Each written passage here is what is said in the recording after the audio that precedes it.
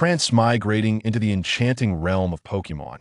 I find myself, as an infant, discovered and nurtured by Professor Oak. At the outset, I am bestowed with the power of fortune and a majestic Black Rayquaza. Chapter 1. The Transmigration. Detecting a person of fortune. The fortune system is binding. Binding successful. Initiating teleportation. World selected. Pokémon. Teleportation successful. Issuing new player gift pack. Issuance successful. Congratulations, host. You have obtained 1. The power of fortune. 2. The Genesis Rayquaza. 3. Dragon Soul Charmander. System task completed. Unbinding in progress. Unbinding successful. What the heck? Yang, a third-year student who had just concluded his final exams and was sprawled on the iron-framed bed in his dormitory, could only manage to squeeze out these 2 syllables filled with astonishment and confusion. In the next moment, an irresistible force of attraction emerged from thin air, distorting, stretching, and shattering the dormitory scene as if it were paint thrown into a whirlpool. He felt as though he were being stuffed into the rapidly spinning drum of a washing machine, the world spinning wildly, his consciousness resembling a kite severed from its string, plunging into an abyss of darkness. Time lost all meaning. Perhaps it was eternity, or perhaps just a fleeting moment. His consciousness, akin to a sunken ship, struggled to surface from the depths of darkness. The first sensation he registered was not visual, but rather an extraordinarily refreshing air. The scent of grass, earth, and an indescribable essence of purity surged into his nostrils, cleansing his lungs that had been tainted by the fumes of modern industry.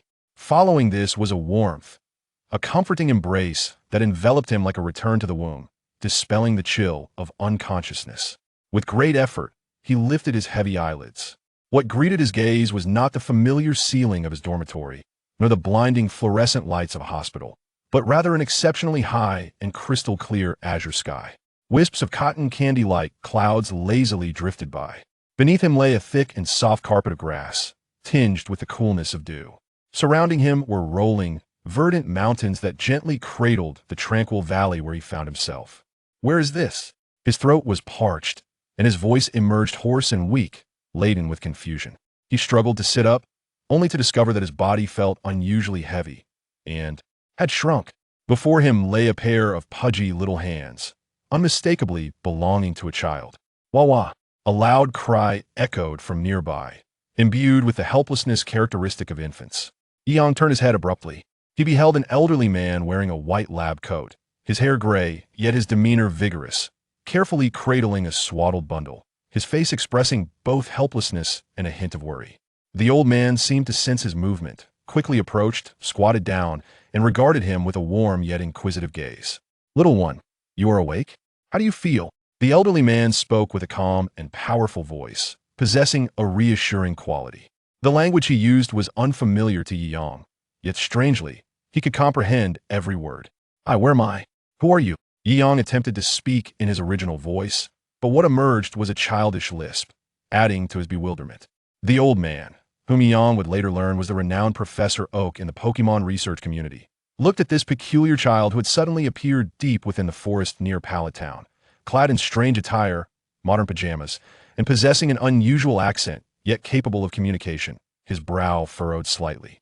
"This is near Pallet Town in the Kanto region. I am Professor Oak, and you may call me Professor." "Child, who are you? Where are your family?" "Family?" A blank void flashed through Yi Yang's mind. In his past life, he had grown up in an orphanage, barely managing to attend university through hard work and student loans, completely unencumbered and solitary. Now, faced with the old man's concerned gaze, a profound sense of loneliness and fear of the unknown gripped him. He opened his mouth, uncertain of what to say, ultimately shaking his head in confusion, his eyes uncontrollably welling up. Professor Oak observed the pair of clear, yet bewildered and fragile eyes. His heart softened. He sighed and gently patted Yi Yang's small head. There, don't be afraid. It seems you cannot find your home either. If you don't mind, why not accompany me back to the laboratory? We can't leave you alone in this forest." Thus, Yi Yang, or rather, the Yi Yang who had acquired a new identity in the body of a child, was taken back to Professor Oak's laboratory in Pallet Town. To the outside world, the professor claimed that he had discovered this orphan during an expedition and, moved by his plight, took him in as his grandson, naming him Oak Leaf. This name was derived from a piece of cloth in his swaddle embroidered with the character leaf. The initial years were chaotic, yet filled with learning. Yi Yang relearned to walk and speak, the common language of the Pokémon world, as if he were a true infant, eagerly absorbing every piece of knowledge about this wondrous world. Pokémon, no longer a fantasy on screen, but living beings existing right beside him.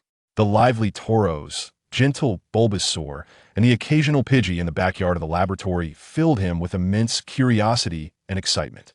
He carefully concealed his adult intellect and the extraordinary memories of his transmigration, striving to play the role of a precocious yet relatively normal child. However, a true transformation occurred on the night shortly after his third birthday. That night, the laboratory was enveloped in silence. Yi Yang tossed and turned in his small bed, feeling as if something within him was stirring restlessly. He quietly slipped out of his room and ventured to an open area at the back of the laboratory. The moonlight glimmered like silver, elongating his small silhouette. Suddenly, an indescribable sensation, seemingly originating from the depths of his soul, surged through him. He instinctively raised his hand, and at his fingertips, strands of pale golden light began to swirl, resembling the mist of dawn. This light was warm, sacred, exuding an aura of boundless vitality. Is this the power of fortune? Yi Yang's heart raced as the system's cold notification echoed in his ears. He attempted to concentrate, and the light at his fingertips suddenly brightened, coalescing into a sphere before him. At the center of this sphere, the space slightly warped, accompanied by a deep, majestic roar reminiscent of ancient times. A colossal figure began to materialize. The ebony scales shimmered with a metallic sheen under the moonlight, while golden patterns resembling flowing lava coursed along its elongated and powerful form. Its head was held high with pride, and its golden pupils, akin to molten suns, radiated an air of majesty that cast a profound shadow upon the ground. Its size far exceeded any Rayquaza Yi Yang remembered, occupying nearly half of the valley with an overwhelming and suffocating presence. It was the Genesis Rayquaza. Yi Yang was so awestruck by the living legend before him that he nearly forgot to breathe. He could vividly sense the terrifying power within it, capable of rending the very stars. Even more astounding was the sudden feeling of a blood connection, of a resonance of souls. The enormous golden vertical pupil of Rayquaza fixed upon him, devoid of the disdain typically directed at outsiders, instead infused with an unusual warmth and acknowledgement. It lowered its head slightly, gently brushing its massive cranium against Yi Yang's small form, its movements imbued with unimaginable tenderness. "Hello." Yi Yang summoned his courage, extending his small hand to touch the cold, smooth scales. The power of fortune at his fingertips seemed to be drawn to something within Rayquaza, resonating with a shared force. Rayquaza emitted a deeper dragon's roar, seemingly in response. At that moment, Yi Yang noticed a smaller figure perched upon Rayquaza's broad back. It was a Charmander, yet strikingly different from the usual ones. Its scales bore a profound, dark golden hue, akin to the core of molten lava, and its tail flame was not the typical fiery orange, but rather an eerie blue with hints of purple, as if it burned not material, but some pure energy. Upon its small head, two tiny protrusions hinted at its extraordinary draconic lineage. The Dragon's Soul Charmander. It appeared to have just awakened from slumber, shaking its head in confusion before spotting Yi Yang below. An instinctive sense of familiarity compelled it to clumsily scramble down Rayquaza's back, waddling over with its little legs, affectionately rubbing against Yi Yang's pant leg while emitting soft, babyish mewing sounds. Gazing at the two companions before him, one large and one small, Yi Yang felt an overwhelming sense of loneliness and trepidation towards the unknown momentarily replaced by an ineffable warmth and sense of security. He crouched down, cradling the little fire dragon in his arms, savoring the pleasantly warm sensation emanating from its fiery tail. He then lifted his gaze to the imposing presence of the fierce guardian, Lycongzwa, revealing his first genuine smile of reassurance since his crossing into this world. "From now on, I ask for your guidance," he softly uttered, directed towards both Lycongzwa and the fire dragon nestled in his embrace. Lycongzwa responded with a resounding dragon roar, echoing through the tranquil valley like a solemn vow. Time flowed on, quietly slipping away like a mountain stream. In the blink of an eye, a decade had passed. Outside of Jinshin town, there lay a hidden valley surrounded by lush, ancient trees and rugged, peculiar stones. The energy here seemed particularly potent, with vibrant flora and an air imbued with a hint of sweetness. At the heart of the valley, on a patch of soft grass blessed by the sun, a young boy lay comfortably half-reclined. He appeared to be around 15 or 16 years of age, with a tall, elegant stature and a visage as handsome as a finely crafted masterpiece. His silky hair glimmered healthily under the sunlight, with sharp brows and bright eyes, a prominent nose, and a naturally lazy yet confident curve to his lips. Clad in a simple white t-shirt and dark trousers that accentuated his well-proportioned figure, he exuded a unique aura that harmonized both sunshine and tranquility. This was Yi Yang, who had traversed to this realm. He was not alone. A colossal black dragon, so immense it seemed to eclipse the very air, coiled elegantly and languidly beside the youth in a protective stance. Its scales were no longer the inky green of its arrival, but had transformed into a profound, cosmic black, adorned with ancient golden patterns that shimmered like celestial trails, exuding a dignified yet subdued glow. Its size had astonishingly reached 36 meters, with its sinuous body occupying a vast expanse of the valley, each gentle breath creating small whirlwinds of air. This was the awakens that had descended years prior. Beside its mountain-like black body rested a majestic golden dragon, leaning against it in repose. Though its stature paled in comparison to awakens, it still measured an impressive 3.5 meters, far surpassing that of an ordinary fire dragon. Its entire form was enveloped in resplendent scales that gleamed like molten gold under the sun, resembling a flowing river of liquid sunlight. Its powerful limbs contained explosive strength, and a pair of expansive dragon wings were folded neatly behind it, their edges glinting with a sharp, cold light. The flames at the tip of its tail burned brightly, manifesting a sacred golden-white hue that emitted a searing yet pure essence. This was the ultimate form evolved from the dragon soul fire dragon, Charizard Fortune. Yi Yang's gaze tenderly swept over the two companions who had grown alongside him, eventually returning to himself. At that moment, a petite and adorable cat-like Pokémon was curled up in his arms, emitting a comforting purr. It possessed large, watery eyes, a slender tail that curled playfully, and radiated a faint pink glow. This was the legendary mythical Pokémon, Mew Fortune. Yi Yang's long fingers gently combed through Mew's velvety, satin-like fur along its back. With each touch, a barely perceptible flow of pale golden energy enveloped his fingertips, the power of fortune. This energy seemed to possess a life of its own, causing Mew to blissfully close its eyes and emit a satisfied mew as it reveled in the sensation, all while silently nourishing its life essence. Name: awakens, Fortune, gender, male. Type: dragon, flying potential, rainbow strength, divine beast size, 36 meters ability. Multi-type, can freely change its own attributes. Energy barrier, ignores all weather effects. Special: scales of fortune. Scales contain the power of fortune, able to absorb the energy of the world to enhance itself and nurture its host. Name: Charizard Fortune, gender, male. Type: dragon, fire, dragon lineage, fully awakened and dominant. Potential: colorful. Strength: super divine beast. Life form surpassing conventional divine beasts. Size: 3.5 meters. Ability: blaze, solar power, water storage, immune to water-type damage, and can absorb and transform it. Special: Dragon Soul Core, heart transformed into Dragon Soul Energy Core, flames embodying both life and destruction. Name: Mew Fortune, gender, female. Type: psychic potential, colorful strength, super divine beast, genetic potential fully unleashed, augmented by fortune. Ability: synchronize. As his gaze swept over the pale golden information panel that only he could see, floating beside his companions, Yi Yang's thoughts drifted far away. 10 years had passed.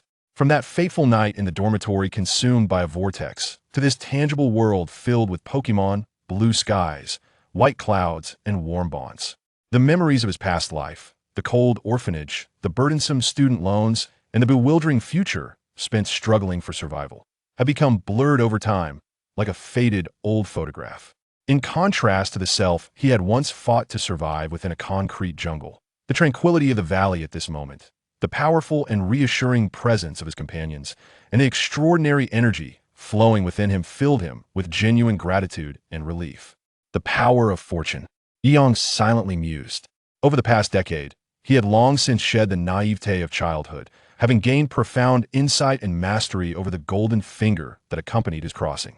It first served as an eye of insight, enabling him to see clearly the potential, state, and characteristics of Pokémon, including the rare few exceptional humans, as if equipped with the most advanced appraisal device. This allowed him to accurately comprehend the growth needs and conditions of his companions. It also acted as both a weapon and a shield. With a mere thought, it could coalesce into a razor-sharp golden energy blade, slicing through rock as though it were tofu, or transform into a sturdy energy barrier, shielding against formidable attacks.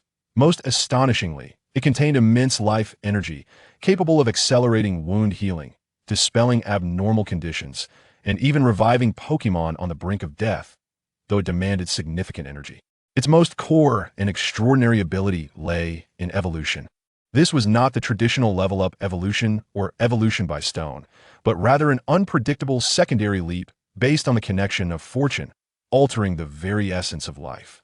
The dramatic increase in Lycong's was size, its metamorphosis into pure black scales, and its ability to manipulate attributes. Charizard's complete dragon transformation, acquiring a golden physique and water storage ability, and Mew's qualitative change in psychic power, allowing deep synchronization with him, all stemmed from this. This evolution did not follow a fixed path. It could manifest as an increase or alteration of attributes, like Charizard gaining dragon attributes, enhancement or addition of abilities, such as Lycong's was multi-type, enlargement of size, Lycong's was, or a leap in life tier, strength enhancement, brimming with infinite possibilities. Each fortune evolution felt like the creation of a miraculous life.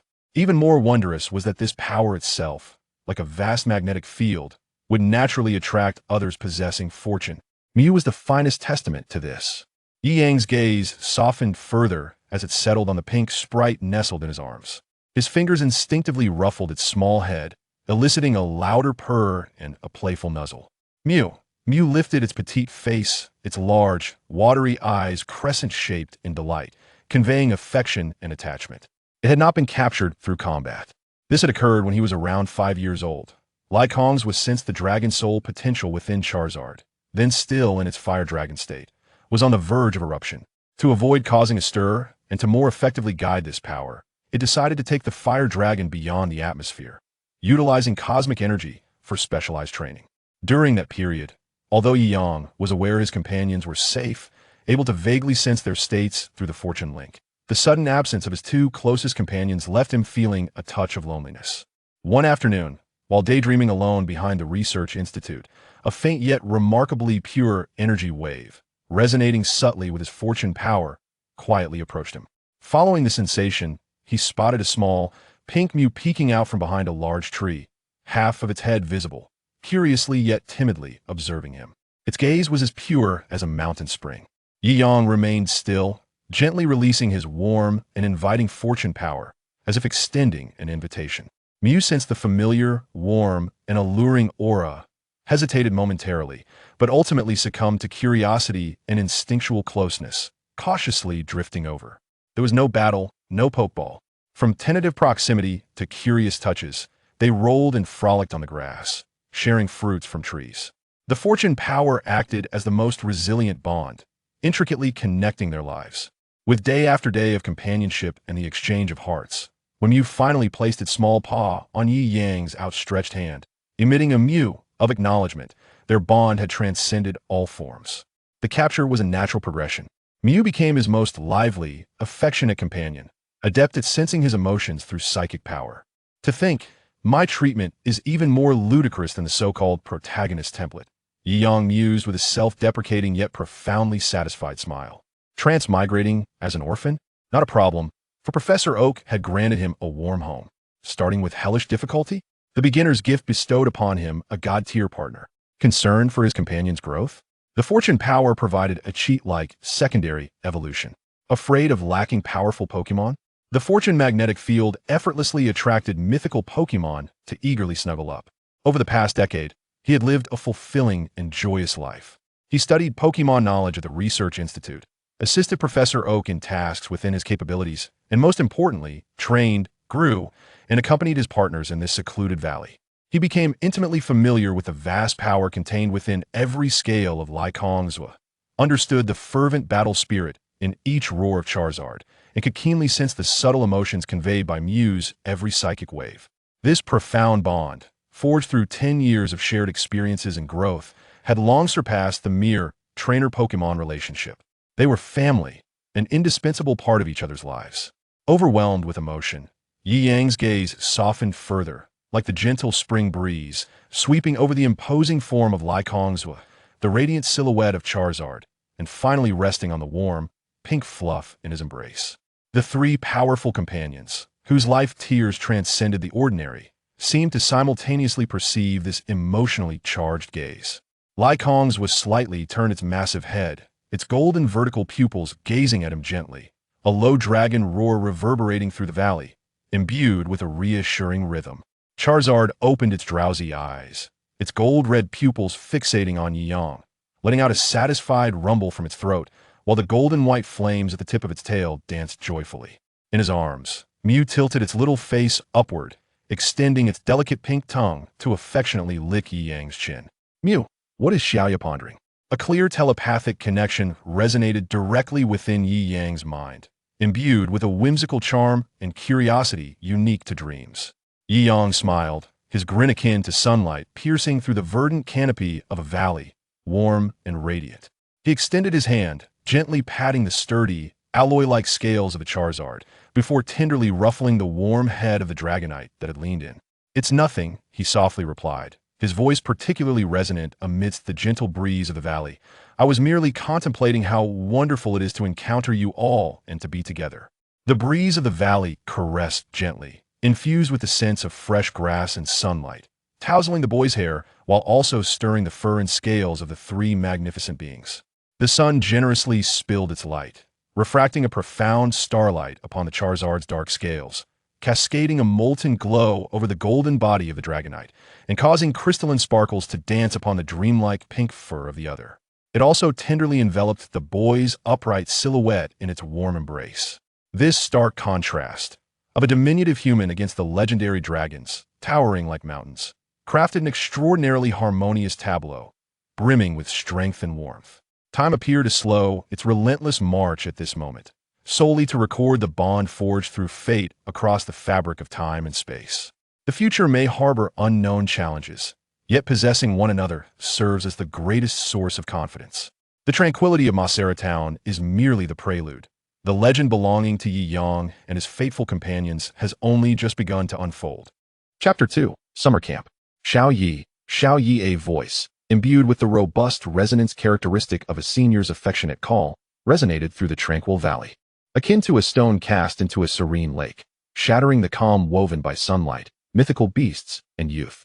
Xiao Yi, lost in contemplation of a decade traversing time and harboring a vague anticipation for the forthcoming journey into space, lifted his head upon hearing the call, a smile naturally blossoming at the corners of his lips.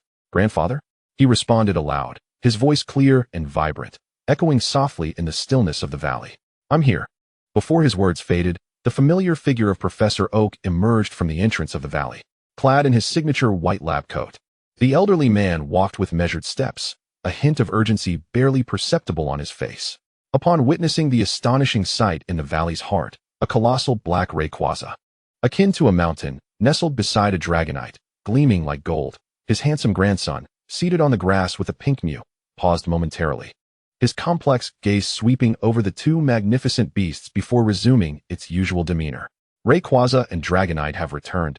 Professor Oak's tone was casual, as if greeting a long-absent relative, clearly accustomed to their formidable presence and the extraordinary bond shared with Yi Yang. Approaching closer, his gaze first settled on the massive head of Rayquaza, laced with concern. Was this return meant to take Xiao Yi into space? Rayquaza lifted its lowered head slightly, its golden slit-like eyes meeting Professor Oak's. A voice, deep and resonant, yet softened with effort, echoed directly in the minds of those present. "Indeed, Professor Oak. Xiao Yi has reached the age where true trials await him. The terrestrial environment presents insufficient challenges for him and Dragonite. The celestial realms, fraught with primal, tempestuous energy, serve as the perfect crucible for honing his will and strength." Its gaze shifted towards Xiao Yi, imbued with an unwavering protective essence. "With me by his side, Xiao Yi shall not encounter genuine peril. Spatial turbulence, meteor storms, energy tides, none of these shall pose a threat." It paused, its eyes reflecting an understanding directed at Yi Yang. Xiao Yi yearns for the vastness of the cosmos. Meeting his grandfather's gaze, Xiao Yi nodded earnestly, devoid of hesitation, his eyes alight with the youthful spark of adventure and eagerness for the unknown. "Grandfather, Rayquaza speaks the truth. This is my choice. To become the ultimate Pokémon master cannot be nurtured within the confines of a greenhouse. I require a broader battlefield. However, Professor Oak's brow furrowed deeply, his white beard seeming to tremble with worry. Outer space. That is not the tranquil forests of Viridian or the Quartz Plateau. It is an uncharted domain, one that humanity's technology struggles to fully conquer. Even with the knowledge of Rayquaza's terrifying might, as a grandfather who has raised Xiaoyi, I cannot relinquish my concern. Fear not, Professor Oak, a delicate, yet robust voice echoed in the old man's mind, emanating from the Mew cradled in his arms. Unbeknownst to him, Mew had opened its large eyes, its pink tail swaying gently as it playfully formed a V sign with its paws. I shall accompany Xiaoyi. My teleportation and psychic barriers are not to be trifled with. I will certainly ensure his safety. It patted its chest in assurance. Roar. Dragonite issued a low, powerful growl, reverberating through the valley like distant thunder. It straightened its golden-hued body, its mighty wings unfurling dramatically, sacred flames blazing at the tip of its tail, exuding an overwhelming aura of protection. Its golden red eyes locked onto Professor Oak, conveying a clear message, and I am here. The power of the dragon spirit is sufficient to rend asunder any threat daring to approach Xiaoyi. Observing the 3 legendary Pokémon, each powerful enough to upend the world's understanding, and sensing their profound protective intent toward Xiaoyi, Professor Oak opened his mouth, only to release a long, weary sigh. He understood that this was beyond his capacity to prevent. The children, both human and Pokémon, must inevitably embark on their own journeys. Very well, the elderly man conceded, albeit with stipulations. But a maximum of 3 years. You must return within 3 years. He then pivoted to Xiaoyi. No need to rush. You have a few days left. The annual summer camp in Pallet Town begins tomorrow, an essential event for newcomers from all regions. As a representative of the Oak Research Institute, you must participate fully before you can depart. Grandfather. Xiaoyi laughed, caught off guard. He indeed remembered the summer camp, but he had not anticipated his grandfather would use this as a delaying tactic. All right. Yiyang quickly interjected, attempting to soothe his obviously troubled grandfather. His tone imbued with youthful assurance. It'll be fine. You know better than anyone the strength of Rayquaza and the rest. They will surely guard me well. Besides, my sights are set on the stars and the throne of the strongest Pokémon master. There's no way I can falter due to a hint of uncertainty. Rayquaza, Mew and Dragonite solemnly nodded in unison, an invisible spiritual resonance forming among them, rendering this commitment all the more profound. Professor Oak, gazing into his grandson's unwavering determination and then at the 3 legendary Pokémon, equally resolute, recognized that further argument would be futile. Yet, the weight of his concern still bore heavily on his heart. Noticing his grandfather's lingering hesitation, Xiaoyi quickly shifted the topic. By the way, grandfather, isn't the summer camp about to start? We must hurry, or we'll be late, which would be quite disrespectful. As he spoke, he adeptly rose to his feet, seizing Professor Oak's arm and swiftly leading him outside, his movements swift as a gust of wind. Rayquaza, Mew, and Dragonite, witnessing this, promptly sprang into action. Rayquaza's massive form and Dragonite's radiant golden silhouette transformed into 2 streaks of crimson light, like weary birds returning home, swiftly merging into the seemingly ordinary luck ball hanging around Yiyang's neck, which harbored both mythical beasts. Mew, with a playful smile, enveloped its petite body in a soft pink glow, which faded to reveal a fluffy, brown-furred Eevee adorned with a cream-colored collar, gracefully leaping into Yiyang's embrace, finding a cozy spot to snuggle and emitting a soft, adorable cry. Oh, you mischievous child. Professor Oak, being pulled along by Yiyang, shook his head in resignation. Yet a smile of affection and indulgence gradually broke through as he beheld his grandson's vibrant energy. The summer camp base in Pallet Town lay at the edge of the town, adjacent to an expansive training ground and a small grove. Colorful flags fluttered in the breeze, filled with the laughter and cheers of children. As Xiaoyi and Professor Oak entered the camp's entrance, 2 exuberant, yet distinctly different voices cut through the clamor, precisely targeting them. Xiaoyi, over here. A boy with a spiky hairdo, clad in a red sleeveless shirt and sporting a broad, confident grin, waved his arms energetically. Xiaoyi, wait for me. The other voice sounded even more urgent and reckless, belonging to a boy in a blue jacket with a crooked cap, pushing through the crowd toward Yiyang. Upon hearing that familiar dual call, Yiyang couldn't help but raise a hand to cover his forehead, a resigned expression crossing his face. The 2 most troublesome kids in Pallet Town, whom he had watched grow up, or perhaps had influenced, were now his younger brothers. Hey, You idiot, Ash. Don't call him so intimately. Xiao Yi is my brother, shouted the spiky-haired boy, crossing his arms defiantly. Huh, you arrogant green. You're the idiot. Xiao Yi is my brother too. He is not just yours, Ash retorted, undeterred, as he rushed forward to confront Green, their foreheads nearly colliding as they glared at each other furiously. What a ridiculous commotion this has turned into. Yi Yong gazed at the scene before him, one that felt all too familiar, and found himself at a loss for words. Just as he intended to divert his attention from the two lively characters in front of him, a more boisterous ruckus from the other side seized his focus. Several buses, adorned with the insignias of various regional alliances, slowly rolled into the base's parking lot. The doors swung open, and a flood of children, all of similar age yet dressed in diverse styles, emerged with faces brimming with excitement and curiosity, their chattering instantly amplifying the noise level. However, amidst this harmonious clamor, a particularly shrill voice, dripping with unabashed arrogance and dominance, pierced through the air. Make way. Make way. Everyone clear the path for me. Don't block the way. A boy named Go Hao, with dark skin and hair that appeared to have been roughly chewed on, rudely shoved aside the children in his path, forcing his way through the throng. His actions were crude and disrespectful. He even knocked down two smaller girls, inciting gasps of shock and discontent. Xiao Hao, you mustn't behave like this. You won't team make any friends. A demure girl named Xiao Chun, her hair styled in twin pigtails, hurriedly disembarked and anxiously called out to Go Hao's retreating figure. Humph. Go Hao halted, turned around, crossed his arms defiantly, and elevated his chin, looking down his nose at the children he had pushed aside. His tone dripped with disdain. Friends? I have no need for such weaklings as friends. I am destined to capture the world's most powerful and rare Pokémon. Want to be my friend? They are not worthy. His words ignited a powder keg. Those who had already been roughly shoved and knocked over now simmered with indignation. Hearing such blatant insults and demeaning remarks, their anger erupted. A boy, whose knee had been scraped from the fall, was the first to lash out, rushing forward with tears in his eyes to shove Go Hao back. What did you say? Exactly. How arrogant. Beat him. Make him apologize. The crowd was incensed. A group of a dozen tall and sturdy children, several hailing from notoriously fierce regions, surged forward, swiftly overwhelming the still posing Go Hao. Fists and feet rained down like a torrential downpour, mixed with Go Hao's desperate cries of pain and curses. Ah, you dare to hit me. Let go. Ouch, my hair. Don't pull. Xiao Chun, frantic, stomped her feet, wishing to intervene, but seeing the chaotic mass of bodies, she realized she could not squeeze her way in as a girl. She could only shout in desperation, "Stop hitting. Please cease." The tumult had already interrupted the forehead war between Ash and Gary. They turned towards the source of the noise, witnessing Go Hao's brazen behavior, his arrogant taunts, and the furious crowd engulfing him. Wow, it's a fight. Ash's eyes lit up. His innate sense of justice, or perhaps his natural inclination towards commotion, ignited in an instant.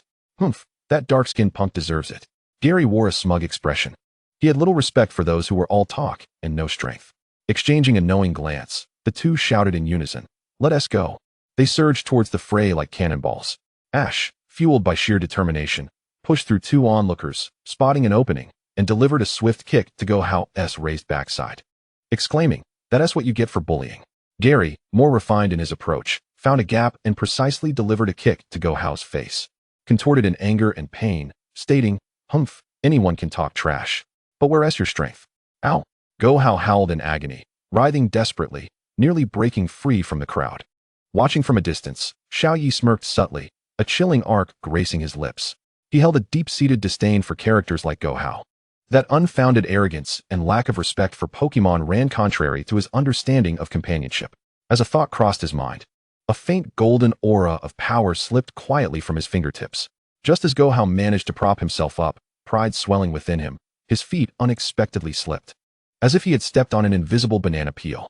With a resounding thud, he fell face first into the ground. To add insult to injury, he toppled back into the crowd, immediately grasped by several furious hands, welcoming another round of education. TSK, he really can't take a fall, Xiao Yi mused without remorse. Satisfied as he withdrew his gaze, he instinctively reached for his EV, only to find an empty space. Huh. Xiao Yi paused, glancing down to discover that his EV had mysteriously vanished. He surveyed the surroundings, unable to suppress a twitch at the corners of his mouth. Given his understanding of Mew, the little creature likely felt it had seen enough of the commotion or had been drawn away by some intriguing novelty elsewhere in the camp, sneaking off to play or cause mischief. Professor Oak had naturally noticed Xiao Yi's little antics, casting him a disapproving glance filled with playful reproach, yet more so a hint of indulgent exasperation. Clearing his throat and adjusting his lab coat, he strode with scholarly composure towards the chaotic scene.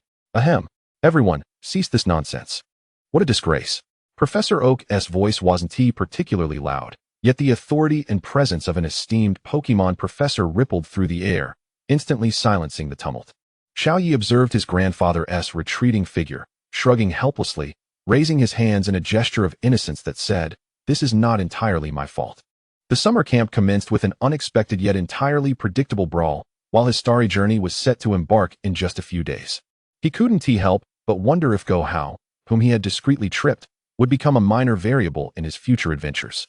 Yet, Xiao Yi paid little mind, his gaze already drawn towards the boundless azure sky above. Chapter 3, Summer Camp 2. Xiao Yi watched as Professor Oak walked steadily into the heart of the chaotic scene, a faint smile playing on his lips. With his grandfather intervening, the antics of those children would soon be quelled. He felt little interest in the childish scuffle, nor did he wish to involve himself in the affairs of the boy he had discreetly tripped. Better to find a quiet place to retreat, he murmured to himself, turning his gaze towards the verdant, thriving forest at the rear of the camp. That was where he felt most familiar and at ease. He turned and strolled leisurely towards the depths of the forest, quickly disappearing into the dense shade of the trees, with the camp's clamor fading behind him. The tranquility of the forest and the fresh air enveloped him instantly. Sunlight filtered through the layers of leaves, casting dappled shadows on the ground, while the air was rich with the scents of earth, decaying leaves, and the unique fragrances of the flora, occasionally punctuated by the distant calls of birds or the soft murmurs of Pokémon. He navigated effortlessly to a clearing in the woods. Here, the grass was lush and green.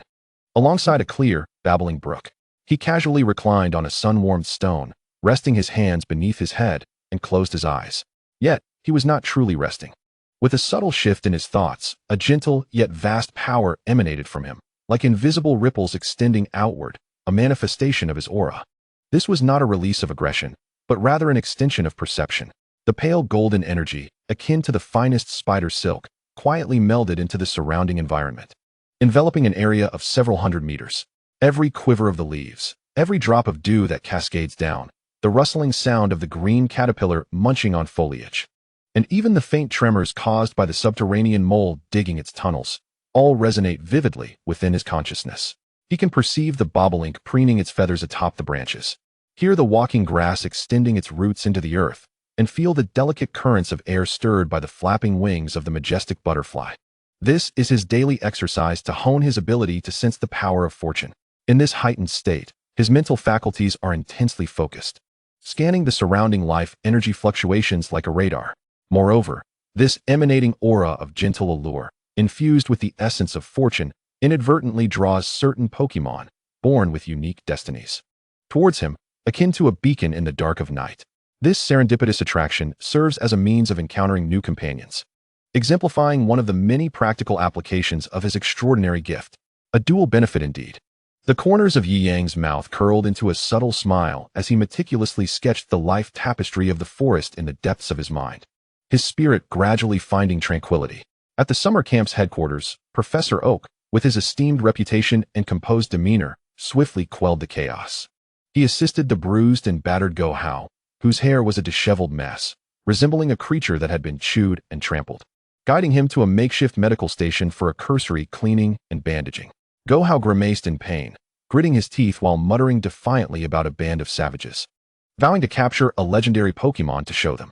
Professor Oak furrowed his brow, ignoring his complaints, and turned his serious gaze toward the gathering of children participating in the summer camp, delivering a lecture on the significance of unity, kindness, and respect for others, including Pokémon, as well as the fundamental safety protocols for outdoor activities. All right, now you may explore freely. Remember, you are only permitted to remain near the camp and within designated safe zones. Absolutely. Absolutely. Do not venture into the depths of the forest unaccompanied. Wild Pokémon inhabit those areas, some of which are fiercely territorial and exceedingly dangerous. Professor Oak concluded with a solemn warning, his eyes sweeping over each child, lingering momentarily on Go Hao's face. Nevertheless, there are always a few children who possess an inherent rebellious spirit or are driven by curiosity. As most of the campers began to frolic within the safe zone, Engaging in basic Pokémon observation activities, one figure stealthily crept toward the forest's edge. Serena, hailing from the town of Hoshigami in the Kalos region, now found herself feeling somewhat dejected and distracted. She had little interest in attending such a wilderness summer camp, preferring to quietly remain at home. Immersed in the study of Pokémon performances, in her pursuit of a delightful tadpole, she unknowingly strayed beyond the safety boundaries. "Tadpole, wait for me," Serena softly called out, chasing after the little blue dot as it darted into the woods. When she finally regained her senses, she found herself surrounded by towering trees and unfamiliar shadows, the tadpole having vanished from sight. "Tadpole, where is everyone?" Serena's voice quivered imperceptibly as she tread cautiously, her heartbeat escalating. The unfamiliar environment filled her with unease, and the rustling leaves beneath her feet seemed to whisper of unknown dangers with each step. Suddenly, the adjacent bushes began to shake violently. "Ah!" Serena cried out in fright, losing her footing and tumbling to the ground. A sharp pain shot through her ankle, causing her to gasp in agony, tears welling in her eyes. From the quivering bushes emerged the very tadpole she had been pursuing. It tilted its head curiously at the girl sitting on the ground, looking utterly disheveled. "I told you I didn't want to come camping," Serena whimpered softly, overwhelmed by the pain in her ankle and the fear in her heart. "Mommy!" She couldn't help but cry out, her voice tinged with desperation. Just then, another set of rustling sounds echoed from the nearby grass. Serena's heart leapt into her throat, engulfed by sheer terror, and her tears finally spilled over. She squeezed her eyes shut, afraid to look, her body trembling slightly with fear. The anticipated peril did not materialize. A gentle, clear male voice resonated above her. "Are you all right?" Serena's tear-laden eyelashes fluttered, and she timidly opened her eyes. Against the dappled sunlight filtering through the trees, a figure stood before her. With short, neatly styled hair and an appearance as striking as a character stepped out of a painting, the young man possessed deep, bright eyes that now gazed at her with a hint of concern. The sunlight outlined him in a golden glow, making him appear almost luminescent. So handsome, Serena thought. Her previous tears and fears suddenly forgotten, her mind momentarily blank, save for that singular thought. "Are you all right?" Noticing that the girl merely stared at him in silence, Xiaoyi patiently inquired again. Initially, he had no intention of intervening when he sensed Serena's presence, but upon recognizing her tear-streaked, somewhat familiar face, he felt compelled to approach. After all, she was the kind-hearted Serena. "Huh, my foot is injured." Serena suddenly snapped back to reality, embarrassed by her earlier outburst. Her cheeks flushed crimson, her voice barely above a whisper as she unconsciously twisted the hem of her shirt. Hearing her, Xiaoyi instinctively crouched down, his movements efficient and decisive. Ignoring the deepening blush on Serena's cheeks and her slight retreat, he focused on her swollen ankle. Frowning slightly, he hesitated not, pulling a clean, soft white handkerchief from his pocket. "Bear with it," he said, his voice calm, yet imbued with a reassuring strength. He skillfully avoided the most painful area, wrapping the handkerchief around Serena's injured ankle, tying a knot that was secure yet not overly tight. "This is a handkerchief I often use, for now. It will serve to bandage and stabilize your injury, preventing further harm." As he arranged the handkerchief, he added, "Remember to wash it and return it to me." His tone was casual, as though discussing the most mundane of matters. Serena felt her face heat up, her heart racing wildly. The image of a handsome, unfamiliar boy tending to her ankle with his personal handkerchief, imbued with a faint essence of sunlight, was overwhelming, causing her mind to once again falter, leaving her oblivious to the rest of Xiao Ye's words. "Are you listening?" After finishing the bandaging, Xiao Ye looked up at Serena, noticing her flushed cheeks and slightly unfocused gaze, prompting him to ask once more, somewhat helplessly. Yes, I'm fine." Serena snapped back to reality, nodding hurriedly, her voice laced with evident fluster and shyness. "I will wash it and return it to you." Xiao Yi nodded. "Can you try to stand?" Serena bit her lip, placing her hands on the ground, cautiously attempting to exert pressure. As she managed to stand a little, a sharp pain shot through her ankle, and she gasped, her body giving way as she felt herself about to fall again. "Be careful." Xiao Yi reacted quickly, catching her arm just in time. Observing her pained expression and the inability to bear weight on her foot, he acted without hesitation. "Forget it. I'll carry you. Let us get you to the headquarters for proper care." His tone brooked no argument, his movements decisive. He bent slightly, slipping one arm beneath Serena's legs and the other supporting her back, lifting her effortlessly as though she were a feather. "Ah!" As her body was suddenly lifted off the ground, Serena instinctively gasped, wrapping her arms around Xiao Ye's neck in a flurry. The boy's shoulders were broader and stronger than she had imagined, his posture straight and his steps steady. A scent mingling with sunlight, fresh grass. And the boy's inherent cleanliness enveloped her senses. Serena felt her cheeks pressed against his back, the warmth of his body radiating through the thin fabric of his shirt. Her heart pounding so loudly it seemed ready to leap from her chest. Her delicate face was utterly flushed, resembling a ripe tomato, with even her petite earlobes tinged with a soft pink hue. She dared not move, opting instead to bury her burning cheeks deeper into Xiaoya's shoulder, attempting to conceal her embarrassment. Thank you, she murmured, gathering her courage after a prolonged silence, her voice barely a whisper as she leaned closer to Xiaoya's ear. But I still don't know your name. I am Dama Xiaoya, 10 years old, so I should be a little older than you, came Xiaoya's clear and steady voice from the front. You can call me Xiaoya or Brother Xiaoya. He carried Serena on his back with a lightness that suggested the weight of the girl was negligible, striding briskly toward their campsite. The name Brother Xiaoya echoed in Serena's mind, causing her cheeks to heat up further, and her arms around his neck instinctively tightened. The shadows of the forest receded behind them, as sunlight spilled anew onto their path. The girl's heart felt as though a tiny stone had been cast into its calm waters, sending forth ripples of unfamiliar emotions. Meanwhile, in another part of the forest, Xiaohai, let us head back. Dr. Damu warned us not to venture deeper into the woods. Xiaochun panted, desperately trying to keep pace with the black-haired boy ahead, who dashed forward with fervor. Nonsense. I'm not listening, Xiaohai retorted, his mind consumed with thoughts of that marvelous pink Pokémon they had glimpsed earlier. I must capture it. It must be nearby. Without a backward glance, he charged ahead, driven by an almost obsessive enthusiasm, casting aside the pain from earlier. The duo pushed through dense underbrush, emerging into a small clearing. However, the sight before them left Xiaohai and Xiaochun frozen in shock, their pupils dilating in disbelief. In the center of the clearing stood a colossal nidoking, its body encased in a tough purple shell, a massive horn protruding from its head, emitting a low growl of anger and agitation. Facing it was none other than the elusive pink cat-like Pokémon, Mew. In this moment, Mew exhibited none of the adorable charm it had shown to Xiaoya, but rather resembled a mischievous little devil. It floated effortlessly in the air, its tiny body moving with remarkable agility, its tail playfully swaying, and its pink eyes sparkling with mischief. With a furious roar, Nidoking lunged, its powerful hind legs propelling it forward, the horn atop its head gleaming with blinding light as it unleashed a fearsome horn attack. Its massive form charged at Mew, akin to a tank. Yet, Mew merely giggled, leaving behind a few pink afterimages in midair as it effortlessly dodged the tremendous blow. Nidoking crashed into a nearby tree, causing leaves to rain down. Enraged, Nidoking turned, its mouth agape as it unleashed a torrent of searing flames. A glint of cunning flashed in Mew's eyes as it extended its tiny claw, casually gesturing forward. A flame more concentrated and hotter than Nidoking's erupted, manifesting as a holy golden-white blaze that surged forth like a roaring dragon, dispersing Nidoking's attack and crashing into its body with unrelenting force. Roar! Nidoking bellowed in pain, stumbling backward, its hardened shell now marred by charred marks. Completely incensed, it swung its powerful tail, which shimmered with metallic luster, slamming it into the ground, causing tremors to ripple through the earth. Yet, Mew merely ascended slightly higher, as if the tremors beneath were but insignificant ripples, mimicking Nidoking's movements. It pressed its tiny paw downwards.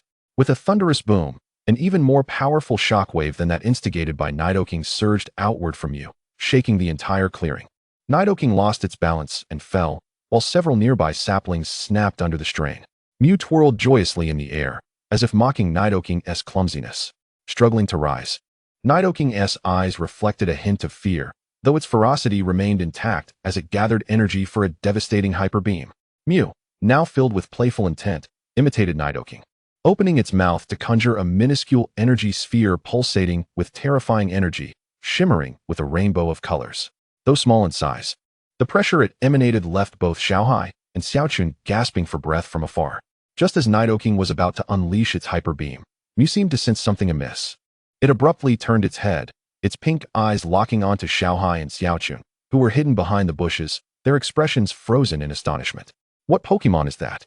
It's too powerful, too perfect. Xiaohai trembled with excitement, his eyes gleaming with unprecedented greed. I must capture it. It must be the strongest Pokémon in the world. It's mine. Upon hearing Xiaohai's unabashed proclamation of possessiveness, Mew's expression shifted to one of disdain. It recognized this aura. It belonged to the human that Xiaoya detested. Capture me? Miu's little face bore a hint of contempt. It couldn't even be bothered to unleash the assembled rainbow energy sphere, casually flicking its paw toward Xiaohai. Xiaohai felt an invisible, irresistible force seize him, lifting him entirely off the ground. Xiaohai! Xiaochun screamed in terror. Miu didn't even spare him a glance, casually waving its paw as if discarding trash. Whoosh! Xiaohai found himself propelled like a human cannonball, screaming as he soared in an arc far from Miu and Nidoking, crashing into a distant thicket with a thud, leaving only a few pained groans behind. Miu didn't even glance back at the bewildered Nidoking or the stunned Xiaochun. It seemed to have grown bored, its pink glow flickering as it vanished from sight. Don't run. Wait for me. Emerging from the thicket, Xiaohai, covered in leaves and dirt, looked a sight to behold. Yet upon seeing the direction Miu had disappeared, he felt a surge of adrenaline, ignoring his aches as he sprinted after it. I will catch you. You are mine. Xiaohai, wait. It's dangerous.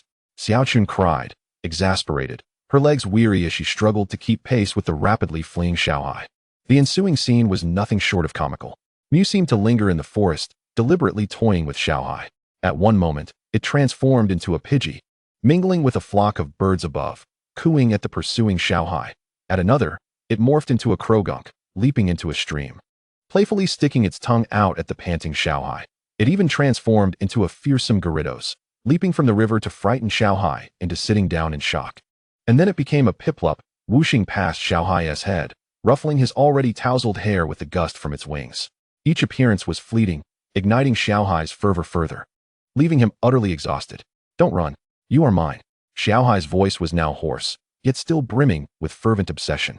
At last, Miu seemed to lose interest in the game. It made one final appearance in a sun-dappled clearing deep within the forest, reverting to its adorable pink form. It glanced back at the clumsily stumbling Xiaohai, who was desperately trailing behind, and a flicker of boredom crossed its pink eyes. Then, it waved its little paw towards Dog Hao, as if bidding farewell, foolish one, and transformed into a pink streak of light, gracefully soaring towards the deepest, darkest recesses of the forest.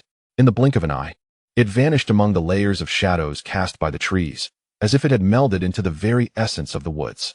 No, wait for me. Dog Hao let out a desperate, unwilling roar, exerting the last vestiges of his strength to lunge toward the spot where the dreamlike creature had disappeared. But he only grasped at emptiness, crashing heavily onto the leaf-strewn ground, gasping for air, his gaze hollow as he stared in the direction of the elusive creature. Filled with frustration and disbelief, Xiaochun finally caught up, witnessing Dog Hao sprawled on the ground like a broken doll, his expression vacant. She glanced at the profound, seemingly all-consuming depths of the forest, a chill rising from the depths of her heart. Exhausted to the point of speechlessness, she leaned against her knees, panting heavily, her mind consumed by a singular thought. This summer camp is truly terrifying. Chapter 4, Summer Camp 3. Huff, huff, huff. Dog Hao supported himself on his knees, his chest heaving violently, wheezing like a dilapidated bellows. Sweat mixed with dirt carved a few disheveled streaks across his dark face, and his already scruffy hair was matted with dead leaves and grass clippings, sticking messily to his scalp. His bloodshot eyes scanned the increasingly dark and profound thicket with an air of reluctant defiance. Where on earth did that pink Pokémon go? He seethed through gritted teeth, his voice hoarse, imbued with a potent mix of failure and an unyielding obsession. The last contemptuous glance and paw wave of the dreamlike creature pierced his heart like a thorn, igniting an unprecedented desire for possession and rage. He had to capture it, to prove that he was the mightiest trainer of all. Xiao Hao and Xiaochun leaned against a rough tree trunk, equally breathless, their faces pale. They surveyed their surroundings. Towering trees obscured the sun, casting the area in dim light, the air thick with the damp scent of decaying leaves and an unsettling silence. Some grotesque shadows of trees flickered in the dimness, as if harboring unknown monsters. Where are we? We have strayed far from the base camp. The sky is nearly dark. Shouldn't we head back? Her voice trembled with discernible fear and pleading. Terror coiled around her heart like a frigid vine, urging her to escape this eerie place as swiftly as possible. Back! Dog Hao shot up his head, his bloodshot eyes glaring at Xiaochun, his tone rife with irritation and disdain. If you want to go back, then go by yourself. Coward! I must capture that dreamlike creature. It's nearby, I can feel it. Driven by obsession, he bulldozed through the obstructing vines, heedless of any admonitions, plunging deeper into the forest, his figure swiftly swallowed by the dense shadows. You! Xiaochun trembled with rage, tears welling in her eyes. If it weren't for my mother asking me to look after you, I would have ignored you long ago." She stared in the direction where Doghow had vanished, then glanced back at the dark forest that seemed poised to devour her. An overwhelming sense of fear and isolation nearly shattering her. Yet ultimately, the terror of being left alone in such a place eclipsed her anger towards Doghow. She bit down on her bloodless lips, calling out in a choked voice, "Wait for me," before stumbling after him. Her heart brimmed with resentment and indignation. Vowing that if she returned safely, she would sever all ties with Doghow. The two navigated through the increasingly dim woods with great difficulty, the light almost completely extinguished. Barely able to discern the path beneath their feet, Doghow flailed about like a headless fly, cursing incessantly. "Damn it, where did it run off to? That wretched creature," he shouted in exasperation, his pent-up fury seeking release as he suddenly kicked a seemingly inconspicuous stone at his feet. Under the watchful eyes of Doghow and Xiao Chun, the small stone traced a graceful parabola, accurately striking the head of a caterpie that was gnawing on tender leaves. The tiny creature froze momentarily, its red horn trembling as if stung by acute pain. It ceased its meal, slowly and stiffly lifting its head, its tiny black compound eyes locking onto Doghow's direction. "Humph, serves you right." Doghow felt no remorse. Instead, a sense of vindication washed over him. A cruel satisfaction etched across his face. In his narrow, twisted worldview, losing track of the dreamlike creature was certainly not his fault, but rather the fault of this obstructing bug, the bothersome forest, and even the creature itself. However, the moment he uttered those words, a deep, oppressive buzzing sound enveloped the surroundings, sending chills racing down their spines. The sound did not emanate from a single source, but erupted from the branches of every towering tree. A cacophony of wings resonating like a multitude of steel needles scraping against eardrums. What is that sound? Doghow's smug expression froze, replaced with sheer terror. His legs buckled, and he collapsed to the ground, his face as pale as a sheet. The sound resembled the prelude to death, imbued with a cold, violent intent. Beside him, Xiao Chun was utterly petrified, letting out a shriek as she stumbled backward, her back colliding heavily against a tree, her body trembling like a leaf in the wind. She covered her mouth in horror, tears streaming uncontrollably down her cheeks. Under their terrified gazes, the surrounding scene unfolded like a nightmare. Countless yellow and black figures surged from several nearby trees, a tide of furious hornets. 110, 100, swarming in a mass that obscured the sky. Each one bore a dagger-like white stinger, shimmering with deadly brilliance in the dim light. Their compound eyes glowed with wrath over the invasion of their territory and the injury to their kin. It was a horde of beedrills, an enraged swarm that had been stirred into a frenzy. Buzz, accompanied by an aggressive collective buzzing, akin to the sounding of an attack horn. The hundreds of beedrills, armed with lethal stingers, descended like a terrifying yellow-black storm, filled with suffocating malice, targeting the two intruders, especially the perpetrator who had kicked the stone. Doghow. Doghow and Xiao Chun simultaneously emitted heart-wrenching screams. In that instant, Doghow's instinct for survival overwhelmed everything. He erupted into unprecedented speed, scrambling to his feet, barely noticing the branches that scratched his skin, turning to bolt in the direction from whence he came. His mind blank, consumed by a singular thought: run, run fast. Being caught meant certain death. As for Xiao Chun, he had no mental space to consider her. In his warped perception, if he died, the world would lose a trainer destined for greatness, and that would be the true tragedy. Xiao Chun, merely a stumbling block on the path of a strong individual. Xiao Chun watched as Doghow abandoned her, turning his back to flee for his life. Despair and fury flooding her in an instant. She was furious. Furious at Doghow's selfishness, stupidity, and heartlessness. But now was not the time for resentment. The shadow of death loomed above. She too screamed, summoning all her strength to stagger after Doghow. But her pace was noticeably slower, fear and fatigue making each step arduous. The eerie buzzing from behind grew ever closer, as if the scythe of death was already grazing her neck. On another path in the forest, sunlight filtered through the leaves, dappled upon the young boy and girl. Xiao Yi carried Serena on his back, his steps still steady.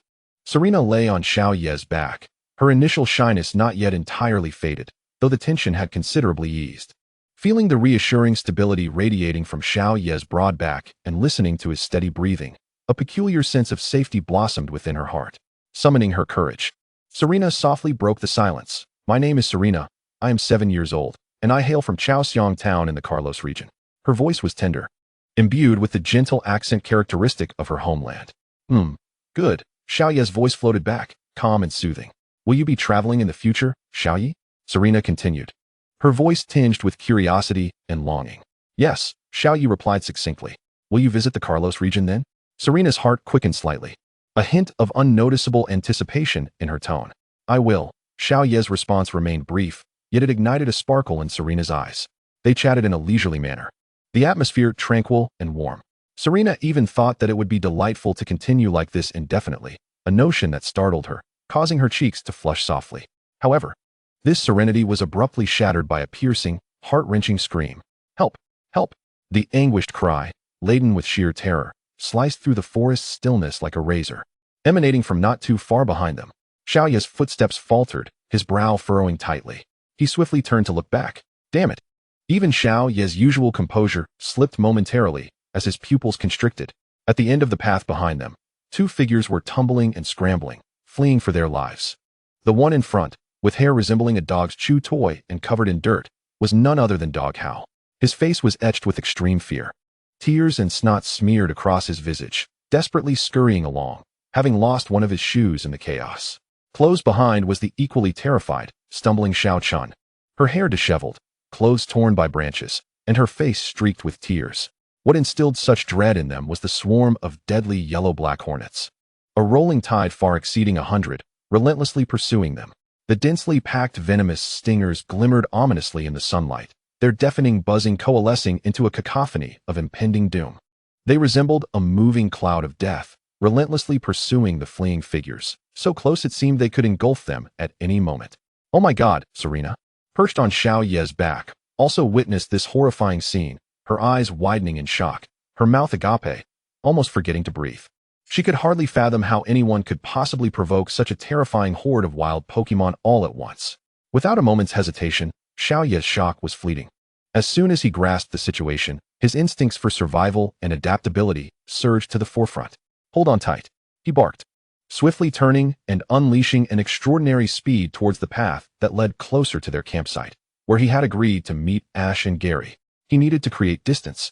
With Serena on his back, he could not possibly confront such a massive swarm in the narrow confines of the forest. Almost simultaneously, familiar figures burst forth from two other directions. What the hell? Are you human? How could you attract so many beedrills? Ash's terrified shout echoed as he and the equally horrified Gary emerged from another path, clearly drawn by the cries for help.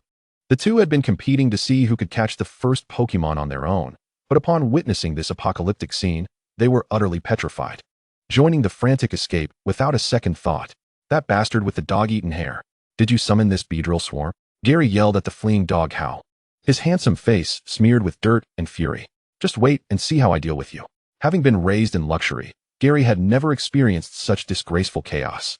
Being chased through the woods by a swarm of beedrills. It was utterly humiliating. Dog Hao focused solely on his frantic flight, gasping like a bellows, having neither the time nor the courage to respond to Gary's accusations. His singular thought was to run. The sound of flapping wings behind him was like a death knell, and he could even feel the rush of the venomous stingers slicing through the air behind him.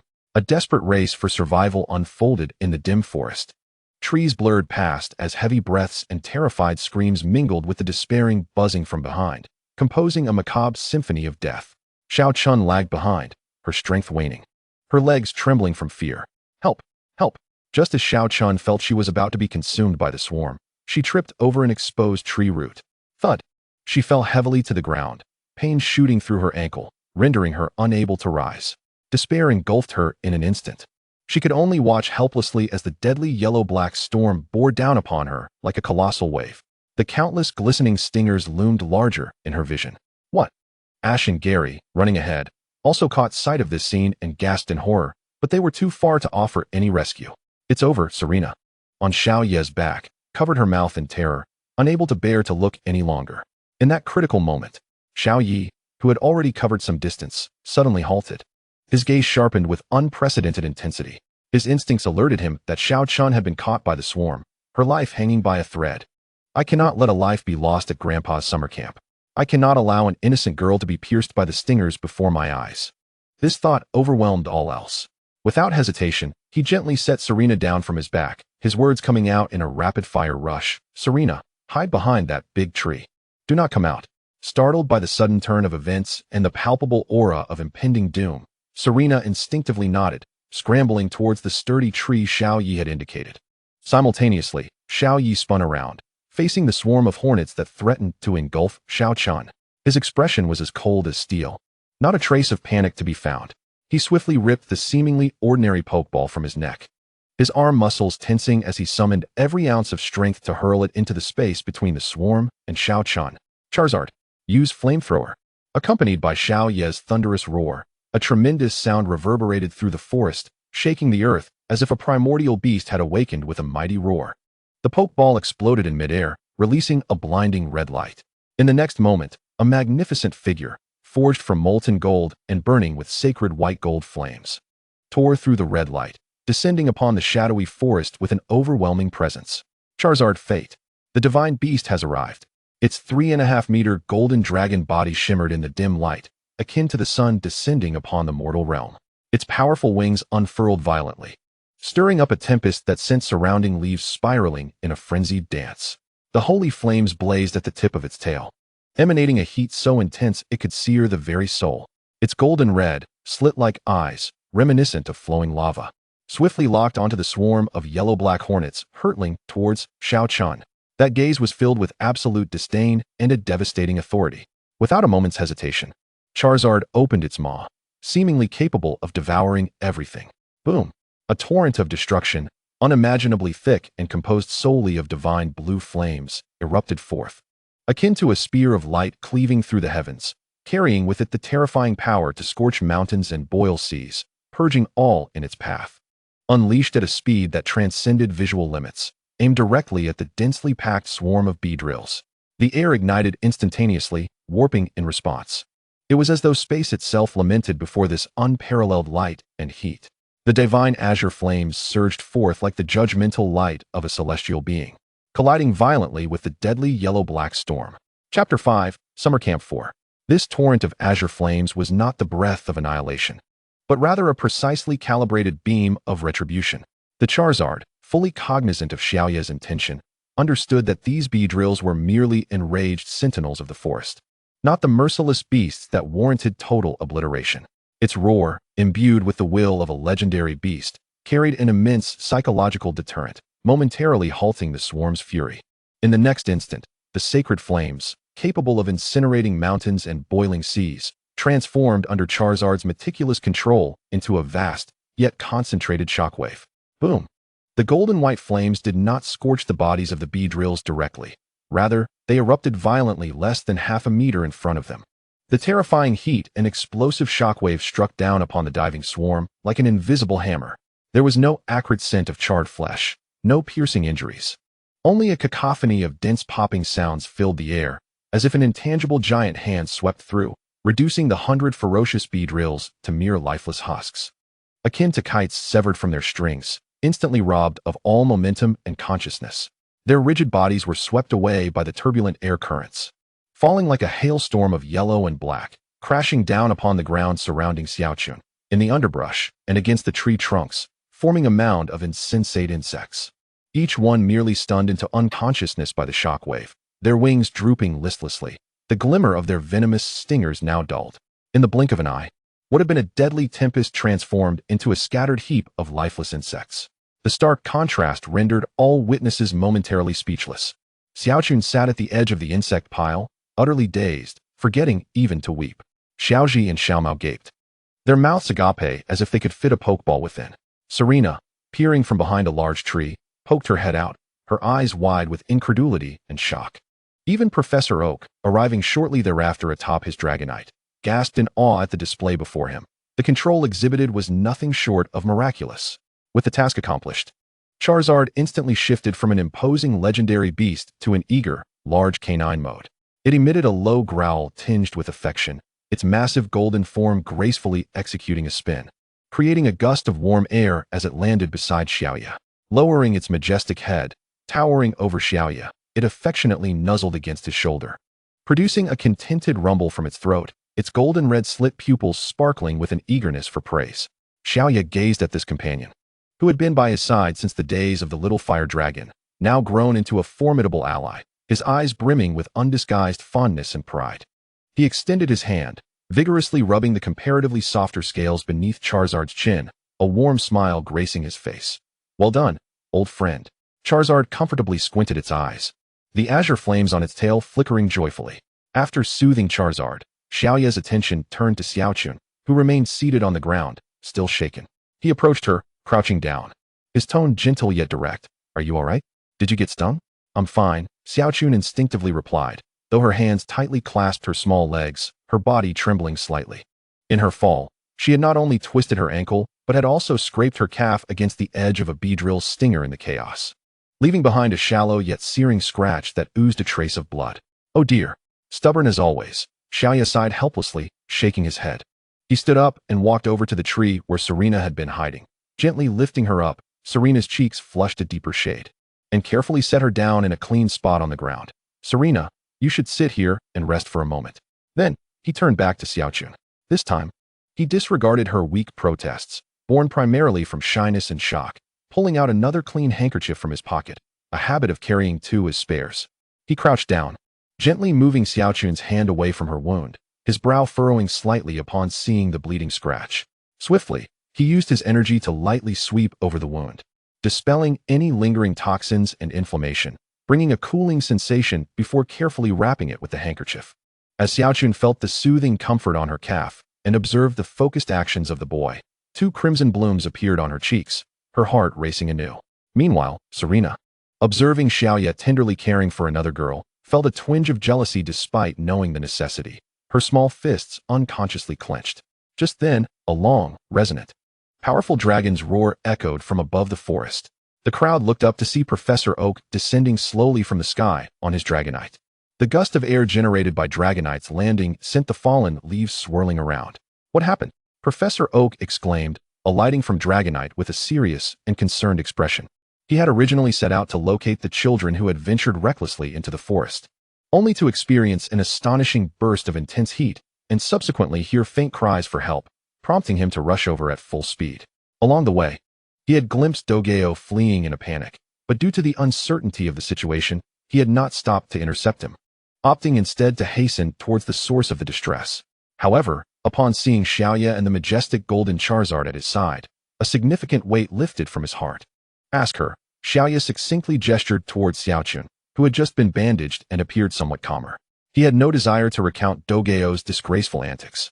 Under Professor Oak's gentle yet serious gaze, Xiaochun could no longer contain herself. A torrent of emotions, hurt, fear, anxiety, and intense anger towards Dogeo, overwhelmed her. She began to sob as she recounted, in excruciating detail, how Dogeo had arrogantly kicked stones at a cater pie, how he had been pursued by the swarm of beedrills, and how, in the direst moment, he had unhesitatingly abandoned her to escape, even revealing his previous brash behavior that had incited the ire of others. Since Dogeo had shown such callousness, she felt no need to shield him in the slightest. What? As soon as Xiaochun finished, Xiaomao erupted with fury. His handsome face flushed crimson, veins bulging on his forehead, his fists clenched so tightly they threatened to crack. Where is that bastard Dogeo? Come out. I swear I'll make him pay. He shouted, his voice trembling with rage. From childhood, Xiaomao had never been put in such a wretched position, nor had he encountered such despicable cowardice that abandoned companions. Xiaoji, too, was livid, his normally sunny demeanor replaced by sheer anger, his fists equally tight. This is outrageous. How could anyone behave this way? He found it incomprehensible and unacceptable to abandon a companion. Upon hearing the account, Professor Oak's expression darkened considerably, his white brows furrowed, his gaze sharp as a knife. As a professor of the Pokémon League, he understood the significance of a trainer's character. Dogeo's actions had crossed a line. Although Serena did not know Dogeo personally, upon hearing Xiaochun's description and recalling the earlier encounter with the arrogant figure in the forest, she felt a wave of nausea and anger well up within her, her small fists tightening instinctively. Just now, I think I saw him heading towards the base. Professor Oak casually added, his eyes darting towards the infuriated Xiaomao and Xiaoji. Xiaoya, Grandpa, quickly, take me there. Xiaomao immediately erupted like a rocket ignited, shouting impatiently, I want to smash that dog to pieces. Right now? Immediately. Xiaoyi was equally resolute. He sprang into action, effortlessly lifting Serena and Xiaochun. One in each arm, Serena let out a soft gasp, while Xiaochun appeared somewhat flustered. Charizard instinctively lowered its body. Xiao Yi carefully placed the two girls on Charizard's broad, golden platform-like back before nimbly vaulting onto it himself, positioning himself at the front. Charizard, to the base camp. Full speed ahead, Xiao Yi commanded. With a powerful roar, Charizard responded with a short yet vigorous reply, its robust hind legs pushing off the ground. Massive wings stirring up a tempestuous gale as it ascended into the sky in an instant. Wait for us. Ash and Xiao Mao shouted anxiously from below. Charizard, having soared several meters into the air, heard their cries and executed a graceful arc with its enormous wings, diving back down in a stunning maneuver. The colossal dragon claws, adorned with golden scales, acted with the precision of the most intricate mechanical arms, effortlessly scooping up Ash and Xiao Mao. They felt their bodies lighten. Their astonished exclamations caught in their throats as Charizard securely grasped them in its claws. Wow! Ash exclaimed, a mix of exhilaration and trepidation. Cool. Xiao Mao thought the entrance was incredibly stylish. Charizard, carrying the two boys and the two girls, transformed into a golden meteor, tearing through the air between the trees. Racing towards the base camp, the speed was so tremendous that the trees below became mere blurs of green light. At the edge of the summer camp base, hoo. Dog Hao lay sprawled on the ground like a mass of mud, his chest heaving violently as he greedily inhaled the air of safety. Sweat, dirt, mucus, and tears smeared his face, and his hair was a chaotic nest. He felt as though his lungs were about to explode, his legs weighed down like lead, and every part of his body ached. Finally, he had escaped. Finally safe. Ha ha ha. As he gasped for breath, he began to laugh nervously. His face twisted in a grotesque ecstasy of survival. Surely, great fortune awaited those who survived calamity. He envisioned himself capturing countless legendary Pokémon and standing atop the world.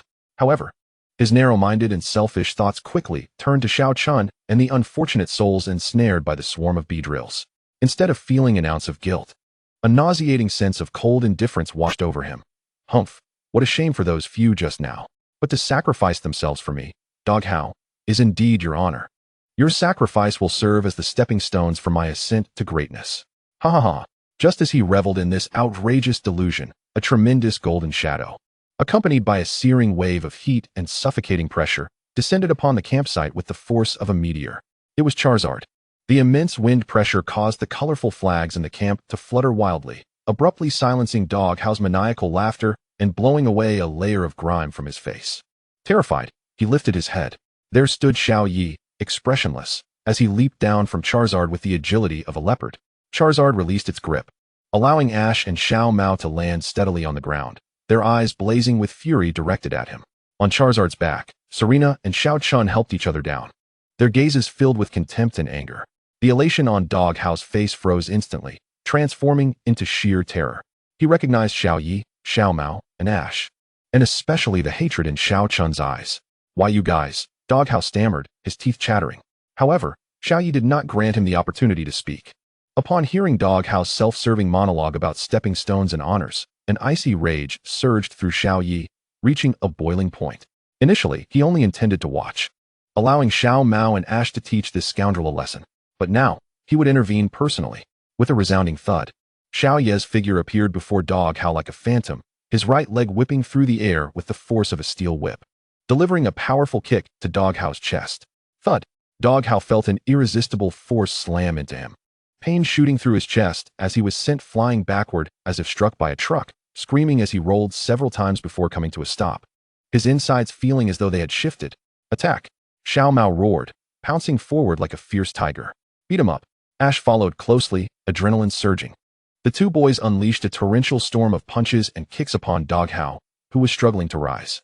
Xiao Mao aimed his fist squarely at Dog Hao's deserving face, while Ash relentlessly kicked at Dog Hao's rear and back. This is what you get for provoking the Beedrills. You almost got me turned into a pincushion. This is for abandoning your companions. Are you even human? This is for your despicable face. Just looking at it makes me furious. You dog. Scum. As Xiao Mao and Ash raged on, their voices echoed throughout the camp. The children who had been playing or resting were startled, gathering curiously around them. Upon hearing Xiao Mao and Ash's furious accusations and learning the truth, that Dog Hao had not only enraged an entire swarm of Beedrills, putting everyone in danger, but had also abandoned his female companions to save himself, outrage erupted in the camp. What? Abandoning companions? That's despicable. Beat him up. Kill this scum. Especially those children who had been shoved or insulted by Dog Hao, or who simply disliked his arrogant demeanor, were now ablaze with fury. Someone shouted, "Charge!" and dozens of indignant children surged forward like a tidal wave, joining the fray. The scene erupted into chaos. Doghow was submerged in a tide of anger, surrounded by countless feet and fists raining down from all directions. The cacophony of screams, curses, and the thuds of fists striking flesh blended together. Some of the children who had been bullied by Doghow earlier struck especially hard, targeting his soft spots and vital areas to vent their pent-up rage. There were simply too many of them. Even Xiao Yi, who had initially started the attack, was forcibly pushed out by the surging crowd. Xiao Yi stood on the outskirts, observing the writhing mass of bodies, his mouth twitching. He did not feel sympathy for Doghow. Rather, he was concerned that this man might be beaten to death by the furious mob. With a resigned sigh, he released a wisp of barely perceptible golden energy, like the most sophisticated medical instrument, skillfully permeating the crowd to lock onto Doghow's body, maintaining the minimal level of life needed to ensure he would endure the pain but not perish. Sigh, what a hassle, Xiao Yi muttered quietly. At that moment, Professor Oak, riding on his Dragonite, arrived leisurely at the campsite. Upon witnessing the spectacular scene of the brawl, he raised an eyebrow but did not intervene immediately. He approached Xiao Yi, observing the tumultuous crowd, and glanced back at him. Xiao Yi shrugged, pointing at the throng while gesturing towards Xiao Chun, who had tear stains on her face but appeared much calmer now. He deserves it. I'll take them to the infirmary to properly treat their injuries. Saying this, he took Serena by one hand and gestured for Xiao Chun to follow, as Xiao Chun had twisted her ankle and needed support, leading the two girls toward the infirmary tent under Charizard's escort. The massive form and commanding presence of Charizard parted the crowd, creating a path. Behind them, Doghow's pig-like screams continued, serving as the most jarring soundtrack to this farce. A few days later, the summer camp approached its conclusion amidst a subtle atmosphere. In the final days, nothing earth-shattering transpired. The only constant in the routine was the sight of Doghow, who appeared nearly every day with a bruised and battered visage. Limping as he walked, wherever he went, he was met with disdain, scorn, and the occasional flung pebble.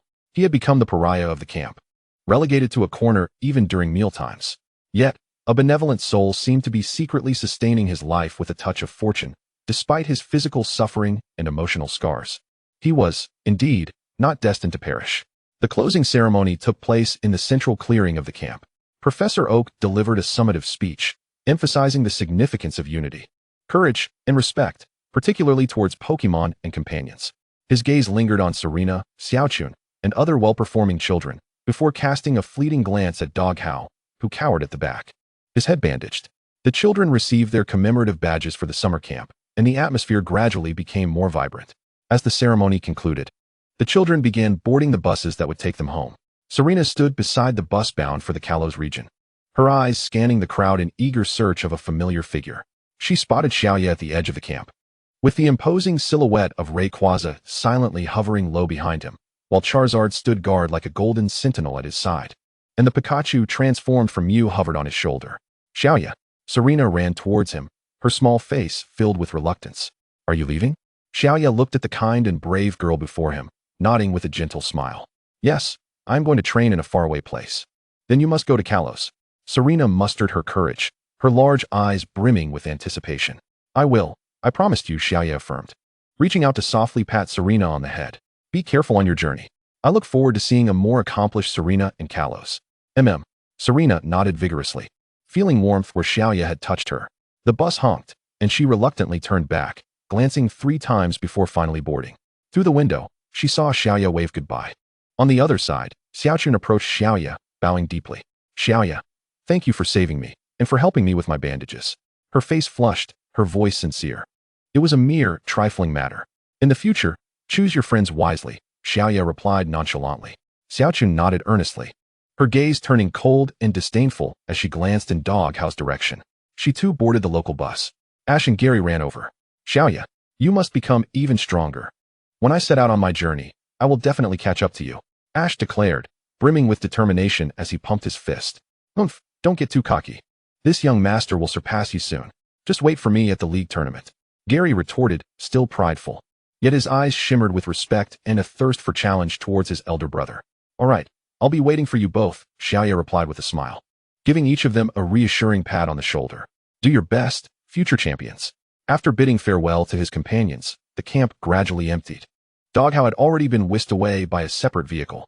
As the sun dipped low in the sky, painting the heavens in warm shades of orange and red, Xiaoya took one last look at the land of Masera town, which harbored a decade of memories.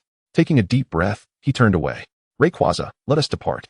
With a resonant roar, Rayquaza descended gracefully, its massive form lowering as Xiaoya leaped onto its broad head, which resembled a vast plateau. Charizard transformed into a beam of red light, returning to its Pokeball. Mew reverted to its original form, affectionately nuzzling Xiaoya's cheek before also diving into the Pokeball nestled in his chest. To spare himself the emotional weight of farewells, Xiaoya chose not to bid Professor Oak an in-person goodbye. Instead, he left a brief note on the desk at the lab. Grandfather, I have departed, following Rayquaza for training. I shall return within 3 years. Do not worry, take care of your health. When I return, I will take you to see the stars and the sea. Xiaoya. With that, Rayquaza's immense body began to ascend, stirring up powerful gusts of wind that sent the remaining flags of the camp fluttering. Higher and higher it soared, casting a long shadow on the ground beneath, while Xiaoya stood atop, his black hair and the edges of his clothing billowing in the wind. He cast one last glance at the diminishing Masera town, his resolve fixed upon the boundless sky above. Unbeknownst to him, on the familiar hill behind the research institute, Professor Oak stood silently, silhouetted against the setting sun. The fading light outlined the elderly figure, slightly hunched, yet still erect. He clutched the note Xiaoya had left tightly in his hand, his eyes misty behind his glasses, yet his face bore a complex smile of pride, affection, and reluctance. He watched the colossal shadow of his grandson, akin to a mythical dragon, tear through the clouds, determined and resolute as it soared into the vast cosmic expanse, until it became a mere speck on the horizon, ultimately vanishing into the fiery embrace of the sunset. That rascal must return safely, the elder whispered, his voice carried away by the evening breeze. He lingered there for a long time, until night fell completely, and the stars began to twinkle, as if in response to the young man who had embarked on a journey towards the stars. Chapter 6. The Cosmos. The vast, boundless universe, as profound as the purest obsidian, was adorned with countless sparkling stars akin to diamonds. Here, there was no wind, no sound, only eternal silence and coldness. Yet, amidst this magnificent sea of stars, there floated some dissonant entities, thick, inky clouds of black gas. They writhed silently, as if imbued with a disquieting vitality, yet were hollow and dead, emanating pure malice and a destructive urge that sent chills through the soul. They were like the festering sores of the cosmos, marring the pristine void. Xiaoya stood atop Rayquaza's expansive head, with Charizard faithfully hovering by his side, its azure flames flickering at the tip of its tail, warding off the chill of the universe. Mew perched on Xiaoya's shoulder, weighing heavily as it surveyed the strange starry sky and the eerie black mist. Rayquaza's deep, authoritative voice resonated within the very depths of their souls, carrying the weight of time itself. These are the remnants left behind by the demon beasts after their demise. Its immense golden vertical eye scanned the floating black gas, filled with apprehension and disgust. They possess no consciousness, no intelligence, only the instinct to devour, destroy, and annihilate. They are the purest embodiment of evil in this universe. What was even more terrifying was that Rayquaza's voice deepened further. They cannot be completely eradicated. Each time we expend great resources to vanquish them, they transform into this black gas, drifting through the void like a parasite. After absorbing sufficient free energy, these gases will regroup, twist, and give rise to new demon beasts, endlessly repeating this cycle. In ancient times, Rayquaza continued, its voice echoing with bloodshed and tragedy. These demon beasts launched a massive invasion of our world. It was a catastrophe that engulfed the entire planet. Ordinary Pokémon were like ants before them, perishing in droves. Even we, endowed with divine power, suffered heavy losses. Many ancient and powerful divine beast clans came perilously close to extinction, with only a few bloodlines barely surviving. Even our own Rayquaza clan. It paused, its voice trembling slightly, once soaring through the skies. Now only 5 bloodlines remain, including myself. Wait, I will take you to meet them. The colossal head of the fierce sky sat slightly turned towards Xiaoya, and within its golden vertical pupils, the chill and majesty receded, replaced by an unprecedented gravity and hope. However, Xiaoya, your arrival has illuminated the dawn of an end to all this. Its voice was resolute, your destiny's power. It is a force even the laws of creation have yet to document. I can sense its potential to thoroughly purify and obliterate the roots of this evil. This black gas, before you, may no longer represent an eternal curse of immortality. Its tone grew exceedingly solemn. These beasts, akin to the tumors of the cosmos, may gather once again at any moment, dragging our world into everlasting darkness. When that day comes, Xiaoya, you, in the power of your destiny, shall be the last hope for this realm. The immense body of the fierce sky trembled slightly, an invisible force shielding Xiaoya more securely. Of course, Xiaoya, do not feel pressured. Its voice softened, imbued with the care and protective intent of an elder. If that day truly arrives, and if the situation becomes irreparable, I will spare no effort to ensure your safety. And if you do not wish to bear such a heavy burden, none shall force it upon you. With me here, even the stars themselves shall not lay a finger upon you. Standing atop the head of the fierce sky, Xiaoya felt the magnificent power and genuine protection emanating from the colossal dragon beneath him. Looking towards the ominous, swirling black gas in the void, he felt no fear.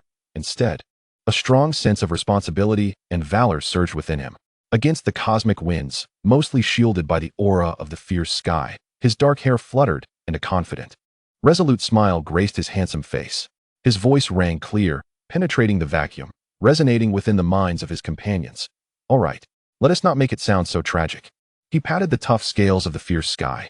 On this planet, there are still my grandfather, those foolish friends like Xiaoji and Xiaomao, Serena and her companions, along with so many beautiful things and countless adorable Pokémon partners. I will not stand idly by and watch them be destroyed by these dark entities. His eyes sparkled with the brilliance of stars. Moreover, I am determined to become the strongest Pokémon master. How could I possibly fear such a challenge? Me. Mew gently tapped Xiaoya's cheek with its tiny paw, its ethereal, melodious voice filled with unwavering trust and support. That's right, Xiaoya. Don't feel pressured. We are here together to vanquish those vile creatures. Roar. Charizard let out a roar that echoed through the cosmos, azure flames rising around it, its fierce battle spirit palpable. Its gaze was unwavering, as if declaring, no matter what lies ahead, it would exhaust all for its master. Wait.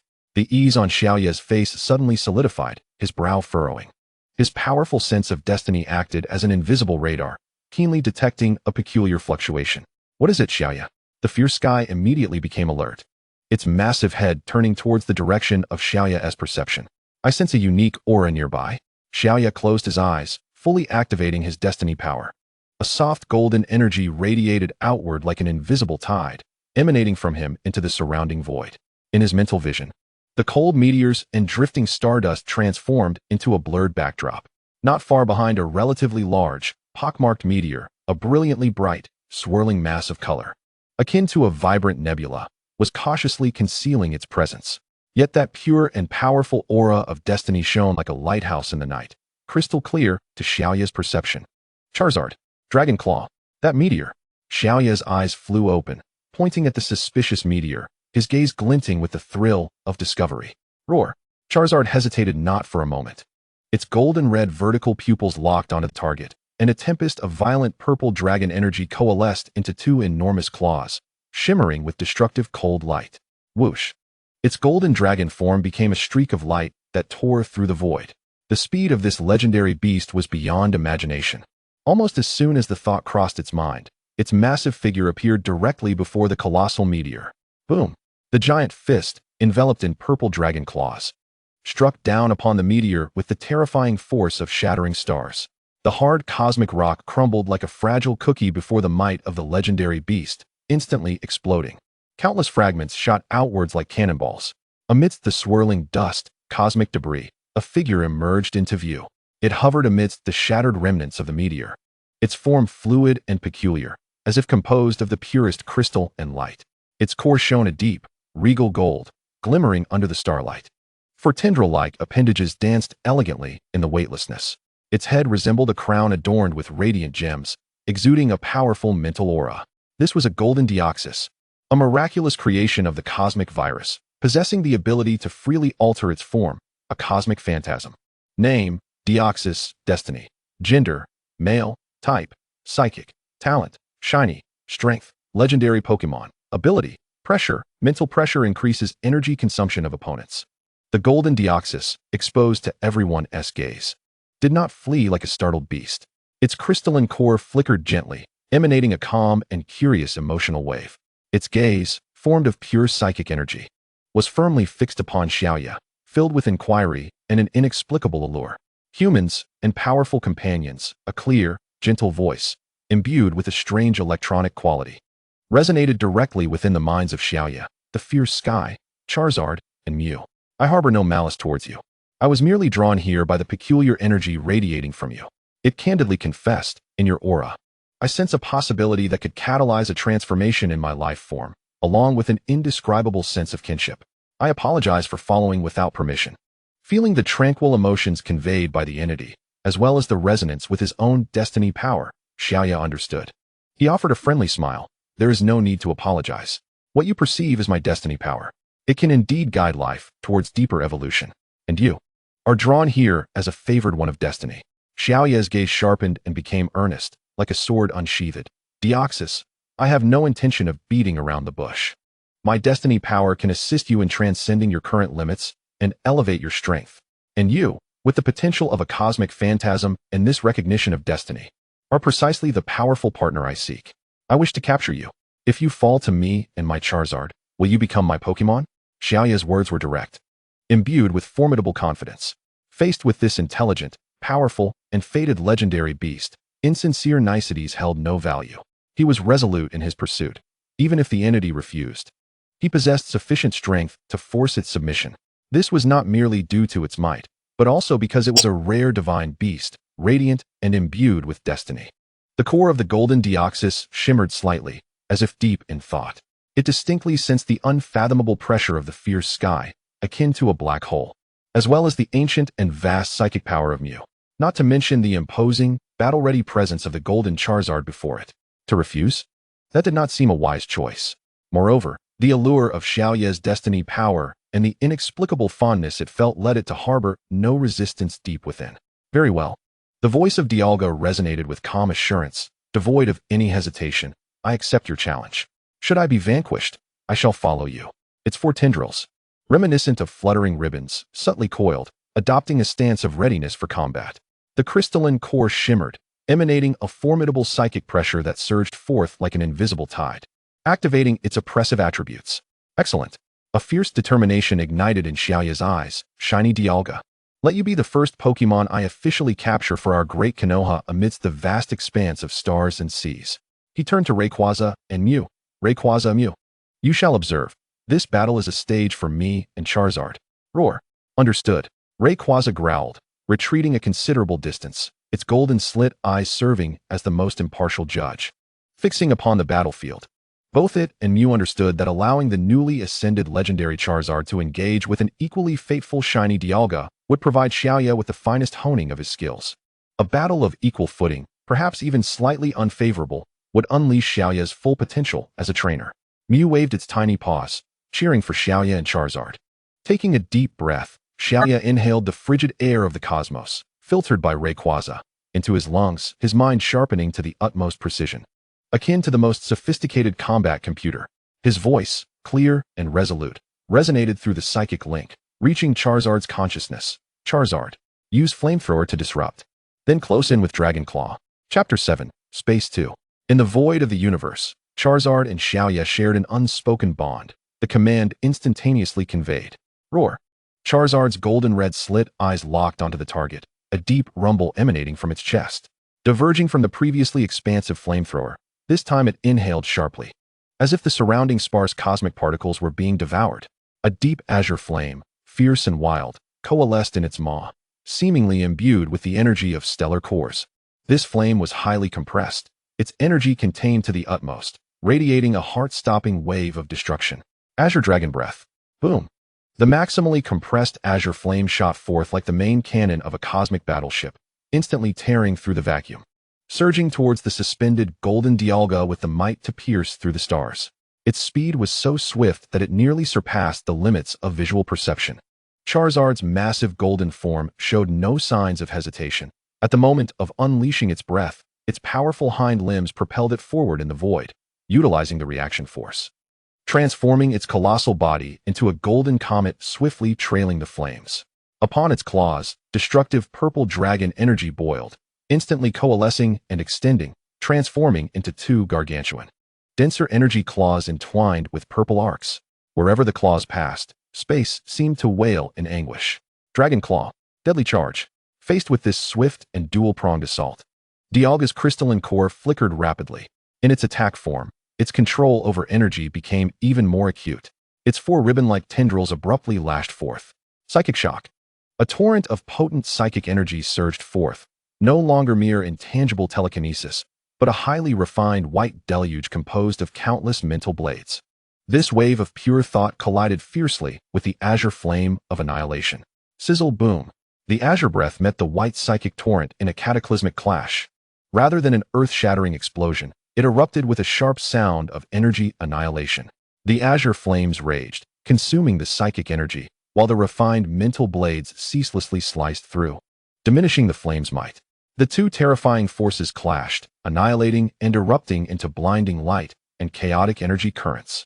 A vast expanse of white, high-temperature smoke, akin to a supernova's explosion, swiftly enveloped the battlefield. The core of Dialga flickered, intent on using telekinesis to disperse the obstructive smoke and lock onto the pursuing Charizard.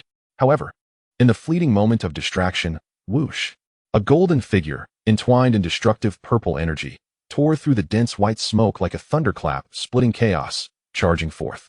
It was Charizard, seizing the opportunity amidst the energy collision. What? A flicker of astonishment rippled through Dialga's psychic waves. Its calculations had experienced a slight delay. Charizard's speed and timing exceeded its predictions. Crash! The golden dragon fist, enveloped in purple energy, struck with all of Charizard's strength and diving momentum. Like a meteorite crashing down, landing squarely on Dialga's relatively vulnerable core region of its chest and abdomen. Ugh! Dialga emitted a pained, electronically modulated howl. Even the body of a legendary Pokémon, unprepared to absorb the full force of an equal-level opponent's close-range Dragon Claw, could not withstand the impact. Its golden crystalline form trembled violently, the core's glow dimming for a moment, as its body was propelled backward as if struck by a mighty hammer.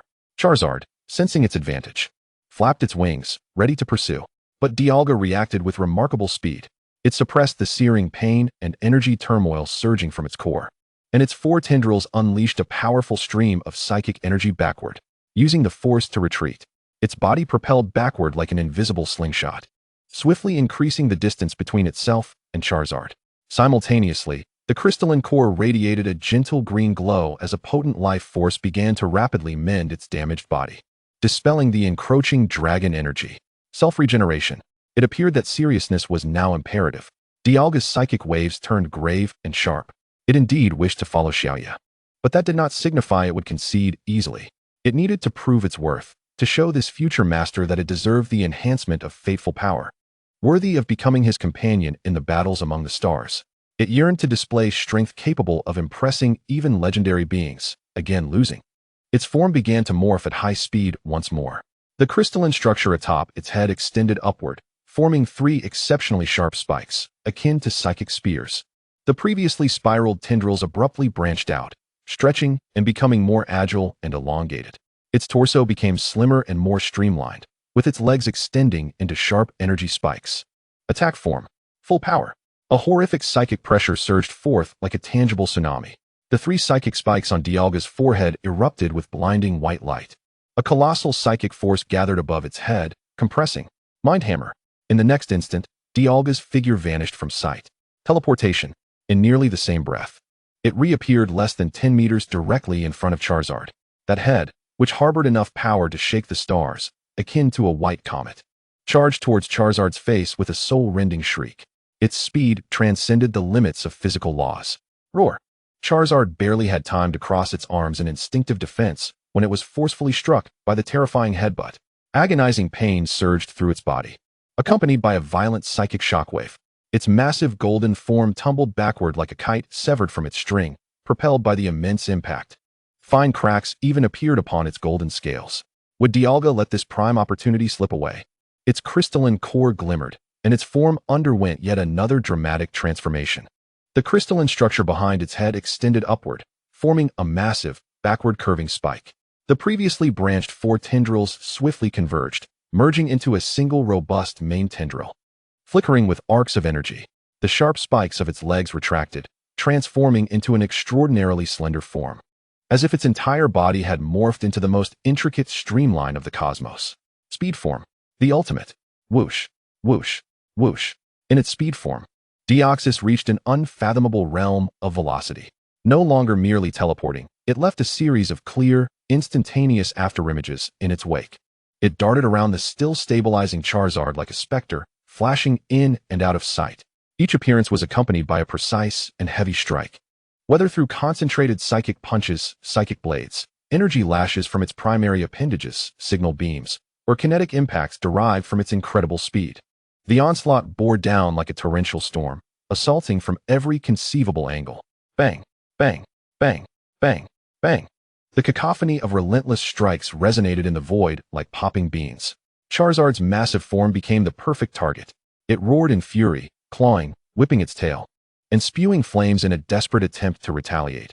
Yet its speed appeared clumsy in comparison to the speed form of Deoxys. All its attacks missed their mark, leaving it to passively endure the ceaseless barrage. Golden scales erupted in sparks, its body thrown about chaotically in the void, utterly disheveled. Damn it! Standing atop the head of the Latios, Xiaoyi watched as Charizard fell into a passive state of bombardment, his fists clenched tightly, nails nearly digging into his palms. A profound sense of defeat and worry surged within him. Is this what a truly evenly matched cosmic battle looks like? Indeed, merely relying on the theoretical teachings of Latios and Mew was utterly insufficient in actual combat. My command falters, my mind is a chaotic blur, and I'm helpless to assist. Calm down. Demuyi, steady yourself. This is your first cosmic battle. Charizard is fighting valiantly for you. You must triumph. For it. And for yourself. His mind raced like an overheated engine, desperately seeking the key to turning the tide. His gaze swept rapidly across the tumultuous battlefield. Suddenly, he noticed the azure energy orbs that had yet to dissipate, floating like tiny stars, remnants of the previous azure dragon breath that had been obliterated by psychic shockwaves.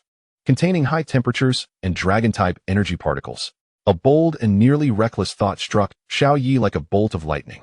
Charizard, his voice, conveyed through their psychic link, brimmed with unprecedented resolve and ingenuity. Turn the temperature of your tail flame to the maximum. Then envelop your entire body in flames. Quickly, create a field of fire. Though Charizard struggled to hold on, upon hearing Xiaoyi's command, it executed it without hesitation, fueled by absolute trust. With a suppressed roar, it concentrated fiercely. The divine azure flame at the tip of its tail suddenly contracted inward, deepening in color, becoming a blazing white as its temperature soared to terrifying heights. Then, it unfurled its wings, summoning all its fire energy. Boom! A tempestuous and searing azure flame erupted from within Charizard, akin to a volcanic eruption, completely engulfing its massive golden dragon form. The blazing golden-white fire formed a colossal fire domain with a diameter of several dozen meters. The horrendous heat distorted space, instantly vaporizing the surrounding cosmic dust, even reigniting and assimilating those remaining azure energy particles, causing the outer edges of the fire domain to emit an eerie bluish-white halo. Deoxys, moving with ghostly speed, abruptly halted as it crashed into this ultra-high-temperature fire domain. The limit speed endowed by its speed form encountered significant obstruction in the face of this indiscriminate, all-consuming thermal force. The soul-searing heat caused even its crystalline body to sting, and the psychic link seemed to falter, hindering its ability to teleport and strike with precision as before. The frequency and fluidity of its attacks visibly diminished. Now is the moment. Xiaoyi's eyes ignited with unprecedented brilliance. He understood that this fire domain would not endure for long, and Charizard's consumption was immense. This was their sole opportunity. He stepped forward, positioning himself at the edge of Latios' head, raising his right hand high, fingers of his index and middle finger together, pointing toward his heart. Simultaneously, the vast power of fortune surged forth from within him without reservation. Charizard, respond to my heartfelt intent. Let us transcend our limits. Showcase the true bond we share. Xiaoyi's voice echoed like a war drum, resonating through the void. Charizard felt the volcanic eruption of Xiaoyi's will and the tidal wave of fortune power surging forth. It released a thunderous roar that reverberated throughout the universe. The flame at the tip of its tail burst forth in an unprecedented brilliance. A rainbow of colors exploded from its chest. Bond evolution. The voices of Xiaoyi and Charizard perfectly synchronized through their psychic link. A radiant prism of light, more dazzling than the stars and more resplendent than a rainbow, instantly connected Xiaoyi and Charizard, ignoring the vacuum of space. The vast life, energy, and fortune power surged and intertwined within. Latios' golden vertical pupils flickered with appreciation. Mew excitedly waved its tiny paws. Deoxys, hovering outside the fire domain, its crystalline core flickering intensely, was filled with astonishment and anticipation. The seven-colored light engulfed Charizard's enormous form completely. Within the brilliance, its form began to undergo earth-shattering changes. As the light faded, a new visage emerged. The once resplendent golden scales covering its body transformed into a profound, heavy hue that seemed to absorb all light. As if condensed from the darkest matter of the cosmos, muscular lines bulged powerfully beneath the black scales, brimming with explosive strength. The dragon horns atop its head grew larger, more menacing, curving backward like a crown. Most astonishingly, it burned with azure flames. These flames were no longer the sacred golden white, but rather blue hellfire, cold yet searing, emanating a contradictory aura of destruction and rebirth. The flames at its tail transformed into an even deeper and more ferocious azure. Super Charizard X. Bond evolution. Not merely a change in form. A ferocity far greater than before, deeper and more terrifying, as if a power from the ancient dragon souls surged forth, rippling outward like a tangible shockwave. Its strength, speed, defense, and even life level ascended into an entirely new realm, propelled by the forces of fortune and their bond. Even more daunting was Xiao Ye's clear perception that within Super Charizard X, beyond the attributes granted by its hardened claws, a new source of power seemed to awaken, one born from the fusion of its own dragon soul with fortune, a sense of strength even more formidable. Roar! Super Charizard X unleashed a skyward roar. The azure hellfire surged and rolled around it, its dragon roar imbued with the power to shatter the void. Its golden red vertical pupils transformed into dragon eyes aflame with azure fire, radiating an air of sovereign authority and battle intent. Charizard. Xiao Ye's voice resonated with unparalleled confidence and fighting spirit. Let Deoxys witness our true, bonded strength. First, unleash Dragon Dance. Elevate our limits. Xiao Ye's command was as swift as lightning. Super Charizard X spread its massive black wings wide. It began to perform an ancient, mysterious, and power-laden war dance in the void. With every wing beat, every step taken through the void, it summoned the surrounding cosmic energy to gather in a frenzy. The azure hellfire trailed behind it, leaving a magnificent arc in its wake. Its momentum soared like a rocket. Power and speed reached their zenith in this war dance. Dragon Dance. State fully activated. As the final notes of the dance faded, Xiaoya issued her second command with remarkable swiftness. Close in. Now. Whoosh. The form of the Super Charizard X vanished in an instant. This was not a mere teleportation, but an explosion of physical power that transcended the very limits of physics, achieving an absolute velocity beyond comprehension. The space around it was left rippling, torn asunder by its unparalleled speed.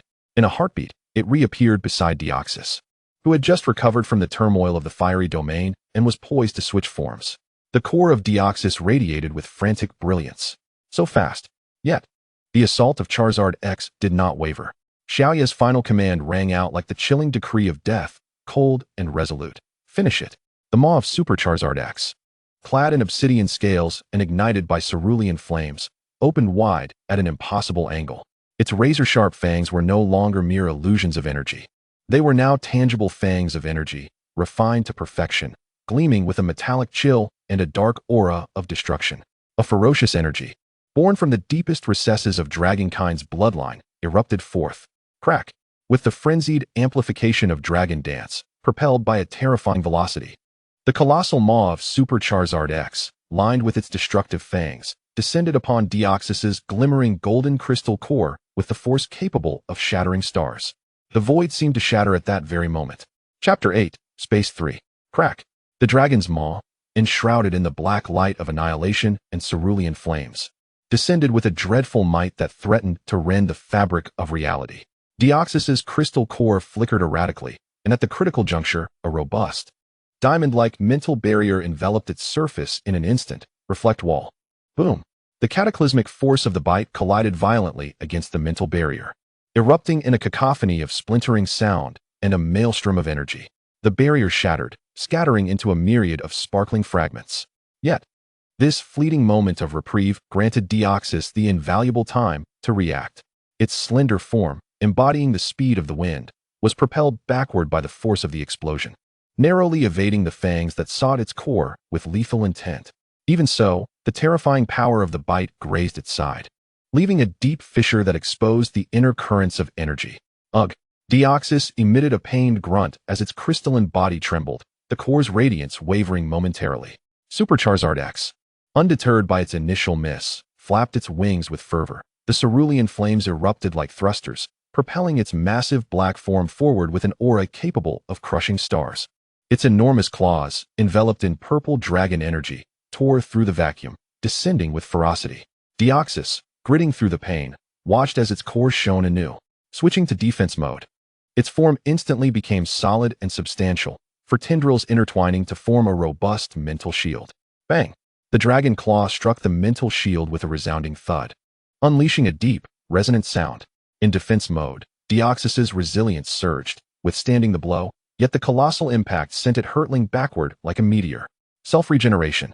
Deoxys, unwilling to linger, immediately summoned life energy, a gentle green light enveloping its wounds, the ghastly fissure visibly mending at an astonishing rate.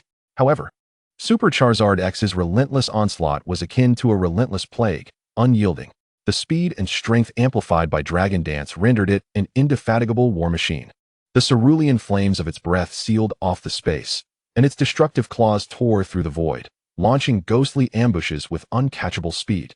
Deoxys, employing the agile transitions between its four forms, the artful use of instant movement, and its tenacious self-regeneration, struggled to endure amidst the tempest of attacks. In defense mode, it absorbed the heavy strikes. In attack mode, it unleashed a torrent of psychic energy in retaliation. In speed mode, it dodged and maneuvered. In ordinary form, it maintained energy equilibrium. Self-regeneration continuously mended its wounds. Boom, bang, sizzle. The explosive sounds of energy collisions, the dull thuds of physical strikes, and the shrill cries of tearing space echoed through the silent expanse of the universe. The golden black dragon and the golden cosmic phantom became two entwined streams of light, clashing fiercely among the stars. Each encounter unleashed energy storms potent enough to obliterate asteroids. The immense form of the Charizard X hovered steadily at the periphery of the battlefield, its golden vertical pupils calmly observing the unfolding struggle. Meanwhile, Dream was anxiously clutching Xiaoya's collar, her tiny claws tightly gripping. The battle raged on for over 100 exchanges. Both sides had exhausted their strength, and the fluctuations of energy were evidently dwindling. The cerulean flames enveloping Super Charizard X were no longer as ferocious as at the onset, and its breaths had become labored. Although Deoxys maintained its state through self-regeneration, the glow of its crystal core appeared somewhat dim, and the fluidity of its form transitions was noticeably less graceful than at the beginning. It was a fierce clash of equals, each side draining immense reserves of energy. In the midst of an intense close-quarters clash, as both combatants retreated to catch their breath, Deoxys seemed to falter, suffering a minuscule, nearly imperceptible delay in energy transition while shifting from speed form back to ordinary form due to excessive energy expenditure. Its figure hesitated in the air for a mere fraction of a second. This flaw, trivial in ordinary circumstances, was fatal in the presence of a foe like Super Charizard X, particularly at this moment when it was fully focused and its state heightened to a pinnacle by Dragon Dance. Roar! The dragon eyes of Super Charizard X locked onto this fleeting opportunity. It unleashed its final surge of energy, the cerulean flames erupting behind it. Godspeed activated. Its form transformed into a black lightning bolt that tore through space, instantly spanning hundreds of meters. The massive claws, shrouded in purple dragon energy, struck forth with all its might and will, targeting the vulnerable junction of Deoxys's shoulder. Deoxys seemed to only then register the threat, hastily raising a tentacle to block. Bam crack! The dragon claw connected solidly with the junction of the tentacle and shoulder. A crisp sound echoed, reminiscent of shattering crystal. Deoxys let out a cry of pain as its body was sent hurtling away like a struck baseball, spinning towards a nearby, floating meteor. It rolled through the air several times before barely stabilizing its form. The tentacle that had been struck hung limply, while evident cracks marred the crystalline structure of its shoulder. The core's glow flickering violently, revealing its precarious state. Suspended in the void, Deoxys did not immediately switch forms to retaliate, nor did it invoke self-regeneration. Instead, it silently observed the resurgent Super Charizard X, who was poised to strike again. After a few moments of silence, a gentle yet weary and resigned mental wave emanated from Deoxys, clearly reaching Xiaoya and all her companions. All right, I've lost. This abrupt concession halted Super Charizard X in its tracks, eyes wide with surprise as it prepared to press its advantage. The golden vertical pupils of the Charizard X narrowed slightly, flickering with understanding. Dream tilted her small head, her pink eyes sparkling with sly amusement. Standing atop the head of the Charizard X, Xiaoya regarded Deoxys, who, though disheveled, exhibited no genuine decline in core energy and bore no fatal injuries. Coupled with the timely flaw she had just observed, her mind became crystal clear. A smirk tugged at Xiaoya's lips as she discerned Deoxys's clever stratagem. Unwilling to win, nor daring to triumph if victorious, how could one justifiably follow Xiao Yi to absorb the power of fortune and grow stronger? At their exalted level as ultra-divine beasts, the enhancements from conventional training and the passage of time have become negligible. The allure of fortune, a force capable of guiding life to transcendence, is an irresistible temptation they cannot resist. Fearing retribution from the formidable Li Kongzuo, even if they were to force a victory. What if, in the future, Xiao Yi bore a grudge and sought to undermine them? Or worse, what if the enigmatic, profoundly powerful spirit beast Li Kongzuo took a particular interest, occasionally bestowing its senior care a thorough thrashing? How could one endure such a life? Dialga, the wise, understands the importance of timing and circumstance. Pleasing the future master, deliberately feigning a flaw to lose to Charizard not only conferred face upon Xiao Yi, but also demonstrated their earnest effort, while simultaneously facilitating Charizard's victory, an exquisite way to endear oneself to the future master. A perfect two birds with one stone, a guaranteed profit. Truly a clever little rascal. Xiao Yi thought to himself. If the battle were to continue in a typical manner, Dialga, endowed with the extraordinary ability of self-regeneration, could exhaust Charizard to the point of defeat. Though the X form is powerful, the burden of bond evolution is immense and unsustainable. Charizard's Dragonfire type offers no advantage against the psychic type Dialga, lacking any lethal skills. Dialga's concession was merely a strategic surrender. However, Xiao Yi was unfazed. In fact, he welcomed it with open arms, possessing absolute confidence and assurance. Regardless of your intentions, once you absorb the power of fortune, you shall remain firmly within my grasp. Xiao Yi was resolute. The power of fortune is profoundly mysterious. It indeed enhances a Pokémon's capabilities significantly, guiding evolution. Yet it also inscribes an unbreakable bond of loyalty and intimacy deep within the essence of life. This connection, rooted in the very fabric of existence and the laws of nature, surpasses any constraint imposed by a Pokeball. As long as Dialga willingly absorbs it, it is tantamount to receiving a unique imprint from the great leaf at the depths of its soul. This is Xiao Ye's fundamental leverage in mastering these formidable allies. Of course, the power of fortune has its limitations. It cannot compel absorption.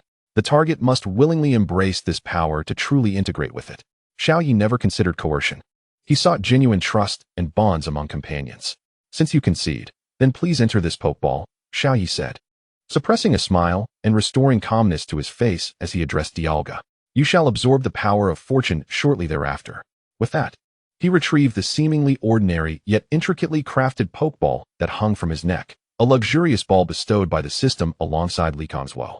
Over the past decade, Xiao Yi had discerned its extraordinary qualities. 1. Unlimited containment of fortune Pokémon, specifically designed to capture Pokémon imbued with the power of fortune, with no numerical restrictions. 2. Ideal habitat, a self-contained space that automatically generates the most suitable environment for habitation, training, and even reproduction based on the attributes and habits of the captured Pokémon. For instance, Li Kongzuo thrives in an infinite starry expanse and gusty layers, Charizard in a volcanic underworld and sunlit sanctum, while Mew resides in an eternal forest and ancient spirit tree. 3. Passive growth. As long as they remain within the ball, Pokémon can gradually absorb the pure energy of the space, subtly growing stronger, with the effects being more pronounced for those of lower strength, even benefiting ultra-divine beasts in minor ways.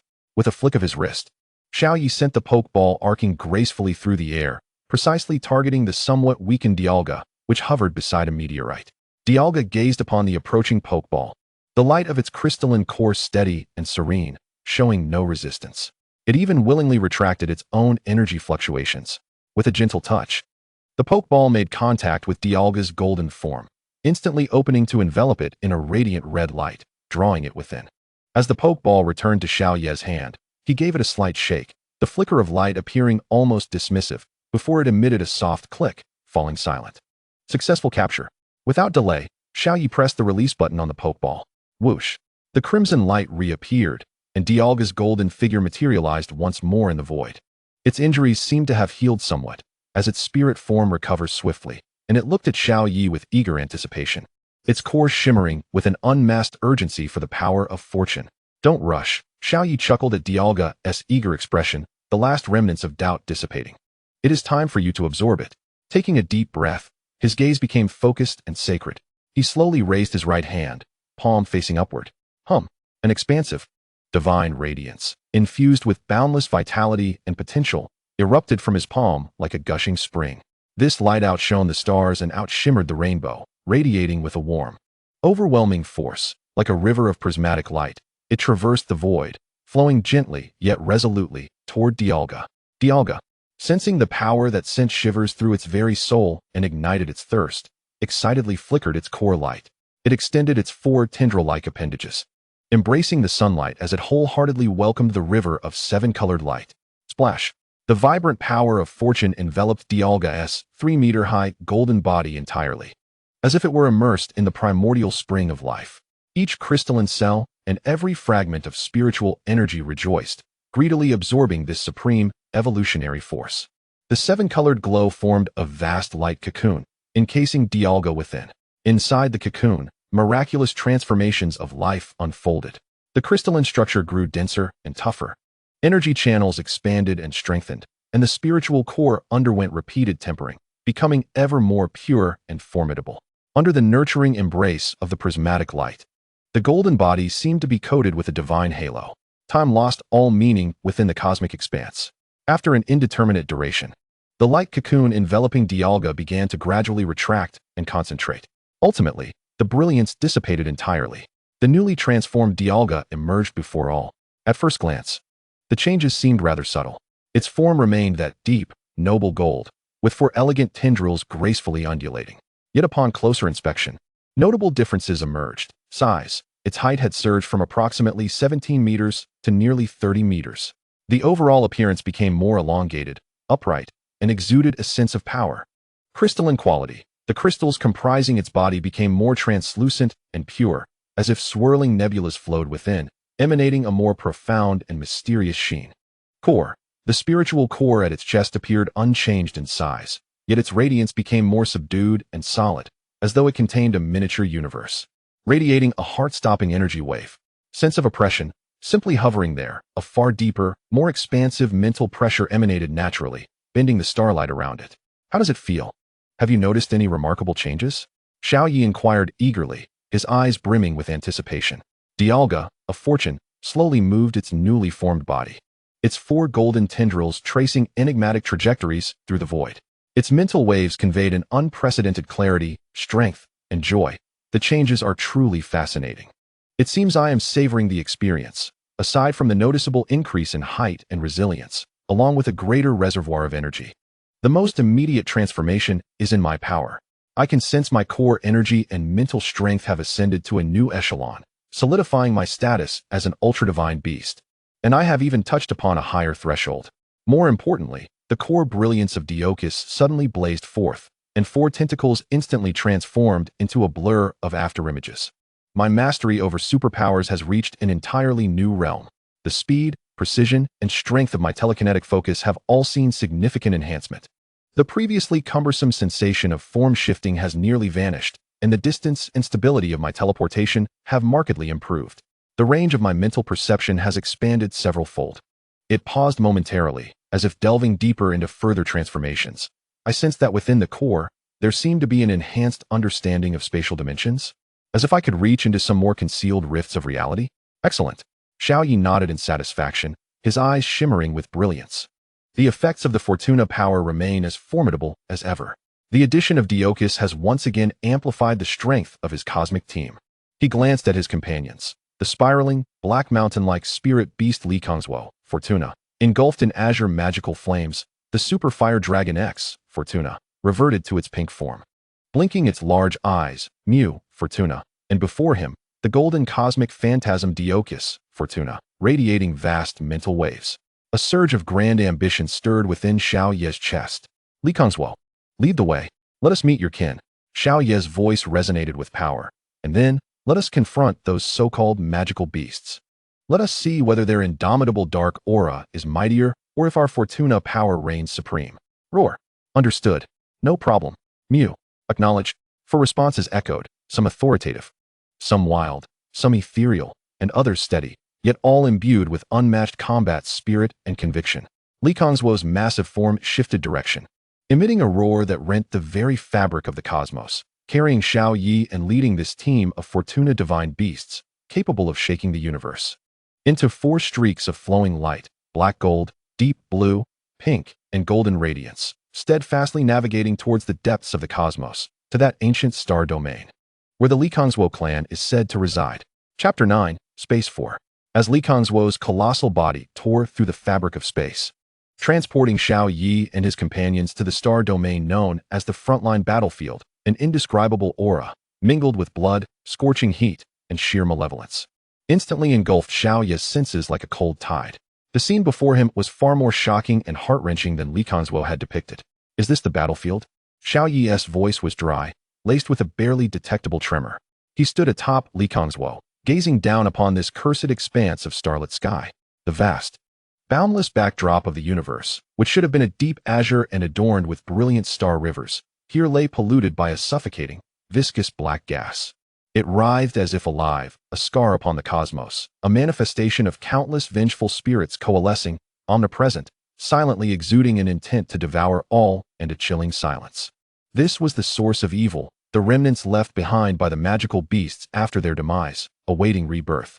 Amidst this star domain cloaked in black gas, several relatively large meteors floated like solitary islands. Upon those islands lay 4 massive, weary figures, the remaining members of the Li Kongzuo clan. Their condition could only be described as tragic. One Li Kongzuo, its entire body covered in deep black scales, slightly smaller than Xiao Yi's, rested its enormous head upon a meteor, a grotesque wound nearly cleaving its body in 2, the edges of its scales charred and curled.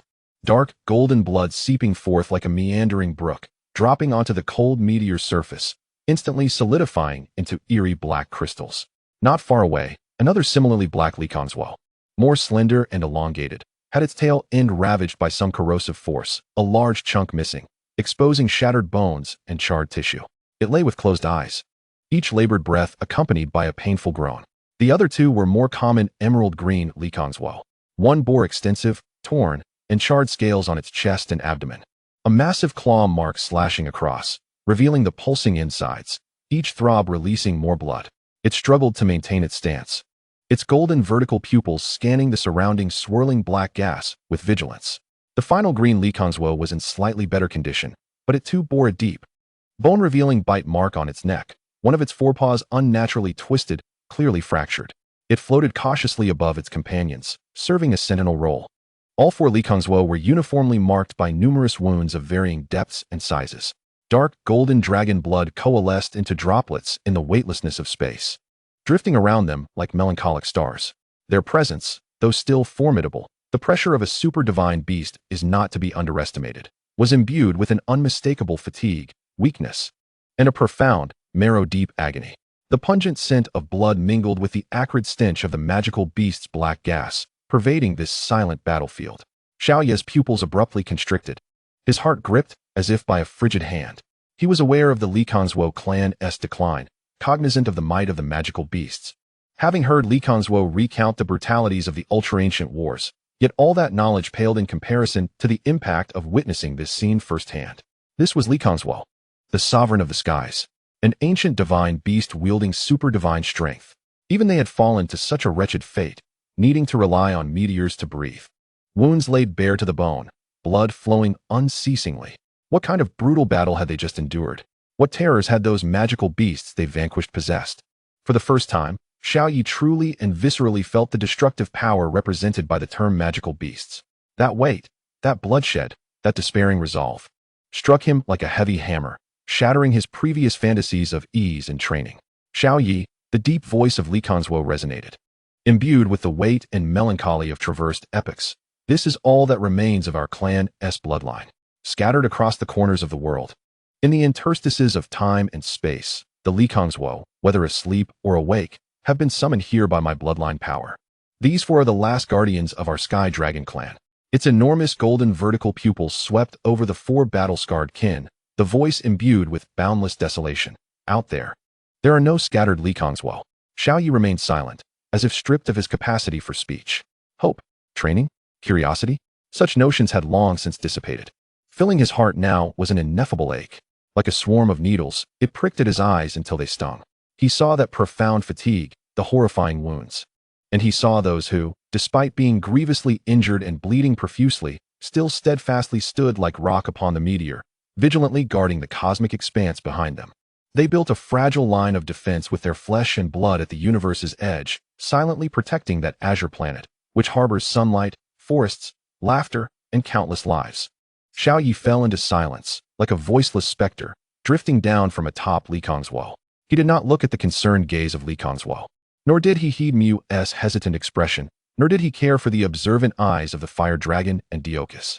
Step by step, he tread upon the cold cosmic dust, moving toward the four injured Li Kong's wall. He approached the black jade Li Kong's wall, whose wing membrane was nearly torn asunder. The creature laboriously lifted its eyelid, its golden vertical pupil regarding him with a hint of confusion and profound fatigue. Xiao Yi remained silent, extending his hands, palms downward. Buzz. A gentle and magnificent multicolored radiance surged forth from his palms, enveloping the ghastly wound in an instant like a warm spring. The force of fate, imbued with formidable life energy and purifying power, tenderly soothed the torn tissues, dissipating the residual, corrosive essence of the monstrous beasts lingering at the edges of the wounds, while accelerating the regeneration and healing of cells. The dark golden blood, which had been continuously oozing, visibly began to slow and congeal. He approached the mutilated obsidian Rayquaza, moving towards the emerald-hued Rayquaza with injuries to its chest and abdomen, and then to the vigilant, whose neck had been pierced and foreleg fractured. Silently, and with unwavering focus, he devoted his precious force of fate to heal each battle-worn warrior. The force poured forth like a torrent unleashed from a dam. The immense toll began to pale his complexion, beads of sweat forming on his brow, and waves of fatigue washed over him. Yet, he did not waver. As if he were determined to infuse every ounce of his strength into the bodies of these guardians. Dreamy watched as Xiao Yi overextended himself in his quest to save his kin, her pink eyes filled with empathy, but ultimately refrained from intervening. She understood that this was a lesson Xiao Yi must endure, a necessary passage to truly grasp the weight of guardianship. The Charizard, restless, scraped at the void with its claws, emitting a low whimper. Dialga hovered quietly, the glow of its crystalline core flickering slightly, seemingly analyzing this complex emotional tableau. It's all right. The obsidian Rayquaza, currently receiving treatment and experiencing rapid healing, spoke in a deep, raspy voice, sensing the heavy compassion within Xiao Ye's power. To guard the skies and purify the filth is our innate duty as the Sky Dragon clan. Yes, young master, it is our duty, echoed the mutilated Rayquaza, struggling to raise its head, its voice weak yet resolute. It is our duty, affirmed the emerald Rayquaza, its voice laced with labored breaths. In fulfilling our responsibilities, we embrace death without regret. The vigilant, its voice hoarse yet firm, added its agreement. Listening to these four faint yet unwavering voices, feeling the indelible will to protect etched deep within their bloodlines, Xiao Ye's healing actions momentarily paused. He lifted his gaze to meet the weary yet fiercely burning golden vertical pupils, inhaling the cold cosmic dust deeply. I'm fine. Xiao Ye's voice was somewhat hoarse as he forced down the surging emotions, managing a bittersweet smile. I merely feel a sense of reflection. He retracted his hand, the last ray of multicolored light merging into the neck wound of the vigilant. Stepping back, he beheld the four ancient divine beasts before him. Though their conditions had improved significantly, they still appeared utterly fatigued and scarred. With a deep, prolonged exhale, Xiao Yi released the weight that had accumulated in his chest. His expression became complex yet clear. I always believed I was the protagonist, he murmured softly, as if dissecting his own psyche. Having traversed into this world, equipped with a system, wielding the creation Rayquaza, and endowed with the force of fate, I subconsciously regarded myself as special, noble, and devoid of empathy. Much like those beings in tales destined to ascend to the pinnacle, treating all life as mere pawns. He chuckled self-deprecatingly, his gaze sweeping over the Rayquaza, Charizard, Dreamy, and Dialga beside him, before resting on the four Rayquazas he had just healed, their eyes filled with warmth and acknowledgement.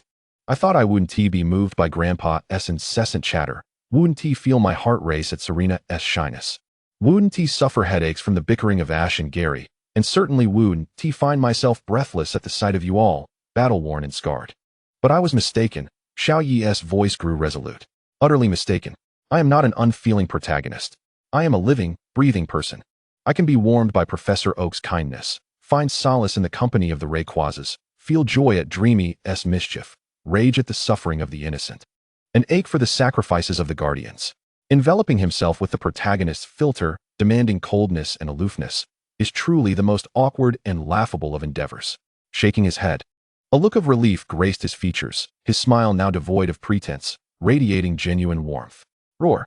The Charizard sensed Xiao Yi's newfound clarity and joyfully let out a low roar, its massive form nuzzling against Xiao Yi's back affectionately. Xiao Yi turned to face his gathered companions, the concerned yet gentle gazes of the Rayquazas, the light pat of Dreamy on his shoulder, the understanding vibrations from Dialga, and the Charizard nudging him with its large head.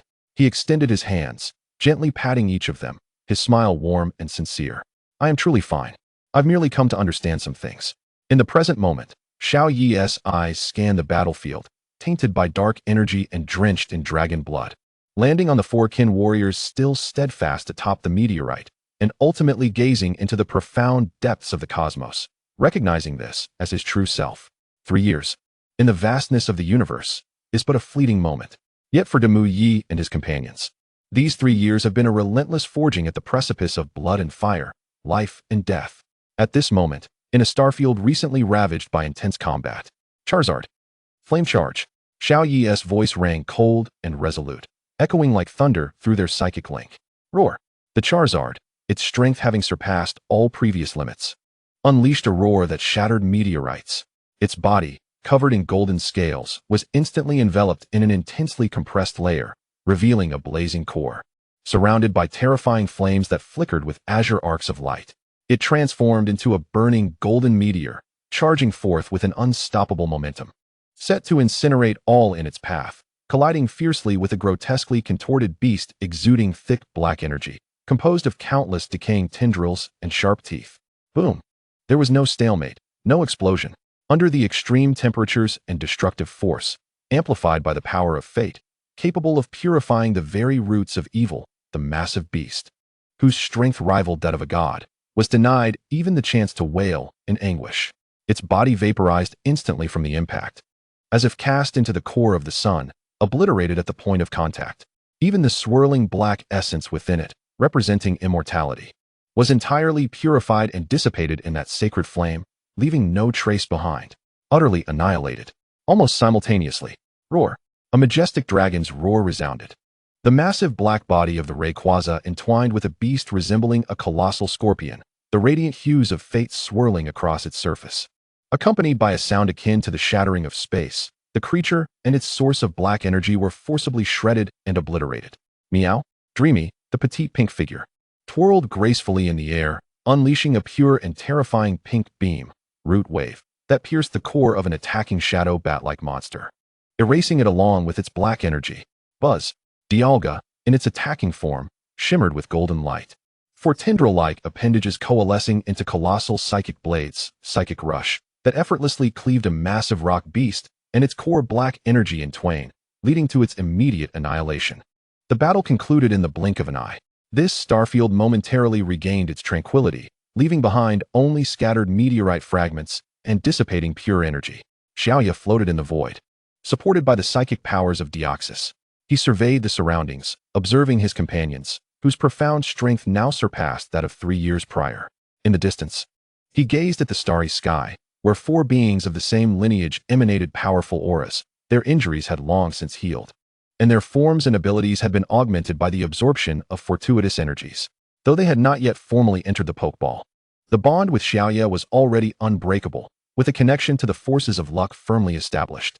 3 years had passed, countless life and death battles, innumerable blood-soaked skirmishes amidst the onslaught of magical beasts. He had led his companions from initial awkwardness and peril to an unparalleled synergy, demolishing foes with ease. He had witnessed firsthand the absolute restraint of the fortuitous power over the undying traits of magical beasts. His mind had been tempered by the fires of war, the youthful naivety in his gaze replaced by a calm and sharp depth akin to the stars. During these 3 years, he made a significant discovery. It seemed that any being reaching the level of a divine beast bore a trace of fortune within its life essence. This allowed them to absorb and merge with Xiaoya's fortuitous energy, gaining varying degrees of enhancement and evolution.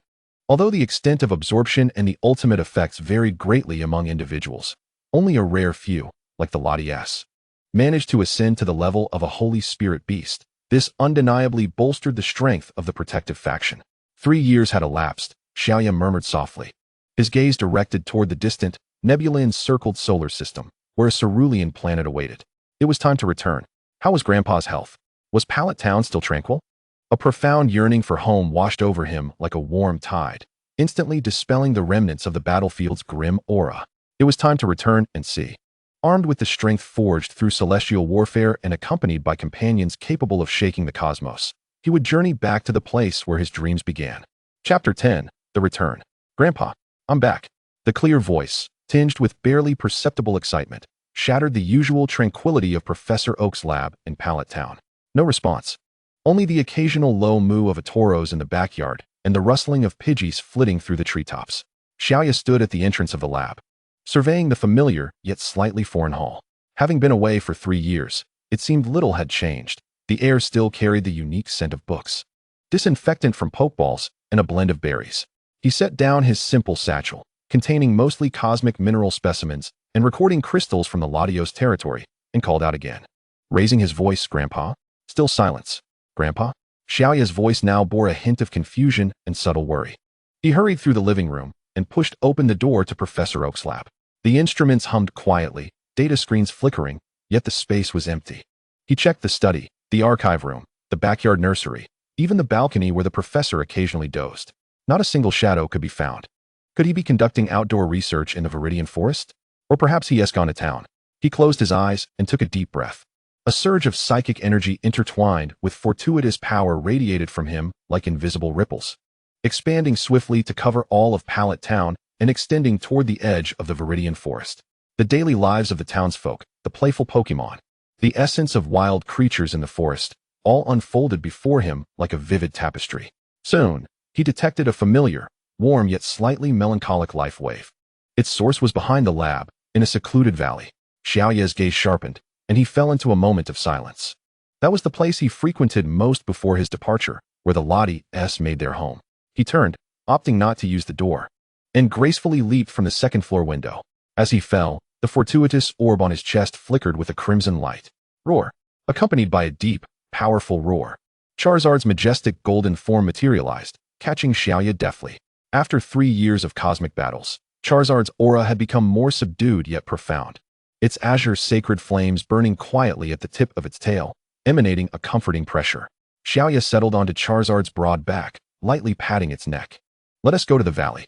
With a powerful flap of its wings, Charizard generated a strong yet gentle gust of wind, transforming into a golden streak as it swiftly soared toward the valley behind the lab.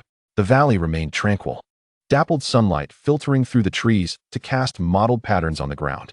However, in the open grassy area at the valley's bottom stood an elderly man in a white lab coat, slightly stooped, facing away from the entrance. He gazed upward, seemingly fixated on a spot on the grass, where Xiaoya often lay basking in the sun with the Latias. Professor Oak appeared especially solitary in the vast openness of the valley. Grandpa, Xiaoya's voice was soft, laced with a hint of barely restrained emotion as it echoed through the valley. The stooped figure trembled slightly, quickly turning around. When he recognized the tall, handsome youth, now devoid of youthful innocence yet still familiar, riding on Charizard, Professor Oak's murky eyes sparkled to life, his expression shifting from disbelief to overwhelming joy. Xiaoya, he exclaimed, nearly stumbling as he rushed forward, his graying beard quivering with excitement. Charizard descended, and Xiaoya nimbly dismounted.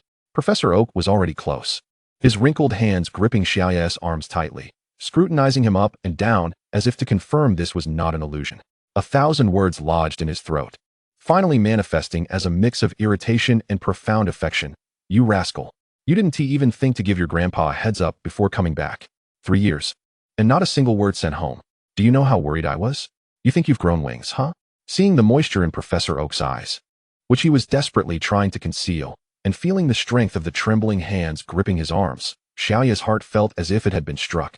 A mix of sweetness and ache flooding through him. His past as an orphan left him somewhat at a loss regarding such straightforward and deep affection. His throat felt constricted, and he could only lower his head, allowing the elderly man to scold him. Perhaps sensing Xiaoya's silence and the fleeting confusion, Professor Oak quickly suppressed his stern demeanor, forcing a large, slightly embarrassed smile, and deftly changed the subject to alleviate the poignant atmosphere. All right. What matters is that you're back. That is what counts. He patted Xiaoya's shoulder with such force that an ordinary person would wince, but to Xiaoya, it was merely warmth. Let us go home. Grandpa has delicious food waiting for you. While you were gone, the instant noodles in the lab were nearly piled up into a mountain. He grasped Xiaoya's wrist and, without further ado, began leading him out of the valley, babbling away. By the way, I need to hurry and tell Shigeru and Satoshi about you. Those two little rascals have been missing you terribly these past 3 years. Especially Satoshi. He came to the lab every other day, asking when Xiaoya would be back. Even though Shigeru never says it, every time he comes to borrow materials, he keeps glancing at the spots you used to frequent, making it impossible for me to focus on my research. Mentioning his 2 younger brothers, a warm smile involuntarily graced Xiaoya's lips. Moreover, Professor Oak continued, his tone imbued with an air of authority. In a couple of days, you must accompany me to Hollywood City for an important academic lecture. You, my dear Dr. Leaf, have been in such obscurity for far too long that the research community is on the verge of forgetting your esteemed presence. It is high time you made an appearance, lest they assume that my grandson, the illustrious Dr. Yukitake, is merely adept at disappearing. Dr. Leaf listened in silence, allowing his grandfather to grasp his hand, relishing the warmth of this long-missed, albeit slightly nagging, affection. He ceased to ponder the dark forces and conflicts lurking in the depths of the cosmos. Nor did he contemplate the weight of responsibility and power that the legendary beasts bore. In this moment, he was simply Professor Oak's grandson, a wayward child returning home. He savored the simplicity and rarity of this mundane existence, listening to his grandfather's familiar voice as the comforting scenery of Pallet Town flowed past his eyes. This tranquility was the deepest yearning he held amidst the vast and frigid battleground of the universe. The title of Dr. Leaf brought a faint smile to his lips. It had been bestowed upon him shortly after his arrival in this world, a result of publishing several groundbreaking papers that had caused quite a stir in the academic sphere, aimed at rationalizing the advanced knowledge swirling in his mind, such as theories on the diverse evolutionary paths of EV and the hypothesis regarding energy nodes in mega-evolution. Now, it seemed a distant yet intriguing label. 2 days later, in Hollywood City. Leaf, you rascal, rise and shine. We're going to be late. Professor Oak's robust voice echoed from downstairs. Dr. Leaf, sporting faint dark circles under his eyes, sleepily descended the stairs. The past few days had been quite the ordeal. Thanks to the incessant inquiries of his 2 inquisitive companions, Ash and Gary, they had bombarded him alternately. Ash burst into the research facility, eagerly questioning every detail of cosmic adventures, his eyes gleaming like light bulbs, while Gary pretended to casually stroll by, only to probe him for esoteric research questions, his gaze frequently darting toward the pokeball pendant adorning Leaf's neck. To make matters worse, whenever the two met, they would invariably ignite a childish argument, squabbling over who had captured the stronger Pokémon first or who Dr. Leaf considered the most promising trainer. Leaf found himself more exhausted than if he had been battling a horde of wild beasts. Enough dawdling. Let's go? Professor Oak chuckled, bemused yet exasperated by his grandson's lethargy, as he ushered him into his well-worn research vehicle. You can catch up on sleep during the ride. The vehicle roared to life, departing the serene Pallet Town and merging into the flow of traffic heading toward Hollywood City. Dr. Leaf contentedly rested his chin on his arm against the car window, gazing at the swiftly passing landscape. Lush fields, herds of toros grazing leisurely, trainers cycling alongside their playful Pokémon, and the distant silhouettes of skyscrapers painted a vibrant tableau of humans and Pokémon coexisting harmoniously, brimming with life. This scene stood in stark contrast to the grand, cold, and destructive imagery of the cosmic battlefield. Such ordinary moments, filled with the warmth of life, allowed his frayed nerves to relax involuntarily. A welcome reprieve after 3 years of tension. This is quite nice, Dr. Leaf murmured to himself, his eyelids growing heavier. The sun's gentle rays warmed him, and the engine's hum, combined with his grandfather's occasional musings, seemed to lull him into a tranquil slumber. Unbeknownst to him, he drifted off, a serene smile gracing his lips. Time slipped away beneath the wheels. After an indeterminate period, the vehicle came to a gentle halt. Weavy arrived. Wake up, you rascal, Professor Oak said, nudging Dr. Leaf gently. Drowsily, Dr. Leaf opened his eyes to behold the imposing, modern artistry of Hollywood Academy. The grand arched entrance, meticulously manicured lawns, and uniquely designed lecture halls all proclaimed its status as a premier institution. Professor Oak, Dr. Leaf, welcome. Your presence truly elevates Hollywood Academy. A middle-aged man, clad in an elegant suit, with a portly figure and a beaming smile reminiscent of a benevolent Buddha, greeted them alongside several faculty members who awaited their arrival at the entrance. Principal Hawley, you are far too kind, Professor Oak replied with a smile, shaking hands warmly with the president of Hollywood Academy. The two swiftly engaged in the customary academic flattery, discussing the institution's infrastructural accomplishments and the latest advancements in Pokémon ecological research. Dr. Leaf found little interest in such formalities, politely greeting Principal Hawley and the other dignitaries before quietly trailing behind Professor Oak, taking on the role of a silent observer. His gaze meandered across the curious students and faculty within the campus. They soon reached the opulent auditorium, capable of accommodating thousands. The hall was filled to capacity with students and faculty, the air thick with excitement and anticipation. Principal Hawley ascended the podium, his face aglow as he grasped the microphone. Esteemed faculty and students, may I have your attention, please? His voice boomed, instantly silencing the chatter within the hall. Today, Hollywood Academy is honored to host two distinguished guests. He stepped aside, ceremoniously introducing, this is the world-renowned Dr. Yukitake, a titan in the field of Pokémon research. A tidal wave of applause erupted, resonating throughout the auditorium. And this esteemed individual, Principal Hawley continued, his voice rising in fervor as he gestured toward Dr. Leaf, is the brightest young star in our research community. He has revolutionized theories on the EV evolution tree and energy nodes of mega evolution, earning the title of the youngest Pokémon doctor in history, Dr. Leaf Yukitake. The applause intensified, mingled with excited chatter and adoring gazes from the youthful audience. Professor Oak commenced with an opening address, his expansive knowledge, humor, and engaging delivery effortlessly igniting the atmosphere as he introduced the latest findings on the ecological changes of Pokémon in the Kanto region. When it was Dr. Leaf's turn to present, his lecture was titled An Initial Exploration of the Potential Impact of Cosmic Radiation on Specific Pokémon Energy Cores, a hypothesis based on select observational data.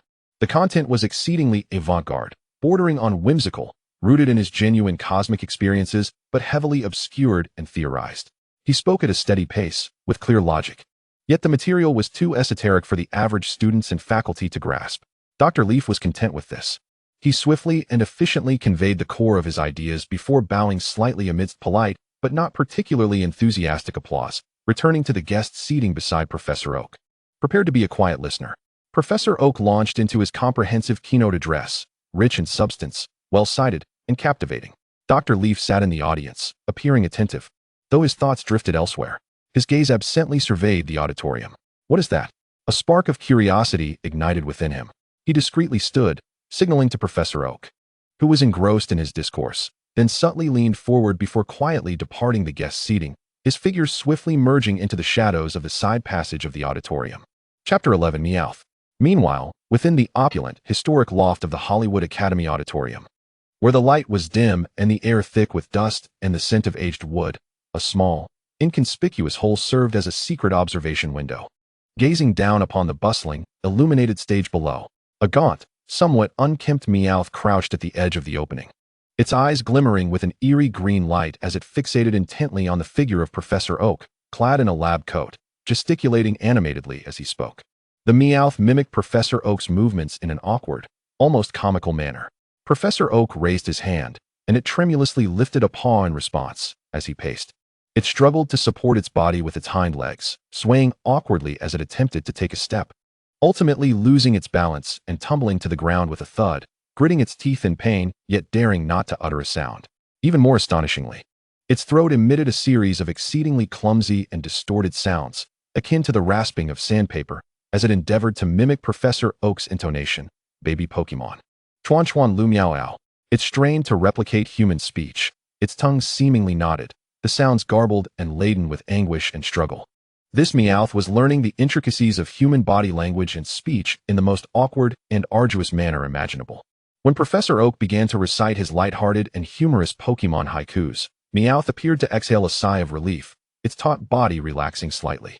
It recognized that this segment offered little assistance in its quest to emulate humanity. Cautiously, it retreated into its burrow, refraining from peeking out, leaving only the faint echoes of raucous laughter emanating from the hall beyond. "Oh, I'm so hungry." Upon leaving its observation point, an overwhelming wave of hunger surged forth, causing Meowth's stomach to protest with rumbling growls. Curled up in the cold corner of the attic, it licked its cracked lips, its emerald eyes brimming with a yearning for sustenance. Ultimately, hunger triumphed over all.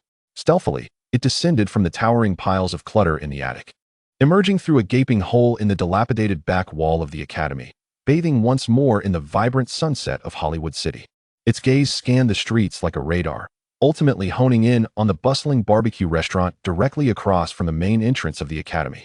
The tantalizing aroma of grilled meat ensnared its empty stomach like a hook. Observing the staff busily attending to customers, with the proprietor engrossed in calculations, a glint of cunning and desperation flickered in Meowth's eyes. Drawing a deep breath, it endeavored to recall the way it had mimicked human walking in the attic, swaying on its hind legs as gracefully as possible towards the barbecue establishment. The opportunity arose. A freshly grilled platter of ribs, sizzling and oozing with grease, was tantalizingly positioned on the side counter near the entrance. Meowth's heart raced. It seized the moment the owner turned, leaping forward with fervor.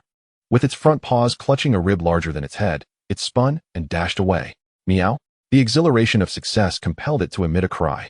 However, this sound, along with its exceedingly awkward and drunken upright running posture, drew attention on the bustling street like a spotlight in the night. "Thief! Catch that meat-stealing Meowth!" An observant staff member immediately noticed, shouting in indignation. The owner, hearing the commotion, shot up his head, and, upon seeing Meowth clumsily scampering away with the rib, was instantly consumed by rage. "You wretched thief of a cat! Stop right there!" He snatched a broom and charged out in pursuit. Meowth was terrified to the core. It yearned to run faster, but upright movement proved far too challenging. Struggling to revert to its instinctual four-legged gait while grappling with the heavy rib, it stumbled clumsily, moving at a snail's pace. Meow! It had not ventured far when a rough hand seized the scruff of its neck with a fierce grip.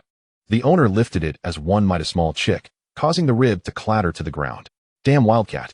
One theft isn't enough, and you return for more. I'll make you pay for this." The owner's face flushed with fury as he raised the broom handle, preparing to rain blows upon the helpless Meowth suspended in midair. Meow! Meow! The hard wooden stick fell like a torrential downpour upon Meowth's frail body, producing dull thuds. It let out a heart-wrenching cry of agony, curling into a ball in a futile attempt to shield its vulnerable head and abdomen, but the searing pain rendered it nearly incapable of thought. Before long, a crowd of onlookers had gathered, pointing and murmuring, yet none dared to intervene. Just as the broom handle rose once more, poised to deliver an even heavier blow, a clear yet authoritative voice rang out, "Stop!" In an instant, a long, powerful hand, akin to an iron claw, seized the owner's descending wrist with precision and force. The owner felt a jolt in his wrist, rendering him unable to lower the broom any further. He turned in shock, only to find a strikingly handsome, composed young man with dark hair glaring at him, his gaze sharp as a blade. It was none other than Xiaoya. "I've paid for the stolen item," Xiaoya declared coldly, producing a bill far exceeding the value of the rib from his pocket and placing it directly into the owner's hand. "Do not harm it further." The owner glanced at the substantial amount of money in his hand, then at Xiaoya's youthful yet imposing presence, coupled with his tailored, expensive researcher attire. His expression of anger froze, morphing into embarrassment and a hint of trepidation. Reluctantly, he released his grip on Meowth's scruff. Meowth tumbled to the ground, curling up in a shivering ball, emitting a pained whimper. The owner, clutching the money, bore an expression of reluctant resignation and grievance. "It's not that I lack compassion. It's just that this Meowth, along with its pack of stray companions, has been a repeated nuisance. When they come in droves, we simply cannot fend them off. Today it steals meat, tomorrow it will snatch fish. If this continues, how can I run my little shop?" He was at a loss. Xiaoya observed the owner's exasperated and somewhat aggrieved expression with understanding.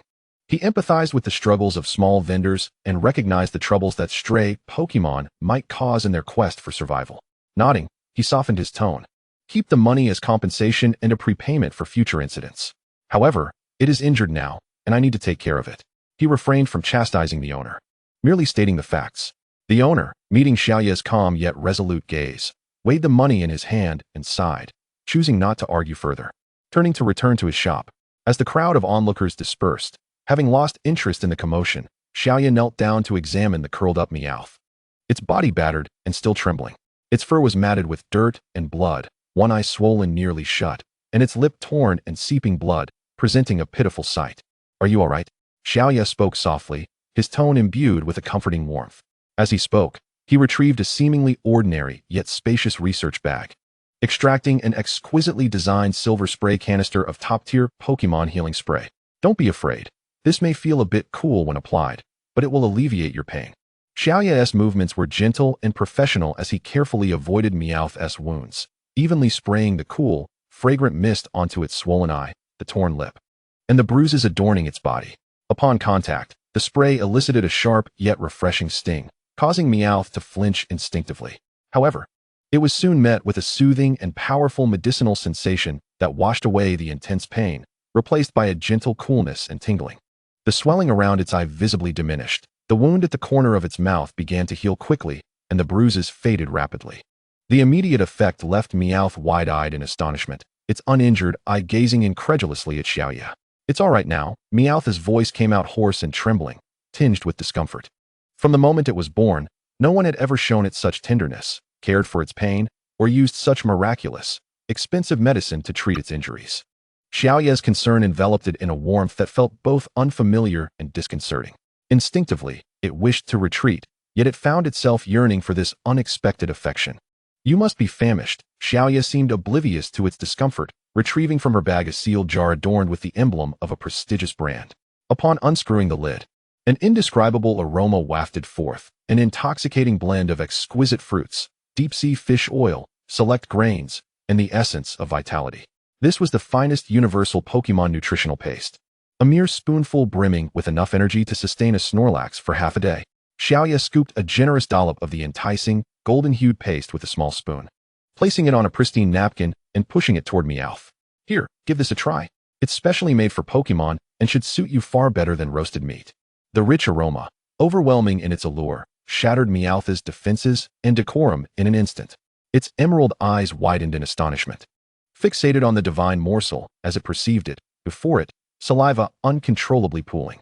"Is all of this really for me?" Meowth's voice trembled with disbelief, tears streaming forth like a cascade of pearls, wholly beyond its control.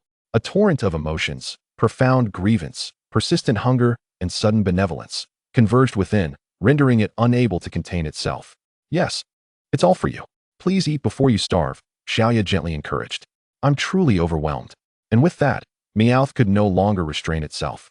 It let out a choked whimper and lunged toward the food, disregarding any semblance of human etiquette, voraciously devouring it. The top-quality nutritional paste melted in its mouth, a symphony of exquisite flavors conquering its palate in an instant. It devoured hastily, the golden paste smeared across its face, and in its fervor, much of it dripped from the corners of its mouth onto the ground. Yet in the next moment, a scene unfolded that tugged at Xiaoya's heart. Meowth abruptly halted its frantic eating, lowering its head in haste, extending its tongue to meticulously clean every drop and crumb of the fallen paste from the ground, savoring each morsel before resuming its feast. This action laid bare the deep-seated reverence and insecurity regarding food, ingrained from a life of wandering. As Meowth neared the end of its meal, although the jar still brimmed with plenty, Xiaoya refrained from offering more.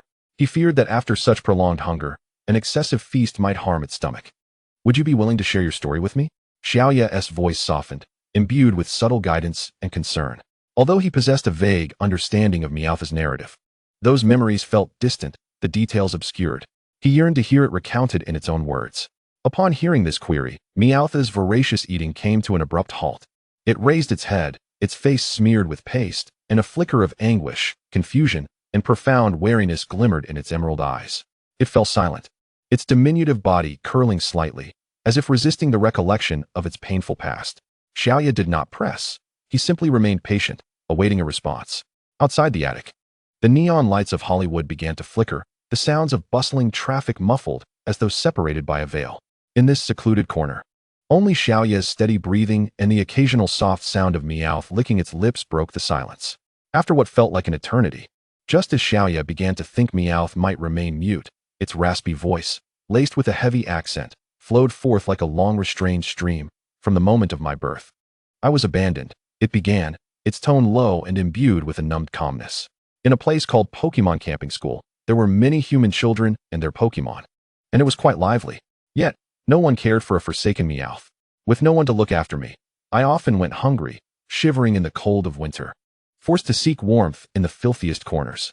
The trainers there were harsh. If they suspected I was stealing or merely found me bothersome, they would tie me to a tree with coarse ropes. I would hang there for ages, in pain and fear.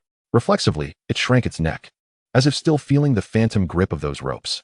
One day, I stealthily entered the room where they stored their belongings and saw a film titled The Meowth from there. At the mention of the film, a rare glimmer of light ignited in Meowth's eyes. In that film, the Meowth lived in a grand and beautiful house, dressed in fine garments, lounging on a soft cushion surrounded by humans who provided it with delicious food and companionship. It laughed joyously, and I thought, this must be paradise. Thus, I desperately escaped from the camping school, journeying for what felt like an eternity until I finally arrived in Hollywood. The light in its eyes dimmed swiftly, overtaken by a deeper bitterness. But this was far from paradise. I was merely regarded as a filthy stray cat, ignored by all, and when my belly growled, I was left with no choice but to steal, only to face the same fate as today, being chased and beaten. Eventually, I encountered a group of fellow Meowths. Its tone shifted, imbued with a complex sentiment, belonging mingled with resignation. Our leader was a formidable feline. She took me in, and the companions in our gang were all like me, homeless wanderers. Although we still had to steal and fight for food, at least I was no longer alone. The companionship felt wonderful. As it spoke, Meowth paused, an extraordinarily human expression of obsession and pain washing over its face. Until one day, I met Madonna, it continued, its voice softening with a near-dreamy longing. She was the most beautiful, most noble female Meowth I had ever seen. Her fur glimmered like moonlight. Her eyes sparkled like the rarest gems, and her graceful gait was something even humans would envy. I summoned my courage to confess my feelings to Madonna, telling her I would do anything for her. But then, her voice plummeted from the heavens to the depths of despair, filled with profound disappointment and confusion. She rejected me, saying she preferred wealthy humans, and that a filthy stray like me wasn't even worthy of licking her paws. The weight of this anguish made Meowth tremble once more, as it sniffed back tears, striving to keep them at bay, despite its face still smeared with nutritional paste. I don't understand. Why can't Meowth love Meowth? Why does she prefer humans? But I truly adore Madonna. Therefore, I resolved, I would transform myself to be like a human. I would learn to walk like a human, to speak like a human. I would become someone worthy of Madonna's regard. I would make her fall in love with me. Its voice crescendoed, filled with a desperate determination. From that day forward, I would sneak into the attic of the Hollywood Academy every day, using a small hole to learn how humans walked and spoke. It extended a paw, gazing at its somewhat misshapen joints from prolonged, forced upright walking, its tone laced with an imperceptible quaver of sorrow and deep exhaustion. But it's so hard, truly so hard. I've practiced for ages, yet I still can't walk steadily or speak properly. And since I began to learn human ways, its voice brimmed with profound disappointment and regret, I've discovered that I seem to have forgotten many things Meowth should know. I can no longer learn new moves. Even the treasure-gathering technique that our Meowth species can naturally master eludes me. I try again and again, swiping my paw, but nothing happens, only air. Its voice was fraught with despair. Now, I can only swipe my paw wildly, like a mad creature. It lowered its head, its petite shoulders slumping, enveloped in an overwhelming sense of failure and self-loathing. For the sake of an elusive, ethereal female Meowth, enamored with humanity, it sacrificed the most precious gifts and instincts inherent to a Pokémon, only to discover that it could not even perform the most fundamental of Meowth behaviors, let alone transform into a human. This obsession brought only a body riddled with scars and a deeper sense of confusion. Xiaoya listened quietly, his heart a tumult of emotions. The plight of this Meowth was far more vivid and heart-wrenching than he had anticipated. The relentless devotion to love, or perhaps a one-sided infatuation, that twisted its very essence and forsook its true self, bore a suffocating tragic hue. He gazed at the battered Meowth before him, its heart a tapestry of wounds, and a thought quietly took root within him. Chapter 12, Meowth 2. Xiaoya, I have now learned the language of humans and their manner of walking. I am certain I can win Madonna's favor. I have decided. I shall confess my feelings shortly, and you will witness the fruit of our love. How does that sound? Xiaoya's silence hung suspended in the sweltering air for a moment. He swallowed hard, ultimately managing to utter a single word. All right. His voice was low, akin to a stone cast into a deep pool. Observing Meowth's immediate exuberance, its tiny body bursting forth with joy, Xiaoya couldn't help but smile wryly. At this moment, dousing its enthusiasm with cold water would be futile. How could it heed such caution? It was determined to crash headlong into the wall of inevitable failure, and who could restrain a heart that had gambled everything? Yet, the weight of guilt still coiled around his breath like a vine.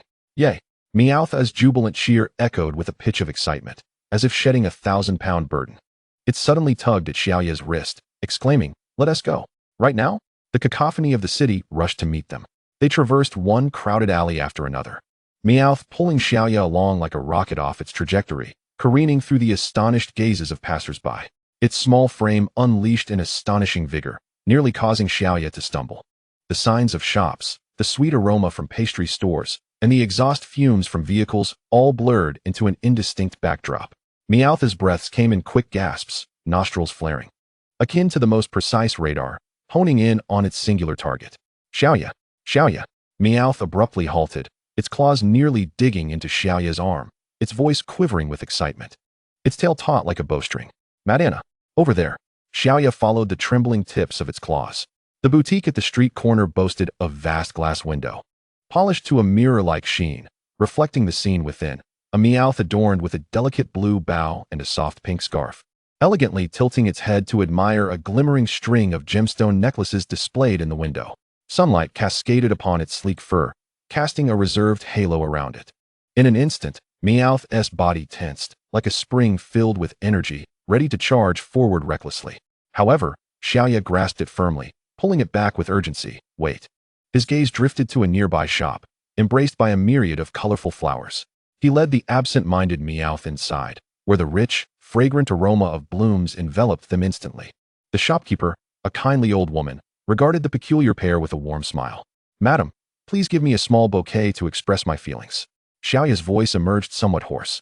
The old woman nodded in understanding, her nimble fingers weaving through the blossoms, soon presenting a bouquet. Several pink dianthus tenderly surrounded a blooming red rose, the edges adorned with delicate baby-s breath, resembling a cluster of gentle dawn light and stars. "Here, take it."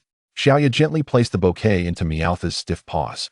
It seemed momentarily flustered by the sudden fragrance and softness, clumsily grasping the flower stems. Xiaoya bent down again, his fingertips tenderly smoothing the disheveled fur that had been ruffled by their sprint, meticulously untangling the few matted tufts along its neck and spine. Thank you, Xiaoya." Meowth's voice trembled with emotion, glancing down at the vibrant bouquet in its grasp, then back up at Xiaoya, its eyes shimmering with unshed tears, reflecting the flowers and an almost tragic resolve. "I will not disappoint your expectations."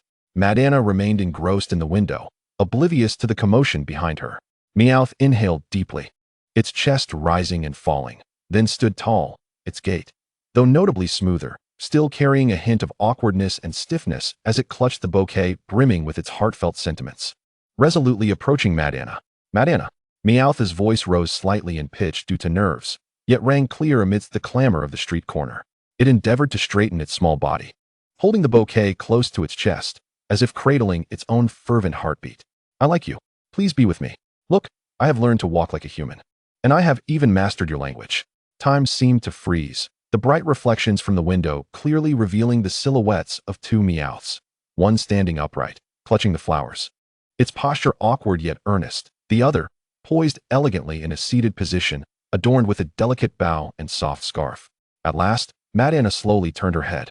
Her beautiful feline eyes, imbued with a detached curiosity, first scanned Meowth's upright hind legs, then glided over its trembling, flower-holding paws, ultimately settling on its mouth, slightly parted, uttering human words. After a brief silence, Madana's petite nose seemed to wrinkle almost imperceptibly, her pink lips parting to deliver words that were clear and cold, like a needle sharpened by ice. "No." She paused, her gaze revealing unabashed disdain that poured over Meowth like frigid water, condemning the talking Meowth as utterly repugnant. What? Meowth felt as if struck by an invisible hammer, its body swaying violently, the bouquet nearly slipping from its grasp. It staggered back a step, its pupils dilating in shock. The flame of hope within extinguished in an instant, leaving only a void of silence. "But why? I have done so much for you." Its voice shattered, each word punctuated by a tremor, painfully forcing its way from the depths of its throat, ultimately fading into the chaos of the marketplace. Madana did not spare a single glance. She gracefully turned away, the exquisite pink scarf trailing behind her, drawing a cold arc through the air as she strode away with impeccable elegance, vanishing into a narrow alley beside the boutique. Like a wisp of expensive perfume carried off by the wind. Even if you don't like me, there's no need to say something so cruel. Xiaoya's voice brimmed with suppressed anger, rumbling like distant thunder. He watched the alley where Madana had disappeared, brow furrowed, his gaze sharp. Yet, his words hung lonely in the noisy air, unacknowledged. Xiaoya immediately shifted his focus, desperately scanning for Meowth, only to find the abandoned bouquet, its petals scattered upon the ground. Trampled into the dust by hurried passers-by, his heart plummeted, and he sprinted in the direction he believed Meowth had fled.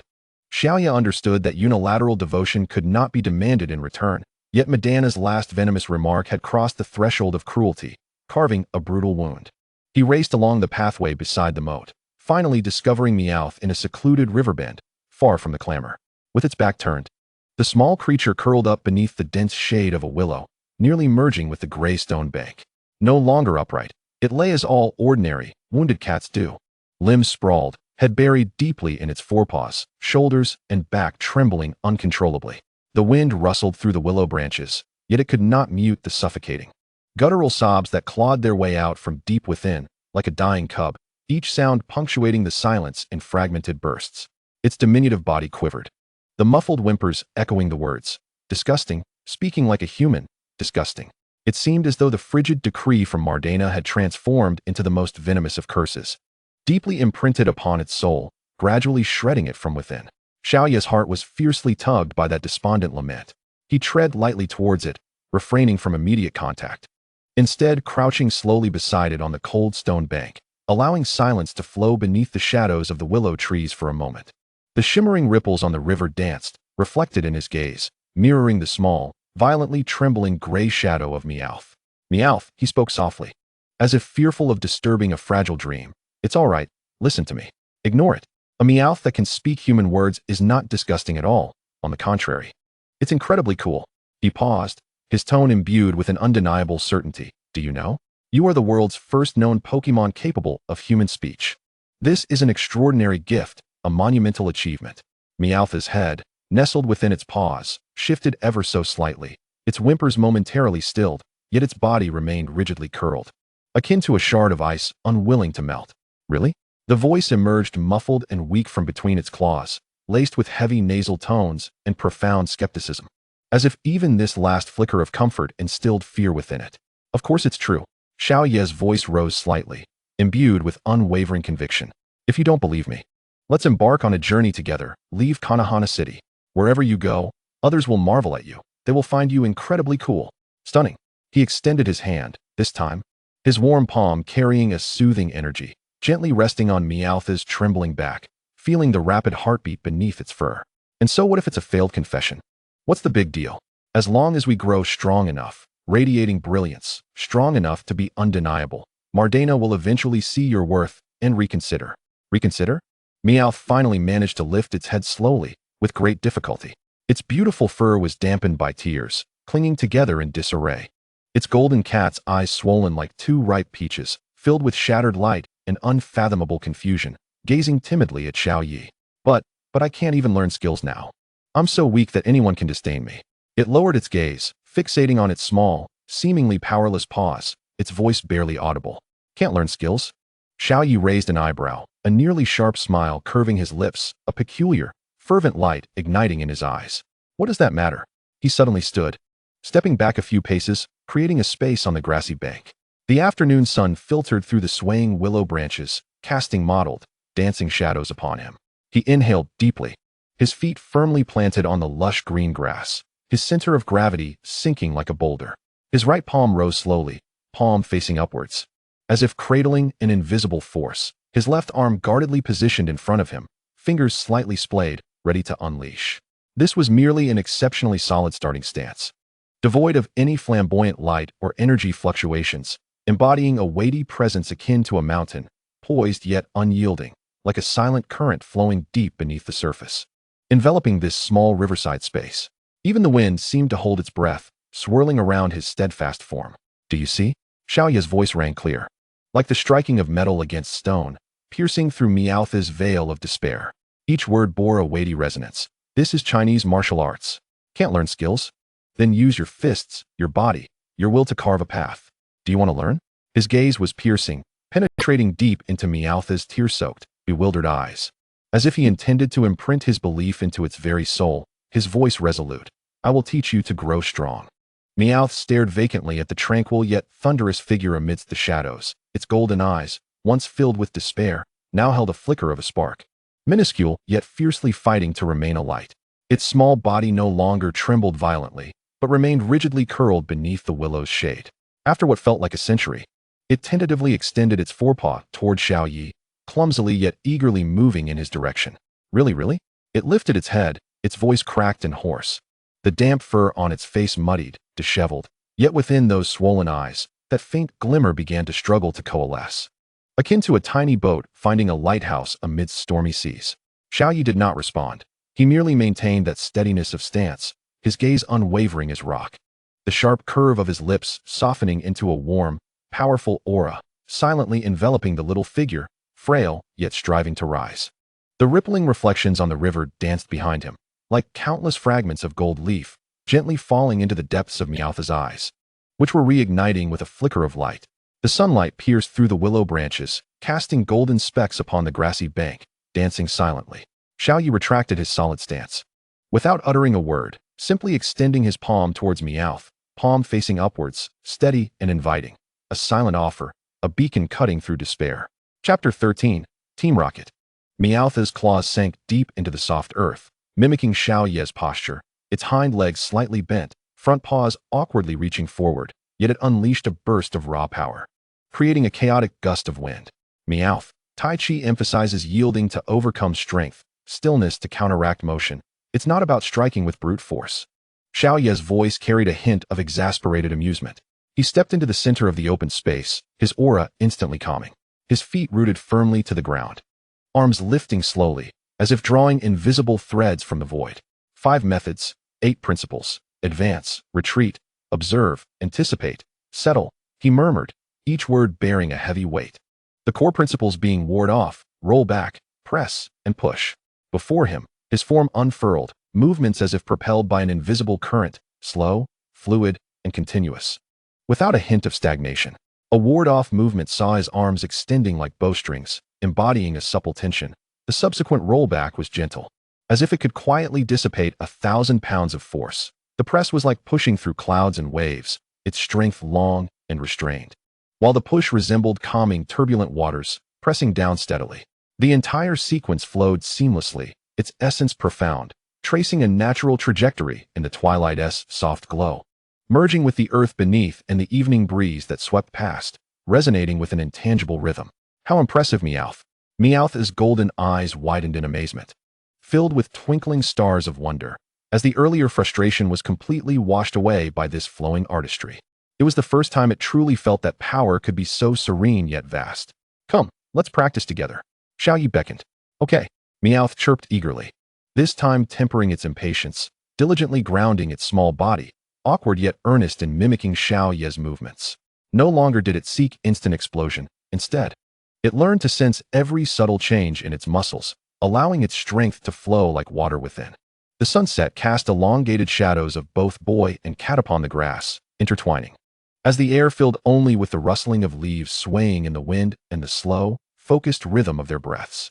As dusk painted the sky in shades of gray-blue, akin to spilled ink, Xiaoyi and Meowth finally paused, sitting side by side on a flat stone by the riverbank, sweat soaking their fur and garments, yet feeling a refreshing fatigue. Meowth, after your recent training, how do you feel? Xiaoyi inquired, tilting his head, a strange epiphany flickering through his mind.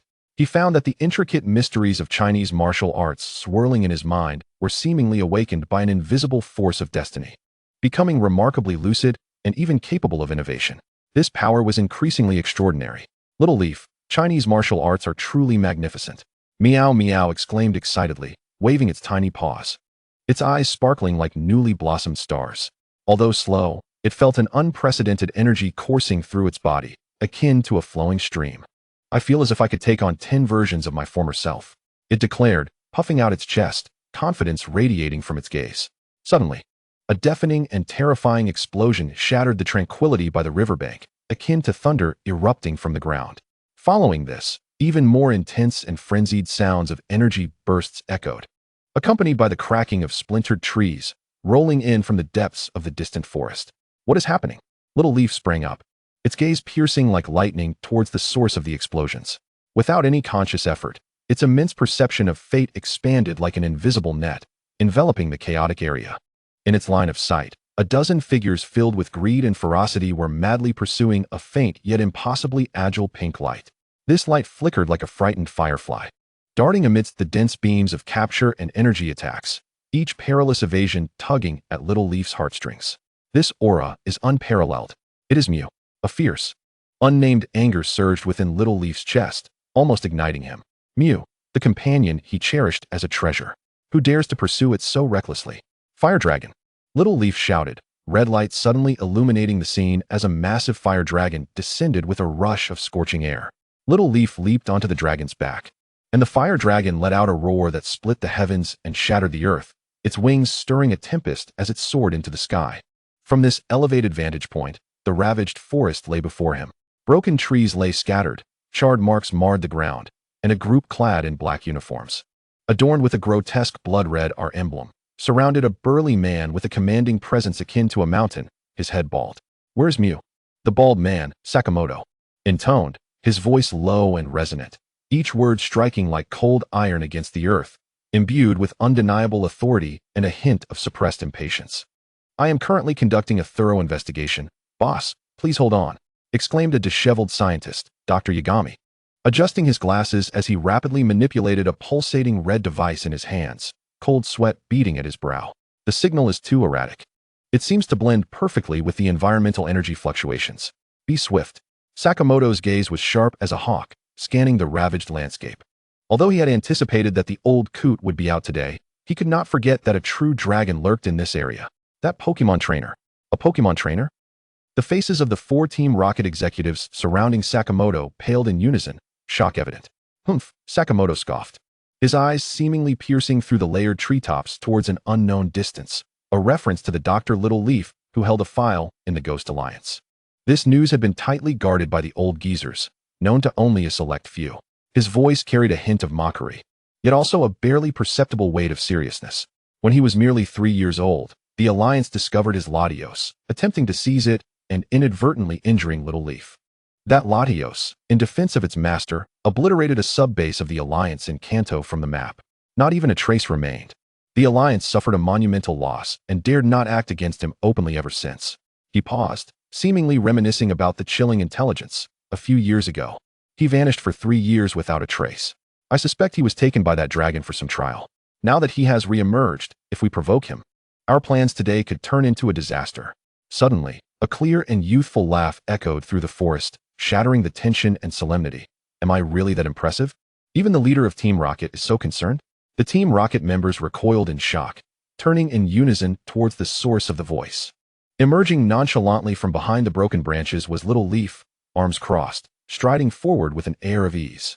Cradled in his arms, curled up and exuding a soft pink glow, was the elusive Mew, the very Pokémon that had caused Team Rocket such frustration. Its tiny paws grasped at Little Leaf's clothing, and its pink tail gently swayed, even playfully nuzzling against Little Leaf's chin, emitting a delicate sound akin to stardust colliding, as if it had found the safest haven. All fears dissipating. Dr. Little Leaf? Sakamoto's pupils suddenly constricted, his facial muscles twitching slightly, the mountain-like composure he once held beginning to show cracks, disbelief saturating his voice. It seems Mew has already been claimed by you? Boss Sakamoto. Little Leaf halted his steps, his calm gaze locking onto the ruler of the underground world in Kanto. A knowing smile gracing his lips. With such a formidable entourage, making such a commotion here in the mountains behind New Town, it is indeed from you that you have come. He gently stroked Mew's smooth fur. Sakamoto inhaled deeply. Years of being a cunning leader allowing him to swiftly suppress his shock, a nearly formulaic smile returning to his face. Since Mew is now claimed, we at Team Rocket certainly respect the rules. We apologize for the disturbance today. We shall take our leave. He decisively waved his hand, signaling his subordinates to withdraw. The 4 executives and Dr. Yagami felt as if they had been granted a reprieve, eager to turn away. Did I grant you permission to leave? Little Leaf's voice was not raised, carrying a youthful clarity. Yet those 5 softly spoken words bore the chilling weight of ancient ice, freezing every step in its tracks. An indescribable, primal fear gripped the hearts of every Team Rocket member, akin to a frigid serpent suddenly coiling around them. A roar erupted, reminiscent of a primordial dragon's cry, tearing through the heavens. The sky darkened, thick clouds spiraling violently, forming a massive black vortex.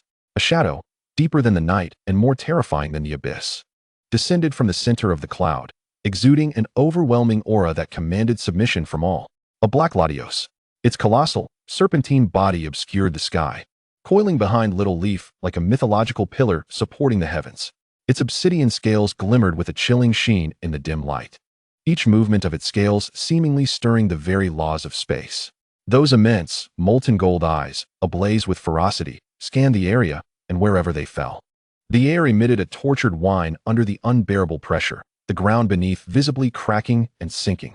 The 4 executives felt as if an immense mountain bore down upon them, their knees trembling uncontrollably, teeth chattering, even breathing transforming into a torturous luxury.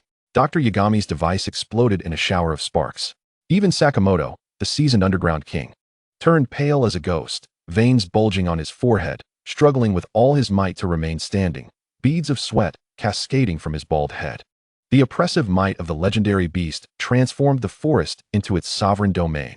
In the presence of this absolute power, transcending the realm of mortals, all ambitions, schemes, and the fearsome reputation of Team Rocket appeared as insignificant as mere dust. Little Leaf stood quietly, the world-ending dragon swirling behind him, cradling the gentle Pokémon in his arms. He slightly tilted his head, his gaze surpassing the astonished Sakamoto, directed towards the tumultuous sky, stirred by Latios. The wind tousled his hair, also ruffling the newly grown, more supple fur at the nape of Meow Meow's neck, cultivated through their recent Taiji practice. Meow stood at the feet of Xiaoya, its diminutive form erect and poised, while its golden eyes mirrored the cataclysmic shadow of the Black Rayquaza, as well as the serene yet unyielding profile of Xiaoya, akin to an immovable mountain. Chapter 14. Team Rocket 2. The forest lay in a deathly silence, reminiscent of a graveyard. Roar. The world-ending roar of the Black Rayquaza reverberated deep within their ears, its oppressive presence akin to an avalanche of colossal icebergs crashing down. The 4 commanders of Team Rocket, alongside the nefarious Dr. Yu, were pallid, their knees trembling as if incessantly pounded by an invisible hammer, on the verge of collapsing. The air was thick and viscous, each breath accompanied by searing pain as if their lungs were tearing apart. Buzz. Roar. Whoosh. At this critical moment, beams of vibrant light erupted suddenly. The fiery Heatran beside Apollo surged forth, enveloped in a molten heat, its crimson skin glistening with a lava-like sheen. Lance's Crobat emerged like a specter ripping through the night, its wings cutting through the air with a chilling shriek. Ramda's Venusaur released a dense cloud of paralysis powder, attempting to momentarily shield against the terrifying pressure. And Athena's Gardevoir clasped her hands, straining to maintain a psychic barrier that struggled to uphold a trembling, distorted space. Dr. Yu's Magneton rotated vigorously, unleashing a chaotic electromagnetic field. A congregation of elite Pokémon. As they appeared, they exuded an overwhelming aura, akin to birds desperately trying to protect their nests amidst a tempest, exerting every ounce of strength to combat the absolute oppression from a higher plane of existence. Their bodies quaked under the pressure, their eyes glimmering with terror and defiance, staunchly positioning themselves before their trainers, refusing to yield. However, amidst the dazzling struggle of these elite Pokémon, a piercing glare sharp enough to penetrate the soul captivated Xiaoya's attention. Buzz. The Pokeball at Sakamoto's waist sprang open autonomously, and a blur that transcended the limits of visual perception shot forth.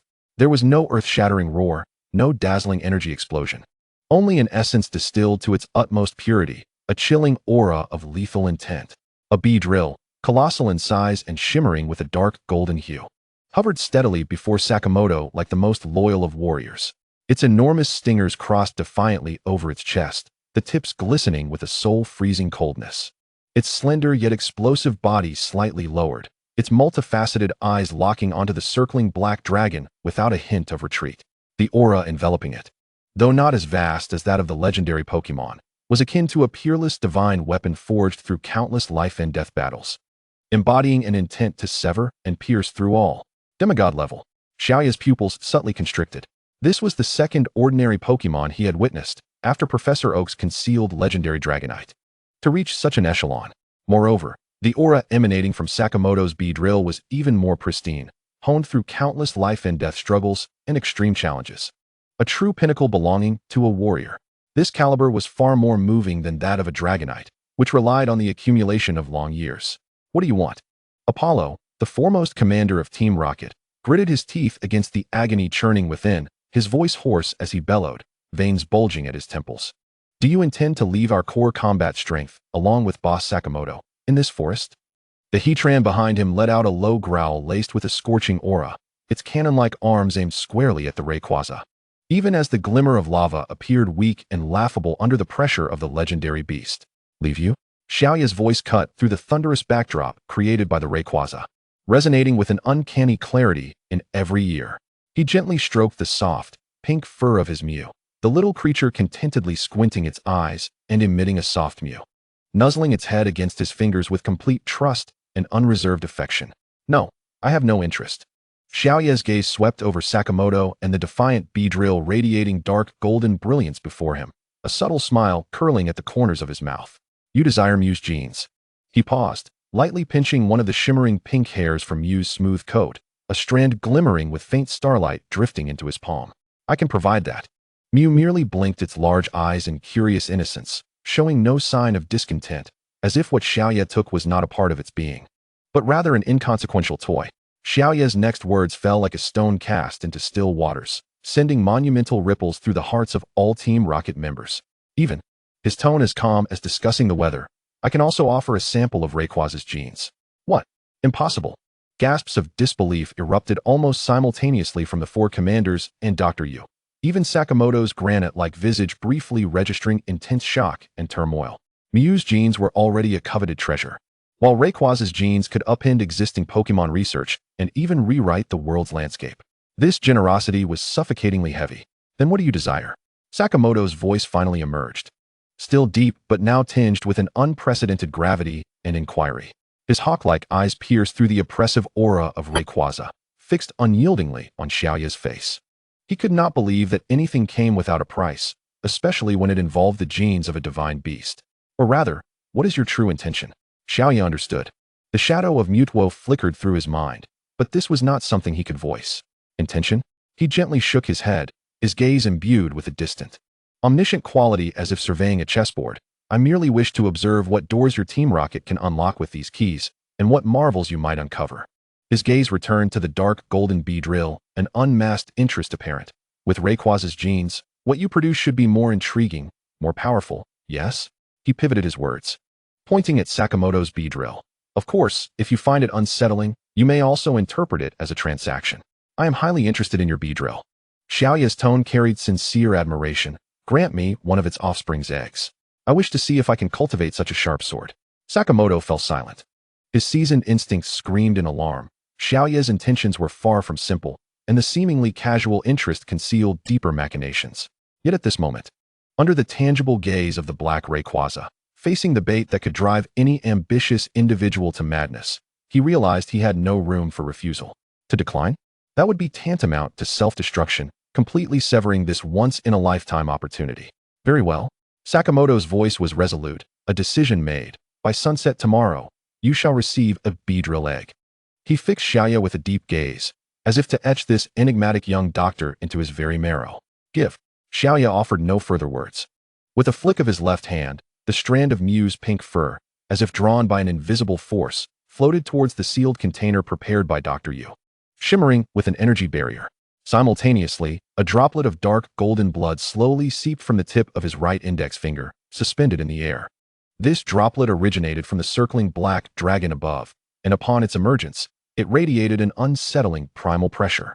Yet, at the moment this droplet was extracted by Xiaoya's fingertip, a faint, nearly imperceptible golden glow seamlessly blended with it, a manifestation of Xiaoya's own fortune and life essence. Dr. Yu gingerly caught this droplet, imbued with the dual essence of destruction and creation, using specially designed energy tweezers, meticulously sealing it within another more robust container, adorned with intricate circuitry. The surface of the container suddenly glimmered with a blinding crimson light, emitting a sharp alarm of energy overload, as if it were on the verge of exploding. Sakaki grasped the two invaluable containers, their touch cold and heavy. Even with his ironclad resolve, his hands trembled slightly at this moment.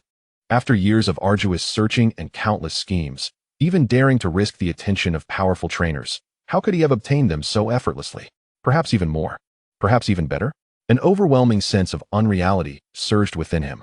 Just then, Xiao Ye's voice interrupted his tumultuous thoughts. He opened his palm to reveal a candy. The size of a longan, perfectly round and radiating a gentle red glow. The crimson light was not harsh. Rather, it seemed to possess a life of its own, slowly swirling, containing an indescribable, intoxicating allure. The moment Sakaki's gaze met the red orb, his heart began to race uncontrollably, as if his very instincts were screaming, "Acquire it. Let Beedrill consume it. This is a little gift for you," Xiao Yi said, extending the red candy towards Sakaki in a nonchalant tone. "Perhaps it will allow your Beedrill to take another step forward on its current path. Believe it or not." Driven by instinct, Sakaki took the red candy without hesitation. It felt warm in his hand, as though he were cradling a miniature sun, a strange warmth coursing through his arm, even dispelling some of the terrifying pressure exerted by Rayquaza. He instantly comprehended Xiao Ye's underlying implication. If he truly wished to cause harm, why go to such lengths? In the face of absolute power, any conspiracy would appear ludicrous. Beedrill. Without any hesitation, Sakaki offered the red candy to his most loyal companion. The dark golden Beedrill's multifaceted eyes sparkled as it seized the red candy with its sharp mandibles, consuming it whole. Silence ensued. All eyes were fixed on Beedrill. 1 second, 2 seconds, 5 seconds. Suddenly, buzz. A force far more ferocious and sharper than before erupted from Beedrill's seemingly slender body, as if it aimed to cleave through space itself. Its dark golden exoskeleton was instantly enveloped in a blinding, liquid gold-like energy radiance. The 4 transparent wings behind it trembled with unprecedented frequency, emitting a high-pitched, ear-splitting shriek. The air shimmered with visible, distorted ripples. Boom! A pillar of pure, razor-sharp, dark golden light surged skyward from Beedrill without warning. The light pierced through the swirling dark clouds that Rayquaza had stirred, tearing a massive hole in the dim sky. A new, overwhelming pressure that transcended that of demigods, truly belonging to the realm of divine beasts, surged forth like a flood breaching its banks, sweeping across the surroundings. Thud. The nearest members of Team Rocket, along with their Pokémon, were struck by this invisible battering ram of divine might, screaming as they were unceremoniously hurled away, tumbling helplessly to the ground, unable to muster the strength to rise. Even Dr. Yu fell unconscious, his eyes rolled back. The entire forest trembled violently. Countless broken branches and leaves whisked high into the air by the ferocious winds. Yet Sakaki, after a momentary stagger, stood firm in place, bolstered by his iron will and unconditional trust in his partner. He widened his eyes, his pupils reflecting the image of his partner, enveloped in dark golden light, undergoing a sacred transformation. The usually stoic expression on his face twitched uncontrollably with sheer exhilaration. The light continued for a few heartbeats before abruptly collapsing inward, vanishing entirely into Beedrill's body. The wind stilled, the clouds dispersed. The dark golden Beedrill hovered quietly in place, its form seemingly unchanged. Yet its aura underwent a profound metamorphosis. The dark golden exoskeleton shimmered with an inner divine radiance, and at the intersection of its stingers, a point of concentrated dark golden sharpness seemed capable of piercing through all illusions. It turned its head slightly, its multifaceted eyes meeting Sakaki's gaze, which held not only absolute loyalty, but also a newfound indifference and depth, as if looking down upon the mundane. God tier. Sakaki's voice trembled uncontrollably, an immense joy crashing over him like a tsunami. He opened his mouth, as if to say something, but it transformed into a resounding, exuberant laugh that echoed through the forest. Ha! Good. Wonderful. His laughter was filled with the ecstasy of survival against all odds and unparalleled pride. He abruptly turned to Xiao Yi, the ruler of the underground world, and without hesitation, deeply bowed, almost at a 90-degree angle, to this boy who could be his son. His voice imbued with unprecedented solemnity and gratitude. Thank you, Dr. Xiao Yi. This gratitude came from the depths of his heart. The breakthrough of Beedrill was 1,000 times more significant to him than obtaining the genes of Mew and Rayquaza combined. All right. Xiao Yi calmly accepted the gesture, his face devoid of much pride. I am not doing this for free. Remember your promise. Tomorrow, I want to see the egg. He said no more, gently patting Rayquaza's cold, massive body. Roar. Rayquaza emitted a low, rumbling cry, its massive serpentine form soaring upward, stirring up a violent tempest. Xiaoyi cradled Mew, nimbly leaping onto the dragon's back. The dark silhouette of the dragon tore through the sky like a streak of black lightning, vanishing into the distant horizon, leaving behind a forest in disarray and a group of Team Rocket members still in shock, as if they had transcended time. Sakaki slowly straightened, gazing at the direction Xiao Yi had disappeared, his expression a complex blend of wariness, gratitude, and a profound awe of the unknown. He took a deep breath, suppressing the tumult within, his voice returning to its usual hardness and authority, yet carrying an undeniable weight that resonated through the crowd. Relay the order from this day forth. Dr. Xiao Yi is the most esteemed guest of Team Rocket. This decree is to be communicated to all executives and members. Honor him as you would honor me. Those who defy this order shall face death. The wind swept through the forest, carrying the scent of charred remnants. Sakaki's gaze finally settled back on Beedrill, which now radiated an aura entirely distinct, akin to a divine sword unsheathed, filling his chest with joy and pride. For him, the evolution of his partner was the perfect punctuation to this chaotic day and the most formidable cornerstone for the journey ahead. Meowth clung tightly to Xiaoya's clothing, its small body trembling slightly in the fierce winds of flight, not out of fear, but from the profound shock of the earlier spectacle. Its golden eyes reflected the minuscule figure of Sakaki below, alongside the Beedrill that had achieved a leap in life, now exuding a brand new divine might. It became clear that strength was not predestined. It was evident that even the most insignificant life could, through will and serendipity, touch the unreachable realm of the divine. The scorn that had once cast it into despair now felt as fragile as dust in the wind before the true brilliance of power. Xiaoya's hand gently rested on its head, the warmth radiating through. Meowth looked up, meeting the calm yet profound gaze of its trainer, which seemed to harbor the vastness of the stars and oceans, reflecting its own small yet igniting figure, now ablaze with newfound purpose. The wind howled in its ears. The world beneath it rushed by in a blur. Within its diminutive form, a seed named infinite potential began to sprout. Having witnessed the miracle of the mundane ascending to the divine, nurtured by the warmth emanating from the boy's palm, defiantly reaching upward against the fierce winds of the heavens. Chapter 1. The New Trainer, the Journey Begins.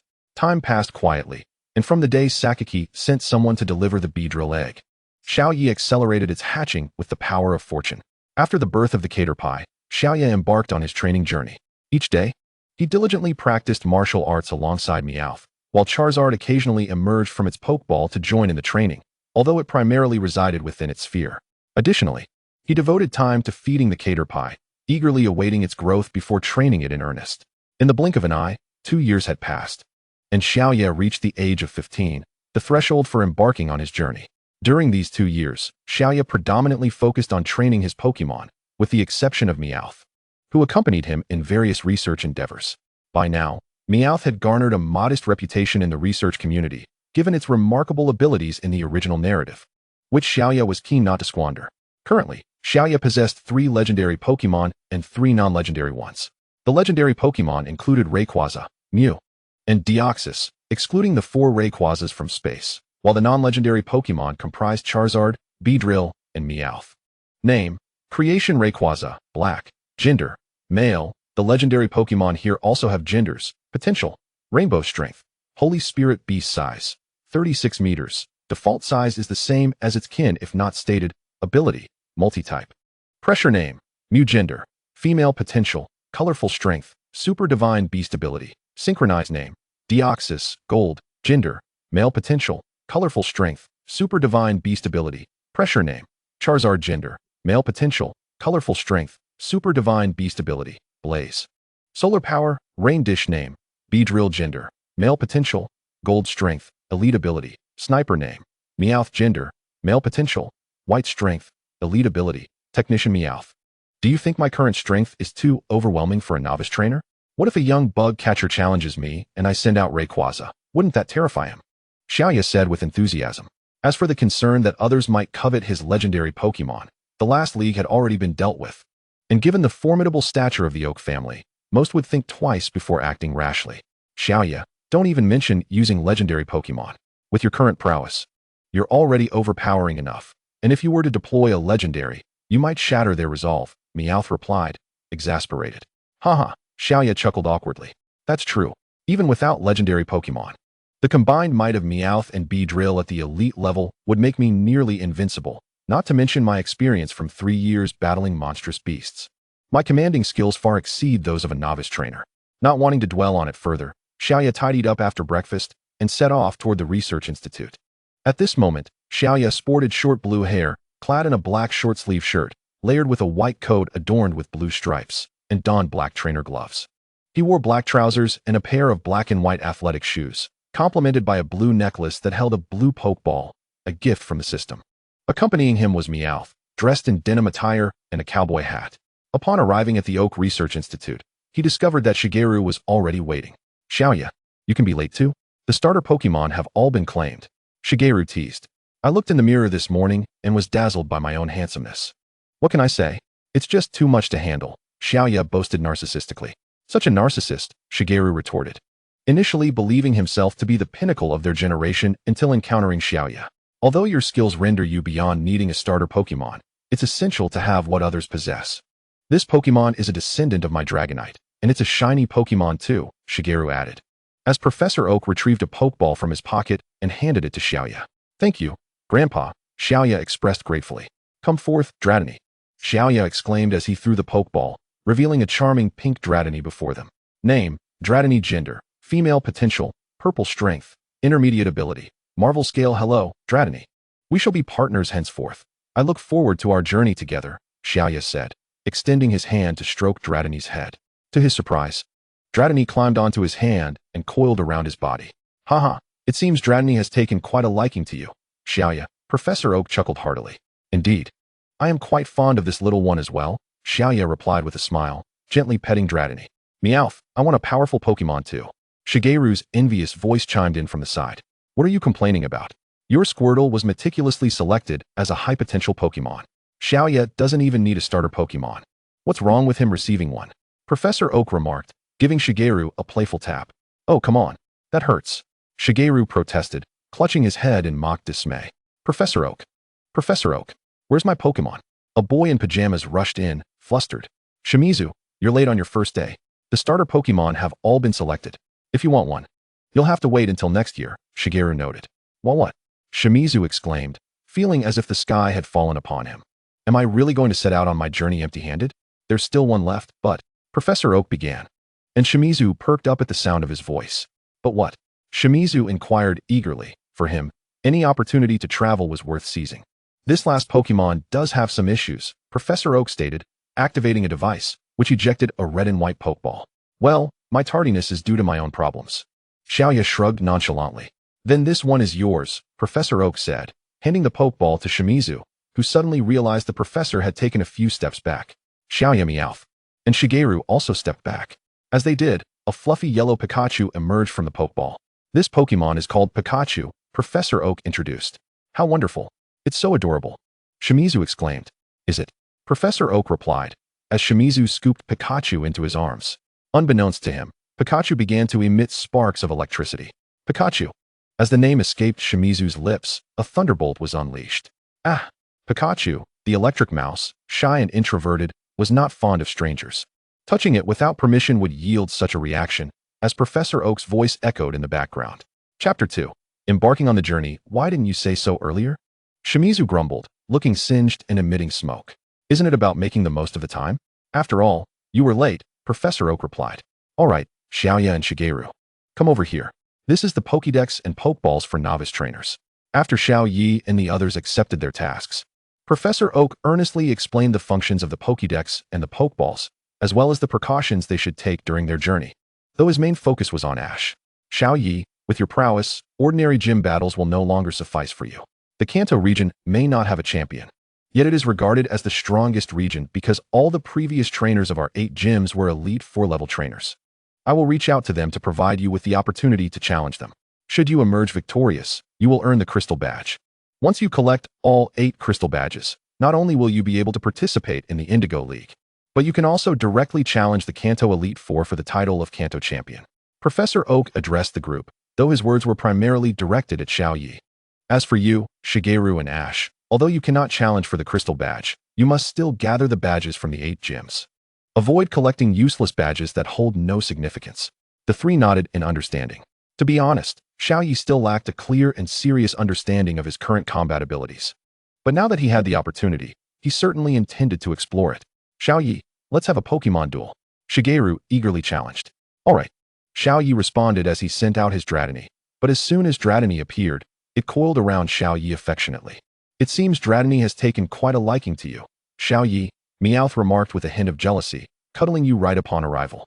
All right, Dratini. We have a battle to prepare for. Let us make our first match a splendid one, Xiaoyi encouraged. Dratini chirped twice in agreement before reluctantly detaching itself from Xiaoyi. Xiaoyi, I want to battle you too. Ash's enthusiastic voice chimed in. Ash, you should wait until Pikachu recognizes you before you challenge me, Xiaoyi replied with exasperation. Your Pokemon doesn't even listen to you yet. And you want to command a battle? Indeed, reckless Ash. Wait until Pikachu acknowledges you before you come back, Shigeru teased. Darn it, you arrogant Shigeru. I will surely earn Pikachu's approval, right Pikachu? Ash retorted, initially finding Xiaoyi's words reasonable, but Shigeru's taunts incited him to prove himself. Only to be met with another thunderbolt from Pikachu. Ha ha ha, truly a reckless one. Shigeru laughed. I have no time to waste on you. I shall commence my first battle now. Squirtle, you're up. Squirtle immediately leaped into Shigeru's arms, evidently comfortable in his company. I'm counting on you, Squirtle. This is our inaugural battle, so let us give it our all, Shigeru urged. Squirtle. Squirtle confidently patted its chest in assurance. I shall serve as the referee for this match, Professor Oak announced as he stepped forward. Now, it is Shigeru from Pallet Town against Xiaoyi, also from Pallet Town. Each trainer will use one Pokemon. The first to lose their Pokemon's fighting capability will be deemed the loser. Let the match begin. Shigeru initiated the battle with Squirtle using Water Gun. Deflect it with Dragon Tail. Xiaoyi commanded calmly. The purple energy coalesced at Dratini's tail, swiftly dispersing the incoming water gun. In a seamless motion, yellow electric currents gathered within Dratini's mouth. Before Shigeru and Squirtle could react, the thunder wave struck Squirtle with astonishing speed. Now Dratini, use Slam. Squirtle dodge. Both Xiaoyi and Shigeru shouted simultaneously. However, due to the paralysis inflicted by thunder wave, Squirtle was unable to evade the attack. Dratini swiftly approached Squirtle, entangling it with its tail and slamming it to the ground repeatedly. Dratini finally concluded the battle with Bind, tightening its grip until Squirtle was rendered unconscious, its eyes spiraling. Squirtle, are you alright? Shigeru rushed to check on Squirtle's condition, disbelief evident in his expression. How could this be? It didn't even have a chance to fight back. Shigeru exclaimed, cradling Squirtle in disbelief. I've had Pokemon for quite some time and engaged in numerous battles. How could you expect to go toe-to-toe with me right from the start? Xiaoyi remarked while patting Dratini, feeling somewhat unsatisfied despite his victory. I want to accept this. I will defeat you at the Indigo League, Shigeru declared defiantly. I look forward to it, Xiaoyi replied, recalling Dratini into its Pokeball. After Professor Oak restored Squirtle's condition, the three friends prepared to leave the lab together. Goodbye, Grandpa. Goodbye, Professor Oak. Their voices resonated in unison. They've all grown up. Professor Oak pondered as he observed their retreating figures. Yay, let us do our best. The trio reached the entrance of the lab, only to be greeted by a crowd holding banners and making a ruckus. Mom, Ash gasped in surprise. You were late on your first day, which is unfortunate, but since we are parting, I prepared some travel gear for you, Ash's mother, Hanako, said as she handed him a backpack. Honestly, you always leave me worried until the very last moment. This is your backpack, Xiaoyi. Inside are some clothes you often wear, along with some research tools and Pokemon food. Do your best on your upcoming journey, she said, wrapping Xiaoyi in a warm embrace. Thank you, Hanako.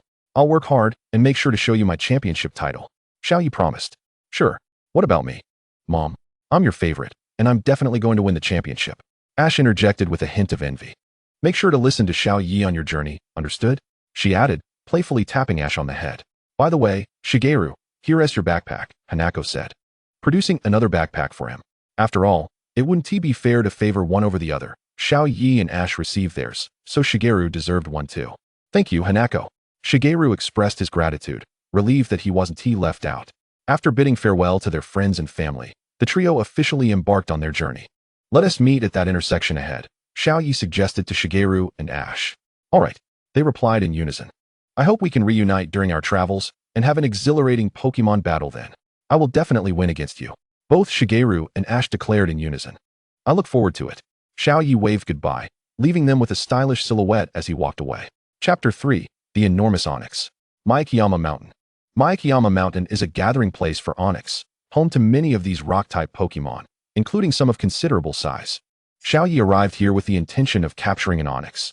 Coincidentally, there is a particular onyx in the original story that would be perfect for Xiaoyi, the one captured by the elite 4-member Shiba, which is twice the size of a regular onyx.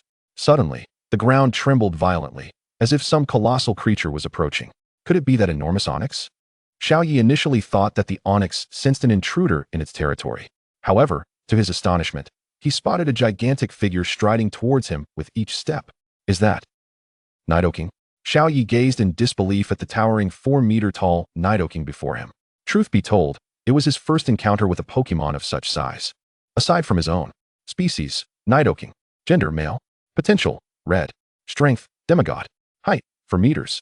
Characteristics, poison point, forceful. Xiaoya, the vigilant Meowth, swallowed hard as it beheld the imposing Nidoking before it, promptly shielding Xiaoya behind itself. It's all right. I can sense no malice from it, Xiaoya reassured the wary Meowth. Roar. As anticipated, Nidoking halted a few meters away from Xiaoya, producing a piece of paper from seemingly nowhere and extending it toward Xiaoya, while gesturing animatedly with its other hand. The Meowth, sensing the urgency, hurried over to take the note, fearing that Xiaoya might inadvertently deliver a punch that could incapacitate the Nidoking. Taking the note, Xiaoya read, "Esteemed host, this is a small gift prepared for you by the system baby. Congratulations on officially beginning your journey today. You will receive a small gift upon reaching each new area. Farewell." Truly, Xiaoya was at a loss for words. This wretched system had unceremoniously transported him here while he slept, abandoning him in the wilderness. Had it not been for Professor Oak's timely intervention, he shuddered to think of what might have transpired. Upon finishing the note, Nidoking abruptly shoved Meowth aside and approached Xiaoya. "You haven't been waiting long for me, have you?" Xiaoya inquired of Nidoking. Roar. "Not at all. I have been in slumber until today, and upon awakening, I sensed your presence, master, prompting my swift arrival," Meowth translated faithfully. Roar. "I see." Xiaoya was about to say more when a thunderous roar interrupted him. A colossal onyx, measuring approximately 20 meters in length, emerged before Xiaoya. Name, gigantic onyx. Gender, male. Qualification, red. Strength, pseudo-quasi-champion size, 20 meters. Ability, hard head roar. The enormous onyx roared again, attempting to frighten Xiaoya and his companions away. It had been resting when it felt the vibrations caused by Nidoking, mistakenly believing that a formidable Pokémon sought to usurp its territory. Upon discovering a human trainer instead, it assumed Xiaoya was the source of the disturbance, intent on capturing it. However, it harbored no desire to battle a human trainer, having fended off countless challengers since claiming its dominion. The prospect of injury deterred it. After all, every confrontation left it vulnerable to the taunts of lesser onyxes. Thus, it aimed to intimidate Xiaoya, a tactic that had proven effective against many trainers. Yet, for reasons unknown, it seemed ineffective against Xiaoya, despite harboring a peculiar fondness for him and an unwillingness to see him depart. It must be drawn here by Nidoking's vibrations, Xiaoya deduced, unaware of the tumultuous thoughts swirling within the giant onyx. All he knew was that his target had arrived. "Nidoking, I entrust this battle to you. Show me your strength," Xiaoya declared. Roar. Nidoking confidently pounded its chest and advanced toward the gigantic onyx. Ice punch. Nidoking summoned a rush of cold energy around its fist and struck the enormous onyx, which, due to its size, could not evade the attack. With a pained cry, the onyx was sent hurtling away. After regaining its footing, the gigantic onyx shook its head, determined not to succumb easily. Its identity as the mountain's sovereign forbade it from falling so readily. Its tail glimmered with white light as it executed a steel tail strike aimed at Nidoking. To its astonishment, Nidoking effortlessly caught the onyx's powerful tail with both hands. With a swift motion, Nidoking executed a shoulder throw, slamming the gigantic onyx repeatedly into the ground before finally launching it away with a flourish. However, this left Xiaoya and Meowth in a frantic scramble, as the sheer mass and weight of the onyx posed a grave threat. Should they be struck, survival would be uncertain. "Nidoking, that's enough," Xiaoya shouted, gasping for breath as he caught up to his companion. Roar. Nidoking, abashed, scratched its head in response. The fallen gigantic onyx shook its head to regain composure, then coiled its tail around a boulder, launching it at Nidoking. Undeterred, Nidoking methodically shattered the boulder with powerful punches. Seeing its projectiles obliterated, the defiant onyx unleashed rock blades, sending a barrage of sharp stones toward Nidoking. Each stone met a similar fate as Nidoking dismantled them, before charging toward the gigantic onyx, its horn glowing with radiant light. Poised for a super horn attack, Nidoking dashed beside the gigantic onyx, driving its horn forcefully into the onyx's body. Roar! The gigantic onyx let out a woeful cry, its eyes swirling as it succumbed to unconsciousness. Yet, Xiaoya refrained from tossing a pokeball to capture it. Instead, he harnessed his aura to heal the fallen creature. Revived by his treatment, the gigantic onyx quickly regained consciousness. What do you say, Onyx? Would you like to join me? Remaining here, you'll merely be a mountain king, while I aspire to become a Pokémon master. Together, we shall rise to become the strongest. Roar! The gigantic onyx nodded eagerly, not needing to deliberate, for it had already conceded defeat and felt an inexplicable bond with Xiaoya. Seeing the onyx acquiesce, Xiaoya wasted no time. He retrieved a luxury ball from his belt and gently tapped it against the gigantic onyx, drawing it inside. The pokeball flashed symbolically before confirming the capture. Immediately, Xiaoya released the onyx once more, along with his Dratini. The colossal onyx landed with a thud, creating a long trench in the ground, while Dratini clung to Xiaoya as it emerged. From his pocket, Xiaoya produced candies for the gigantic onyx, Dratini, and Nidoking. After consuming the treats, the gigantic onyx not only advanced to a golden qualification but also grew several meters in size, gaining an additional ability, Shattered Armor. When receiving physical damage, defense decreases but speed increases. Dratini also evolved to a golden qualification, though no further changes occurred. Nidoking, meanwhile, appeared unaffected, likely already having reached its peak potential as a product of the system. Chapter 4, Misty. Route 1.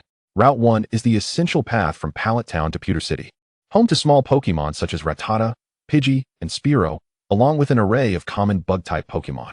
Among them, Rattata is notorious for pilfering trainers' backpacks, much to their dismay. At this moment, Xiaoya had discovered a small river bordering Route 1, intending to fish for a suitable water-type Pokémon.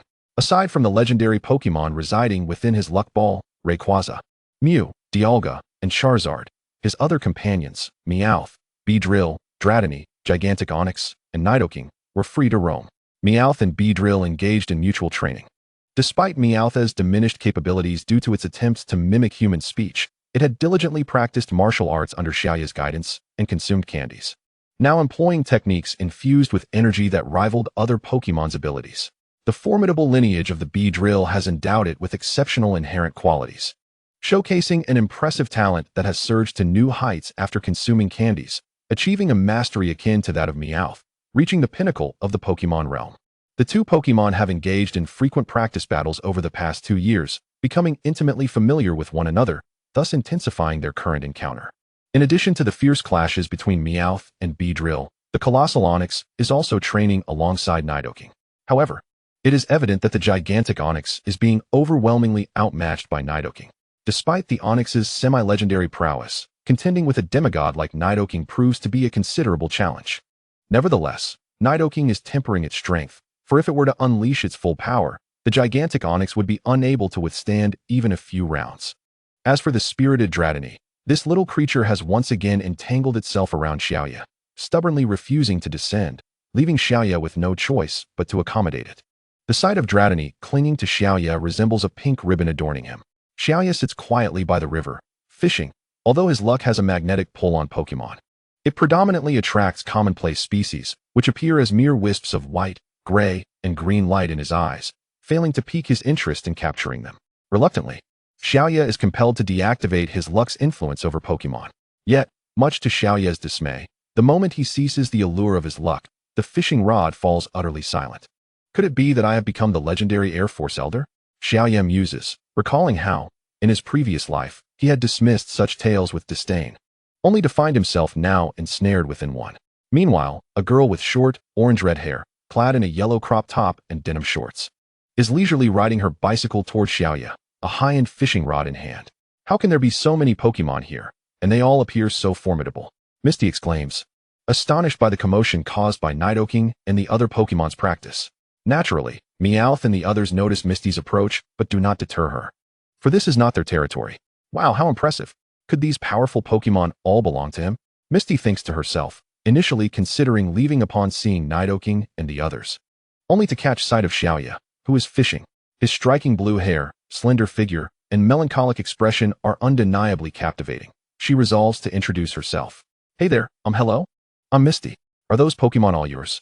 They look incredibly strong, she breathlessly inquires as she approaches Xiaoya. At that moment, Xiaoya is absorbed in the disheartening stillness of his fishing line, feeling dejected as only Dratini occasionally teases him. Just as he contemplates his dwindling confidence, he hears Misty's voice. Isn't that Misty? Surely her arrival startled the Pokemon away. It's not that I lack skill, he thinks. Although he must respond to her query. Yes, they are all my companions, each a formidable creature in their own right, Xiaoya reflects, gazing at his Pokemon with a sense of pride. I came here to catch Pokemon too. May I sit beside you? Misty tentatively asks, clarifying her intentions. Of course. Xiaoya replies without hesitation. I don't believe I caught your name. Would you mind sharing it with me? She queries. I'm Demuyi. But you can call me Xiaoya, he responds. Great. So, are you specifically here to catch water-type Pokemon? She inquires. Not exactly. I'm a novice trainer who just set out from Newtown today, hoping to see if I can catch a suitable water-type Pokemon, Xiaoya admits. A hint of shyness in his tone. What? You're a rookie trainer? Misty exclaims, her surprise evident. Xiaoya, sensing her astonishment, helplessly rubs his forehead. As much as I'd prefer not to, I indeed just set out today as a rookie trainer. No. I merely thought your prowess was so remarkable that you couldn't possibly be a novice. Please don't misinterpret my words, Misty quickly clarifies, concerned that Xiaoya might take offense. There's no misunderstanding. I am indeed somewhat stronger than the average rookie trainer, Xiaoya responds candidly. Is it really just somewhat stronger? Misty ponders. Having witnessed powerful trainers before, many of whose Pokemon lacked even half the destructive capability of Nidoking and his peers. After exchanging casual conversation, Xiaoya, noticing that Misty has caught several Pokemon while he is yet to reel in a single one, finds an excuse to leave, claiming he needs to tend to his Pokemon. Seeing him depart, Misty hastily follows suit. Xiaoya halts the training of his Pokemon and gently removes Dratini from his person, retrieving Pokemon food from his backpack to share with them. Xiaoya, have you managed to catch a suitable water-type Pokemon? Meowth inquires, but as soon as it speaks, it senses Xiaoya's expression darkening, his gaze filled with reproach. Meowth involuntarily shivers. Misty is taken aback, astonished that Meowth can talk. It can speak? She exclaims in disbelief. It is a unique Pokemon, Xiaoya clarifies. Xiaoya, could you spare some Pokemon food for me? I rushed out without bringing any, Misty admits, her embarrassment evident. Although her claim of rushing out was a pretext, she genuinely had forgotten the food, and seeing Xiaoya feeding his Pokemon sparked her desire to do the same. Of course. Xiaoya responds readily. Wonderful. Misty exclaims joyfully, quickly releasing her Pokemon to enjoy the Pokemon food alongside Xiaoya's. Chapter 5. The Flying Scyther on the Expansive Grassland. The Pokemon leisurely indulge in their meals while Xiaoya prepares lunch nearby, with Misty watching eagerly.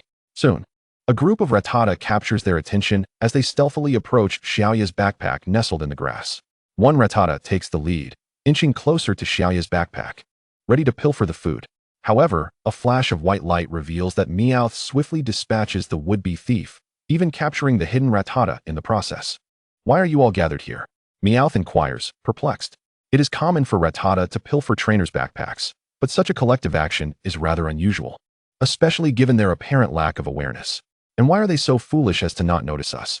Meowth wonders aloud, immediately initiating communication with the group of Rattata. They claim a Scyther arrived not long ago, relentlessly seeking out Pokemon to battle. Even we, their weaker kin, are not spared. Those of us who lose are driven away. And we were forced to leave the central area in search of food, which is why we resorted to stealing, Meowth relays. Ah, that explains their folly. They were driven out, Xiaoya muses. If you leave the Scyther here, I will assist you in dealing with it. Moreover, I will reward you with some Pokemon food. Xiaoya offers while tending to their injuries. Chirrup, chirrup. The small Rattatas chattered amongst themselves for a moment before nodding in agreement. After consuming a bit of food, they departed.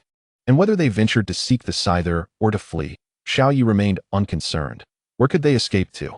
The area was entirely dominated by Scyther. Indeed, shortly after, the little Rattatas scurried back towards Xiaoya in a state of panic, with a green figure rapidly pursuing them. The Beedrill attempted to intervene, realizing that the Scyther was mercilessly dispatching the Rattatas one by one. Xiaoya could not simply stand by, for he had vowed to assist them. Hearing this, Beedrill immediately unleashed its pin missile to halt the Scyther's advance. With the Scyther momentarily stalled, Xiaoya was able to discern its distinct features. Unlike typical Scyther, this one bore an X-shaped scar upon its head, giving it a menacing appearance. Name, Scyther. Gender, male. Potential, blue. Strength, elite. Ability, intimidate. A blue potential was rather impressive. With a bit of candy, it might even reach purple. The Scyther eyed the Beedrill with heightened caution, feeling an overwhelming sense of pressure emanating from it. How about a battle with my Pokémon? If you lose, you shall become my Pokémon, Xiaoyi proposed to the Scyther. The Scyther, though silent, assumed a battle stance, affirming its willingness to fight. This species is known for their love of combat, and even the average Pokémon would not decline a challenge from a human. Moreover, this particular Scyther had been exiled from its kin for its excessive ferocity in battles, often leaving its brethren gravely injured. Beedrill, use Pin Missile and in your spare moments. Charge up, Xiaoyi instructed. It was a shared strategy among all his Pokémon to enhance their skills during intervals. The Scyther, noticing the incoming Pin Missile, swiftly evaded, then unleashed a blade dance aimed at Beedrill. Beedrill nimbly dodged the Scyther's air blades and retaliated with its own twin needle, which gleamed with a bright light as it lunged towards the Scyther. The Scyther sensed the sharpness of the twin needle and attempted to evade, but it was a fraction too slow, resulting in Beedrill's sharp needles piercing deep into its body. With a pained cry, the Scyther was sent reeling backwards.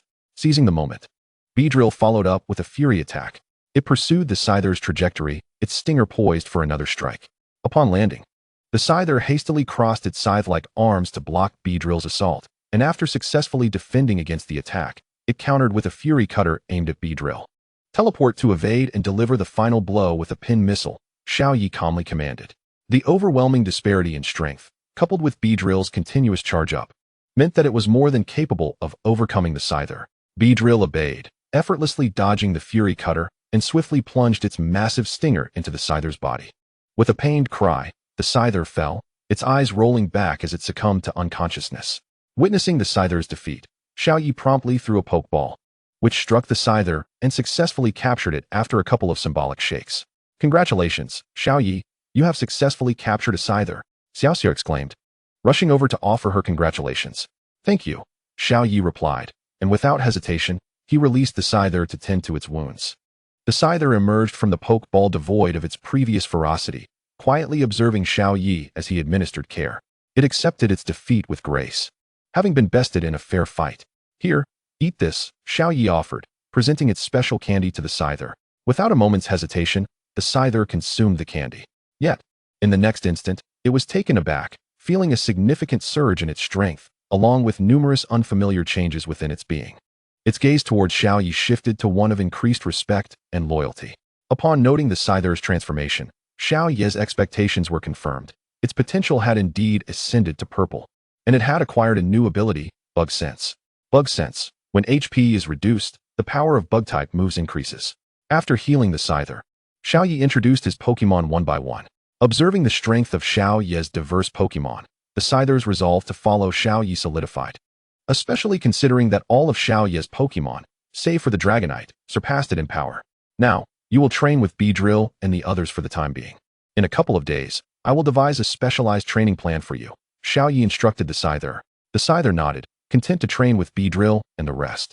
Once everyone was settled, Xiaoyi accompanied Xiaoxia, who had brought a fishing rod, to the riverbank, determined to catch a Pokémon by his own merit. Chapter 6, Ho-Oh. Meanwhile, Ash resolved to capture a Pokémon using his own abilities to impress Pikachu. This time, I must succeed, Ash declared, picking up a small stone and hurling it at a Pokémon resembling Pidgey in the distance. Smack!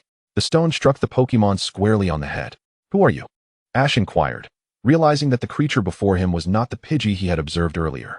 He swiftly retrieved his Pokédex to scan the Pokémon. This is a Spearow. Unlike Pidgey, it possesses a fiery temperament and may sometimes attack humans and other Pokémon. Before the Pokédex could finish its analysis, the Spearow spread its wings and began to chase after Ash.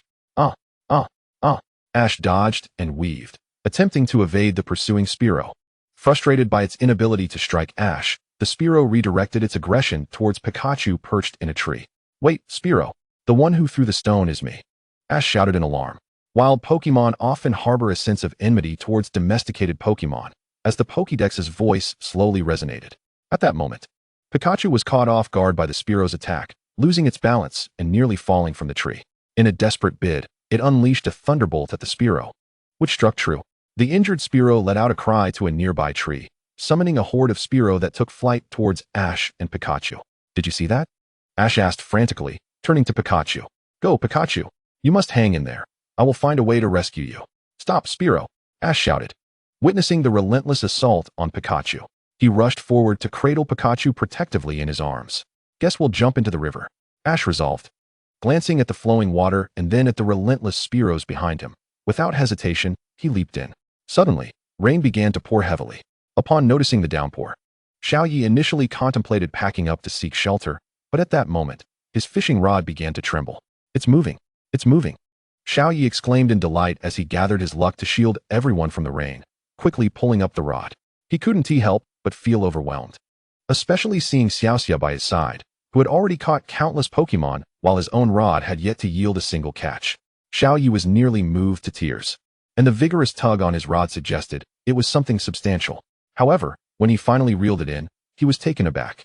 As Ash and Pikachu were drawn towards Xiaoya by the tension of the fishing rod, they soared gracefully in a beautiful parabolic arc. Xiaoya gazed at the boy before her, somewhat speechless, astonished that such a classic scene from the original story was happening to her. Nonetheless, despite her bemusement, she quickly took action to treat Pikachu, who had sustained severe injuries. How could you bully it like this? It's so pitiable, Misty exclaimed, mistakenly believing that Ash was responsible for Pikachu's condition, directing her reproach at him. I'm sorry, it's all my fault, Ash replied, filled with guilt. While Xiaoya continued to administer care to Pikachu, a flock of Spearows approached menacingly. They're coming, Ash exclaimed in terror upon seeing the approaching birds. Charizard, use flamethrower, Xiaoya commanded, deftly tossing the Pokeball that hung around her neck. Charizard emerged from the ball, exhibiting no unnecessary movements as it swiftly gathered flames in its mouth and unleashed a torrent towards the flock of Spearows, evaporating even the rainwater in its path. The robust flames engulfed the birds, toppling them one by one as they fell. Xiaoya harnessed her energy to lift the incapacitated Spearows from their descent towards the water, preventing them from drowning, as their unconscious state would have likely led to their demise. Incredible! Both Misty and Ash marveled in unison. By the way, Xiaoya, I remember you have 6 Pokémon already. Why do you have a 7th one with you? Misty inquired, recalling that Xiaoya had already been carrying 6 Pokémon. And wanting to confirm her memory, she had just recounted them. This is a special Pokeball that doesn't count towards the League database, Xiaoya explained. Why can't we carry 7? Ash asked, his expression naive. The League has set a limit on the number of Pokémon trainers can carry to prevent them from being overwhelmed. Once you exceed 6, the subsequent Pokeballs become unusable, unless they are special like Xiaoya's. Isn't this basic knowledge? You don't even know that? Misty retorted, exasperated. Alright, Pikachu is healed now. Okay, thank you, Xiaoya. I wouldn't know what to do without you. Ash expressed his gratitude, touched. Alright, enough of the melodrama. You need to work on strengthening your own skills. You still haven't earned Pikachu's recognition. What will you do in battles? Xiaoya advised. Okay, Xiaoya. I will definitely work hard, Ash replied earnestly. At that moment, the heavy rain in the sky began to subside, and a vibrant rainbow arched across the heavens. A large, fiery red bird soared over the rainbow, its silhouette reminiscent of a legendary Pokémon. Upon witnessing this, Xiaoya quickly retrieved her Pokédex to document the encounter, capturing several photos.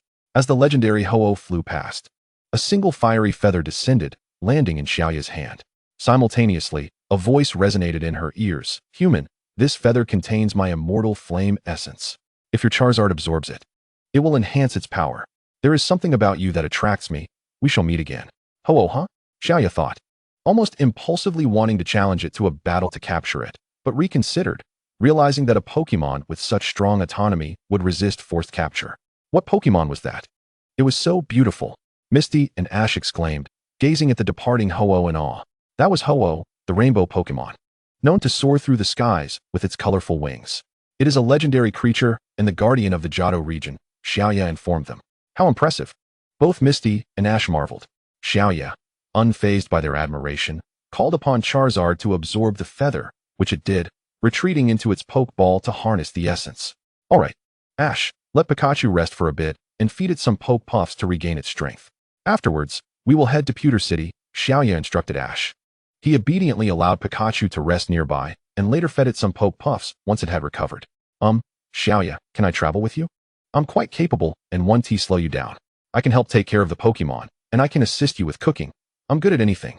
Misty stammered, hopeful. Of course, there's no reason for me to refuse. Having company on the journey is quite nice, Xiaoya replied. Really? That is fantastic, Misty exclaimed, elated. Once Pikachu was fully rested, the trio set off together towards Pewter City. Chapter 7, Pewter Gym 1. Thank you to all the residents of Pewter City for your hard work. Dinner time is approaching soon. Also, please be cautious, as there have been frequent reports of thieves and kidnappers targeting Pokémon. Miss Junsha announced over the intercom just as 3 unfamiliar figures entered Pewter City. Hello. Please present your identification. Miss Junsha promptly approached the trio. Identification? I don't have any. Ash replied innocently. I'm from Pallet Town. You're the 4th person from Pallet Town to arrive today, Miss Junsha remarked, surprised, noting the unusual number of visitors from Pallet Town. The 4th?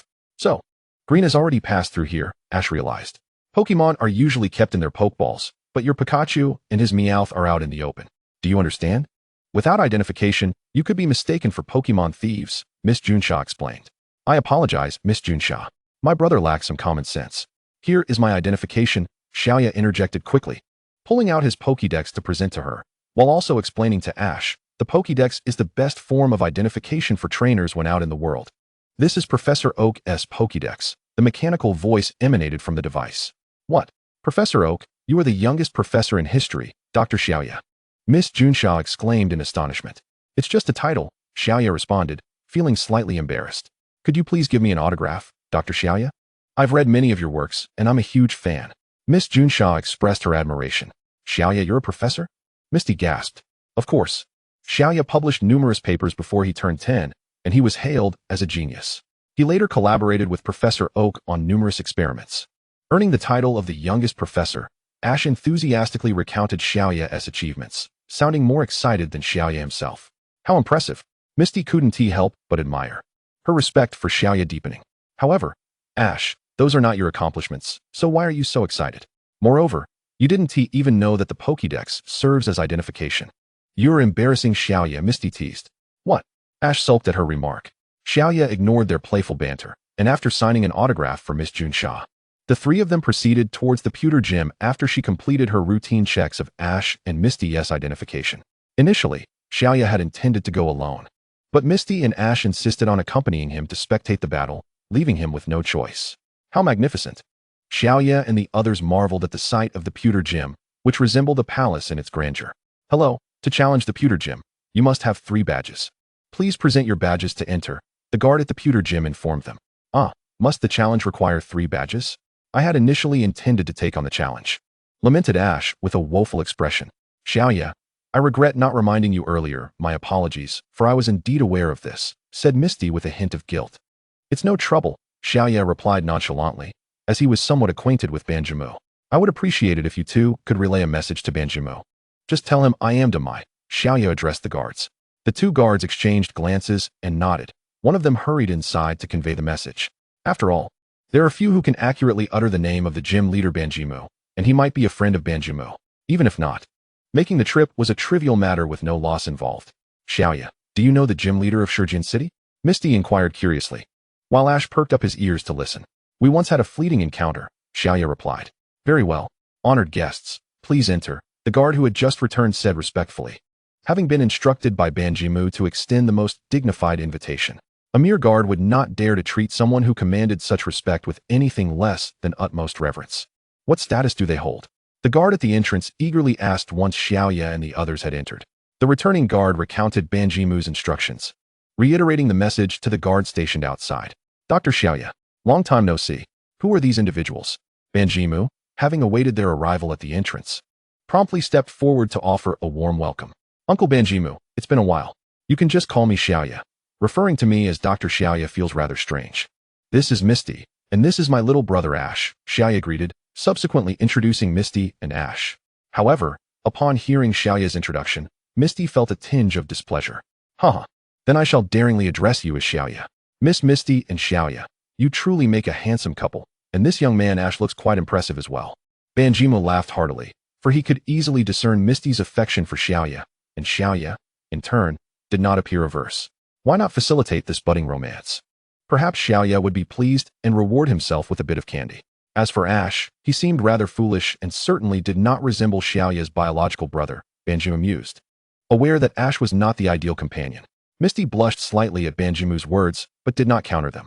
She discreetly glanced at Xiaoya, finding his silence to be a source of joy. Might I inquire what brings you here, Xiaoya? Banjimu asked, sensing that Xiaoya's visit was not merely for a gym challenge. Well, I have two main objectives for my visit. Firstly, I wish to engage you in a 6v6 battle for the crystal badge. Secondly, I would like to inquire about the progress of your experiments, Xiaoya articulated. As Banjimu had anticipated, Xiaoya's interest in matters concerning Mutwo was no surprise. Nor was his intention to challenge the gym. However, Banjimu was taken aback by Xiaoya's desire to contest for the crystal badge. He mused whether Xiaoya intended to employ a legendary Pokémon, finding it hard to believe that Xiaoya could compete against him, a champion-level trainer, without one. Rest assured, I will not utilize any legendary Pokémon in this battle. Xiaoya seemed to perceive Banjimu's thoughts and reassured him. Haha, then I can relax, Banjimu chuckled awkwardly. For it would be rather embarrassing for a champion-level trainer to fear a novice trainer. You possess a legendary Pokémon? Misty exclaimed in astonishment. It was then Ash's moment to shine as he recounted the tale of how Xiaoya had a legendary Pokémon companion from birth. Alright, enough of that. You all should take your seats in the viewing area. I must now prepare to battle Uncle Banjimu. Xiaoya promptly urged Ash to cease his storytelling, fearing it might go on indefinitely. Upon hearing Xiaoya's words, Ash obediently made his way to the viewing area. Xiaoya, best of luck. Misty encouraged enthusiastically as she hurried to the stands. Chapter 8, Shijian Gym 2. I am Banjimu, the gym leader from Shijian City. I am Demai, a trainer from Jinshin Town. After both parties introduced themselves, the referees signaled for the match to commence. Now, we have the trainer Demai from Jinshin Town facing off against Banjimu, the gym leader of Shijian City. Each side may use 6 Pokémon, and the match concludes once all Pokémon from either side are unable to continue fighting.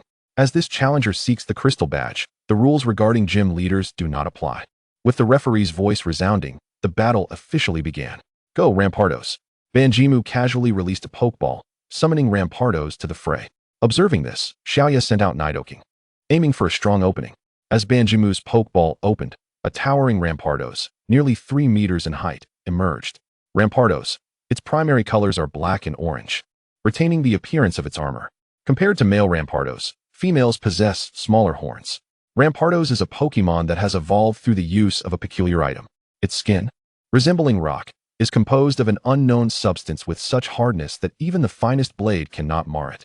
Though it may be damaged by the robust pincers of a Crabominable, its armor can withstand volcanic eruptions. It deflects enemy attacks with its armor and, when opponents hesitate, it pierces them with its prideful drill. It packs rocks into the holes in its palms and then forcibly contracts its muscles, launching the stones in an instant.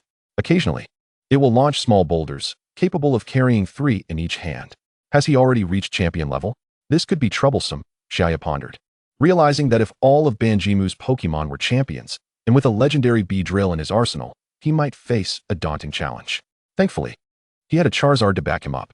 With that thought, Xiaoya, observing Banjimu's Pokémon, promptly released his Nidoking. With a flash of red light, Nidoking, towering nearly 4 meters, landed with a thud that created a sizable crater. Its fearsome presence resembled that of a colossal purple beast, immediately overshadowing Rampardos' aura. Upon its arrival, Nidoking fixed its gaze on Rampardos, letting out a fierce roar. Although Rampardos' strength was inferior to Nidoking's, it was still a top-tier Pokémon of Banjimu, and after countless battles, it was unafraid, responding with a defiant roar. However, due to their height difference, Nidoking being a meter taller, Nidoking appeared to look down upon Rampardos, while Rampardos seemed to gaze up at a child. Banjimu sensed the awkward atmosphere and knew Rampardos needed to assert its strength to break the tension. Though he recognized that Nidoking had reached demigod status, far beyond Rampardos' capabilities, he was not one to give up easily. He could see the excitement in Rampardos' eyes, a fervent desire for battle. Indeed, it had been quite some time since it had fought alongside its old companions. Xiaoya, let me witness your strength. Let us engage in a thrilling battle, Banjimu exclaimed with enthusiasm. Rampardos, use Rock Slide. Very well, let us have a resounding battle, a clash befitting champions. Xiaoya shouted passionately, for he had yet to engage in a formal battle since arriving in this world.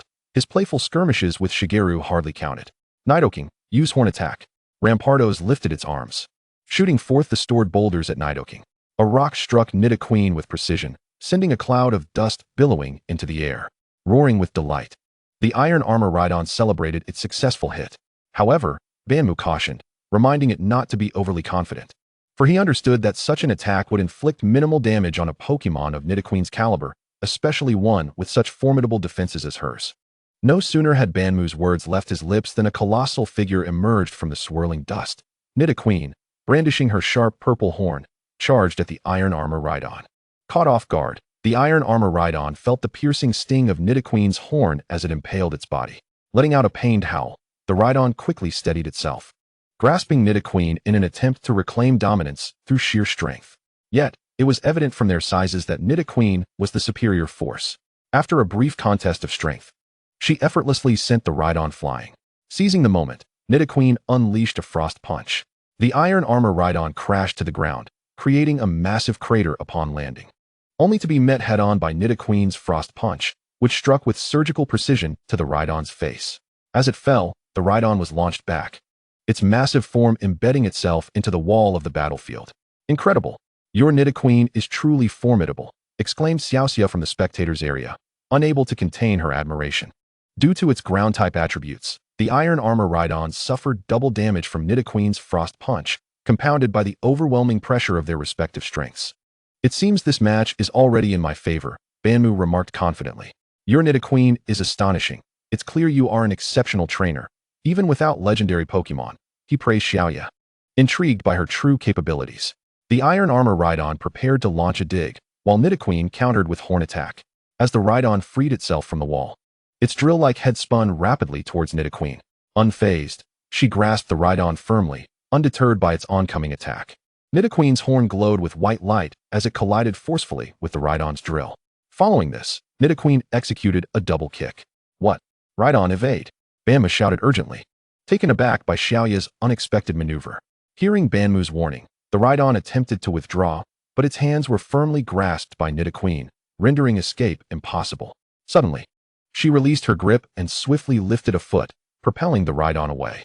For the final blow, I shall use Frost Punch, Xiaoya stated calmly. As the Rhydon was sent flying, Nidoqueen followed up with a decisive Frost Punch, striking the already fatigued Iron Armor Rhydon and rendering it unable to continue the battle. Yay! Xiaoya, that was amazing!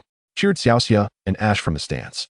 Chapter 9. The Tokiwa Gym. With a triumphant roar, Nidoqueen pounded her chest in victory, then approached Xiaoya, eager for her praise. While many would be intimidated by Nidoqueen's imposing size and fierce visage, Xiaoya felt none of this. Instead, he affectionately stroked her. You were incredible, Xiaoya. I never expected your command skills to be so proficient. The fluidity of your moves was remarkable. With such talent, the next Pokémon League champion is bound to be you. Bama complimented.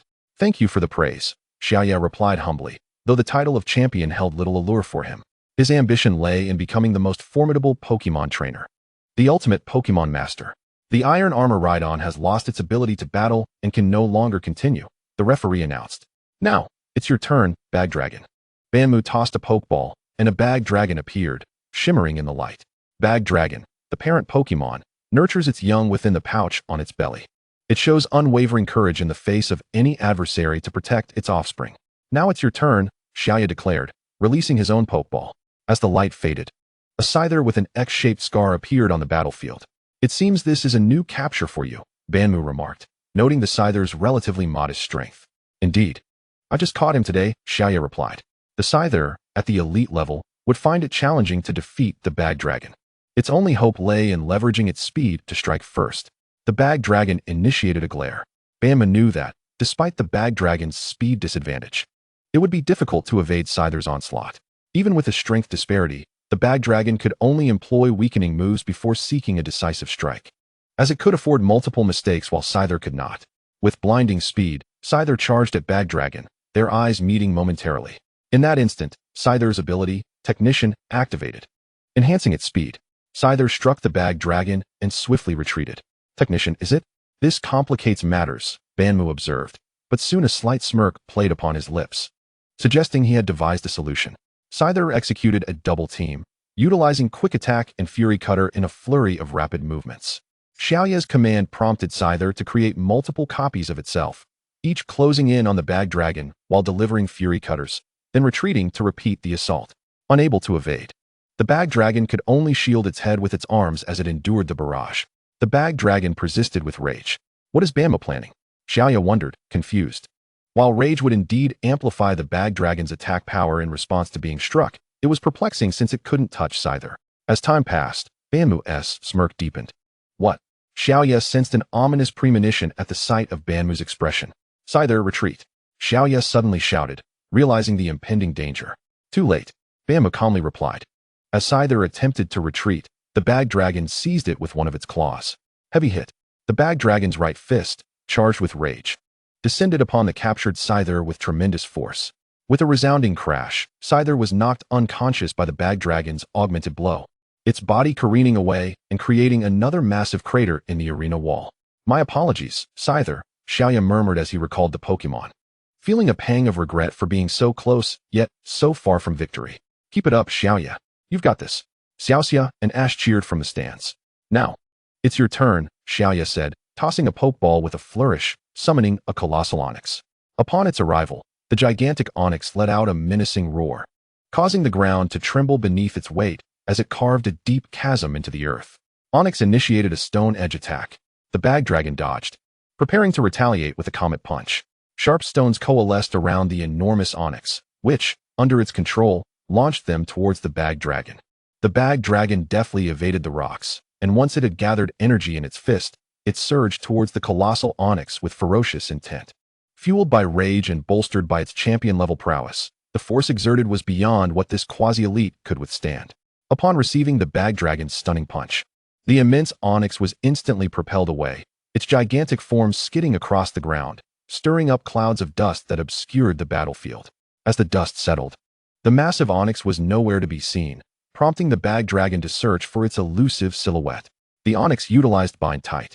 Just as the bag dragon continued its search, the onyx erupted from the earth, ensnaring the bag dragon with its robust body. The onyx unleashed a body slam. Its head shimmered with a white glow before it charged at the bag dragon. In response, the bag dragon executed Crunch, disregarding the onyx's assault as it sank its sharp teeth into the colossal creature that had confined it. Is its ability Hardhead? Observed Banmu, noting that the onyx repeatedly employed Body Slam without any apparent recoil. However, such tactics were futile in the face of decisive strength. Indeed, as the bag dragon relentlessly gnawed at the onyx, a fissure appeared, allowing it to break free. The bag dragon unleashed a barrage of heavyweight punches. Energy surged in its hands as it relentlessly attacked the onyx.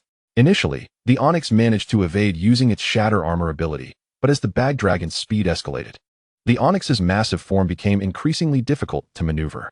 Onyx, return, Xiaoye lamented, realizing the insurmountable gap in strength. Hitting an opponent with such resilience seemed an impossible task. Nidoking executed a tumultuous strike. As the blinding light dissipated, the mighty Nidoking reappeared in the arena, immediately launching a frenzied assault on the bag dragon. Simultaneously, the forced activation of its ability caused the additional effects of the tumultuous strike to vanish, yet its power intensified. The bag dragon braced itself and then executed a last-ditch effort. With its HP dwindling, the damage inflicted increased dramatically. The bag dragon absorbed Nidoking's attack head-on, and in response, it unleashed a concentrated energy punch towards Nidoking. Nidoking countered with Fire Punch. The clash of their two fists stirred up a torrent of dust, momentarily obscuring the battlefield. With a thunderous roar, Nidoking's battle cry dispersed the dust, revealing the scene once more. The bag dragon lay on the ground, dazed and incapacitated, while Nidoking celebrated its victory, albeit marred by numerous wounds from the bag dragon's last-ditch effort, a feat that could not be achieved without injury. The bag dragon has lost its fighting ability and can no longer continue. Please, Gym Leader Banmu, send out your next Pokémon, the referee announced. The stage is yours, Banmu declared, recalling the bag dragon and casually tossing out the next Pokeball. A robust Nidoking materialized on the battlefield, yet in comparison to Xiaoye's towering Nidoking, it appeared diminutive. Standing at 1.7 meters, it barely reached half the height of Xiaoye's 4-meter Nidoking. Although it was considered tall among the typical 1-4-meter Nidoking population, it still felt overshadowed in this encounter. The Nidoking that emerged under Banmu's command glimmered with a radiant light, signifying an increase in power. Is it the Vital Spirit ability? Xiaoye inquired, her tone laced with certainty, merely awaiting Banmu's confirmation. Indeed, Xiaoye, my Nidoking possesses the Vital Spirit ability. Since we are both using Nidoking, let us engage in a true battle devoid of strategy, Banmu proclaimed, commanding Nidoking to use Super Horn attack. Very well, let us proceed. Nidoking, we shall also utilize Super Horn attack, Xiaoye replied defiantly, despite her Nidoking having endured 2 prior battles and sustaining considerable injuries.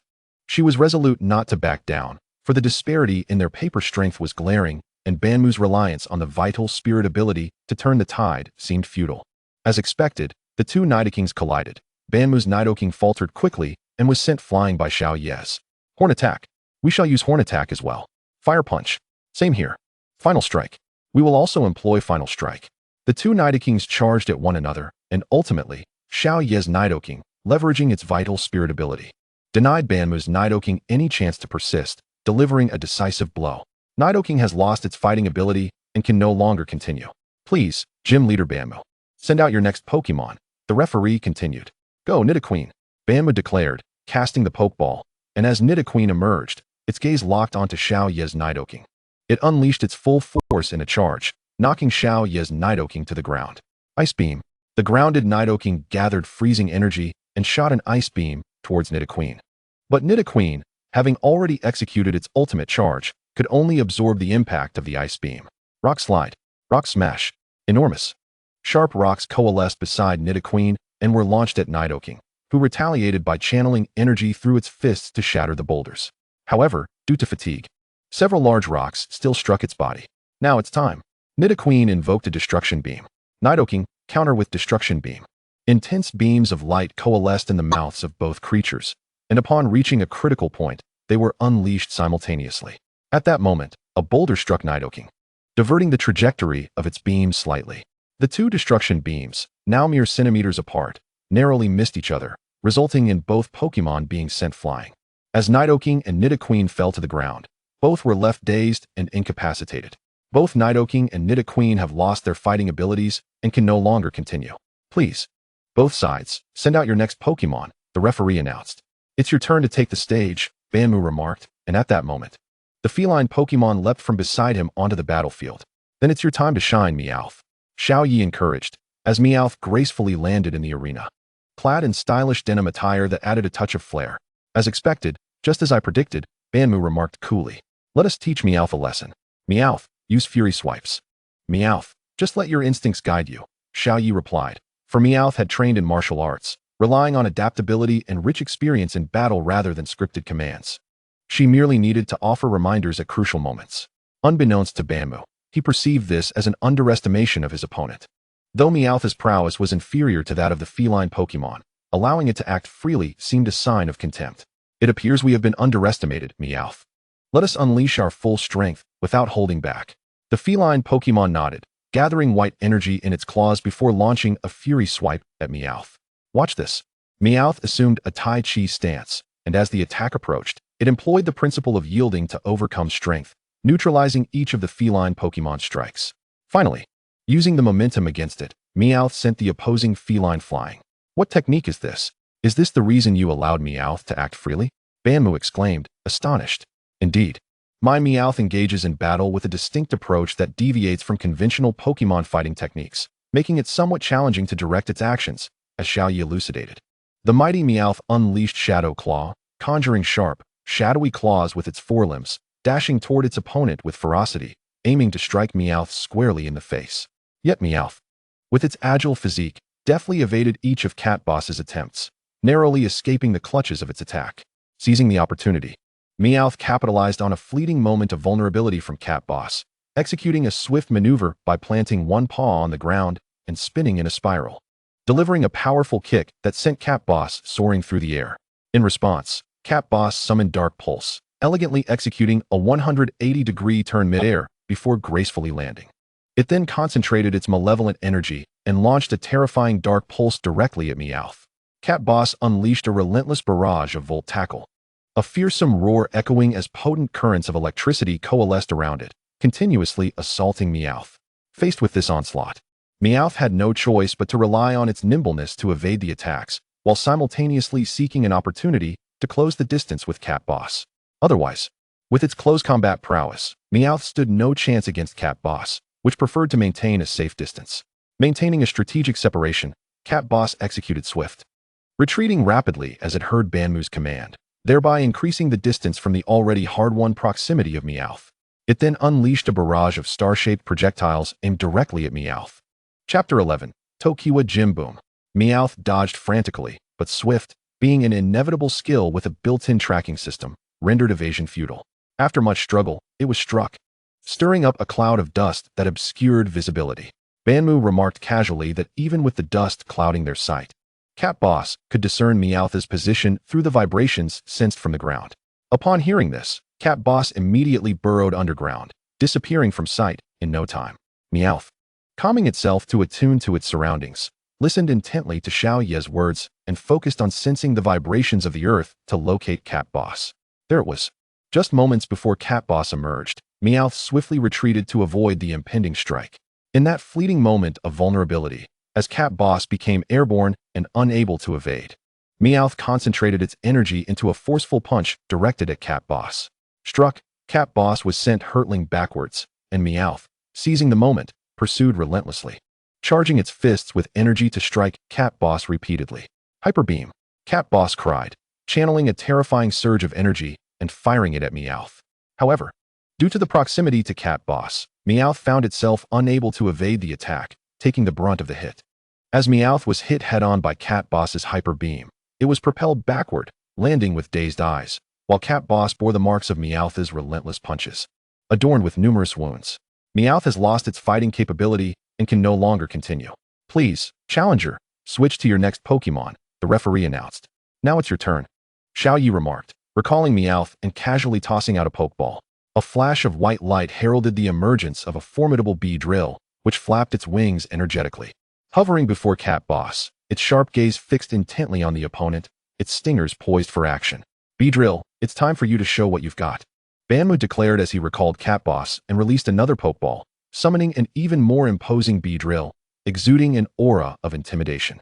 As soon as Banmu's Beedrill appeared, it approached Xiao Yi's Beedrill, circling it incessantly while playfully poking at it.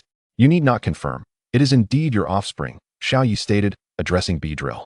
This Beedrill is your father. Feel free to learn from this battle if you have any uncertainties in your training. With Xiao Ye's words, both Beedrills acknowledged each other's identities, spiraling around one another in recognition. Xiao Yi and Banmu, unhurried, provided ample time for the two to bond before commencing their battle. Beedrill, perform well and demonstrate the fruits of your training to your father, Xiao Yi encouraged. We must also take this seriously. We cannot allow our offspring to underestimate us. Banmu replied to his Beedrill. Both Beedrills nodded earnestly, preparing themselves, determined not to let the other down. Pin Missile. Xiao Ye's Beedrill concentrated energy in its tail, launching a series of sharp stingers at Banmu's Beedrill. In a display of agility, Banmu's Beedrill deftly employed Quick Attack to evade the incoming Pin Missile with ease, then immediately concentrated on gathering a more powerful Pin Missile to retaliate against Xiao Ye's Beedrill. Use Swords Dance to dodge. Xiao Ye's Beedrill skillfully utilized Swords Dance, evading the attack at a particularly acute angle. Chase. Banmu's Beedrill, its stingers glowing with radiant white light, surged forward to pursue Xiao Ye's Beedrill while striking with its stingers.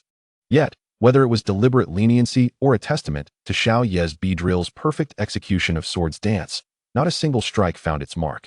X-Scissor. Banmu's Beedrill crossed its stingers in a decisive strike aimed at Xiao Ye's Beedrill, only to have it narrowly evade once more. Is this a teaching moment? Xiao Yi mused, realizing that Banmu's Beedrill was intentionally holding back.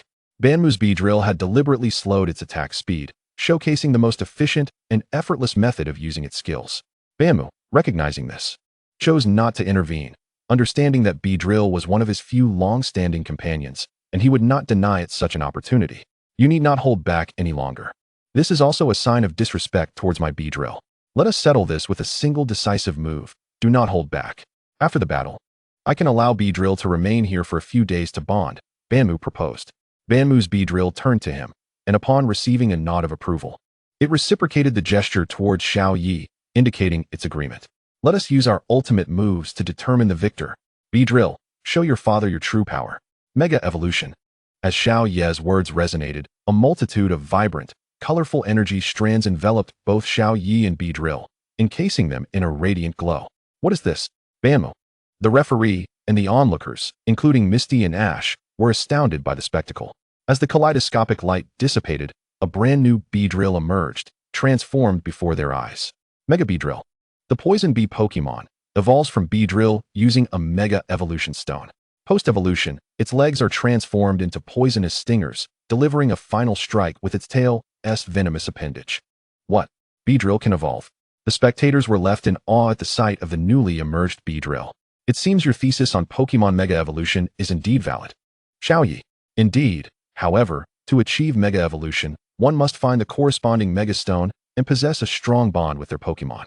For further details, you may refer to my latest published paper. But for now, let us conclude this battle, Xiaoyi stated. Mega Beedrill, use your ultimate impact. We shall also unleash our super impact. Within the arena, Mega Beedrill propelled itself forward with all its might towards Banmu's Beedrill, which, in turn, summoned its full power, unleashing the might of a divine beast in a fierce counterattack against Mega Beedrill. The two beams of yellow light collided midair, sending shockwaves of energy rippling outward, causing the onlookers' garments to flutter wildly. Boom! Two powerful energies erupted in the air, and from within, a Mega Beedrill was violently propelled backward, crashing into the ground and creating a deep pit several meters wide. Trainer Xiaoya's Beedrill had succumbed to exhaustion and could no longer battle, prompting the referee to declare that Xiaoya should send forth his next Pokemon. At that moment, the Mega Beedrill had reverted from its Mega Evolved state, its eyes swirling in a daze as it lay in the pit. Then it shall be you, Xiaoya declared, returning Beedrill to its Pokeball. With a flourish, he removed the Pokeball from around his neck and tossed it into the air with an exceptionally stylish motion. Roar! A resounding cry echoed even before the creature arrived, followed by the appearance of a massive golden figure enveloped in swirling azure flames. Chapter 12. Tokiwa Gym. As the azure flames gradually dissipated, the imposing silhouette of a Charizard emerged into view. Indeed, it is you, Banmu murmured, gazing at the Charizard. He had encountered this magnificent creature 2 years prior, and to his astonishment, its prowess had only intensified with time. Beedrill seized this opportunity to observe the disparity between deities and ultra-deities. Banmu urged, now, let's give it our all. Beedrill nodded earnestly in response.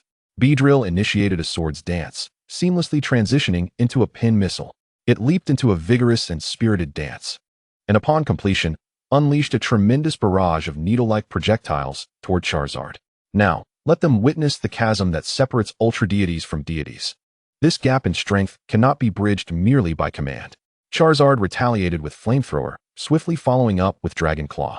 Terrifying flames coalesced rapidly within Charizard's maw, and as they culminated, they were unleashed toward Beedrill. The azure flames engulfed Beedrill's pin missile, distorting the very fabric of the surrounding space. It's the hottest azure flames. Beedrill, evade. Beedrill narrowly dodged the onslaught of Charizard's Flamethrower. Beedrill, watch your back, Bama shouted urgently, while Beedrill was still reveling in its narrow escape. It turned just in time to see the golden Charizard raising its massive purple energy claw for a strike. With a thunderous impact, Beedrill was sent crashing into the surrounding wall. Charizard, finish it with Blast Burn, Banmu stated calmly. The azure flames, now shaped like a giant letter, coalesced in Charizard's mouth before launching toward Beedrill, rapidly expanding and engulfing it entirely. Beedrill lost its ability to battle and could no longer continue. With that, since all 6 of Banmu's Pokemon had been defeated, the Crystal Badge Challenge was declared victorious for the newcomer Xiaoya from Masera Town. Yay! Shouted Misty and Ash. Congratulations, Xiaoya. This Crystal Badge belongs to you. Banmu recalled Beedrill and approached Xiaoya, presenting him with the badge. Xiaoya, here's my contact information. Please keep it. I will notify you once there are advancements in my research, Banmu added, glancing at Misty and Ash, who were still some distance away. There was no way to prevent Xiaoya from pursuing his experiments, given his formidable strength. If Mutuo were to emerge, Xiaoya would have an advantage. If not, maintaining a good relationship with him would suffice, especially since Xiaoya had already pushed Beedrill to new heights. After exchanging contact details with Banmu, Xiaoya decided to leave Beedrill with him so it could reunite with its father and learn from its father's battle experiences. They agreed that Xiaoya would return Beedrill after reaching the next city, and then he departed with Misty and Ash. Meanwhile, on the other side, a wanted poster was torn down from a bulletin board beside the patrol station. Is this the poster for our wanted status? Remarked a person with long pink hair dressed in a white shirt emblazoned with the letter R. The image is so poor that one can barely discern the appearance. Commented another figure with short dark blue hair, also clad in a white shirt marked with R. Regardless, the authorities will never comprehend our beauty, mused Musashi. Unforgivable, Kojiro added. I shall show the people of Tokiwa City the extent of our prowess, Kojiro declared. This is the Pokemon Center, exclaimed a Pokemon, marveling at the luxurious establishment. Miss Joy, could you please examine my Pokemon? Xiaoya requested, retrieving all but the Pokeball around his neck to hand over to Nurse Joy. Although he had already healed his Pokemon using his own powers, he felt a sense of incompleteness without a formal checkup. Besides, what if there were hidden injuries he had overlooked?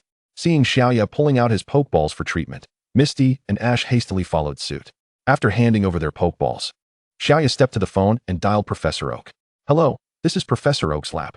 "Grandpa, it's me," Xiaoya exclaimed. "Oh, it's you, Xiaoya. Have you arrived in Tokiwa City? And who's that behind you?" "Ah, it's Ash.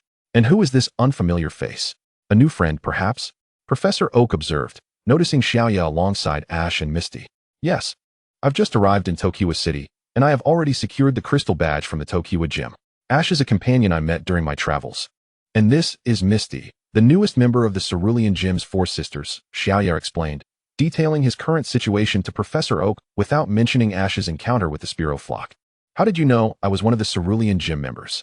Misty asked in surprise, recalling that she had not disclosed this information to Xiaoya. Nevertheless, she was delighted to be recognized as part of the 4 sisters. "I conducted research on each gym before my journey," Xiaoya replied. "What? You've already obtained the crystal badge from the most formidable Tokiwa gym among the 8? Impressive. Have you captured any new Pokemon during your travels?" Professor Oak inquired, somewhat astonished.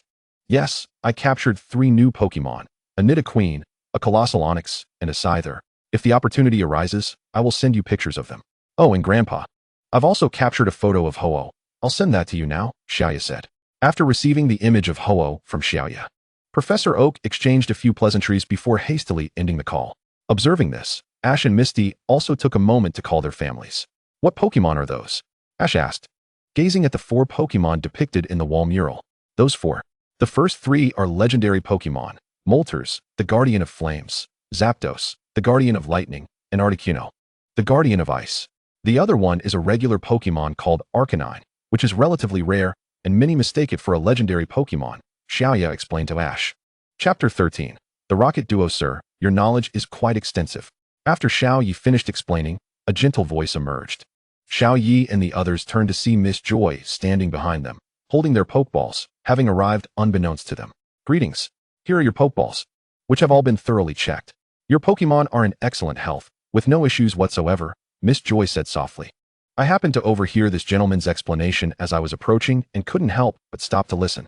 I apologize for eavesdropping," she added apologetically. "Not at all. Not at all.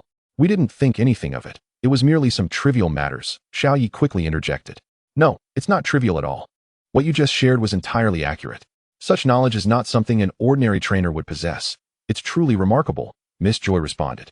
Xiao Yi could only chuckle awkwardly, reminding himself of his past life. Indeed, the average person here had little access to knowledge about legendary Pokemon. Although there were specialized Pokemon schools for learning, those were exclusive to nobility, and regular institutions would not cover such topics extensively. Just as Miss Joy was about to say something further, an urgent alarm blared. "Beep beep beep. Urgent alert. Urgent alert. An outsider has invaded the city of Tokiwa, likely a Pokemon kidnapping group." Upon hearing the alarm, Miss Joy quickly began organizing the personnel at the Pokemon Center to find safety. "Is it finally happening?"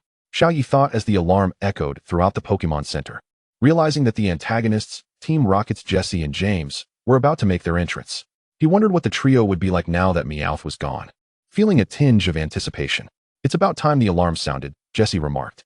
"To call us a Pokemon kidnapping group is quite an insult." "We are Team Rocket," James added. "Let them witness our prowess," Jesse declared. "Go, Weezing. Ekans." With that, both Jesse and James threw their Pokeballs. As Weezing emerged, it released a unique gas that enveloped the entire Pokemon Center. "What kind of smoke is this?" Ash asked, perplexed by the foggy atmosphere. "Since you've sincerely asked, I shall graciously answer. To prevent the world from destruction, to protect the peace of the world, to embody love and truth. This is the evil we uphold. Charming yet adorable villains, I am Jesse. I am James. We are Team Rocket, traversing the galaxy. A white hole, a bright tomorrow awaits us."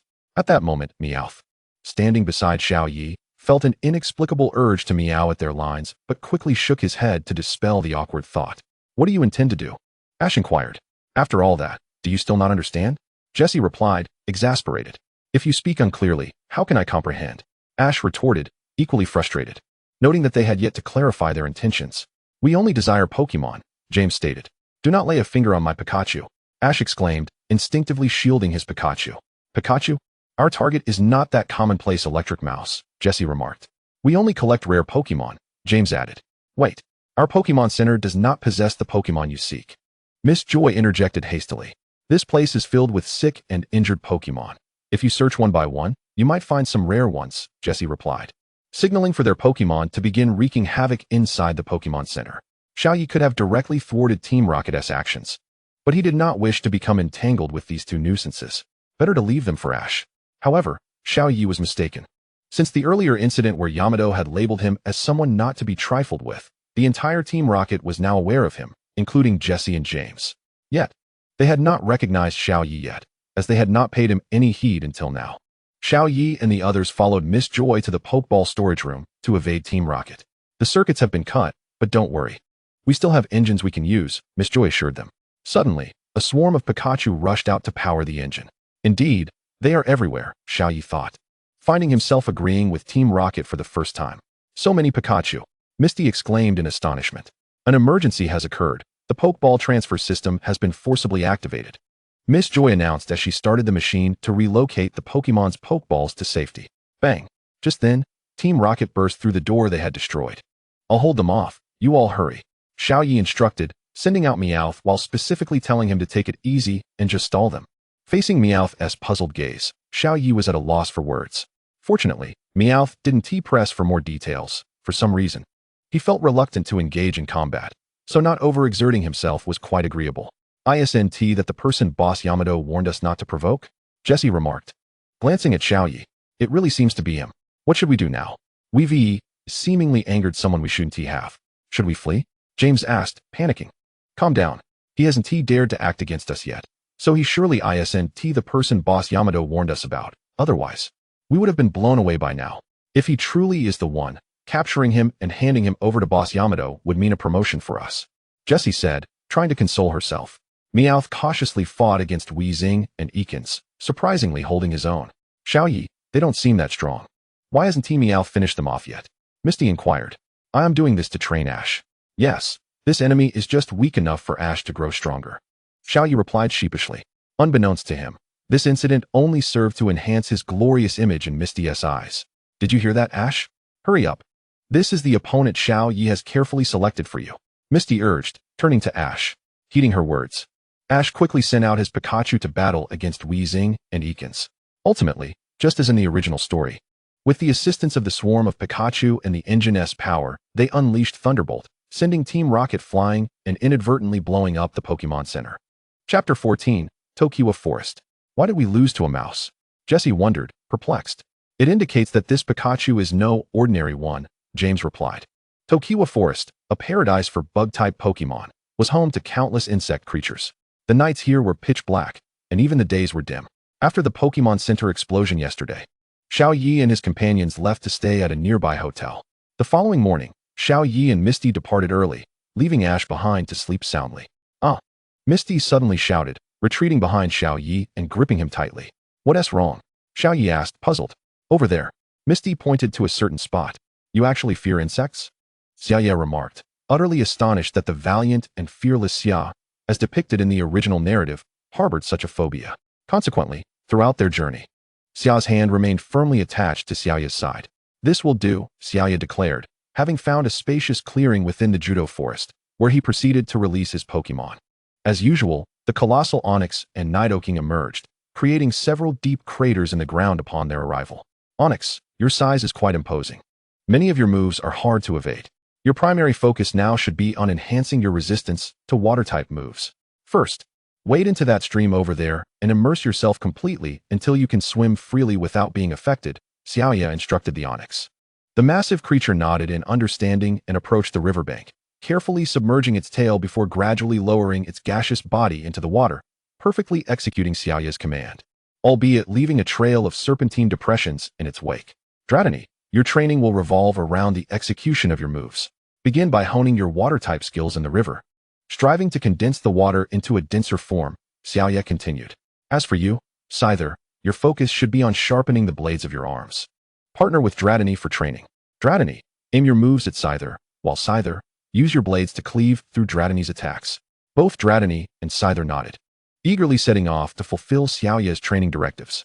Nidorino, You should continue practicing your martial arts, Xiaoya added. And Nidoqueen, you should train alongside Nidorino as well. Given your current capabilities, ordinary training may not yield significant improvements. Perhaps practicing some combat techniques with Nidorino will prove beneficial in future battles. Nidorino and Nidoqueen nodded in agreement before heading off to train. Xiaoya, why don't you assign some tasks to my Pokémon as well?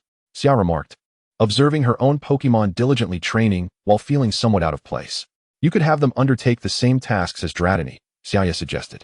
All right, Xiao exclaimed, cheerfully dispatching her Goldeen and Starmie to join Dratini in its training, though it seemed Scyther was in for a tougher challenge. After assigning training tasks to the Pokémon, Xiaoya and Xia began gathering food in their surroundings to prepare a meal. By the way, Xia, where's your bicycle? I haven't seen you riding it since our journey to Judo City yesterday, Xiaoya suddenly recalled, puzzled since he remembered that in the original story, Xia's bicycle had been damaged by Pikachu's thunderbolt during a storm. How could it possibly still be missing? Huh, the bicycle? I noticed you all were walking, so I just left it in the woods, Xia admitted sheepishly.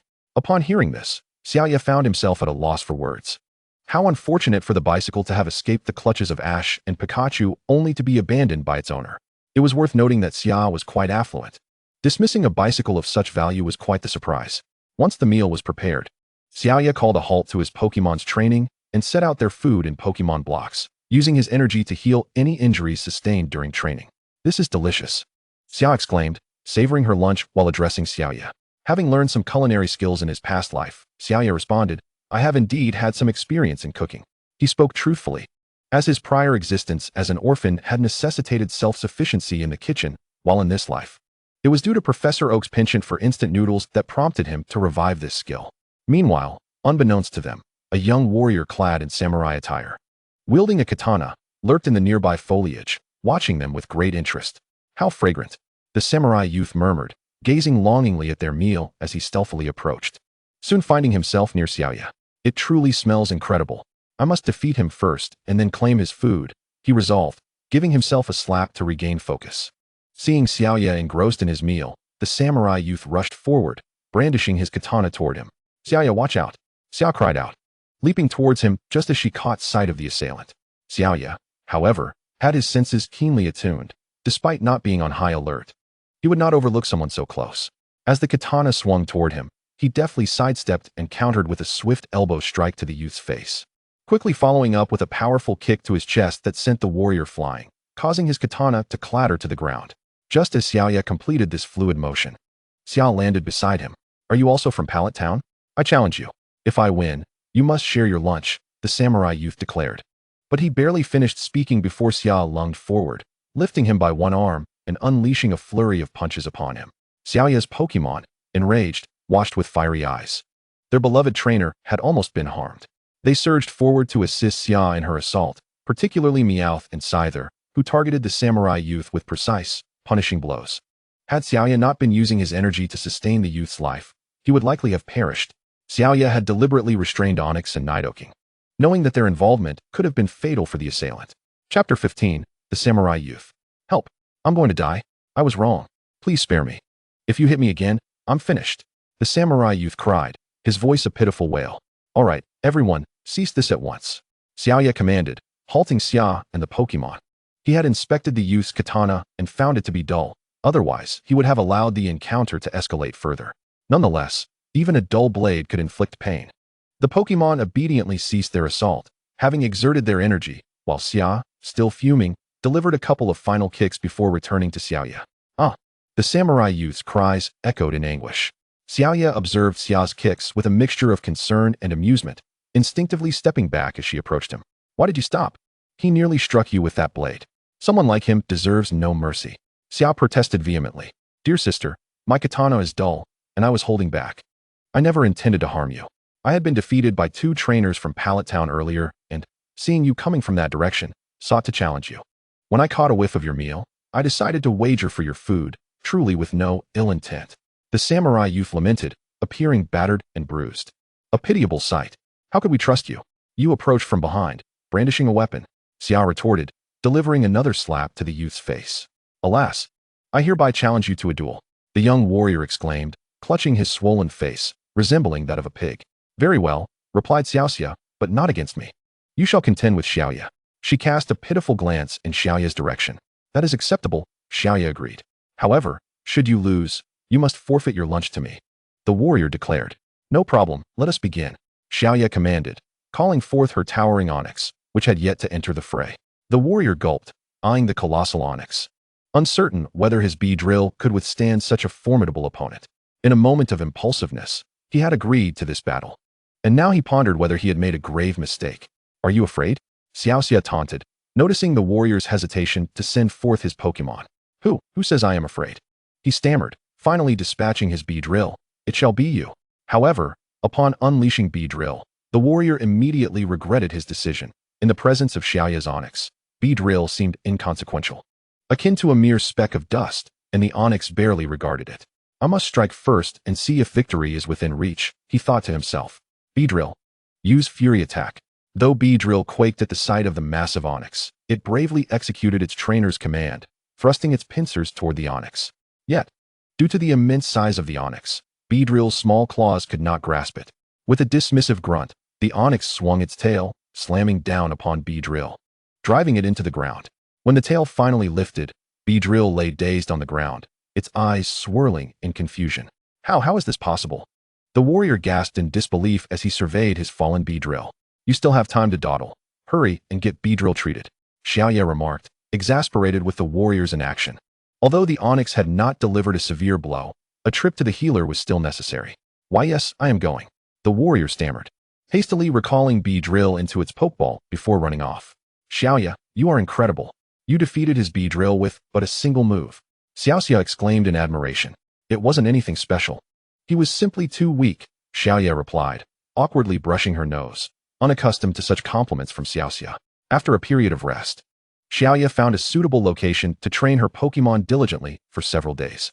Once training was complete, Xiaoya and her companions set off toward Pewter City, where she summoned her Scyther to challenge every Pokémon they encountered along the way. Upon reaching the outskirts of Pewter, Xiaoya encountered a scruffy middle-aged man selling stones. As soon as he spotted Xiaoya, he called out to her. Pewter is synonymous with gray, the color of stones. This city has been renowned for its stones since time immemorial. I sell the very local specialty, stones. Would you care for some? The man inquired eagerly. Xiaoya paused, glancing around but seeing no signs of the mega stones depicted in her previous life's novels. Only ordinary rocks. She turned to leave. Please don't go. These stones can also be used for cooking, the man exclaimed, desperate to keep her attention. Noticing Xiaoya's determination to leave, he shifted tactics, asking earnestly, Are you planning to challenge the recognized gym leader of Pewter City, Brock? Upon seeing Xiaoya's silence, he continued, Brock is quite formidable. For him, training in the Pewter Gym is child's play. He has 10 younger siblings to care for and cannot leave this city. His father is neglectful, having abandoned the family to pursue his dreams of becoming a great Pokémon trainer, leaving Brock to shoulder the responsibilities alone. Despite this, Brock remains a powerful Pokémon trainer, and you and your Meowth stand no chance against him. As the man spoke, a tinge of regret and sarcasm echoed in his words, reflecting on his own youthful ambitions of becoming a great Pokémon trainer now dashed. In my view, being a father does not require extraordinary prowess or abilities, but one must at least care for family. If the protagonist in your story is indeed you, then you are nothing but a worthless individual, unable to confront reality and shifting all responsibilities onto your children. Such a person is unworthy of the sacred title of father. As for whether I can defeat Brock, you need not concern yourself with that, Xiaoya retorted, having already shown ample patience. What the man thought or did afterward was no longer her concern. Xiaoxia, observing Xiaoya's irritation, hurried to catch up with her. Chapter 16. Pewter Gym. Is this the Pewter Gym? Xiaoya inquired, gazing up at the structure, which was decidedly characteristic of Pewter City, predominantly composed of rock, save for the entrance. After retrieving her Beedrill from the Pokémon Center, Xiaoya proceeded directly toward the Pewter Gym. Is anyone here? I am a trainer here to challenge the Pewter Gym, Xiaoya called as she pushed open the heavy doors. Inside the gym was enveloped in darkness, devoid of any light source, rendering the path ahead nearly invisible. Who enters? A spotlight suddenly illuminated a figure seated on a high platform, revealing a dark-skinned man. I am Xiaoya from Pallet Town, here to challenge for the Cascade Badge, Xiaoya announced. Given your age, you must be a novice trainer. Judging by the Meowth by your side, it seems to be your starter Pokémon. You should give up. That Meowth cannot hope to defeat me, Brock declared. Are you mistaken? Xiaoya is here to challenge for the Cascade Badge, not some ordinary badge. You ought to fetch your grandfather. And besides, Xiaoya's Meowth can indeed defeat you. Xiaoxia interjected, arguing against Brock's condescension toward Xiaoya. What? You claim you are here to challenge for the Cascade Badge? Brock exclaimed in surprise. Indeed, I am here for the Cascade Badge. Xiaoya affirmed, producing her Cascade Badge from the Cerulean Gym to show Brock. I must consult my grandfather about this. Please wait here a moment. Brock replied hurriedly before exiting. He did not doubt Xiaoya's words, for she had displayed her Cascade Badge, and knowledge of such badges was scarce, known only to the older generation. Xiaoya's mention of it indicated that someone among the elders believed in her strength to undertake this challenge. Furthermore, Brock's grandfather had recently informed him that someone would soon come to challenge for the Cascade Badge. He had anticipated a champion, not a novice trainer. Before long, Brock returned with a kindly old gentleman. You must be the grandson of that old coot, Professor Oak, the old man greeted warmly. Indeed, I am Xiaoya. Sir, you must be the renowned rock-type trainer and Elite Four member, Flint, whom my grandfather often speaks of, Xiaoya replied. Ha, you young one, have quite the charming way with words. Did that old coot really say such things about me? Flint chuckled heartily. Of course. Grandfather mentioned that I should learn more from you, Xiaoyi remarked. All right, if I recall correctly, your name is Xiaoyi, right? No need to flatter me. I won't go easy on you. If you wish to obtain the crystal badge from me, it will depend solely on your own strength, Wu Ji replied to Xiaoyi. That's exactly what I desire, Xiaoyi exclaimed, eager for the challenge, and he felt no need for further pleasantries. If you're prepared, let us commence the battle. Xiao Gang, you shall be the referee for this match. Understood, grandfather, Xiao Gang responded, stepping up as the referee once both parties were ready. The next match featured Xiao Yi from Masera Town challenging the former gym leader of Nibi City, Wu Ji. Since Xiao Yi was vying for the crystal badge, the rule prohibiting gym leaders from switching Pokémon was in effect. The battle begins. Chapter 17. Nibi Gym 2. You shall take the first round, Wu Ji declared, tossing a Pokeball onto the battlefield. Roar. A robust onyx materialized in a flash of white light. An onyx, is it? Judging by its aura, it seems to be of elite caliber. Let me witness the fruits of your recent training, Xiao Yi said as he retrieved a luxury ball from his right side. Hurling it onto the field, a pink Dratini emerged in a dazzling flash of light. Dratini, unleash Water Pulse, Xiao Yi commanded, taking the initiative. Me. Dratini complied, gathering a column of water in its mouth. The deep blue stream coalesced before surging toward Onyx. The water shot through the air like a bolt of lightning, creating a sharp sound as it tore through the atmosphere, akin to an arrow released from a bow, hurtling directly at the unwieldy Onyx. Onyx sensed the impending danger, but its massive size and sluggish movements rendered it unable to evade the attack. The water struck it with a resounding thud. However, despite the formidable impact, Onyx merely staggered back a step. Although the concentration of water enhanced the attack's power somewhat, the disparity in strength was simply too vast. Defeating Wu Ji's Onyx with Dratini was nearly impossible. Fortunately, Xiao Ye's true intention was merely to expose Dratini to the realities of battle and the gap between themselves and the strong, thereby motivating it to train harder. Xiao Yi, your Dratini's water pulse differs from others. The stream is considerably thinner, yet far more powerful, and its color is deeper than that of ordinary water columns. Is this due to the concentration of the water? Wu Ji inquired, his tone laced with certainty. Indeed, Senior Wu Ji, you are truly remarkable. You discerned it so quickly. I have indeed provided Dratini with specialized training for this technique, Xiao Yi complimented, genuinely impressed by Wu Ji's keen insight. He had contemplated this technique for quite some time. Yet Wu Ji had identified it almost instantaneously. You possess considerable talent, Xiao Yi. If nothing unexpected occurs, you stand a significant chance of claiming the championship at this year's Indigo League, Wu Ji stated. May your words prove true. However, in my heart, I believe it is a certainty. With a lineup of this caliber, even without resorting to legendary Pokémon, victory will undoubtedly be mine, Xiao Yi thought. Without further ado, let us proceed with our battle. Onyx, use Rock Throw, Wu Ji commanded loudly. Dratini, evade with Dragon Dance, then use Rain Dance. Onyx roared as it summoned sharp boulders around its body, hurling them towards Dratini. Yet, with its agile Dragon Dance, Dratini deftly evaded the attacks from various angles. Without hesitation, Dratini opened its mouth, gathering a tremendous force in its throat. With a clear whistle, a crystalline sphere of water erupted from Dratini's mouth, soaring rapidly into the air as if propelled by an unseen force. When the water sphere reached its zenith, it exploded spectacularly. In an instant, countless droplets of water scattered like fireworks, enveloping the arena in a sudden deluge. Initially, the rain fell gently, but as time passed, the downpour intensified.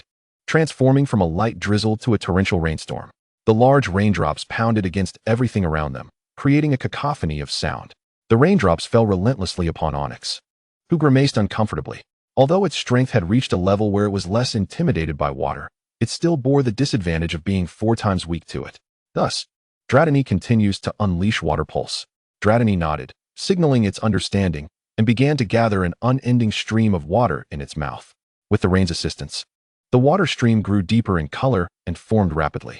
Soon, Dratini released 5 deep blue water columns in quick succession, with the rain amplifying the power of water pulse. The stream sped toward Onyx. Due to its bulky physique, Onyx was unable to evade the onslaught of water pulses, and despite the vast difference in strength, it was being forced back by Dratini's relentless assault, aided by the rain and Onyx's vulnerability to water. Xiaoyi, while your Dratini is indeed impressive, it is impossible for it to defeat my Onyx. Let them witness our strength. Onyx, use Earthquake to restrict Dratini's movements, then follow up with Tackle, Wu Ji commanded. As Wu Ji's words echoed, Onyx wasted no time, leaping and crashing down onto the ground with a thunderous roar. The impact sent shockwaves through the arena, causing even the spectators, including Xiao Xia, to nearly lose their balance. Dratini, too, struggled to maintain its footing amidst the tremors, collapsing onto the ground in an effort to stabilize itself. Now is the moment. Onyx, use Tackle. Onyx withdrew its limbs and head, curling into a ball, and began to roll rapidly in place.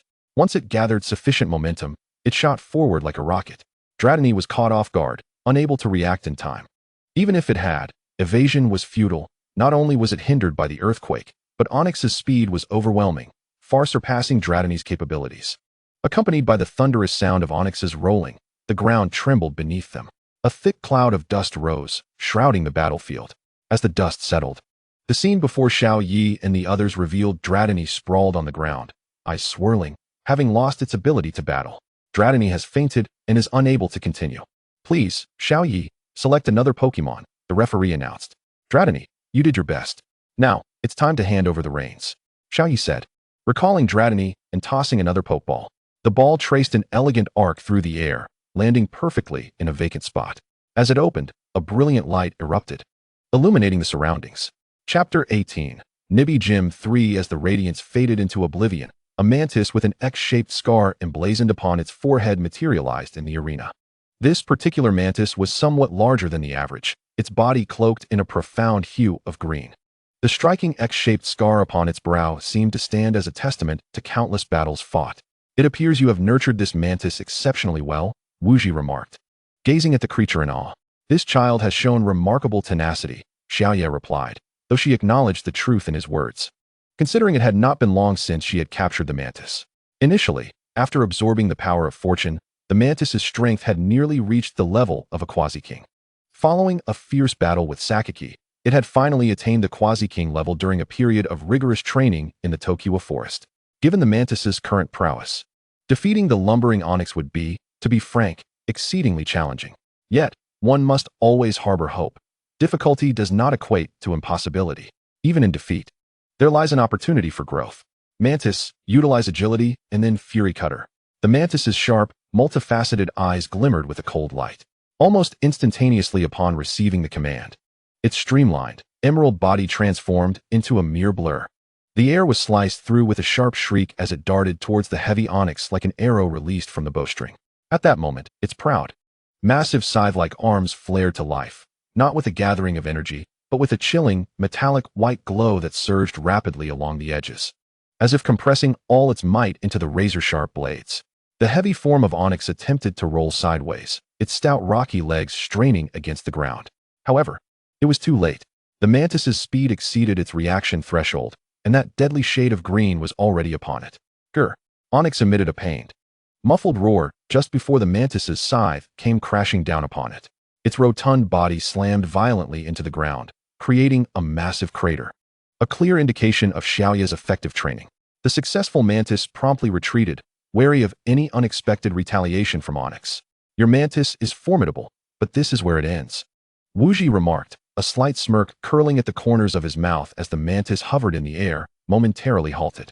Onyx began by unleashing Sandstorm to hinder the mantis's speed, immediately following up with a barrage of Euro balls. Enduring the fierce Fury Cutter, Onyx surged with a newfound ferocity. It lifted its heavy head high, unleashing a roar that reverberated throughout the arena. Roar! With this deafening roar, a violent whirlwind of yellow sand, laden with countless sharp grains, erupted around Onyx. In an instant, the world transformed. A terrifying sandstorm engulfed the entire battlefield, obscuring visibility. The sharp stones lashed out like myriad tiny daggers, relentlessly striking against the mantis's verdant yet relatively fragile exoskeleton, producing a cacophony of crackling sounds. SSSHHH. The mantis emitted a low, pained cry. This sudden harsh environment delivered a dual blow. The omnipresent sand not only incessantly sliced at its body, inflicting waves of sharp pain, but the ferocious winds severely impeded its vital speed. Its prized agility was drastically diminished, each flap of its wings feeling as if it were trapped in an invisible quagmire. Amidst the obscuring storm, Onyx had already readied its devastating move. It retracted its limbs and head completely into its cracked yet remarkably sturdy spherical shell, the glimmer of rock and metal flashing through the swirling sands. Subsequently, the heavy sphere began to rotate at an astonishing speed, a stark contrast to its cumbersome exterior. The sharp edges sliced through the air, producing a low yet lethal hum. Harnessing the immense centrifugal force generated by its rotation, Onyx morphed into a devastating meteor. Enshrouded by the tempest, it precisely locked onto the struggling green silhouette within the swirling dust, crashing down with overwhelming force. The mantis's compound eyes strained to capture the rapidly approaching, deadly spinning shadow. It longed to soar into the air, to swing its blades in defense. But the relentless grains of sand hindered its movements, sapping its strength. A fatal delay. Boom! A sound far more thunderous and shocking than the previous Fury Cutter resounded within the storm. It was the terrifying kinetic energy born from the fusion of absolute weight and extreme rotation, striking the mantis with tremendous force. CRRR. A brief, anguished scream was swiftly drowned out by the howling winds of the storm. The emerald figure was sent hurtling through the air as if it were a kite severed from its string, tracing a feeble arc before crashing heavily at the edge of the dust-laden battlefield. It struggled to raise its scythe-like arms, but its body convulsed violently, and its sharp compound eyes gradually lost focus, swirling in a daze. The mantis has lost its fighting capability and can no longer continue. Please, Xiaoya, select your next Pokémon. The referee announced. Was it truly unattainable?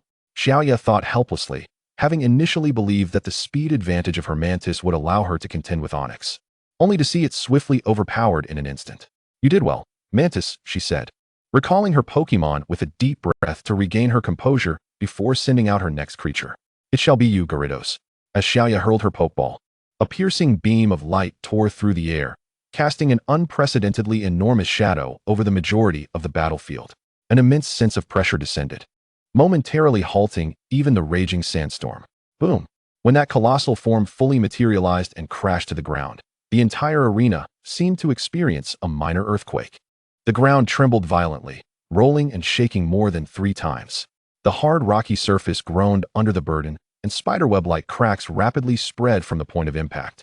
Debris and dust hurled skyward, only to be enveloped by the remaining sandstorm, creating a chaotic veil of dust. As the sand began to settle, the suffocating silhouette of Gyarados emerged.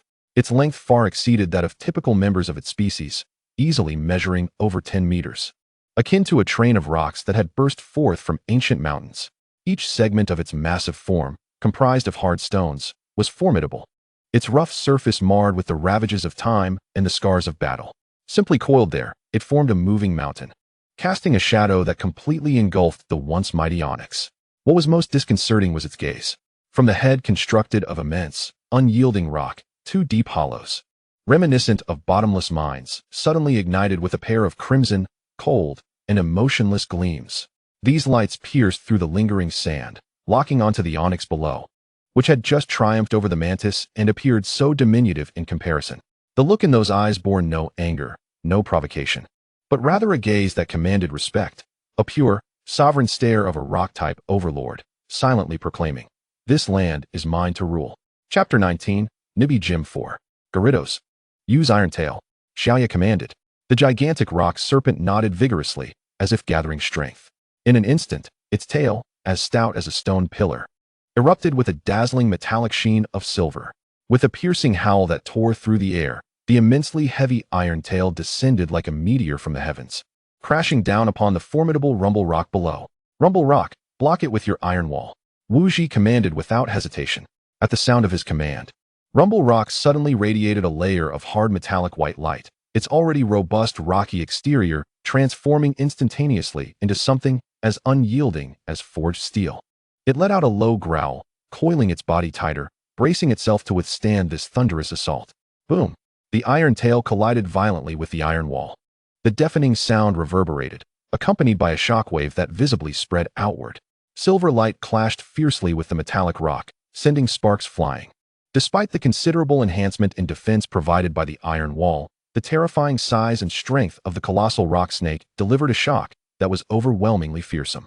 The ground beneath Rumble Rock cracked inch by inch, and its steel-like body ultimately could not wholly resist this earth-shattering force, becoming embedded deep into the earth, leaving behind a vast crater and a trembling surface of stone. The gigantic rock snake first trapped it with rock barriers, then unleashed the cannon beam. Xiao Ye's command flew forth like an arrow, the tactical intent unmistakably clear. The enormous rock snake responded with a thunderous roar, its rocky energy surging violently. In an instant, several boulders, resembling small mountains, tore through the air with a muffled whistle, accurately crashing down around Rumble Rock. Boom, boom, boom. Dust and debris erupted, and a deadly cage of solid rock formed instantaneously, ensnaring Rumble Rock firmly within its center. This was merely the beginning. The giant rock snake's massive mouth opened wide, a blinding white point of light rapidly coalescing and compressing within. The air seemed to warp under the influence of this terrifying energy, emitting a deep hum. The light point expanded visibly, growing brighter, as destructive energy surged within it. When the radiance reached its zenith, akin to a miniature sun on the verge of eruption, it was time to launch. Boom! A colossal beam of searing white light tore through the dust, propelled by an overwhelming force that aimed directly at the ensnared Rumble Rock. The air trembled violently in the wake of the beam. "Rumble Rock, quickly dig!" Wu Ji's desperate shout erupted almost simultaneously with the launch of the rock snake's cannon, filled with resolve and urgency. In the cage's center, Rumble Rock's eyes blazed with red light, locked onto the deadly beam. Just as the terrifying light cannon was about to engulf it, Rumble Rock unleashed an astonishing instinct for survival, its coiled body twisting like a high-speed drill, tearing through the already loosened ground beneath.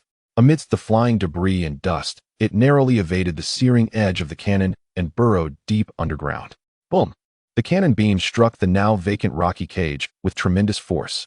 The explosive sound was earth-shattering, and the boulders trapping Rumble Rock were instantly reduced to dust under the catastrophic energy impact, leaving behind a bottomless pit with melted edges and swirling hot steam rising from the devastation. As she watched Rumble Rock disappear into the earth's depths, a triumphant smile curved the corners of Xiao Ye's mouth. "You've fallen for my trick," she said, her voice laced with the delight of a successful scheme. Immediately issuing her command like thunder, "Giant rock snake, now unleash earthquake." "What?" Wu Ji's face paled instantly, a chill racing up his spine.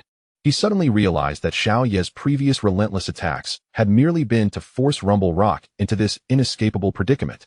"Quick, Rumble Rock, come out!" Wu Ji's frantic shout was filled with despair and urgency, his voice trembling. But it was too late. The colossal tail of the rock snake, imbued with the might to shatter mountains and crack the earth, struck down upon the very ground where Rumble Rock had vanished, akin to the hammer of a divine being. Rumbling. In an instant, the heavens shook and the earth quaked. The entire arena transformed into a fragile vessel upon a tumultuous sea. The solid ground, akin to a delicate water surface, was visibly torn apart as terrifying shockwaves radiated out in a circular frenzy, ripping, buckling, and collapsing the terrain. Countless stones were propelled high into the air, heralding the arrival of apocalypse. The dull yet destructive force penetrated through layers of rock and soil, striking precisely at the hidden Rumble Rock below. Deep underground, Rumble Rock endured an unparalleled and violent tremor. Its proudly hardened rocky body groaned under the overwhelming burden of this sheer earth power crashing in from all directions. The terrifying shockwaves reverberated within the confined space, battering it mercilessly, leaving no room for evasion or defense. As the world-shattering vibrations finally subsided, the battlefield lay in tatters. Not far from the giant rock snake, a sunken area of ground erupted violently, and Rumble Rock was unceremoniously expelled. Its rocky form was riddled with fine cracks, its once formidable body now dim and lackluster. Rumble Rock struggled to maintain its footing, swaying like a drunken creature, its eyes, which should have sparkled with the fire of battle, now merely vacant and swirling in confusion. Thud! Its heavy form collapsed to the ground, utterly devoid of fighting capability, with only a slight plume of dust rising to testify to the recent terror from below. The referee's whistle sliced through the silence. Rumble Rock is unable to battle. Giant Rock Snake is victorious. Please, Master Wu Ji, send forth your next Pokémon. Observing the fallen Rumble Rock, Wu Ji took a deep breath, suppressing the feeling of defeat, and instead ignited a fiercer flame within his gaze. He lifted his head, his eyes burning with intensity as he looked toward Xiao Yi at the opposite end of the arena, his voice booming with strength. Remarkable tactics, Xiao Yi. You possess not only powerful Pokémon, but also a keen sense for seizing opportunities and strategic acumen. He clenched his fist tightly, a smile of genuine respect and admiration for a worthy opponent gracing his lips. You are truly exceptional. In the skies of the future, there will undoubtedly be a place for you to soar. I, Wu Ji, am honored to serve as the stepping stone on your path forward. His words resonated powerfully, echoing across the battlefield that had just endured the quaking trial. Then, Wu Ji's gaze sharpened, akin to a sword poised for action. He raised high the other Pokeball in his hand, a gesture imbued with ceremonial weight and immense resolve. Now, allow me to show you the prowess of the old generation. Go. He hurled the Pokeball into the air, a beam of dazzling metallic red light ripping through the lingering dust. Chapter 20. Steelix. Roar. Accompanied by a deafening roar that seemed to blend the sounds of metal scraping and a beast's growl, a colossal figure of steel descended with breathtaking might. Its heavy body struck the ground with a dull thud, echoing like the toll of a great bell, causing the recently settled earth to tremble once more. Steelix. Its massive form, composed of countless gleaming silver-gray steel plates, reflected a cold, piercing light under the sun, resembling a moving fortress of steel. It lifted its armored head high, its icy serpent eyes locking onto the giant rock snake opposite, a wave of heavy pressure and combative spirit emanating from its very essence. Though 10 meters long, Steelix, as the evolved form of Onyx, was somewhat overshadowed by the towering figure of the colossal rock snake. Steelix, use Ice Fang. Wu Ji's command was as sharp as ice, targeting the weak point of the giant rock snake's rocky body, its vulnerability to ice. The cold light in Steelix's serpent eyes flashed ominously. Upon the formidable fangs, forged from indomitable alloy, an icy, deep blue mist rapidly enveloped the air, crystallizing into minute ice shards. With a shriek that echoed the sound of rending metal, the colossal steel serpent, clad in frost, snapped its massive jaws shut, akin to a prehistoric crocodile preying upon the comparatively vulnerable joints of the gigantic rock serpent. Crack! Hiss! The frigid energy, imbued with fourfold restraint, ruthlessly penetrated the crevices of the rock. The sturdy layers of the gargantuan rock serpent emitted a spine-chilling cracking sound under the dual assault of extreme cold and physical impact. The afflicted area was swiftly cloaked in a thick layer of frost, which spread rapidly outward. An unprecedented agony compelled this behemoth to unleash a roar that reverberated throughout the arena. Hold firm, great rock serpent. Find it. Xiao Yi's command rang out with unwavering resolve amidst the anguished howls of the colossal creature. The rock serpent's crimson eyes, bloodshot from the excruciating pain, were momentarily overshadowed by its indomitable will. Ignoring the frost encasing it and the relentless pain of frostbite, its gargantuan form surged forth with the might to obliterate all. Crashing toward the nearby steel serpent. Boom! The ancient layers of rock, weighing countless tons, coiled around the gleaming metal serpent with the ferocity of a living earth python. Ensnaring it completely, the muscles, rock structure, of the immense rock serpent erupted with terrifying power under the strain of excruciating pain. Contracting inward with the force of a hydraulic press, the steel serpent's hardened body emitted a heart-stopping creak as sparks flew from the fierce friction between rock and steel. Now, use Iron Tail. Xiao Ye's pursuit command was as swift as lightning. The ensnared steel serpent, unable to escape or retaliate, found itself targeted by the rock serpent's tail. As robust as a battering ram, which now shimmered with a dazzling silver light at its tip. Wasting no time, the massive tail, akin to a steel whip charged with power, precisely aimed at the slightly deformed, vulnerable section of the steel serpent's body, striking down with the force to shatter mountains. Bang! Clang! The iron tail struck the steel serpent with resounding force. The shrill clang of metal on metal reverberated like a thunderclap. Even the proud defense of the steel serpent faltered under this precise and heavy blow to its weak point. causing sparks to erupt and visibly denting its steel scales. The steel serpent emitted a metallic shriek, a blend of agony and fury, as its entire frame quivered under the overwhelming impact. Use rage. Unleash your fury. Break free. Wu Ji's roar ignited like a fuse to dynamite. Rage. After using a skill, the damage taken will increase. Trapped in the rock's grip, the steel serpent's crimson eyes flared with menacing bloodlust. With a roar that melded extreme pain and rage, it unleashed a metallic bellow that shook the very ground. The power within it, fueled by fury, erupted like a volcano. Crack. Snap. The ancient rock layers, weighing over 10,000 gene, were forcibly torn apart by this raw power born from anger and iron will.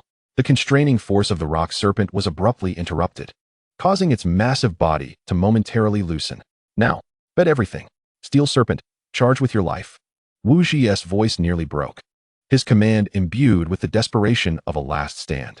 The steel serpent, having just broken free, its body marked by pressure and glowing embers, did not retreat, but instead compressed all its strength and newly ignited fury to the utmost.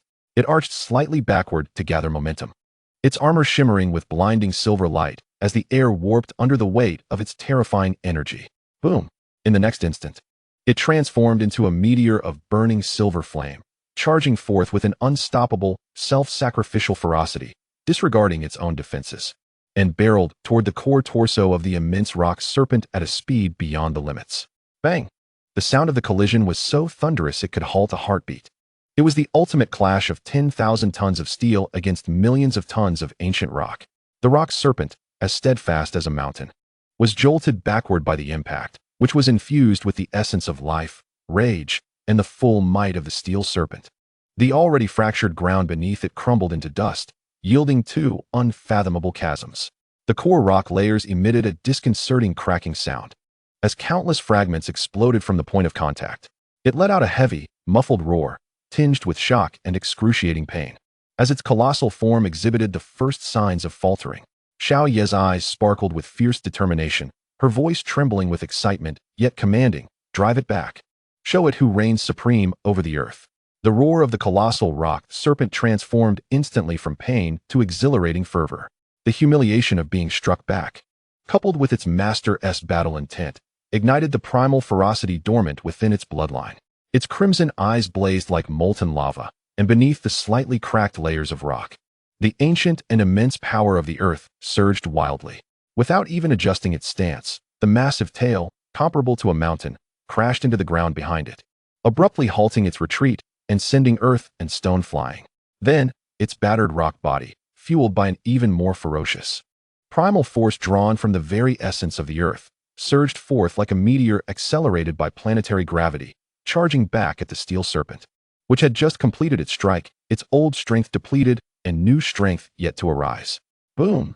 This time, the sound of the collision was no longer a dull thud, but a cataclysmic roar akin to colliding tectonic plates. The entire arena trembled as if waves were crashing, the protective barrier emitting a piercing shriek under the strain. At the center of the impact, blinding energy currents and explosive dust clouds surged skyward, engulfing the forms of both colossal beasts. Chapter 21, Nibby Gym 6. As the final, deafening roar subsided into silence, the rolling dust descended like a heavy curtain, and Xiaoxia in the audience held her breath, believing this titanic clash had finally reached its conclusion. The air was thick with the acrid scent of rock dust and the unique charred aroma of metal grinding together, leaving only two indistinct, enormous silhouettes in the arena, reminiscent of ancient monoliths. Is it over? Xiaoxia murmured softly. Yet, in that fleeting moment of near stillness, thud, thud, the heavy, dull sounds, akin to a giant hammer striking an anvil, stubbornly pierced through the dissipating dust. Each sound came, one after another, carrying an elemental and wild rhythm that brutally shattered Xiaoxia's momentary relaxation. Her gaze fixated once more on the arena. The wind seemed to heed this silent call, accelerating its flow. The swirling dust was finally cleared away, revealing the core scene of the duel, a sight that would leave any witness breathless. In the center of the arena, the rock serpent, its gray-brown body built from immense, hard stone blocks and marred by cracks, entwined tightly with the steel serpent, whose silver-gray body gleamed with a cold, metallic luster, both resembling ancient titans, inseparably entwined, their robust forms intertwined and constricted emitting a cacophony of bone-jarring creaks and cracks with each contraction of their sinewy muscles, or rather, their stony and steel structures, as if on the brink of crushing each other. Fragments of shattered rock and flying metal scales cascaded down like raindrops, accumulating into a thick layer beneath their feet. Yet, the battle raged on. The most heart-stirring scene unfolded as their heads, resembling miniature fortresses, engaged in such close proximity that they forsook biting or energy attacks, opting instead for the most primal, direct, and brutal method of resolution. Bam! The head of the great rock serpent, encased in hard rock, collided with tremendous force against the sharply defined brow of the great steel serpent. Sparks flew. Clang! The great steel serpent, undeterred, retaliated with its cold metallic head, producing a piercing sound as it crashed back with even greater ferocity. The point of impact resounded with a dull, thunderous boom. Bam! Clang! Bam! Clang! They seemed to disregard pain, abandon defense, leaving only the purest clash of strength and willpower. Each collision of their heads resembled meteors striking a planet, sending tremors through the earth beneath them.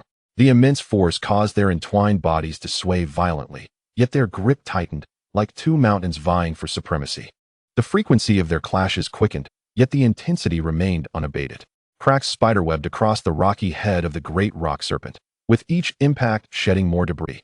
The great steel serpent's head, forged from fine steel, bore visible dents and deep scratches, the metallic hum faintly audible between collisions. Their enormous eyes, bloodshot and filled with agony, burned with an indomitable fighting spirit, fixated on their opponent mere inches away. However, even the strongest will cannot indefinitely deplete the limits of the body, be it of rock or steel. This breathtaking yet harrowing clash of heads continued for an indeterminate number of rounds. The once thunderous impacts began to lose their vigor, the frequency gradually slowing. Bam! The force waned. Clang! The speed lessened. In their final exchange, the two battered heads, nearly drained of all strength, gently yet heavily met once more. No sparks. No resounding clangs. Only a long, sigh-like sound of metal scraping against rock.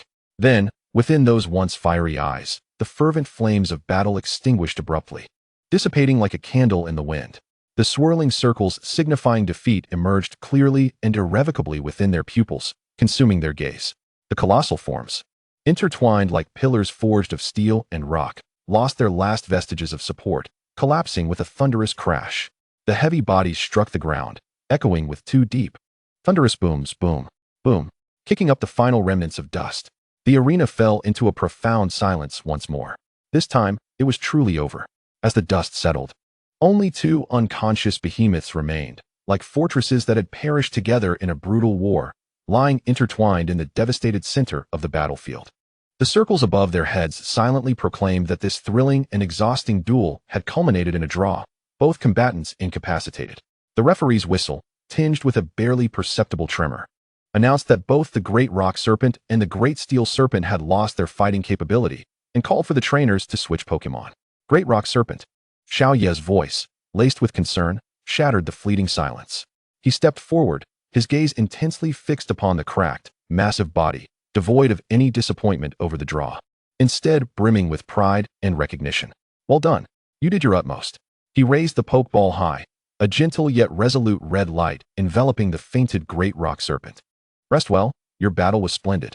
In an instant, Xiao Ye's expression sharpened like an eagle's gaze, and with a swift flick of his wrist, he declared, "It's your turn." Meowth. Meowth's nimble and agile form gracefully landed in the midst of the chaotic battlefield. Upon its entrance, the iconic golden coin glimmered faintly amidst the lingering dust. Standing out conspicuously, Meowth quickly adjusted its stance, lowering its center of gravity, with its front paws slightly bent and its tail raised high for balance.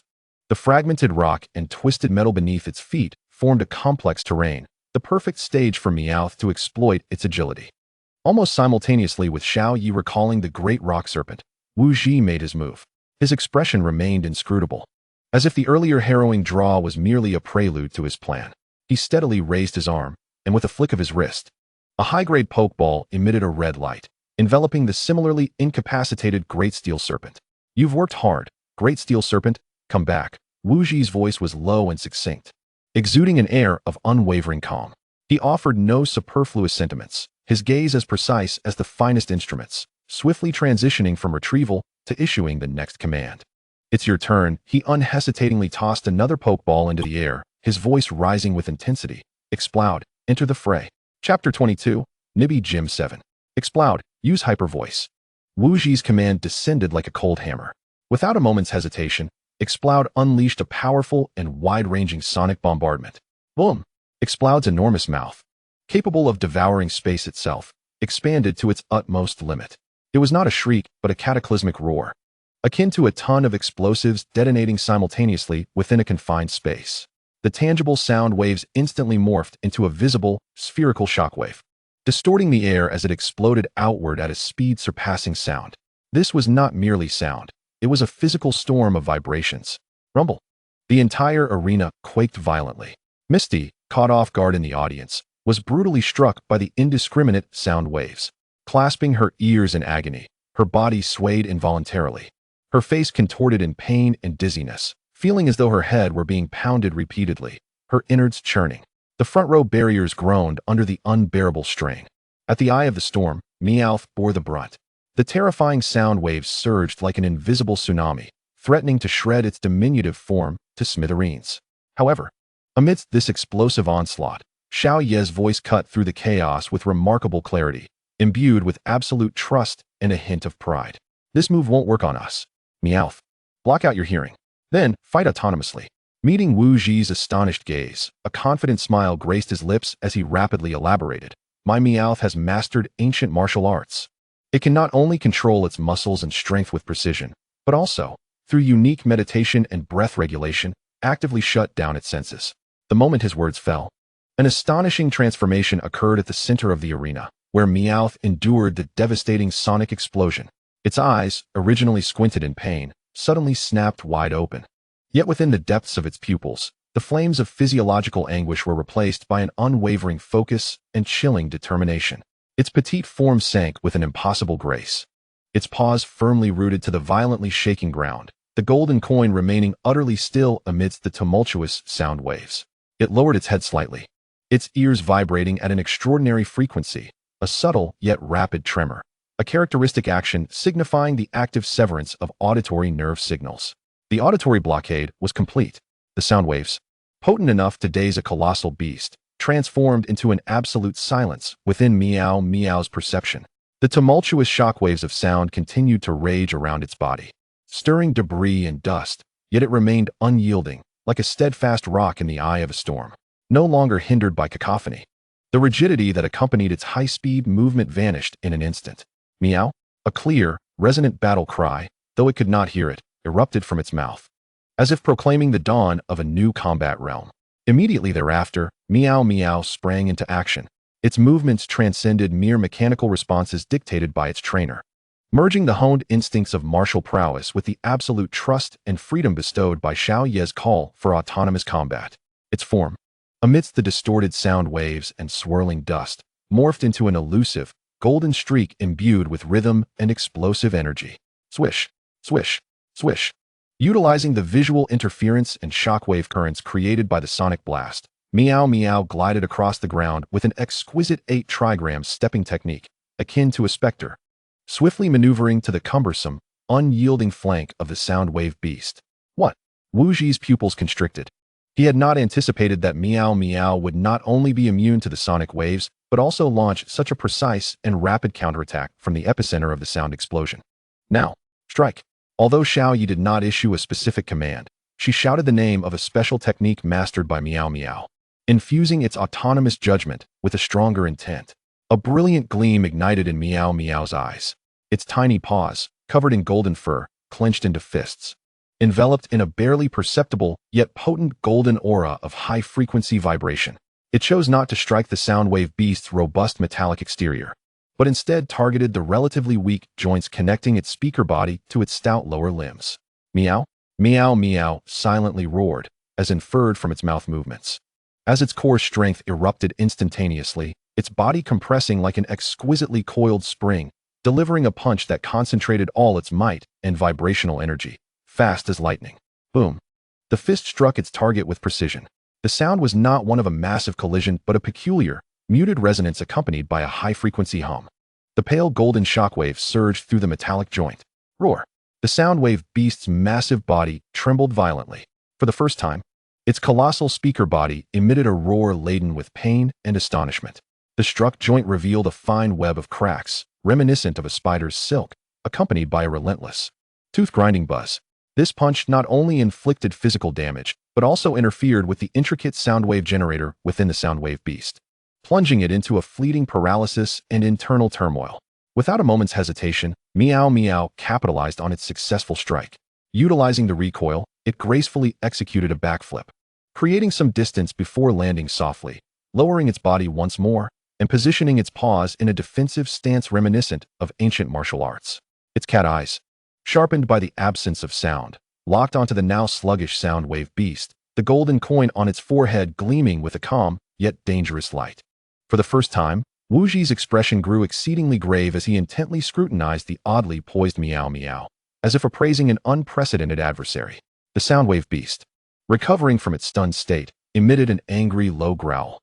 Yet the discomfort from its injured joints and the chaos within its soundwave system restrained it from unleashing its full power. Wuji's expression darkened, nearly dripping with tension. The soundwave beast's prideful sonic assaults had become almost futile before Meow Meow, which could actively seal its hearing and enter a realm of soundless combat. The piercing sounds were ineffective, the sonic waves rendered useless. This was a predicament he had never encountered. No longer could he rely on sound. Wuji's eyes sharpened, swiftly altering his tactical core. Soundwave beast. Use Flame Fang. Crush it with your strength. He opted for the soundwave beast's equally formidable physical assault. If sound waves could not disrupt, then direct combat with flames and fangs would suffice. The absolute advantage in size and strength was his greatest asset at this moment. Roar.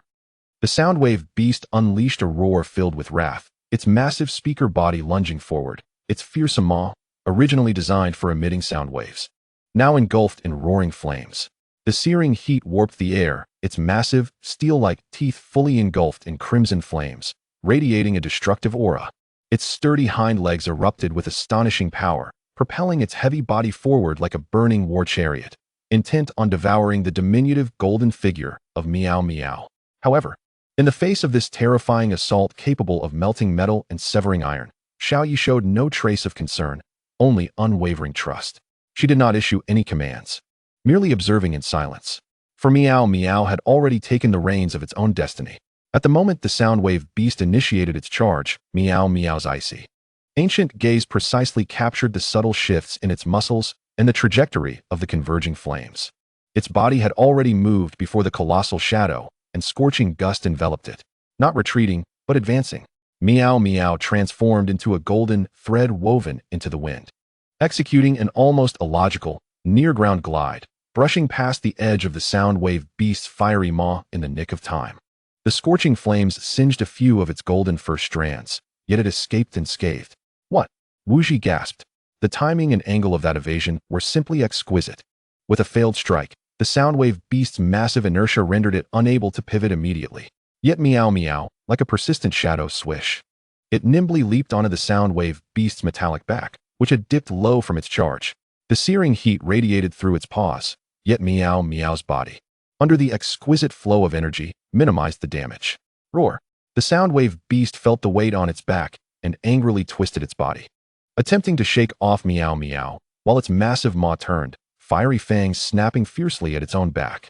This was a mutually destructive tactic, yet Meow Meow was faster. Dancing atop the soundwave beast's uneven metallic surface, it lightly tapped with its paws, propelling itself into the air with an elegant backflip, not only evading the retaliatory bite of the fiery fangs, but landing gracefully on the open ground directly in front of the soundwave beast, perfectly positioned. Having missed twice, the soundwave beast's fury escalated, compounded by the discomfort from its previously injured joints, causing a barely perceptible delay in its movements. Its massive head swayed slightly in anger, flames flickering uncertainly from its mouth. Now, the moment Meow Meow touched down, its icy battle intent surged to a peak. Without needing Xiaoye's prompt, its acute combat instincts seized upon the fleeting opening in its opponent's defenses. Its hind leg muscles tightened like steel cables, its body coiling like an overcompressed spring. Meow. A silent battle cry of intent. It moved. This time, it was not an evasion, but the ultimate assault. Meow Meow's form transcended the limits of visual perception, leaving behind only a faint golden afterimage. It did not charge in a straight line, but followed an intricate Z-shaped trajectory, each step precisely landing in the blind spots created by the sound wave beast's fury and cumbersome form. One step, emerging at the periphery of the explosive creature's left field of vision. One more step, having circumnavigated to the right side of its neck, now exposed due to its turn. The colossal flames of its fangs had yet to redirect, as Meow Meow had already closed in on the most vulnerable juncture between its jaw and the speaker's main body. There, no heavy metal shielding protected it, only a relatively fragile connective structure. Meteor Tail. Xiao Ye's voice resonated at the opportune moment, declaring the name of Meow Meow's most potent single-target finishing move, honed through arduous training. Behold, Meow Meow's seemingly soft golden tail, now taut as a steel whip, with its tip coalescing a blindingly brilliant, supernova-like golden light. In midair, it executed an unfathomable, gyroscopic spin, channeling all its strength, speed, and energy into this final strike. Whoosh! The golden whip sliced through the air, accompanied by a piercing sound and a resonant hum of energy, akin to a falling golden meteor, crashing with thunderous might through the fragile point where the jaw met the speaker's body. Crack! A chilling sound of metal fracturing echoed. Boom! Followed by a muffled explosion from within as energy erupted. Howl! The explosive creature emitted an unprecedented, haunting wail infused with agony, shock, and disbelief. Its massive form trembled as if stripped of its main support beam, swaying violently. Sparks erupted from the point of impact as internal circuits seemed to short-circuit, producing crackling sounds. The flames that raged within its mouth extinguished instantaneously, and its enormous eyes rolled back due to excruciating pain and system failure, spiraling in a frenzy indicative of its loss of combat capability. Its heavy body, unable to sustain itself, fell forward with immense inertia, akin to a collapsing mountain. Crash! Dust enveloped the arena once more, yet unlike before, this time, only a singular mountain had fallen. Meow Meow landed gracefully not far from the toppled explosive creature, its body slightly heaving, the golden tail slowly drooping, as the icy battle intent in its eyes ebbed like the retreating tide, returning to its usual nimbleness. The coin on its forehead still shimmered, albeit now dusted with remnants of battle, accentuating its striking appearance adorned in denim attire. Chapter 23, Nibby Gym 8. The referee's announcement resounded clearly across the battlefield. The explosive creature has lost its fighting capability and can no longer continue. Please, Master Wuji, replace your Pokémon. Wuji silently returned the explosive creature, the earlier sense of defeat now replaced by a gravitas as solid as rock. He caressed the Pokeball in his hand, his gaze sweeping over the center of the arena where the golden Meow Meow, despite its considerable exhaustion, still radiated fighting spirit. You fought valiantly, explosive creature. Now, his deep voice resonated with unwavering determination. It is time for your teammate to take the stage. Without hesitation, he hurled the Pokeball. Castle Dragon. Boom. A dull thud reverberated as a colossal and uniquely shaped Pokémon thunderously descended. It was indeed Castle Dragon. Its massive, armored head shield, reminiscent of an ancient castle gate, occupied nearly the entirety of its frontal form. The shield was adorned with ancient patterns and deep scars from past impacts, exuding an aura of indestructibility. Its sturdy limbs, akin to stone columns, were deeply embedded in the ground, while its short tail swayed slightly, presenting a formidable visage akin to a moving steel fortress, completely sealing off the arena in front of Wuji. The small eyes concealed beneath the heavy shield glimmered with calm and focused intensity, locking onto Meow Meow. Roar! A deep, resonant bellow announced the arrival of this impenetrable bastion. Xiaoya's brow furrowed tightly. Castle Dragon was notoriously formidable in defense. While Meow Meow's offensive prowess was not to be underestimated, conventional methods against such a defensive stronghold would likely prove futile. Meow Meow, initiate a probing attack. Look for a weakness, Xiaoyi cautiously commanded, hoping to uncover a chink in its armor. Meow. Once more, Meow Meow transformed into a streak of golden light, its speed astonishing as it swiftly maneuvered to the side of Castle Dragon, channeling its energy into a fierce claw strike aimed at the relatively weaker connection point of its side armor. Clang! The jarring sound of metal on metal rang out. Sparks flew. Castle Dragon's immense body did not even tremble. The only evidence of the strike was a few shallow white marks on the armor. It did not even turn its head, merely adjusting its center of gravity slightly, keeping its massive shield steadfastly facing the direction from which Meow Meow might attack. Iron Wall.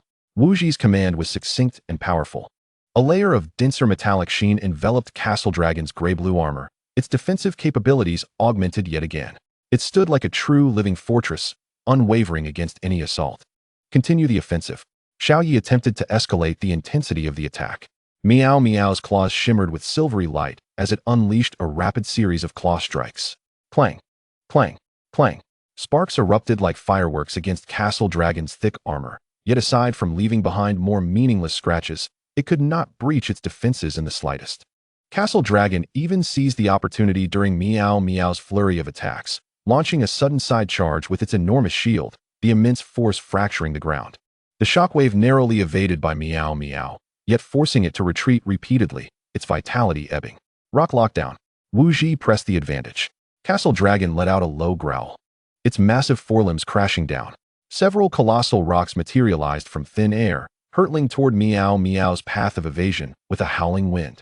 Meow, Meow Meow, leveraging its extraordinary agility, navigated through the oncoming rocks, perilously dodging the barrage. Although it avoided direct hits, the flying debris and constricted space significantly compressed its operational range, dramatically escalating its fatigue. The battle descended into a seemingly hopeless stalemate.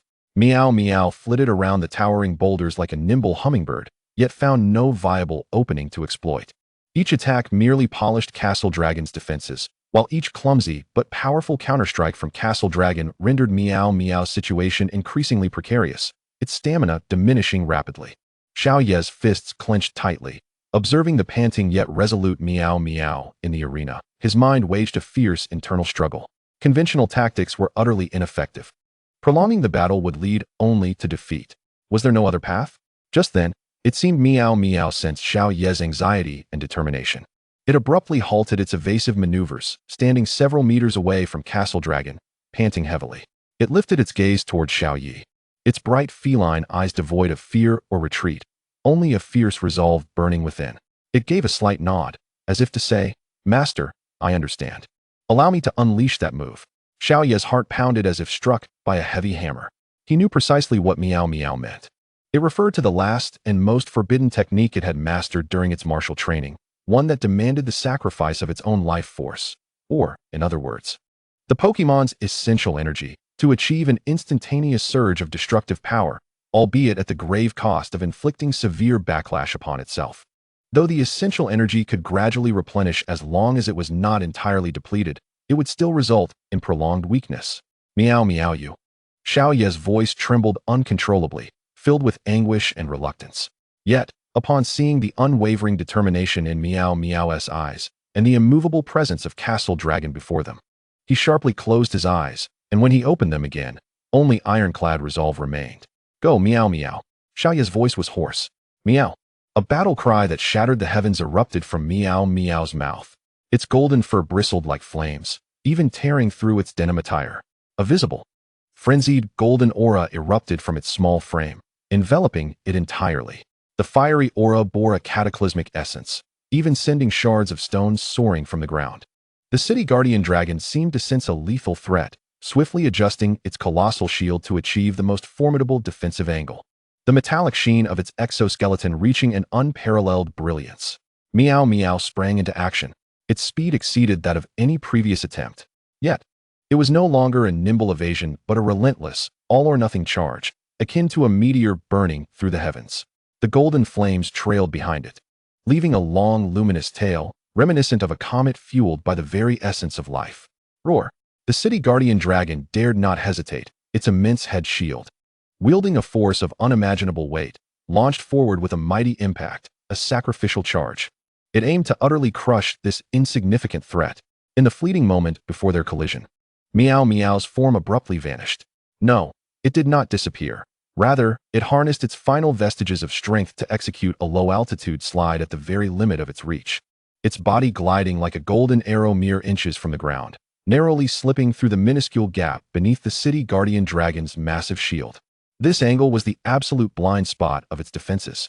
Now was the moment. Break! Xiao Ye's eyes widened in horror.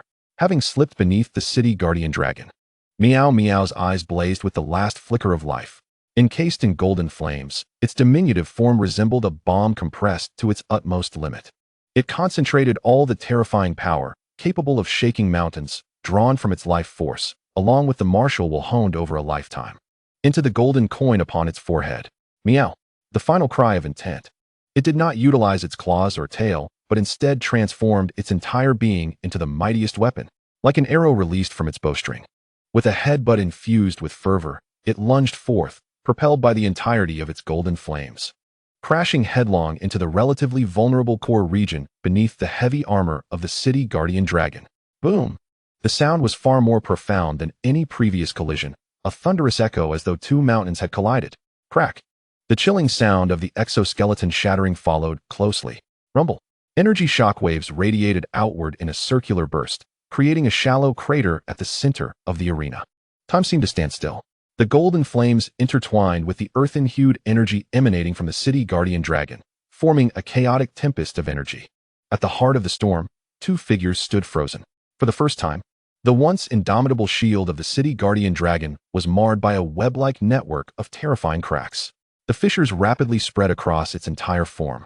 The small eyes hidden beneath the shield brimmed with disbelief and excruciating pain, symbolizing the utter collapse of its defenses. Its massive body trembled violently, emitting a mournful cry of agony, ultimately unable to withstand the toll, collapsing sideways like a castle deprived of its foundation. Boom! Where it fell, the once resplendent golden flames had completely extinguished. Meow Meow's tiny body lay still amidst the shattered exoskeleton and swirling dust, the coin upon its forehead dim and even cracked. Its once lively and cunning eyes now resembled extinguished stars, slowly overtaken by circles signifying the loss of combat capability. Its body twitched slightly, evidently enduring unfathomable backlash. A mutual demise. Silence enveloped the arena. Even the sound of breathing became starkly audible. All present were rendered speechless, stunned by the sheer brutality of the scene. After a moment, the referee's solemn voice broke the stillness. The city guardian dragon and Meow Meow have simultaneously lost their fighting capability. Wu Ji gazed upon the fallen city guardian dragon and the unconscious Meow Meow, his expression complex, ultimately dissolving into a profound sigh. He gently recalled the city guardian dragon. Xiaoyi had already rushed into the arena, cautiously cradling the battered, faintly breathing Meow Meow in his arms, voice choked. "Fool, you've done enough, enough. Just rest well." He tenderly returned Meow Meow to its pokeball, his movements imbued with compassion and respect. Chapter 24, Nibby Gym. The heavy atmosphere had yet to fully dissipate. The shock of the city guardian dragon and Meow Meow's mutual defeat still lingered in the air. The referee took a deep breath and waved the flag. "Please, both trainers, send forth your next Pokémon." Wu Ji's gaze was as resolute as tempered steel, devoid of hesitation. He understood that Xiao Ye's Pokémon were extraordinary, necessitating his strongest stance in response. The Pokeball he tossed flickered with a cold, hard light. Bashi Kidora, obliterate everything. Crash. Accompanied by a deafening roar and the sound of crumbling rock, a steel behemoth of unprecedented oppressive presence descended upon the battlefield. Bashi Kidora. Its heavily armored silver-gray shell reflected a chilling gleam under the lights. Enormous horns resembling colossal axes, and a robust tail dragged along the ground, each movement carving deep furrows. Its aggressive crimson eyes scanned the arena, ultimately locking onto its opponent, exhaling a breath thick with sulfur. Upon its emergence, the rocky ground beneath it cracked under the weight of its terrifying bulk. This was a living fortress of iron, brimming with a desire for destruction. Xiaoye's expression remained eerily calm. He gently caressed a pokeball at his waist, his eyes glimmering with unwavering trust in his partner. "Thank you for your efforts." Meow Meow. Now, with a flick of his wrist, he sent the pokeball slicing through the air. "Beedrill, it's your turn." Buzz. A bolt of yellow and black lightning cleaved through the heavy atmospheric pressure brought forth by Bashi Kidora. Beedrill hovered midair, its rapidly vibrating wings emitting a low, threatening hum.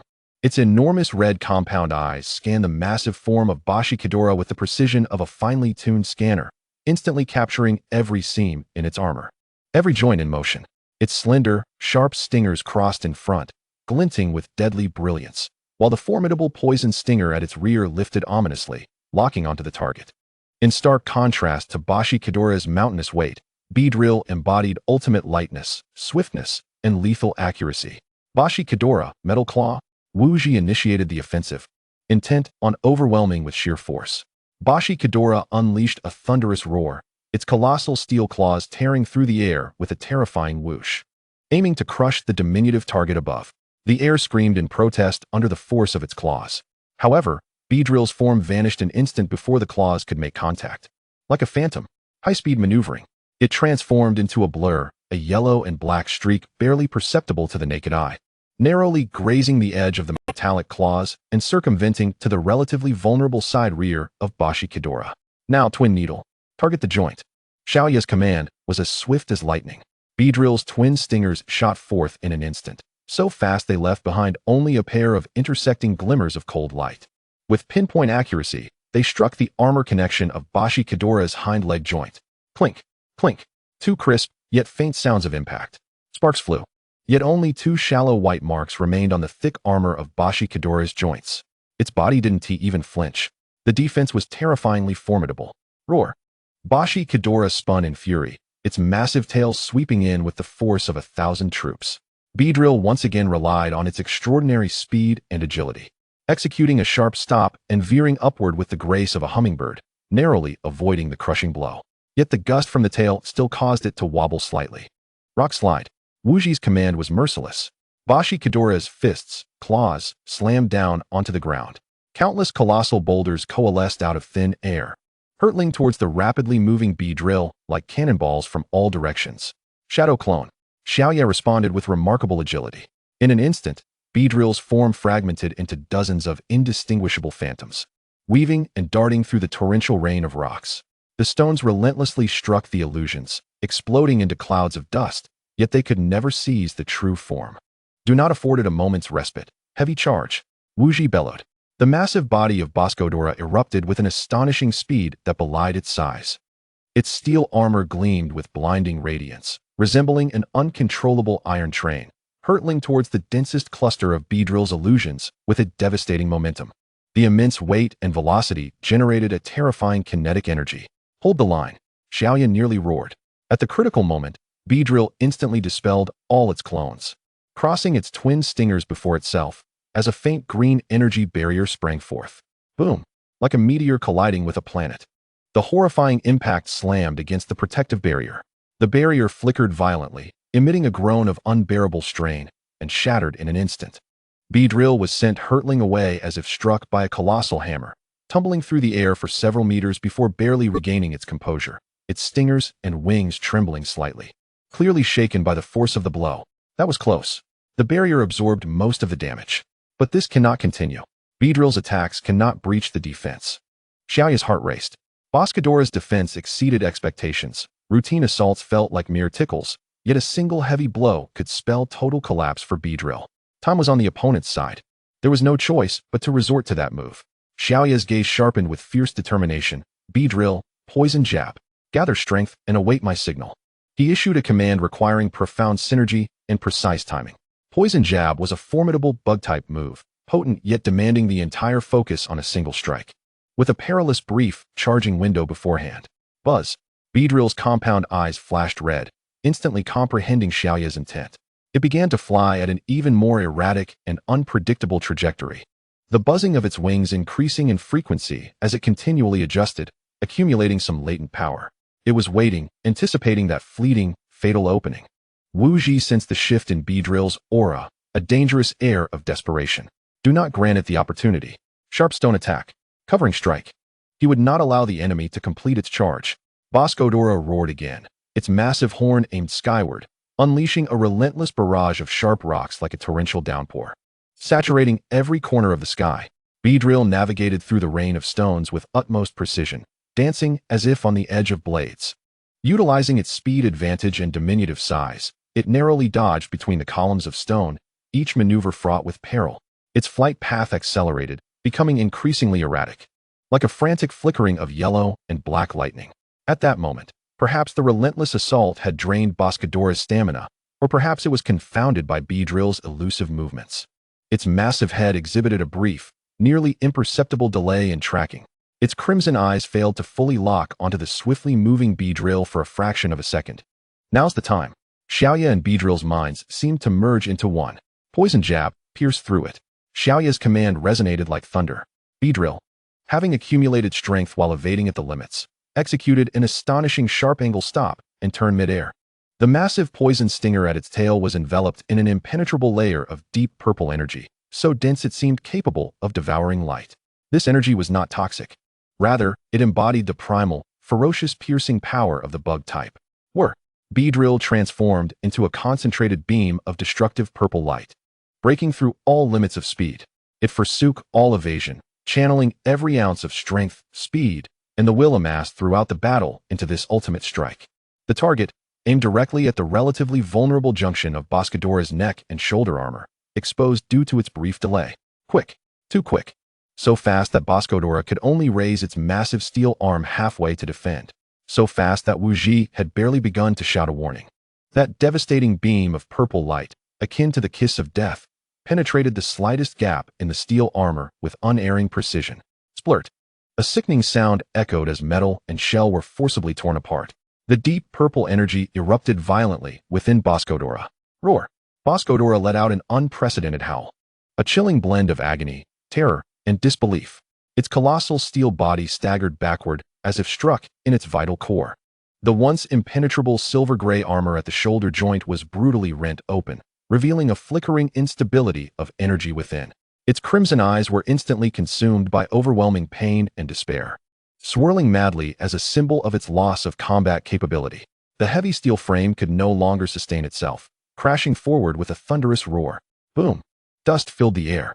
Meanwhile, the yellow-black figure that had delivered the fatal blow, like a hummingbird drained of all energy, slowly descended near the fallen steel giant.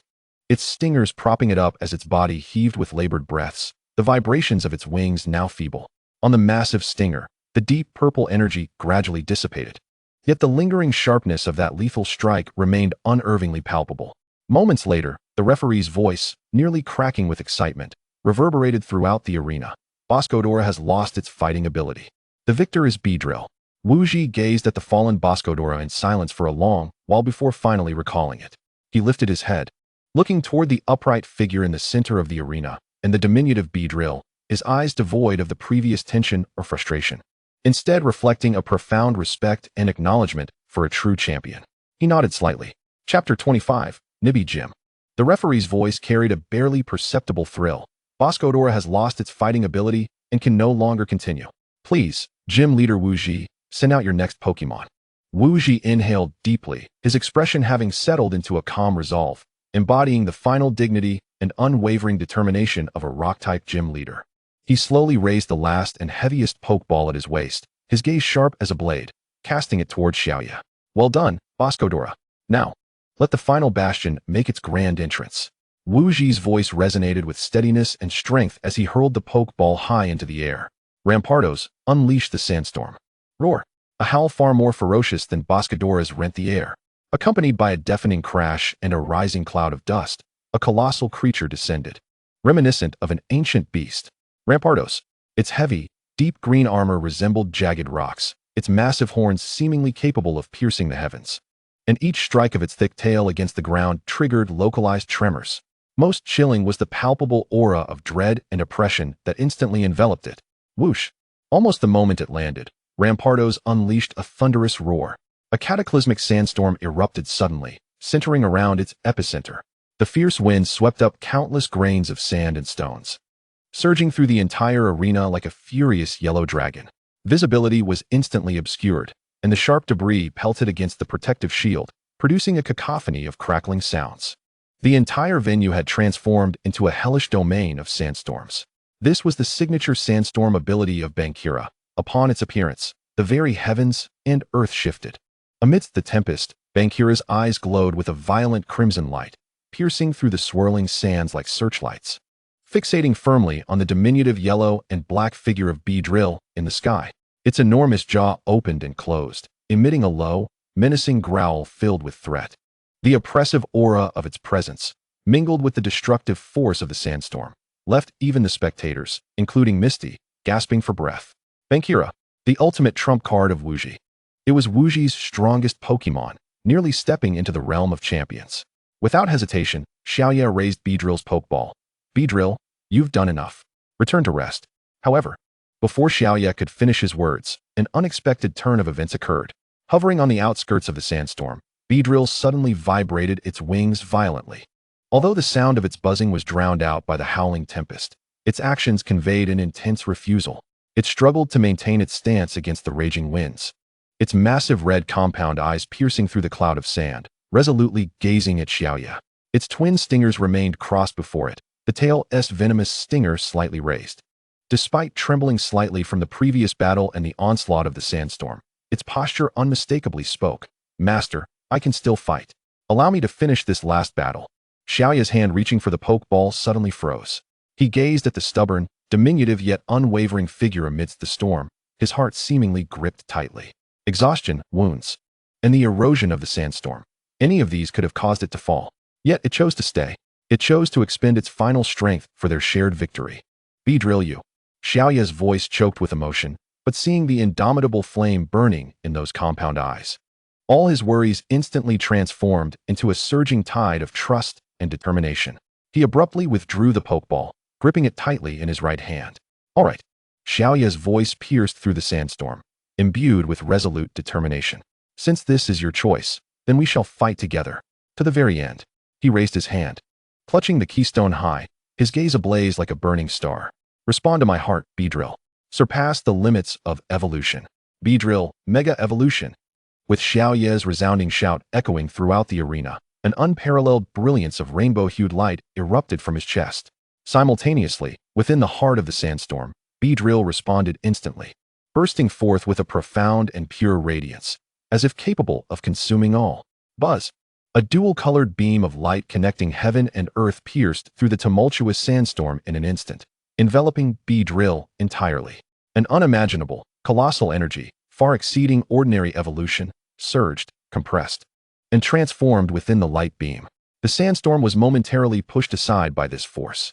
The audience held their breath, wide-eyed, witnessing the silhouette within the light beam. The radiance converged at an astonishing speed, shaping itself. When the blinding glow receded, a brand new, even more powerful and deadly figure hovered at the center of the sandstorm. Mega Drill. Its form elongated and embodied a streamlined elegance, and its exoskeleton gleamed with a deeper, more metallic obsidian hue.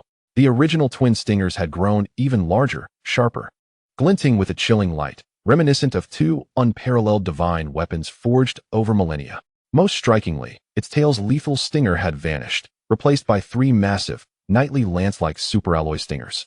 Glistening with an eerie violet glow, its wings expanded, transparent and vibrating at high speeds, almost transforming into a hazy specter of light. An aura of cold, efficient, and utterly lethal sharpness emanated from it, briefly suppressing the raging sandstorm summoned by Bankura. Wuji's pupils contracted abruptly. Mega Evolution.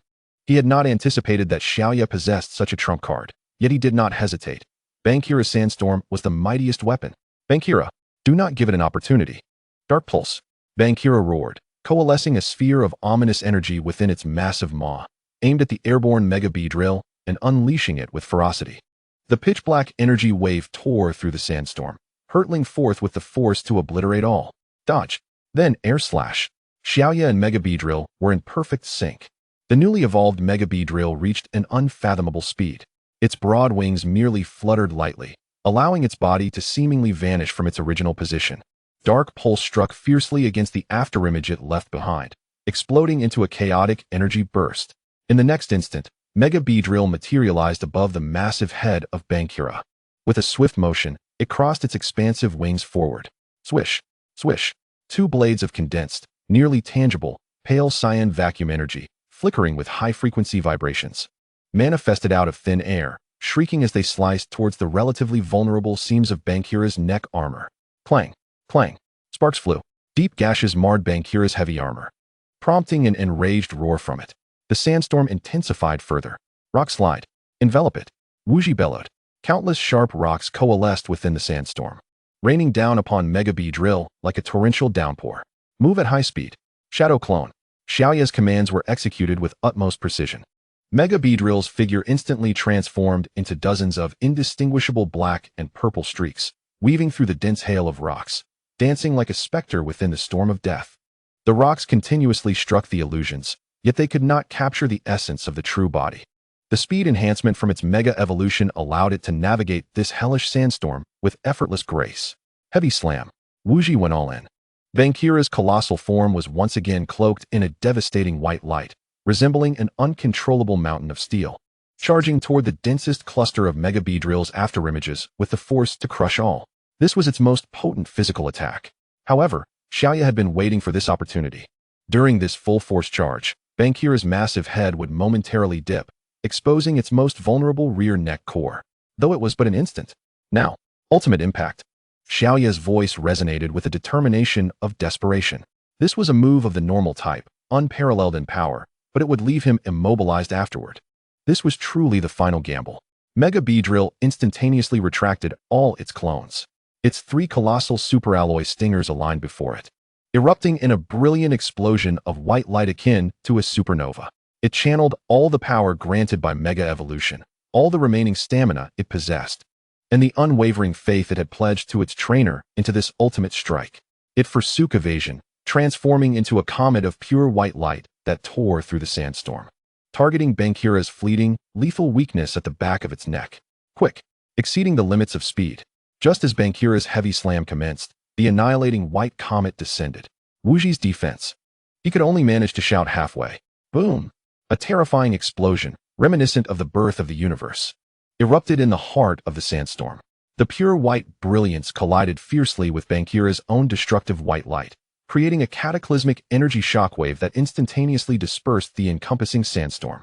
It revealed a scene that would strike fear into the hearts of all present.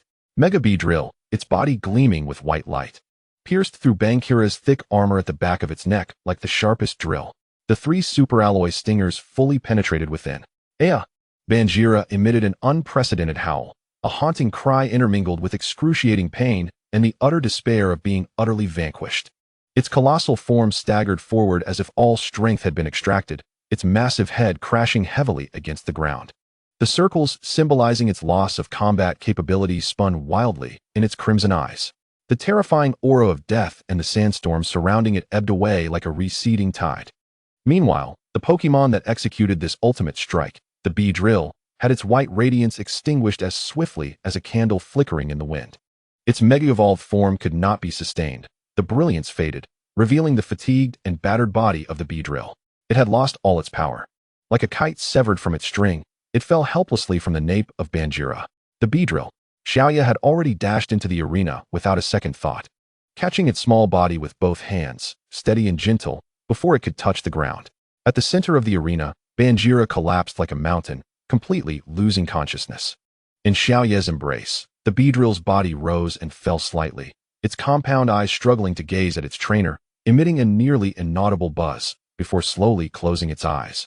Overtaken by the circles symbolizing its defeat, it had exhausted its final vestige of strength. The entire arena fell into an absolute silence, broken only by the sound of the wind rustling through the shattered grounds. The referee took a deep breath, gathering all his strength, his excited yet solemn voice resonating in every corner. Banjira has lost its combat ability. Consequently, all 6 Pokémon of Gym Leader Wuji have succumbed. The ultimate victor of this gym challenge is Xiaoya from Shinshin Town. Wuji slowly approached the center of the arena, gazing at the fallen Banjira, then at the unconscious yet seemingly victorious Beedrill in Xiaoya's arms. The grave expression on his face melted away, revealing a heartfelt smile filled with respect. He extended his hand toward Xiaoya. An extraordinary battle, Xiaoya. Wuji's voice was sincere and powerful. Your Pokémon, your tactics, your indomitable spirit, and especially the trust and bond you share with them, are beyond reproach. This victory is rightfully yours. He paused, retrieving from his pocket a crystal badge gleaming with a rocky luster. Its ancient and weighty form a testament to achievement. This crystal badge belongs to you.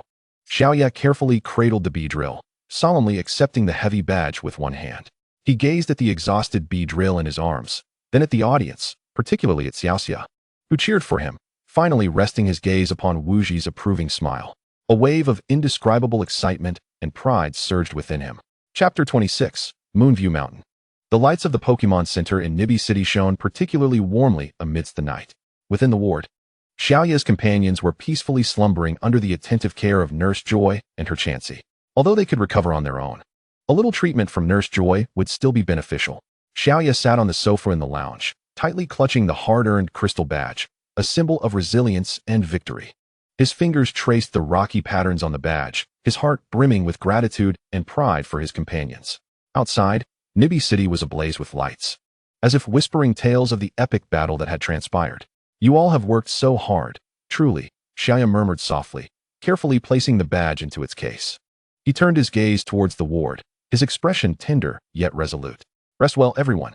Tomorrow, we embark on a new journey. Meanwhile, deep within the Nibi gym, Wuji had not yet rested. He stood before a communicator, the screen flashing with familiar and dignified faces from various cities. Hualan, Kurei, Kinyu, Yuhong, each a renowned former gym leader of the Kanto region and his longtime comrades. The situation is as follows. Wuji's voice was steady, yet laced with a hint of astonishment. Xiaoya, the grandson of Professor Okido, is no ordinary newcomer. His strategies are flexible and adaptable, as well as resilient as steel. More crucially, the bond he shares with his Pokémon is profoundly moving. Notably, the Meowth's autonomous combat and the Beedrill's final mega evolution exemplified trust taken to the utmost level. The expressions of the gym leaders varied, yet all conveyed a profound interest. Oh, for you to hold such a high opinion of him. It might be a decade before we see another like him, wouldn't it? Waterblue raised an eyebrow, intrigued. Autonomous combat. Quite interesting, mused the former gym leader of Kurei. A glimmer of challenge sparking in his eyes. Mega evolution. The former gym leader of Royal City maintained a flat tone. Yet a flicker of light seemed to pass through his gaze. It seems the Kanto region is welcoming a challenger worthy of anticipation. The former leader of Yuhong smiled gently. In summary, Wuji concluded, should this trainer named Xiaoya challenge your gyms, ensure you give it your all. He deserves a true test. I sense he will stir quite the upheaval. Once the message was transmitted, Wuji severed the communication. He gazed out at the profound night sky, a smile of expectation curving his lips. Xiaoya, show me how far you can go. The following morning, sunlight bathed Nibi City. After a night of adequate rest, although Xiaoya's companions had not fully regained their peak condition, their spirits were high. The Beedrill's wings resumed their steady buzzing. Meowth, though still somewhat weak, retained its lively and cunning gaze, tinged with a hint of pride. The Onyx stood steadfast as a mountain, and the Dratini energetically nudged Xiaoya's leg, while the Scyther brandished its scythes. Everyone is recovering wonderfully, Xiaoya exclaimed joyfully, lifting Dratini into his arms. Now then, our next destination is Moonview Mountain. Let us set off. Bidding farewell to Nibi City, Xiaoya and Xiaoxia embarked on the winding mountain path leading to Moonview Mountain. As the altitude increased, the city's clamor was left behind. The air grew fresh and cool, and the surrounding vegetation became increasingly lush. Enormous rocks began to exhibit a peculiar moonlit sheen, enveloping the entire mountain range in an aura of mystery and tranquility. By evening, the two set up camp in a relatively flat area near a stream halfway up the mountain. The crackling campfire accompanied the aroma of Pokémon food and human dinner simmering in pots. After a day of travel, they were both somewhat fatigued, gathering around the fire to relish the rare tranquility. Moonview Mountain is truly beautiful.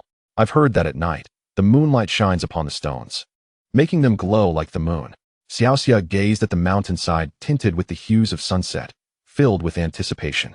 Indeed, and it is said that this place is home to, Xiaoya began, but before he could finish, his peripheral vision caught a glimpse of a small, pink figure stealthily approaching their supply bag of energy cubes and berries at the edge of the camp.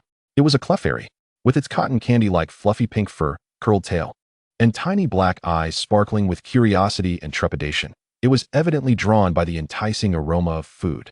Yet it was timid, pausing to look around cautiously with each step closer, its small paws hovering in the air, hesitating whether to reach for a tantalizingly sweet Pecha Berry energy cube. Cieli? It emitted a faint, longing sound. Xiaoya and Xiaoxia exchanged a knowing glance, stifling their laughter and holding their breath, eager to see what this adorable little creature would do next. Finally, the Clefairy mustered the courage to swiftly grab the energy cube with its paw.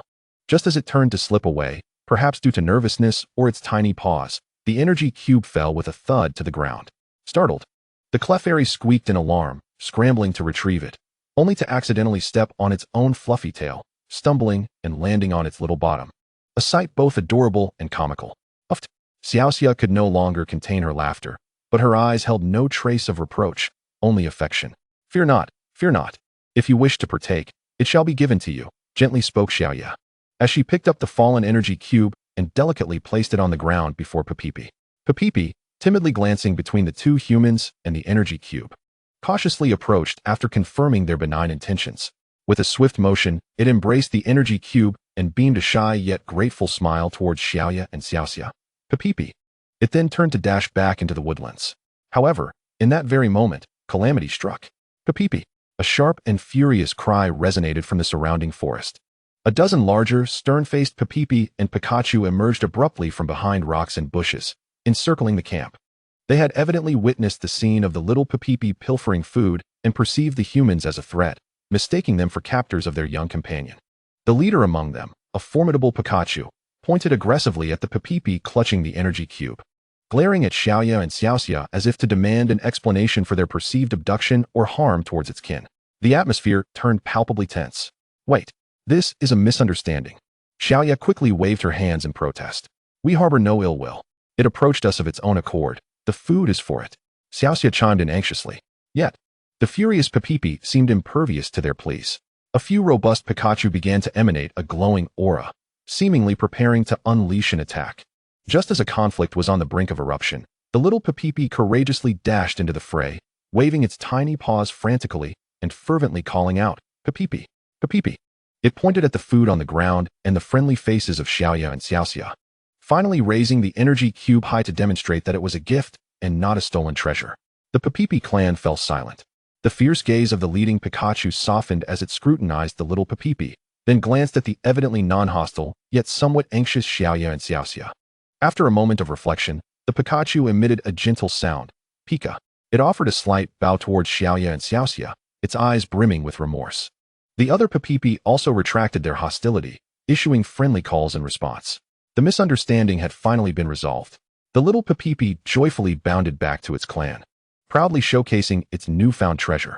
The Pikachu leader approached Xiaoya and Xiaoxia once more to express gratitude, then turned to whisper a few words to its clan. Several Papipi promptly scampered away, returning shortly with a few peculiar stones that radiated a soft, moonlit glow, as if the cosmos flowed within them. Is this a moonstone? Xiaoxia gasped in delight, covering her mouth. The pristine luster and inherent energy clearly indicated they were the finest quality moonstones. The Pikachu nodded with a smile, gently placing the precious moonstones before Xiaoya and Xiaoxia. Pika, its voice was soft yet solemn, as if conveying, thank you for your kindness and understanding. This is a blessing from Moonlit Mountain, please accept it. Xiaoya and Xiaoxia, both astonished and elated, hurriedly accepted the treasures imbued with lunar essence. Thank you. This is incredibly precious. The Papipi encircled them, joyfully chirping as if bidding farewell. The little Papipi, reluctant to part, scampered to Xiaoxia's side, nuzzling against her leg and gazing up with bright, expectant eyes. Xiaoxia's heart melted instantly. She knelt down and gently inquired, Papipi, would you like to accompany me on a journey? To explore a broader world? Pip. Without a moment's hesitation, the little Papipi leaped joyfully, extending its tiny paw to lightly touch the empty pokeball at Xiaoxia's waist. With a soft whoosh, a gentle red light enveloped the pokeball, which emitted a soft click, signifying a successful capture. This was the purest form of voluntary companionship. Wonderful. I have captured Papipi, Xiaoxia exclaimed, lifting the pokeball with a radiant smile. The Papipi clan, witnessing their companion finding a cherished partner, erupted in joyful cheers. They danced gracefully beneath the hazy moonlight, accompanied by the enchanting, bell-like sounds of Papipi, leaping lightly before vanishing into the depths of the moonlit rocks, as if merging with the very essence of moonlight. Xiaoya and Xiaoxia gazed at the exquisite moonstones in their possession, then at the new addition in Xiaoxia's pokeball, sharing a knowing smile. That night on Moonlit Mountain was filled with misunderstandings, realizations, precious gifts, and warm encounters. The crackling campfire and the moonlight cascading like water illuminated the path ahead. Xiaoya's journey had gained yet another wondrous gift and cherished memory from the forest. Chapter 27. The Three Sisters of Hualon. After 2 days of arduous travel through lush forests and crystal-clear streams, Xiaoya and Xiaoxia finally arrived at Hualon City, renowned as the City of Water. The air was infused with a damp mist and a hint of sea salt. The city was pristine and orderly, adorned with decorations linked to water-type Pokémon. Their destination, the Hualon Gym, resembled a fantastical structure crafted from colossal shells and crystals, shimmering with a kaleidoscope of colors under the sunlight. We've arrived. The Hualon Gym. Xiaoxia inhaled deeply, gazing at the familiar architecture with a myriad of emotions. It was both her home and the place she once longed to escape. Upon entering the gym, a cool, moist breeze greeted them. A vast pool dominated the space, its waters crystal clear, bordered by coral, shells, and colorful lights. The audience was already seated, eagerly awaiting the performance. Perfect timing. The show is about to begin. A spirited voice rang out. 3 tall, graceful women in matching shimmering aqua ballet dresses approached with radiant smiles. They were Xiaoxia's 3 sisters, Yinghua, Changpu, and Yuden. Their elegant yet playful demeanor contrasted sharply with Xiaoxia's spirited presence. Xiaoxia, and this must be Xiaoya? The eldest sister, Yinghua, curiously scrutinized Xiaoya, her gaze filled with friendly inquiry. I heard you've been doing quite well in Nibi City, even managing to charm old man Wuji's tough demeanor? The second sister, Changpu, winked mischievously, grinning. Welcome to the Hualan Gym. Please find a seat. Our water ballet is truly spectacular. The third sister, Yuden, warmly invited them. Xiaoxia rolled her eyes slightly, seemingly exasperated by her sister's enthusiasm. Yes, this is Xiaoya. It's good to watch the performance. She led Xiaoya to a front row seat. As the lights dimmed, ethereal music began to play. The spotlight illuminated the shimmering surface of the water. Yinghua, Changpu, and Yuden glided into the water like ethereal mermaids. Accompanied by gracefully swirling goldfish, sparkling starfish, and radiant coral, the performance commenced. The 3 sisters showcased astonishing flexibility and coordination.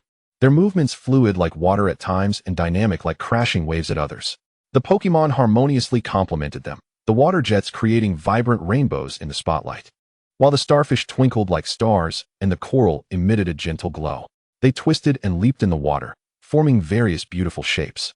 Their synergy with the Pokémon reaching an artistic pinnacle, earning thunderous applause from the audience.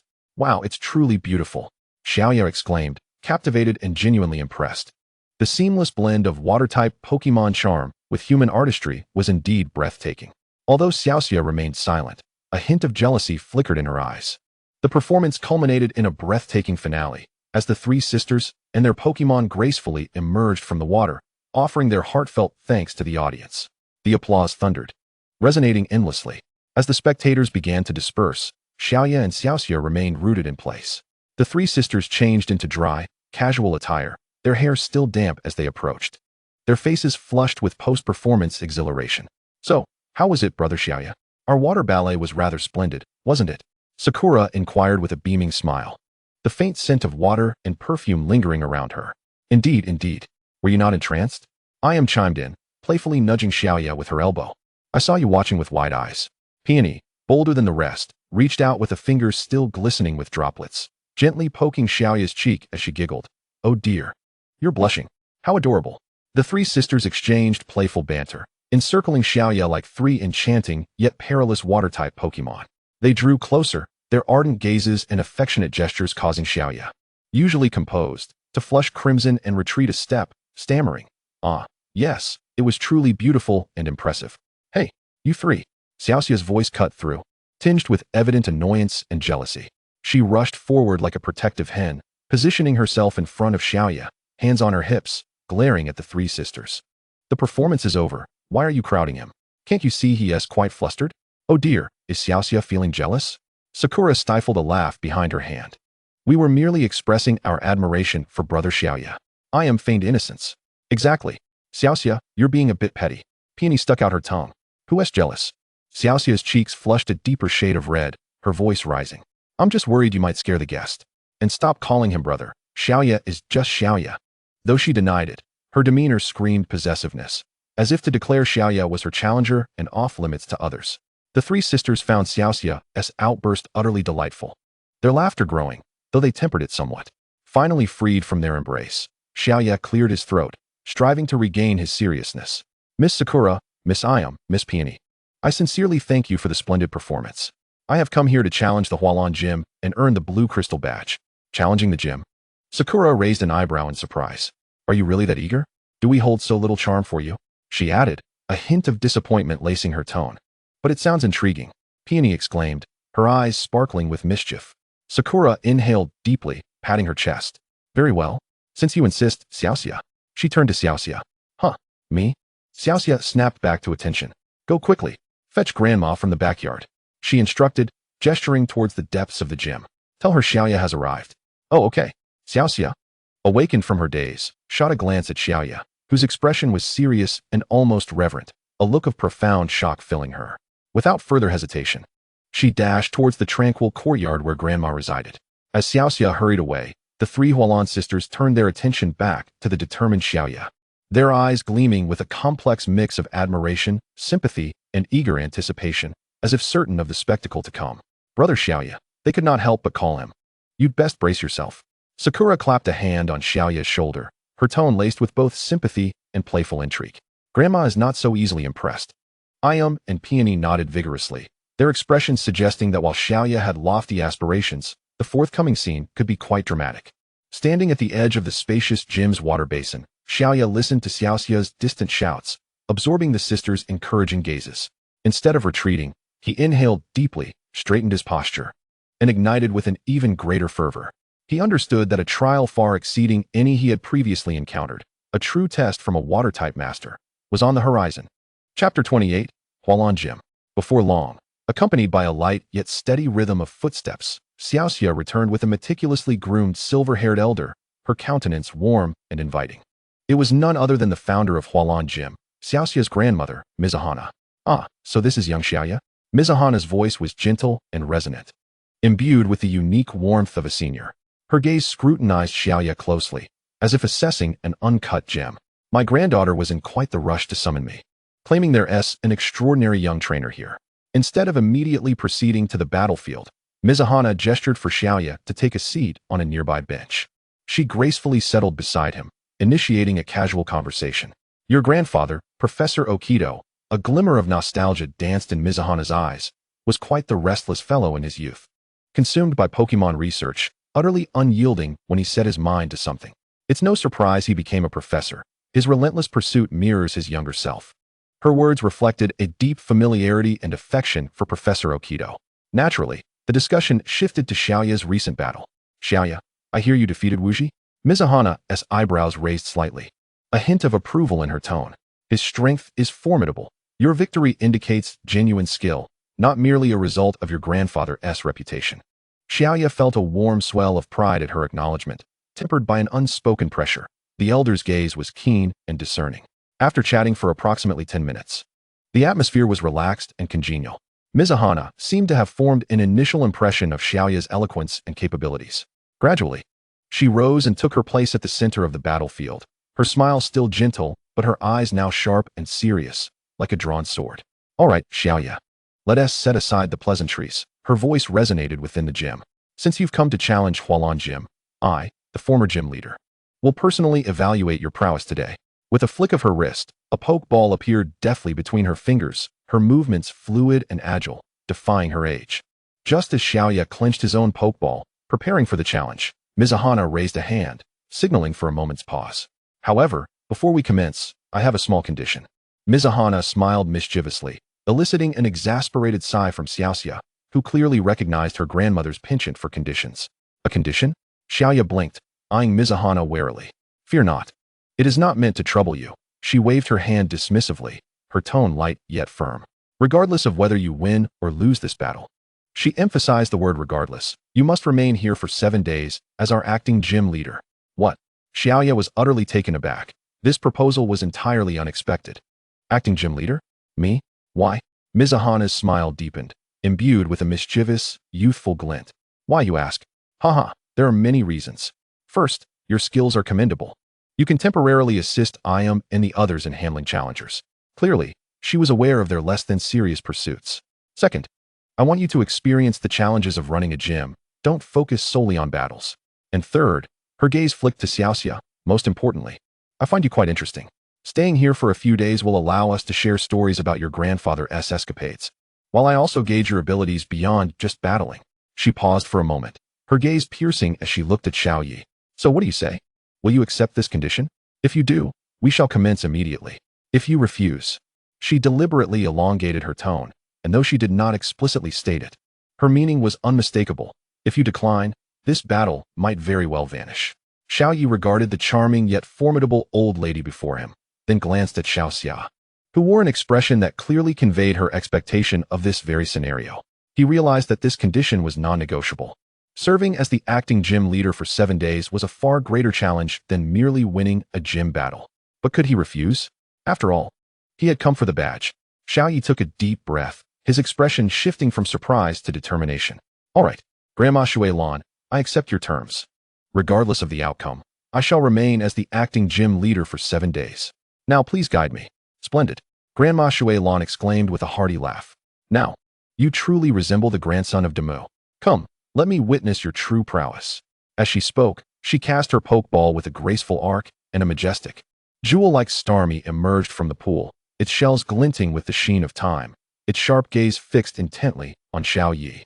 The battle was poised to commence. Regardless of the outcome, Xiao Yi's working life in Hualan City was already set in motion. Chapter 29, Hualan Gym 2. The battle that followed would be a 6-on-6 showdown between gym leader Shui Lan and Xiao Yi. Competitors, please prepare.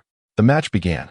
Go, my partner, Xiao Yi declared, his eyes resolute as he released his pokeball without hesitation.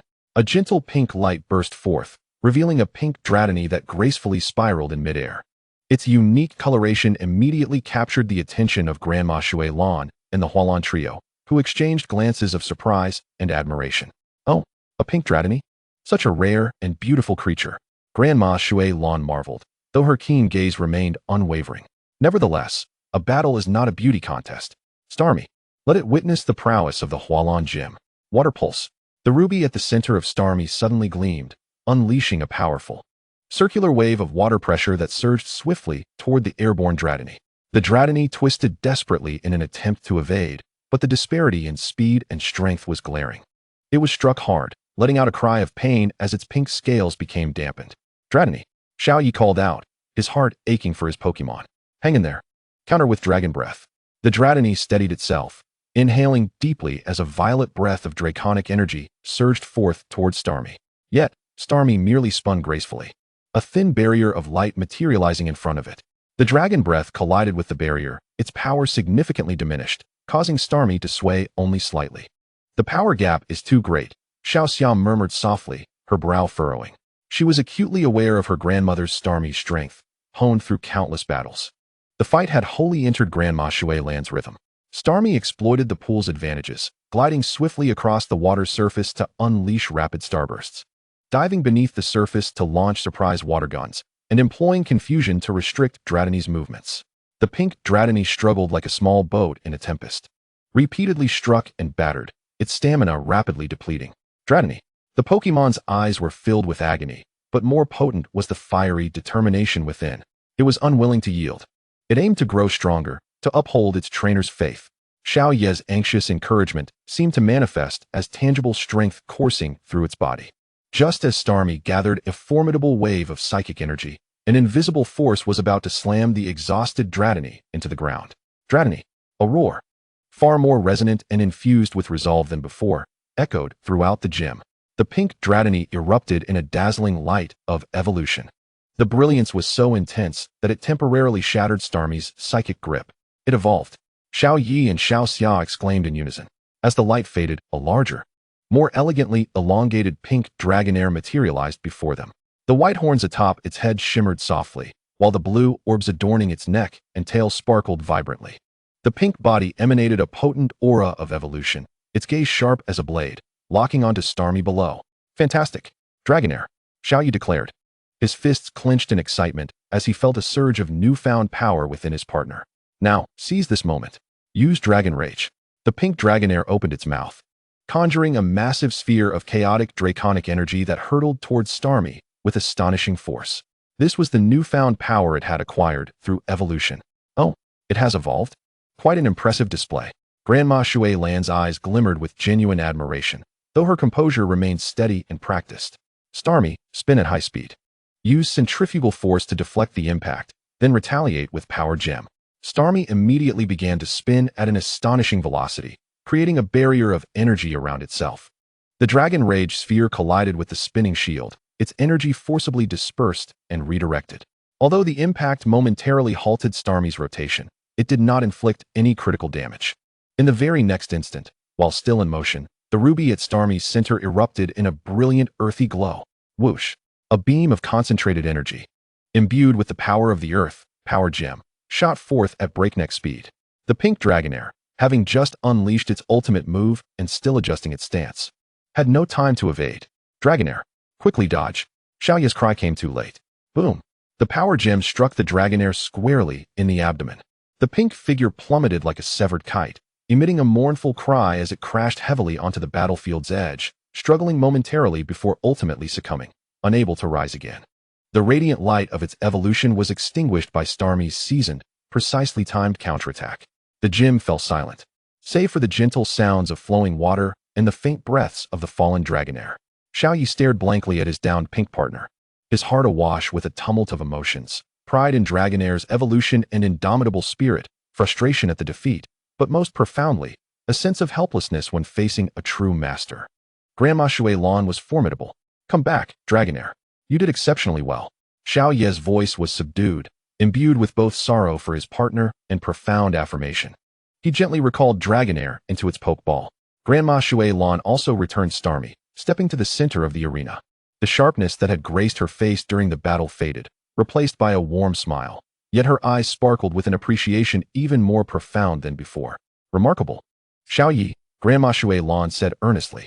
To inspire your Dratini to evolve under such immense pressure speaks volumes of your bond and potential in the heat of battle. This pink Dragonair has limitless potential ahead. She paused, gazing into Xiao Ye's eyes. Though you lost this battle, your performance, especially the spirit exhibited by Dragonair at the end, has truly earned my respect. It did not lose to you, but rather to the gap of time and experience. My Starmie has fought alongside me for many years. Such battles are merely one among countless others for it. My grandmother's Starmie is a formidable opponent, even praised by the Elite Four, Xiao Xia added, stepping forward to comfort Xiao Yi. What you and Dragonair have achieved is indeed impressive. Chapter 30, Hualan Gym 3. Seeing his beloved pink Dragonair fall, a flicker of sorrow crossed Xiao Ye's eyes. Soon replaced by an even stronger resolve, he swiftly recalled Dragonair, softly saying, Rest well, you have done more than enough. Without hesitation, he retrieved another pokeball, his gaze sharp as a blade. Now it's your turn. Scyther, go. With a resonant metallic cry, a sharp insect sound sliced through the air. A green figure darted forth like a bolt of lightning, its sides glinting ominously under the gym's lights. It was Xiao Ye's battle-hardened Scyther. As soon as it appeared, it assumed a flawless combat stance, its cold, insect-like gaze fixated intently on the gem-like Starmie in the pool. The fierce fighting spirit emanating from it was strikingly different from the resilience displayed by the previous Dragonair, yet equally moving. Oh, switched to an insect-type Scyther?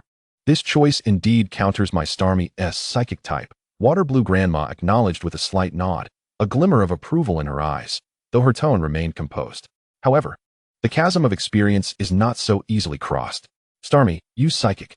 An invisible surge of powerful psychic energy surged towards Scyther, attempting to bind and constrict it. Move swiftly. Xiaoye reacted with remarkable speed. Scyther's form became a blur, leaving behind an afterimage as it narrowly evaded the psychic grasp, its speed escalating. Such incredible speed. Misty couldn't help but exclaim. Now, Fury Cutter. Full power attack. Seizing the brief moment after Starmie's skill was unleashed, Xiaoye commanded decisively. With a sharp cry, Scyther transformed into a streak of green light, its sides crossing in a form of a cross, slicing through the air with a deafening rush. Aiming directly for the core ruby of Starmie. This was a lethal blow from an insect type to a psychic type. Protect. Water Blue Grandma's voice remained calm. Just in time. A pale green energy shield materialized before Starmie. Clang. Fury Cutter struck hard against the shield, producing a piercing metallic screech and sparking. The shield trembled violently, but ultimately held firm. The immense force still pushed Starmie back a distance. It was blocked. Xiaoye felt a pang of anxiety. Counterattack. Water Gun.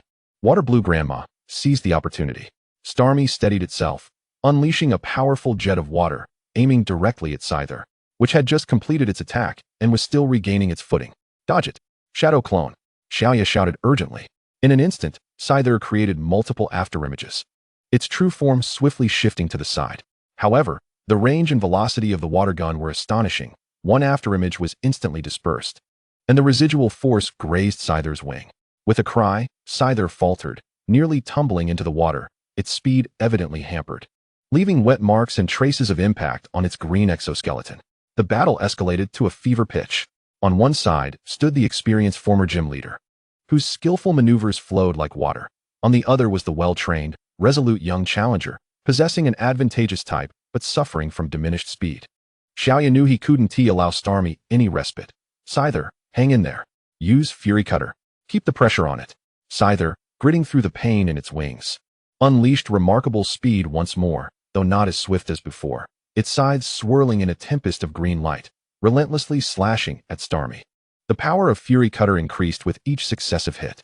Starmie, leveraging its extensive combat experience, spun gracefully in the water, dodging attacks with agile movements. Occasionally using rapid rotations to deflect strikes and counter with precision using its power gem. Each clash of forces sent massive splashes erupting around them. Scyther sustained new wounds, while Starmie's smooth shell bore several clear gashes, its spinning speed diminishing. Both combatants were exhausting their stamina at an astonishing rate. The determination of this Scyther was truly remarkable. Misty watched, her palms sweating. She had never witnessed a Pokémon endure so long against her grandmother-esque Starmie, while still inflicting effective damage. Water Blue Grandma's expression grew increasingly grave. She sensed that each of Scyther's attacks was infused with a desperate resolve, and Xiaoya's commands radiated with a boldness akin to a last gamble. Finally, after an intense close-quarter struggle, both sides revealed significant openings. Now, Hyper Beam. Water Blue Grandma resolved to unleash her ultimate move. The ruby at Starmie's center erupted with unprecedented brilliance, a terrifying energy rapidly coalescing. This was its trump card. Xiaoya's pupils constricted. He understood this was their final opportunity, as well as their greatest peril. We cannot let it unleash that. Scyther, give it everything. Fury Cutter. Target its core. With a deafening insect cry, Scyther poured all its remaining strength, will, and bonds into its sides, abandoning all defenses. Ignoring the impending destructive energy coalescence, it surged forth like a comet of green flame, resolutely charging towards Starmie's core. The sides crossed, embodying the will to cleave through everything, and struck down with tremendous force. Simultaneously, Starmie's hyper beam erupted with ferocious intensity. Boom! A cataclysmic explosion resonated at the center of the battlefield. Blinding light instantly engulfed everything. The violent energy shockwave radiated outward, forcing Xiaoya, Misty, and Water Blue Grandma to stagger back several steps, while the pool's water surged into towering waves. As the radiance and dust began to dissipate, two figures remained frozen in place on the battlefield. Scyther's sides were deeply embedded in the shell surrounding Starmie's central ruby, even revealing minute cracks. Meanwhile, Starmie's devastating beam had struck point blank against Scyther's chest. Time seemed to freeze. 1 second, 2 seconds. Thud, thud. Both figures simultaneously lost all strength. Collapsing onto the damp battlefield, Scyther fell at the shore, while Starmie sank into the shallow water. Their luminescence faded completely. The entire azure blue gem descended into silence, broken only by the sound of splashing water. The Hualan trio and Misty stared in disbelief at the scene before them. Water Blue Grandma's usual composure vanished for the first time, replaced by profound shock and a hint of barely perceptible fatigue. Scyther Starmie Xiaoya's voice was somewhat hoarse. He hadn't anticipated such an outcome. Misty murmured. Both fell in battle. Oh my, her gaze towards Xiao brimmed with newfound admiration. To have pushed Grandma's ace to such an extent, even achieving a tie, was nothing short of a miracle. Water Blue Grandma took a deep breath and slowly approached. First, she knelt beside Starmie, lifting it from the water, meticulously inspecting the cracks on its shell and the dim, yet unshattered, glow of its core. Her eyes filled with both tenderness and pride. Then, she moved to Scyther, observing its body, still maintaining a combat stance even in defeat, and the scorch marks on its chest inflicted by the overwhelming energy. After a moment of silence, she lifted her gaze to Xiaoya, her expression a complex mix of astonishment, approval, and even a trace of fear. Remarkable, Water Blue Grandma's voice was slightly hoarse yet exceedingly earnest. Xiaoya, you and your Pokémon are truly extraordinary, especially this Scyther. It exemplified the tenacity of insect types and the honor of a warrior with its very life. To have battled to a standstill against my Starmie in direct confrontation. She shook her head, seemingly at a loss for words to encapsulate her emotions at that moment. Chapter 31, Azure Blue Gem 4. The referee declared loudly, both Starmie and Scyther have lost their fighting capabilities. Please have both trainers send out their next Pokémon. On the sidelines, Xiaoxia patted her chest vigorously, as if she had just regained her breath. The unprecedented clash that resulted in mutual destruction had sent her heart racing to her throat. Grandma Shubloin gazed at the retrieved gem starfish with deep compassion, yet her eyes were also filled with profound respect for her opponent. She took a deep breath, regaining the composure befitting a former gym leader, and retrieved another Pokeball. You've worked hard, my old friend. Rest well, she whispered, before fixing her sharp gaze upon Xiaoya. Xiaoya, you have surprised me tremendously. Now, let me witness your true power. Go forth, Water EV. In In a flash of brilliance, a water EV, graceful and smooth, leapt lightly into the pool, its body cloaked in shimmering azure fur. It flicked its tail, sending glistening droplets of water flying, its gentle demeanor laced with vigilance, as if enveloped in a veil of mist, ready to blend into the water at any moment.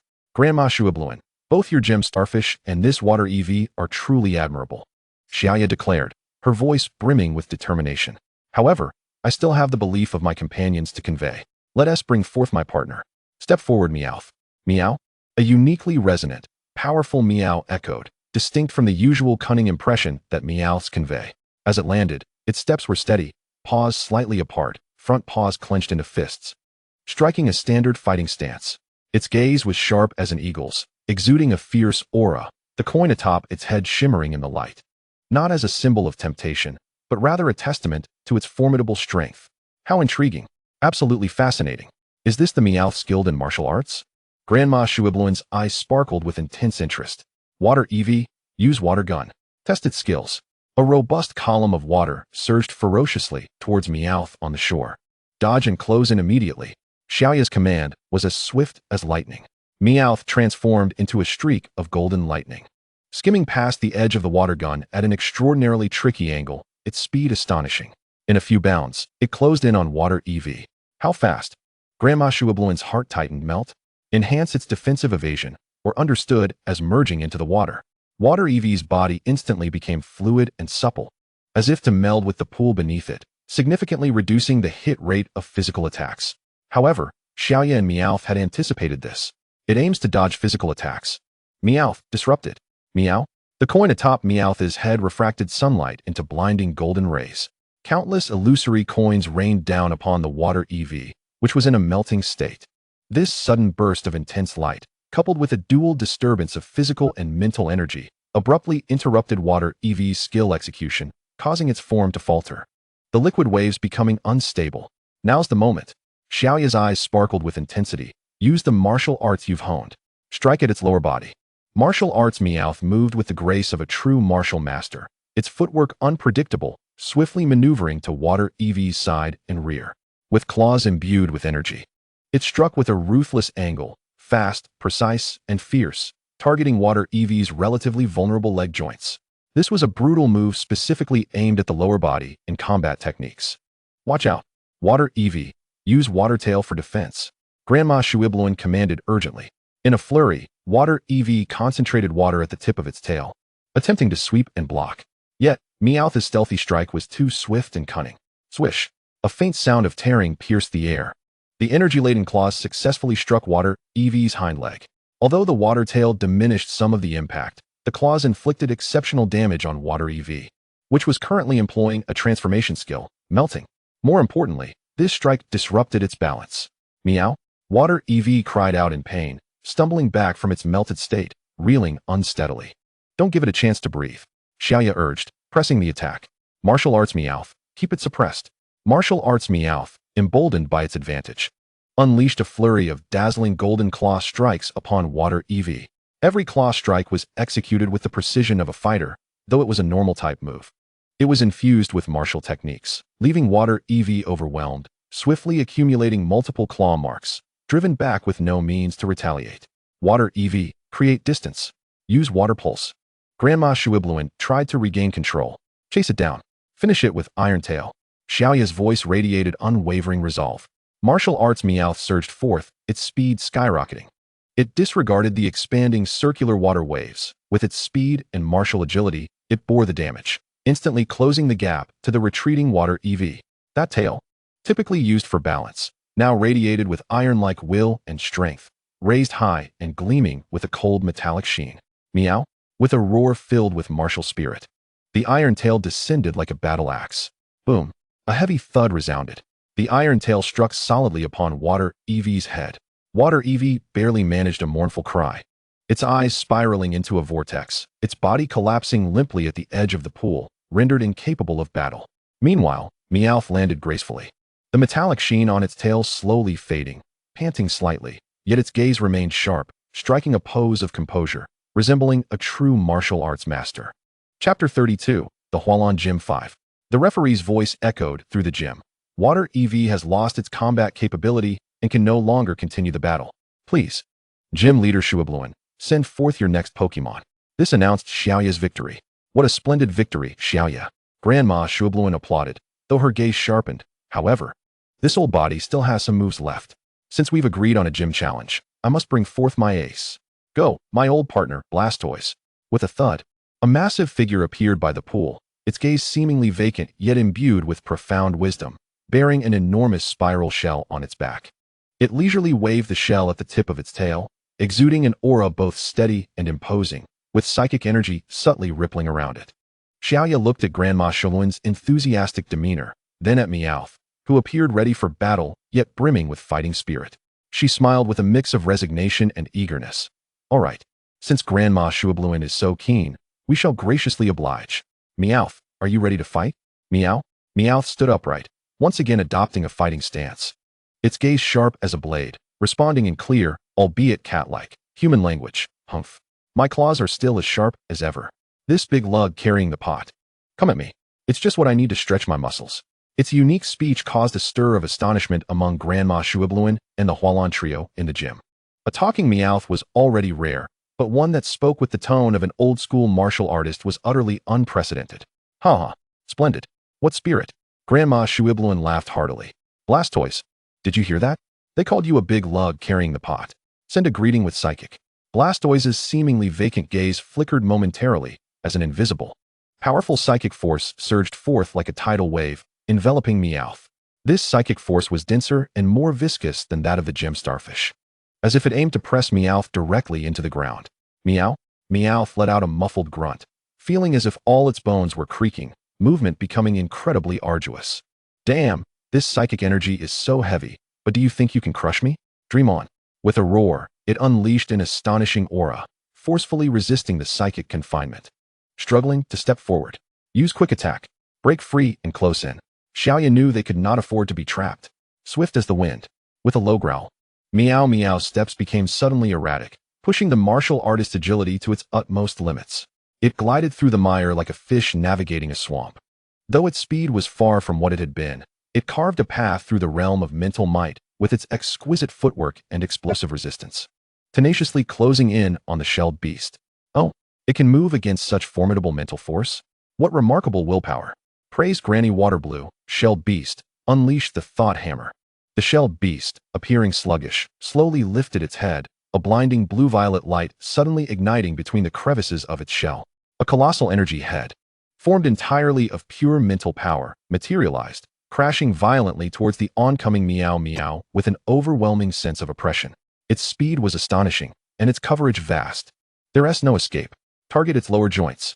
In a stroke of genius, Little Leaf decided that since a frontal assault was futile, the weak points must be exploited.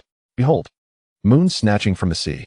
At the critical moment, Meow Meow crouched low, nearly skimming the ground as it slid past, narrowly evading the main force of the thought hammer, though the residual shocks still left it reeling, its energy-wreathed claws gleaming with a chilling light, viciously aiming for the shelled beast's relatively slender ankles that supported its massive frame.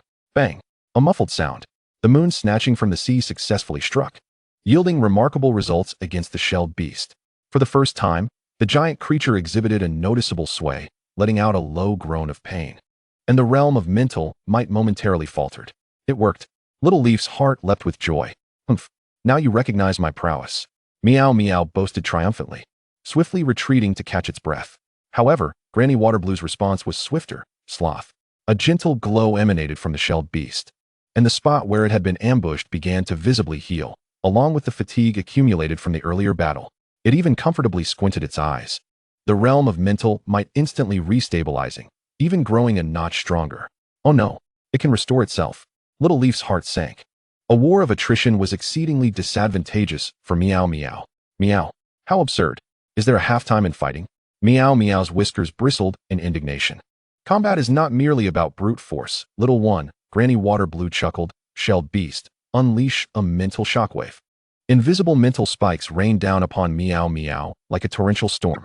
This time, it was no longer a mere binding but a direct assault on its psyche, inducing excruciating headaches and hallucinations. Meow? Meow Meow cried out in agony, clutching its head, its movements faltering as even its martial stance became difficult to maintain. The mental shockwave was extraordinarily effective against it. Hold on, meow meow. Disrupt it. Little Leaf could only hope for interference. Wealth begets divinity. Behold the gold coins. Meow meow gritted through the pain, shaking its neck, causing the coins to explode with blinding brilliance and a shower of illusory gold. Yet, the shelled beast merely shook its head slightly, its gaze still vacant, or perhaps focused, the mental shockwave relentless. Under the torment of the mental assault, Meow Meow's movements grew increasingly sluggish, and small wounds began to appear on its body, the manifestation of mental damage. It gasped for breath, its gaze becoming unfocused, its strength rapidly dwindling. I haven't lost yet. Meow Meow's willpower sustained it, but its body was nearing its limits. This was the final stand. Little Leaf recognized that Meow Meow was reaching its breaking point. Meow Meow, unleash your strongest iron tail. Pour all your strength into it. All right, here comes my ultimate move. See Splitting Wave. Meow Meow roared thunderously, channeling its remaining energy, indomitable will, and the dignity of a martial artist into its tail. Instantly, the tail transformed into a weapon of tempered steel, shimmering with blinding metallic brilliance. It erupted forth in a final burst of speed, soaring high. The iron tail descending with the force to cleave mountains and shatter stone, aimed directly at the junction of the shelled beast's shell, potentially its weak point. This was the last gamble. Shelled beast, thought Hammer. The two forces clashed head-on. Granny Waterblue was momentarily daunted by the intensity and chose to meet force with force. The shelled beast again coalesced a massive head of mental energy, rising from below to collide fiercely with the descending iron tail. Boom! The ultimate collision of mental energy and iron will. Blinding light erupted once more. The shockwave surged. As the brilliance faded, the massive form of the shelled beast swayed unsteadily. A distinct crack appearing at the meeting point of its shell, its expression shifting from vacant to one of pain, ultimately releasing a low, mournful cry before its colossal body collapsed to the ground, losing its combat capability. As for Meow Meow, its diminutive form was hurled like a ragdoll by the tremendous recoil, tracing an arc through the air before landing with a thud at Little Leaf's feet. Its fur was disheveled and dust-laden. The tail that had executed the desperate strike hung limply, trembling slightly. It struggled to lift its head but could only emit a faint groan. Meow, I did my best. Then its head drooped, succumbing entirely to unconsciousness, utterly drained. Silence enveloped the dojo. This tumultuous battle, rife with twists and turns, left all present in a daze. The shelled beast has lost its combat capability. Meow Meow has lost its combat capability. This match ends in a draw. The referee announced with a hint of reverence. Granny Waterblue hurried to the side of the shelled beast, inspecting the crack in its shell with concern, then glanced at the unconscious Meow Meow at Little Leaf's feet. Her eyes brimming with unabashed admiration and a touch of regret. Incredible, truly remarkable. Granny Waterblue's voice was imbued with emotion. This Meow Meow not only possesses extraordinary talent, it can speak, a martial arts prodigy, but its fighting spirit and martial ethos are also commendable. Little Leaf, you have nurtured a true martial arts partner. Little Leaf had already crouched down, carefully cradling the unconscious Meow Meow in his arms. Feeling its faint breath and feverish body temperature, overexertion, he gently stroked Meow Meow's disheveled fur, whispering, I know, you did exceptionally well. Now rest easy. Chapter 33, The Azure Blue Dojo 6. The brief respite, primarily to allow Granny Waterblue and Little Leaf to catch their breath, as well as to let the staff clean the arena, ended. The atmosphere in the dojo was no longer as tense as it had initially been. Instead, it brimmed with mutual respect and anticipation. Granny Waterblue observed the composed Little Leaf across from her, her eyes filled with admiration. Little Leaf, your performance today far exceeded my expectations, she smiled. Now, let me add some flair to this refined battle. Go, Dragonair. A melodious cry filled the air. A large, elegant Dragonair, adorned with a sapphire-like shell, glided into the water pool. Its long neck arched gracefully, its eyes gentle yet wise, and the gray shell on its back resembled a moving island. Simply floating on the water's surface, it exuded a serene yet powerful aura, starkly contrasting the sharpness of the gem starfish, the agility of the water EV, and the heaviness of the shelled beast. It's Dragonair. Little Xia's eyes sparkled, as this was one of her favorite Pokémon. Little Leaf gazed at this legendary water and ice-type Pokémon, a surge of respect welling within him. Yet he hesitated not at all, his finger gliding over the Pokeballs at his waist, finally resting on one. Granny Waterblue, thank you for your generosity. It is an honor to battle with Dragonair. Little Leaf declared loudly. Therefore, my response is Beedrill. Prepare for battle. Buzz.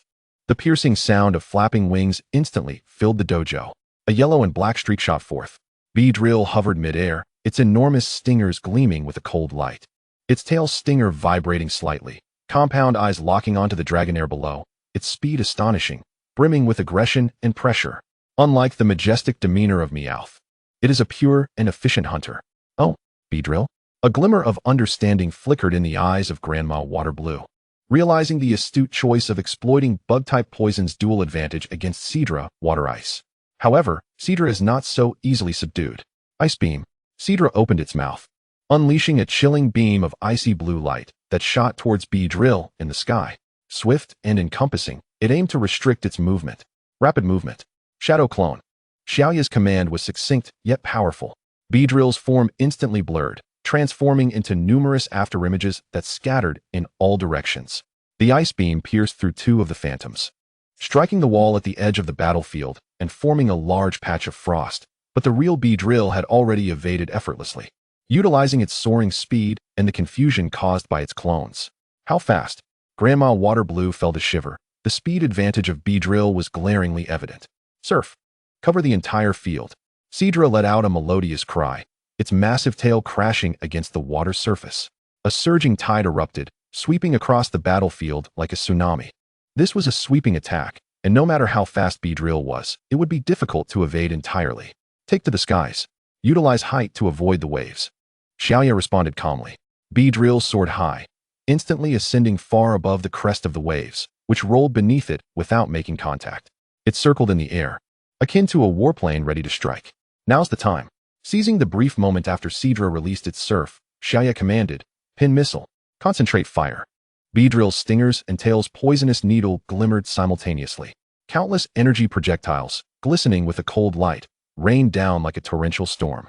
The target, the relatively vulnerable neck and back junction of Seadra. Defend. Grandma Waterblue reacted swiftly. A layer of light green shield instantly enveloped Seadra. Ding ding ding ding ding.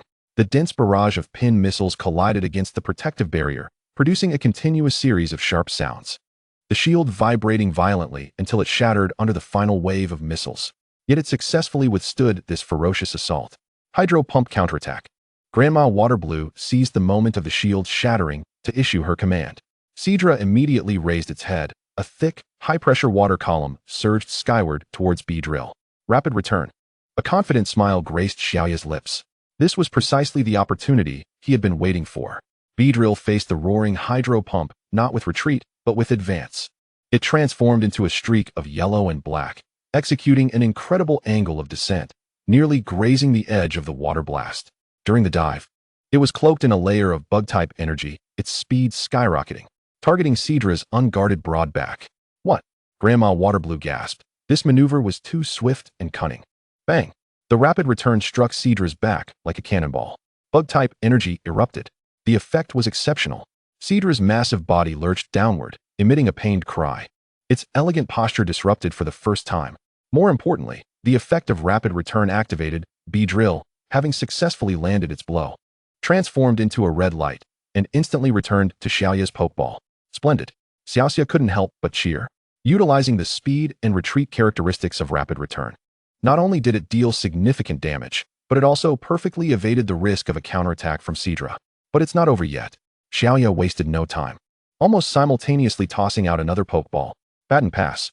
Beedrill, back in the game. With a flash of red light, Beedrill reappeared in the very position it had just dived from, as if it had never left. It hovered in the air, its stingers crossed. Cold compound eyes once again locking on Seadra, which was racked with pain and momentarily stiffened from the impact. Its condition remained nearly pristine, while Seadra, suffering from the severe pain and continuous type disadvantage attacks, had already exhausted a considerable portion of its stamina. What kind of strategy is this? Grandma Waterblue found herself somewhat taken aback. Beedrill's seamless exit and reentry completely disrupted her rhythm. Finish it, Beedrill. Xiaoya's voice rang with a victorious declaration. Cross poison. Buzz. Beedrill emitted a high-pitched bug cry.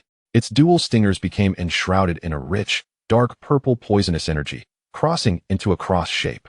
It dived down like a venomous predator, targeting the relatively weak area beneath Seadra's neck, which was raised in pain. Seadra, Quick, icy wind. Grandma Waterblue attempted to thwart the attack with a sweeping slowdown move. However, Cedra's actions were hindered by the injury to its back. The icy gust had yet to fully manifest when the deadly, glimmering cross poison descended with ferocity. Sizzle. A sound that made one's teeth ache. The cross poison struck true. The toxic bug energy surged uncontrollably. Ugh. Cedra let out a prolonged and sorrowful wail.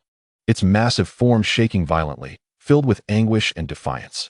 It struggled to raise its head, but the toxin's paralysis and the overwhelming damage exploded forth, rendering its substantial body unable to sustain itself any longer.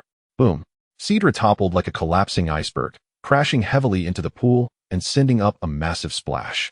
Its eyes slowly closed, losing the ability to battle. Meanwhile, Beedrill gracefully executed a spin, hovering steadily before Xiaoya, droplets of venom dripping from its stingers. Producing a faint hissing sound, its compound eyes coldly watching the fallen adversary as if it had merely completed a routine hunt. With Cedra incapacitated, the match could proceed. The referee announced for Grandma Waterblue to send out her next Pokémon. Chapter 34, Aqua Blue Gym. Grandma Waterblue recalled the fallen Cedra. Her eyes ignited with a fervent fighting spirit. Truly astonishing speed and precision, Xiaoya, she proclaimed, but the true sovereign of the deep sea will not be easily toppled. Come. Witness the power of the wrathful sea. Go, Gyarados. Roar. The deafening roar of the dragon instantly filled the gym. Gyarados erupted from the water, its immense body exuding an overwhelming pressure. Intimidate ability activated. Its crimson eyes fixated fiercely on Beedrill in the air, merely circling there. Its terrifying aura felt like an invisible tsunami, causing Beedrill's hovering to exhibit a subtle hesitation. Gyarados. Xiaoxia held her breath, knowing how fearsome this partner, cultivated since its Magikarp days, truly was. Xiaoya's expression grew serious. The pressure from Gyarados was indeed formidable, but he was confident in Beedrill's speed and tactics. Don't be intimidated, Beedrill. Remember our advantage. High-speed movement. Shadow Clone. Distracted. Buzz. Beedrill's wings emitted a sharp sound, instantly transforming into a dozen indistinguishable afterimages, darting around Gyarados at blinding speed like a swarm of enraged wasps. Humph. Speed. It's useless before absolute power. Gyarados, Dragon Rage. Cover it. Grandma Waterblue commanded decisively. Gyarados roared skyward. A violet-red sphere of chaotic energy exploded, transforming into countless small dragon breath projectiles that blanketed a vast area. Boom, boom, boom. The afterimages shattered amidst the explosions. Beedrill, relying on its extraordinary speed and foresight, navigated through the gaps in the barrage, resembling a spirit amidst a storm. Yet the shockwaves of the explosions and stray dragon breaths caused it to falter slightly, leaving scorched marks upon its exoskeleton. Water Tail. Knock it down. Grandma Waterblue pursued with vigor. The massive tail, enveloped in surging water, swept across like a battering ram, nearly sealing off all avenues of retreat. Rapid return. Dive through. Target its jaw. Xiaoya commanded calmly, aiming for Gyarados' relatively vulnerable throat. Beedrill transformed into a streak of yellow and black, pushing its speed to the utmost. It perilously maneuvered beneath the sweeping expanse of the colossal tail, slicing through the gap with surgical precision. The rapidly returning energy struck ferociously against the jaw of the Gyarados. Bang! The effect was extraordinary. The Gyarados let out a pained roar, its massive head snapping back violently, momentarily halting the assault of its watery tail. A golden opportunity. Needle Bomb. A relentless barrage. Xiaoya seized the moment of the Gyarados' stunned state. The Beedrill stabilized its form in an instant, both stingers and tail stinger gleaming with deadly intent. Countless glimmering energy needles cascaded down like a torrential rain, accurately targeting the Gyarados' exposed chest and abdomen, a relative weak point due to its backward arch. Uft, uft, uft. The densely packed stabs detonated against the Gyarados' tough scales, though they failed to penetrate completely. The continuous impacts and the corrosive nature of the bug-type energy inflicted immense pain, forcing the massive creature to stagger backward, sending up great splashes of water. Roar. The Gyarados was utterly enraged. Its crimson eyes nearly bled with fury. It forced itself to steady, disregarding the stinging pain, and opened its gaping maw. Terrifying dark energy coalescing around its fangs to bite down. Caution. Xiaoya's heart raced. This vengeful strike held terrifying power. Shadow Clone to confuse. Then Poison Jab. Targeting its open mouth. The Beedrill instantly created several afterimages. Its true form pressed forward rather than retreating, both stingers enveloped in a rich, deep purple poison energy, resembling two poison daggers aimed directly at the cavernous maw of the Gyarados, now wide open in its roar. This strike was exceedingly risky, yet it was the only opportunity to evade the fangs and strike at its vital point. What? Grandma Shuibluin could hardly believe Xiaoya and the Beedrill's audacity. The Gyarados' crushing bite snapped shut, obliterating two of the afterimages. But the Beedrill's true form had already surged forward like a phantom. Both stingers, infused with lethal venom, plunged deep into the relatively soft upper jaw and root of the tongue within the Gyarados' mouth. Hiss! The venom was injected instantly. The effect was remarkable. The excruciating pain and numbing sensation elicited a low, agonized roar from the Gyarados, distorting its biting motion into something grotesque. Now's the time. Create distance. Cross Poison Blade. Finish it. Xiaoya's voice rang with resolute determination. The Beedrill, propelled by the recoil of its sting, rapidly retreated. The stingers crossed. The Poison-type energy fused perfectly with the Bug-type energy, transforming into a deep purple cross poison blade. It soared into the air, gathering strength like a diving bomber, aiming a devastating strike at the vital point atop the Gyarados' head, now wide open due to its mouth's agony. Gyarados, dodge! Grandma Shuibluin called out urgently. But it was too late. Crash! The cross poison blade struck precisely at the base of the Gyarados' fin crown, its relatively fragile point. The poison-type energy ravaged fiercely, while the bug-type energy inflicted physical cuts. The dual assault yielded extraordinary results. Roar! The Gyarados emitted a thunderous, mournful cry, its massive body swaying violently, its crimson eyes rolling back, ultimately collapsing into the water with a resounding crash, sending up a towering column of spray. It had lost the ability to battle. The Gyarados is unable to continue fighting. Please have Gym Leader Shuibluin send out her next Pokémon. Chapter 35, Hualan Gym 8. Grandma Shuibluin recalled the fallen Gyarados, her smile undiminished by the consecutive defeats, instead deepening into a profound sense of satisfaction and anticipation. She gazed at the Beedrill, still brimming with fighting spirit, albeit slightly panting, and the resolute Xiaoya behind it. Xiaoya, your performance has repeatedly surpassed my expectations. Grandma Shuibluin's voice was gentle yet powerful. To bring the Gyarados to such a state, you and your Beedrill have already displayed the potential to reach the pinnacle of greatness. So, as the final chapter of this grand feast, let my most loyal old companion pay the highest tribute to your journey of growth. Go forth, my partner, Blastoise. Boom. With heavy footfalls, a colossal creature, draped in a deep blue, heavy shell, emerged onto the battlefield. Its gaze was as steady as an ancient well, and the two immense metallic cannons on its back glimmered with a chilling light, its robust limbs resembling colossal pillars that exuded an unyielding, monumental presence. This was the true trump card of Grandma Shuibluin, a bastion symbolizing absolute defense and devastating firepower, forged through countless storms. Its arrival seemed to imbue the very air of the gym with a weighty gravity. Blastoise, Xiaoxia stood in respectful awe. This was Grandma's initial partner and the embodiment of the spirit of Hualan Gym. Xiaoya felt an unprecedented pressure bearing down upon him. Beedrill, our strongest opponent has arrived. Stay sharp.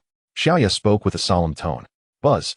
The Beedrill responded with a flap of its wings, its compound eyes locking onto Blastoise with unwavering sharpness, though tinged with a hint of seriousness. Blastoise, Rain Dance. Grandma Shuibluin struck first. Her tactical core was crystal clear. Utilize the rain to enhance water-type moves while simultaneously suppressing the Beedrill's firepower, if it had any, and potentially disrupting its flight. Blastoise let out a mighty roar, adjusting the angle of its cannons, unleashing a surge of energy skyward. In an instant, the sky above the gym darkened with dense clouds, and torrential raindrops began to pour down. The rainy environment was instantly established. Rain. Oh no. Xiaoya's heart sank.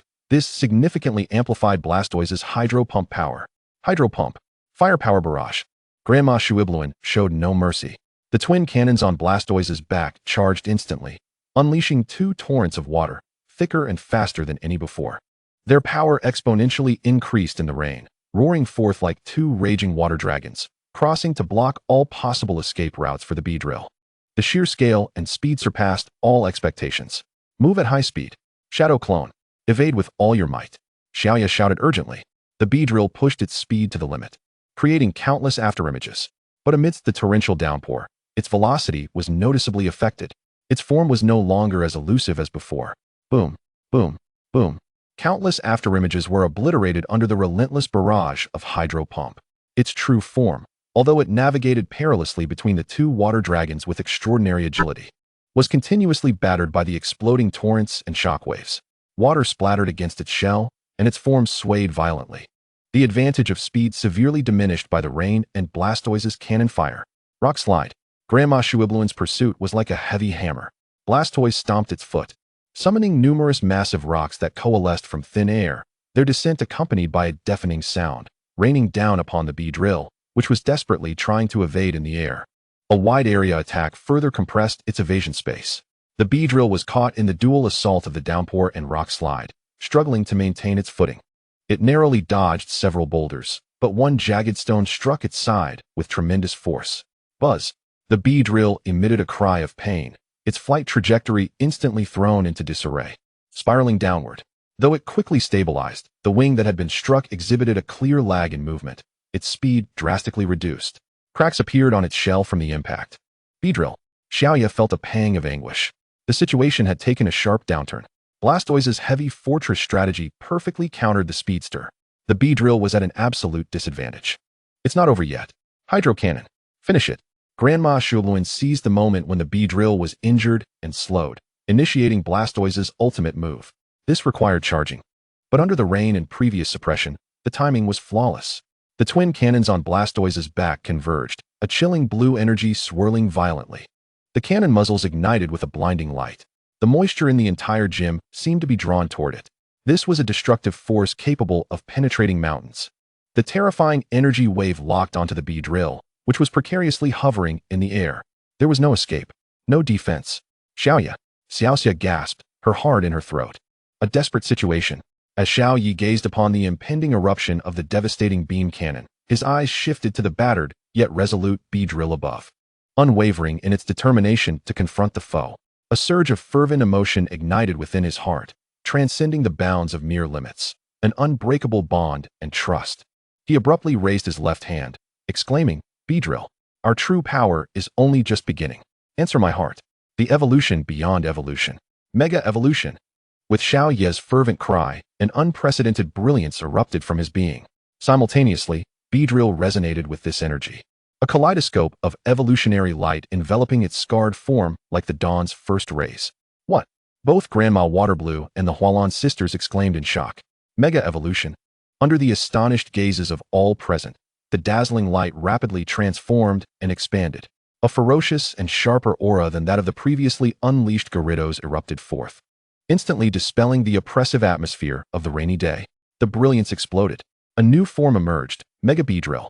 Its physique became larger and more streamlined, its yellow-black exoskeleton resembling the toughest of alloys, glimmering with a cold sheen. The most notable transformation was the immense dual stingers and tail stinger, now elongated and razor-sharp, akin to three unmatched weapons drawn from their sheaths. The tail's venomous stinger evolved into a colossal, drill-like structure radiating a deadly crimson glow. Its compound eyes transformed into a deeper shade of scarlet, exuding an aura of cold, merciless slaughter. A terrifying pressure, born purely for piercing and venom, enveloped the surroundings. Speed and power, perfectly fused in this super evolution. Roar. The hydro cannon of Blastoise finally charged to completion, roaring forth with the might to obliterate all. A massive column of water tore through the air, aimed directly at the freshly evolved Mega Beedrill. However, adapt. Xiao Ye's voice rang out like a divine proclamation. Mega Beedrill's crimson compound eyes instantly locked onto the approaching torrent. Its wings, vibrating at a frequency surpassing physical limitations, throbbed wildly. There was no evasion, no retreat. Buzz. A piercing shriek, capable of shattering eardrums, erupted. Mega Beedrill transformed into a yellow-black lightning bolt, charging headlong into the hydro cannon. In the incredulous gaze of the onlookers, its massive and sharp stingers, resembling the most precise of armor-piercing drills, plunged forcefully into the energy core of the hydro cannon. Boom! An earth-shattering explosion ensued. The hydro cannon was explosively detonated from within. The raging water energy erupted like a torrent gone awry. Yet, Mega Beedrill's silhouette emerged from the heart of the explosion like an immovable rock. Though its exoskeleton bore the scorch marks of the energy impact, its speed remained unabated. With absolute strength and velocity, it tore through this devastating strike. Impossible. Grandma Waterblue's pupils constricted sharply. Venomous sting. Xiao Ye's command was laced with an icy finality. Mega Beedrill pierced through the remnants of the explosion, its speed having reached an unfathomable realm post-evolution. It instantaneously appeared before Blastoise's colossal head, the massive tail stinger, glowing with lethal crimson light, intertwined with a dense, purplish toxin and unparalleled bug energy, became like a spear of judgment from the abyss, fiercely thrusting towards the most vulnerable gap where Blastoise's shell met its head. This was the connection point of the super cannon, its relative weak spot. Quick! Retreat into your shell, Grandma Waterblue cried urgently. Blastoise reacted swiftly, retracting its limbs and head into its impenetrable shell. However, a sound reminiscent of metal being torn asunder echoed. Mega Beedrill's lethal tail stinger, infused with the power of super evolution, pierced through Blastoise's proud ultimate shell with unparalleled penetration. The deep purple toxin and ferocious bug energy surged into Blastoise's body like a flood breaching a dam. Ugh! A muffled yet agonizing wail resonated from within the shell of Blastoise, its massive form quaking violently. On its hard shell, cracks resembling a spider web spread from the point of penetration, with deep purple toxic splotches rapidly expanding across the fissures. Boom! Blastoise could no longer withstand the onslaught. Collapsing to the ground like a fortress stripped of its power, its breached shell and the tumultuous energy within signaling the fall of this armored king. It had lost its fighting capability. The rain, unbeknownst to anyone, had ceased. The gym lay in profound silence, as Mega Beedrill hovered midair, its low, oppressive buzzing resonating throughout the arena. The referee's flag fell to the ground, unnoticed, as mouths gaped wide enough to accommodate a pokeball. Misty covered her mouth, her eyes brimming with disbelief and shock. Grandma Waterblue stood transfixed, gazing at the fallen Blastoise, at the gaping hole in its shell and the spreading toxic marks. In her eyes, there was no bitterness of defeat, only a profound awe and solace at witnessing the birth of a legend. The vibrant light gradually receded from Mega Beedrill, returning it to its normal form as it descended beside Xiao Yi. Despite its somewhat weakened breath, the toll of super evolution, and several battle scars adorning its shell, its gaze remained sharp, even infused with a hint of tranquility after fulfilling its mission. It tilted its head slightly, looking towards its trainer. Xiao Yi stepped forward, gently patting Beedrill's exoskeleton, his voice hoarse with excitement. "You've worked hard, Beedrill." "Buzz," Beedrill replied in a low hum. Grandma Waterblue took a deep breath, slowly approaching Blastoise's side, tenderly caressing the cracks on its shell and the piercing hole, swiftly administering top-tier healing sprays and antidotes. Then, she rose and walked toward Xiao Yi. Her steps were slow, yet each one bore a heavy weight. She looked at Xiao Yi, then at Beedrill by his side, ultimately fixing her gaze upon him. No words were spoken. Reverently, she withdrew from her bosom the crystal badge, symbolizing the highest legacy of the Hualan Gym. At that moment, the badge seemed to embody the power of the ocean, flowing with a profound blue light. She did not hand it to Xiao Yi. Instead, she cradled it in both hands, as if entrusting a rare treasure. "Xiao Yi." Grandma Waterblue's voice resonated deeply and powerfully, imbued with unprecedented formality and recognition. "This badge is no longer sufficient to measure the strength and bond you have demonstrated today. At this moment, it represents my respect and the deepest expectations of the Waterblue and Hualan Gym for you and the infinite possibilities that lie ahead. The doors of the Hualan Gym will forever remain open for you. This 7-day tenure is not a beginning, but a witness. A witness to the rise of a true legendary trainer." She solemnly placed the badge into Xiao Ye's hands, then firmly clasped his hand. "Please, carry forth with your companions towards that unparalleled pinnacle. The Hualan Gym is proud of you." Xiao Yi gripped the badge, which felt as if waves were surging within it. Sensing the warmth and strength emanating from Grandma Waterblue's palm, gazing at this elder who bowed in respect, entrusting the future to him, overwhelming emotions surged within him. Ineffable and profound, he straightened his spine, pressing the badge firmly against his chest, his gaze sweeping across the entire arena, ultimately landing on Grandma Waterblue. His voice resolute as a mountain, echoing throughout the gym. "This trust, this expectation, I, Xiao Yi, along with my partners, accept it." The buzzing of Beedrill's wings, at that moment, seemed to transform into the clarion call heralding the dawn of a new era. Chapter 36, Acting Gym Leader. The night was profound, and the azure blue dojo had succumbed to tranquility. The gentle sound of water lapping against the shore drifted through the window, serving as the sole backdrop. Xiao Yi sat alone in the makeshift room prepared by Grandma Shuei Lan in the dojo's backyard. Scattered across the table were the dojo's foundational documents, the challenge rules manual, and the few Pokeballs he possessed. He rubbed his throbbing temples, his gaze falling upon one particular ball containing the pink Haxorus. The acting dojo master, Xiao Yi, murmured to himself, his fingertips lightly brushing the blue badge on his chest, which still seemed to hold the remnants of battle warmth. The solemn gaze of Grandma Shui Lan lingered in his mind. In this water-type dojo, the only Pokemon I can rely on is you, Haxorus. He managed a wry smile. The likes of Scyther, Meowth, Beedrill, and the Colossal Onix were all less suitable. Although Haxorus was not a water type, its elegant form and ability to manipulate water currents, such as with moves like Whirlpool and Surf, barely aligned with the dojo's aquatic theme. He meticulously perused the materials, contemplating how to face potential challengers the next day, how to justify Haxorus as the guardian of a water-type dojo, and how to establish his own set of rules. His thoughts were a tumultuous whirlpool, compounded by the fatigue accumulated from several battles throughout the day, washing over him like a tide. His eyelids grew heavier, and the words on his notes began to blur. I can't hold on any longer. I must sleep. Xiao Yi forced himself to tidy the desk, extinguish the lamp, and lay down on the soft bed. Almost as soon as his head touched the pillow, a profound drowsiness enveloped him entirely. He slipped into a shallow sleep, his breathing becoming steady and prolonged, though his brow seemed slightly furrowed, as if still pondering the dojo's matters even in dreams. In the stillness of the night, moonlight flowed like water down the quiet corridor. A slender figure, akin to a sprite beneath the moonlight, silently appeared outside Xiao Ye's door.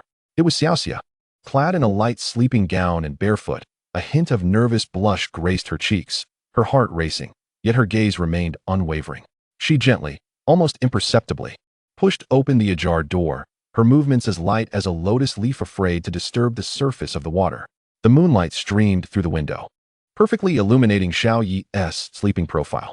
Xiaoxia held her breath, tiptoeing to the bedside. In the soft glow, she could discern Xiao Yi's weary yet resolute features, as well as the slight crease in his brow. A mix of emotions, compassion, admiration, and an indescribable sentiment, swelled within her heart. Fool, she whispered almost inaudibly, yet her lips involuntarily curled upwards. Memories of the thrilling dojo battle earlier that day flooded her mind, along with the radiant brilliance he exuded while commanding his Pokémon. And Grandma's solemn words as she entrusted him with the badge. Inhaling deeply, she became even gentler in her movements. She crouched beside the bed, quietly observing Xiao Yi for a moment under the moonlight. Her gaze swept over his fatigued face, his hands resting outside the covers, each joint distinctly visible, and finally rested upon his chest. Grandma was right, Xiaoxia silently affirmed to herself. Perhaps the future of the Azure Blue Dojo truly lay within you.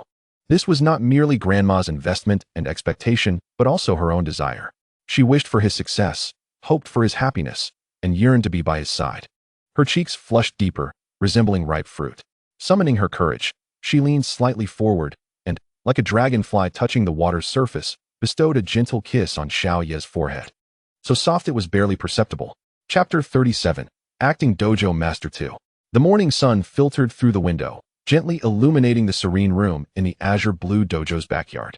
Xiao Yi awoke punctually, in tune with his biological clock, just as he intended to stretch and dispel the fatigue of the previous day.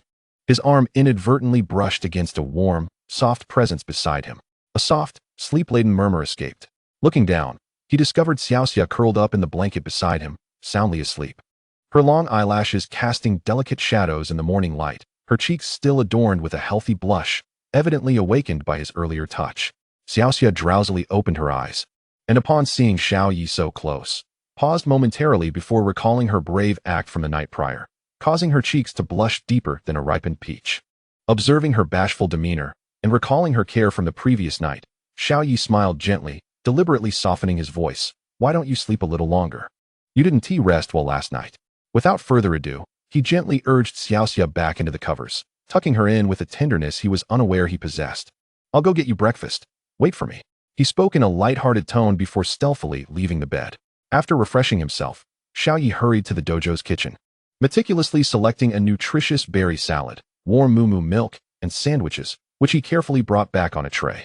Upon returning to the room, he found Xiaoxia obediently nestled in the blankets, her bright eyes sparkling as they fixated on him. Xiao Yi settled at the bedside, lifting the warm moo milk. Here, open your mouth. Huh, I can do it myself, Xiaoxia stammered, her face reddening once more.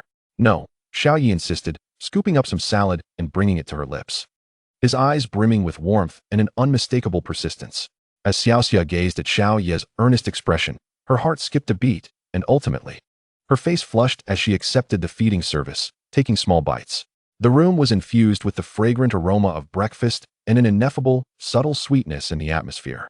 After finishing their meal, Xiao Yi reiterated earnestly, "Rest well and regain your strength. Don't make me worry." He tousled Xiaoxia's hair affectionately before picking up the materials he had prepared the night before.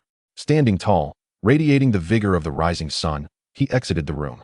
Watching the door close behind Xiao Yi, Xiaoxia caressed her tousled hair, feeling the lingering warmth, and burrowed deeper into the blankets, revealing only her remarkably bright eyes, filled with shyness, sweetness, and an abundance of determination. "Foolish dojo master," she murmured softly, her lips curving upwards, embracing the covers as she truly began to cultivate a second slumber, preparing to stand by him in full spirits come afternoon. Dressed in the dojo master attire adorned with the azure blue dojo emblem, Xiao Yi took a deep breath and pushed open the door leading to the main battlefield. Sunlight poured down, illuminating the shimmering waters of the pool and the battleground. Several early risers among the challengers awaited in the stands, curiously scrutinizing this young, new face of a dojo master. Xiao Yi positioned himself confidently in the master's spot, surveying the challengers with poise. He tossed a poke ball into the air, announcing, "Haxorus, prepare for battle." An elegant pink glow shimmered, as Haxorus's long and beautiful form spiraled through the air, the jewels adorning its neck and tail sparkling in the sunlight, instantly captivating everyone's attention. "Wow, a pink Haxorus. So beautiful. Is he the new master? He looks so young. Haxorus, isn't this a water-type dojo? But it seems so powerful." Whispers of the challengers reached his ears. Xiao Yi smiled slightly and declared with clarity, "Welcome to the Azure Blue Dojo. I am the acting dojo master, Xiao Yi. My rules are simple. Give it your all. Respect your opponent, and showcase the brilliance of the bond between Pokémon and trainer. Now, the first challenger, please step forward." The first challenger was an impassioned youth, who sent forth a Geodude. The battle was without suspense. Haxorus gracefully moved, conjuring a precise whirlwind that ensnared the water from the pool, forming a spectacular water vortex that effortlessly engulfed Geodude, leading to its defeat. The entire process was seamless, showcasing its water manipulation prowess. The second challenger was a bespectacled girl who sent out a Pidgey, attempting to exploit its aerial advantage. Haxorus, however, utilized Mystical Shield to fend off the fierce wind, then unleashed Thunderbolt, though not of its type, but effective against it, with pinpoint accuracy, demonstrating its formidable special attack capability and adaptability. The third challenger, possessing a wealth of experience, dispatched a Masquerain. This battle proved to be notably more intense. The close-quarters combat from the Masquerain posed some challenges for the Dragonite. However, Xiao Yi calmly directed the Dragonite to utilize its speed advantage to create distance, launching a powerful surf attack that affected a wide area while cleverly manipulating the water pool. Ultimately, it concluded the encounter with a Dragon Pulse. One victory followed another. Xiao Yi's command was composed, precise, and strategic, entirely unbecoming of a novice gym leader. Under his guidance, the Dragonite exhibited its elegance, swiftness, special attack prowess, and a degree of control over the water currents to perfection. Though it was not a water type, it flawlessly embodied the fluidity and strength of water. Each victory was decisive yet captivating. The challengers transitioned from initial skepticism and curiosity to astonishment and admiration, ultimately yielding to respect. How formidable the control of that Dragonite is. Xiao Yi's judgment was impeccably accurate. Each strike hit the critical points. This is what a gym battle should be. Far more exhilarating than before. The Hualan gym truly seems transformed. The murmurs from the audience shifted dramatically. The title of the weakest gym, once attributed to the Hualan sisters due to their excessive focus on performance and uneven strength, was utterly shattered by Xiao Yi's debut, which brimmed with power and charisma. As the golden rays of the setting sun bathed the gym, the final challenger departed with a sense of honor despite defeat and a newfound respect for the new gym leader, allowing Xiao Yi to exhale deeply.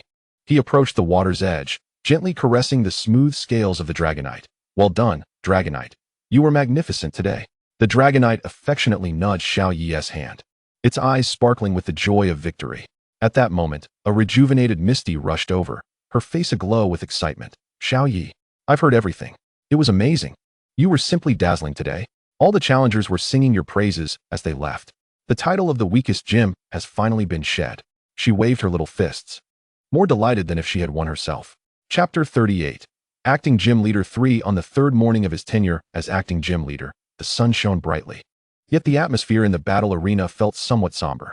After 2 consecutive days of effortlessly defeating challengers of mediocre skill. Although this bolstered the Hualon Gym's image as a powerhouse, it left Xiao Yi and the Dragonite yearning for a greater challenge. Standing in the leader's position, Xiao Yi watched as yet another challenger's beauty was effortlessly dispatched by a precise dragon breath from the Dragonite, sighing internally with a sense of resignation. Thank you for your hard work, Dragonite.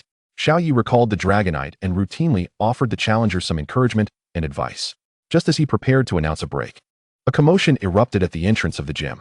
A confident young boy, clad in a purple jacket with hair spiked in a flamboyant manner, strode in with his hands in his pockets. His sharp gaze swept across the battlefield before finally landing on Xiao Yi, and he froze. The arrogance on the boy's face instantaneously morphed into incredulity, his mouth agape, as if witnessing something utterly astonishing. Xiao Yi recognized the newcomer and was equally taken aback. Xiao Mao. The visitor was none other than Xiao Yi's younger brother, Xiao Mao. After a brief moment of silence, Xiao Mao abruptly rubbed his eyes, pointing at Xiao Yi, his voice rising. Brother? What are you doing here? And why are you dressed as the gym leader? He hurriedly approached, circling around Xiao Yi, who was adorned in the Hualon gym leader's attire. As if confirming he wasn't hallucinating. Aren't you supposed to be traveling and challenging gyms?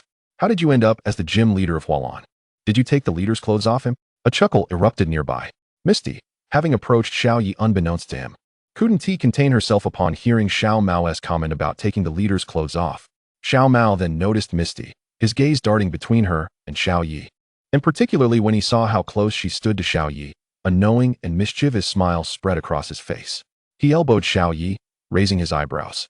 And in a tone just loud enough for those around to hear, remarked, "Oh, I get it. Brother, you're impressive. You go on a trip and not only conquer the gym, but also the gym leader? Amazing, amazing." He emphasized gym leader, casting a sidelong glance at Misty. Xiao Mao? What nonsense are you spouting? Xiao Yi's face flushed crimson, and he hastily rebuked him. Instinctively, he glanced at Misty, only to see her cheeks blossom with 2 bright red spots, resembling ripe tomatoes. She shot Xiao Mao an annoyed glare but refrained from retorting, instead shyly lowering her head, twisting the hem of her shirt, her bashful demeanor all but confirming Xiao Mao's insinuation.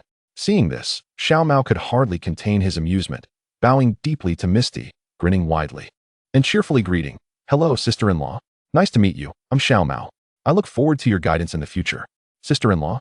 Misty was taken aback by this address, her face instantly aflame, her heart racing.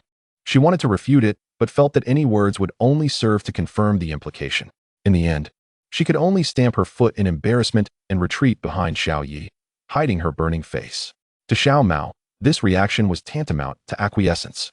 Xiao Yi, caught between laughter and exasperation, felt a wave of protectiveness surge within him at the sight of Misty's shy demeanor.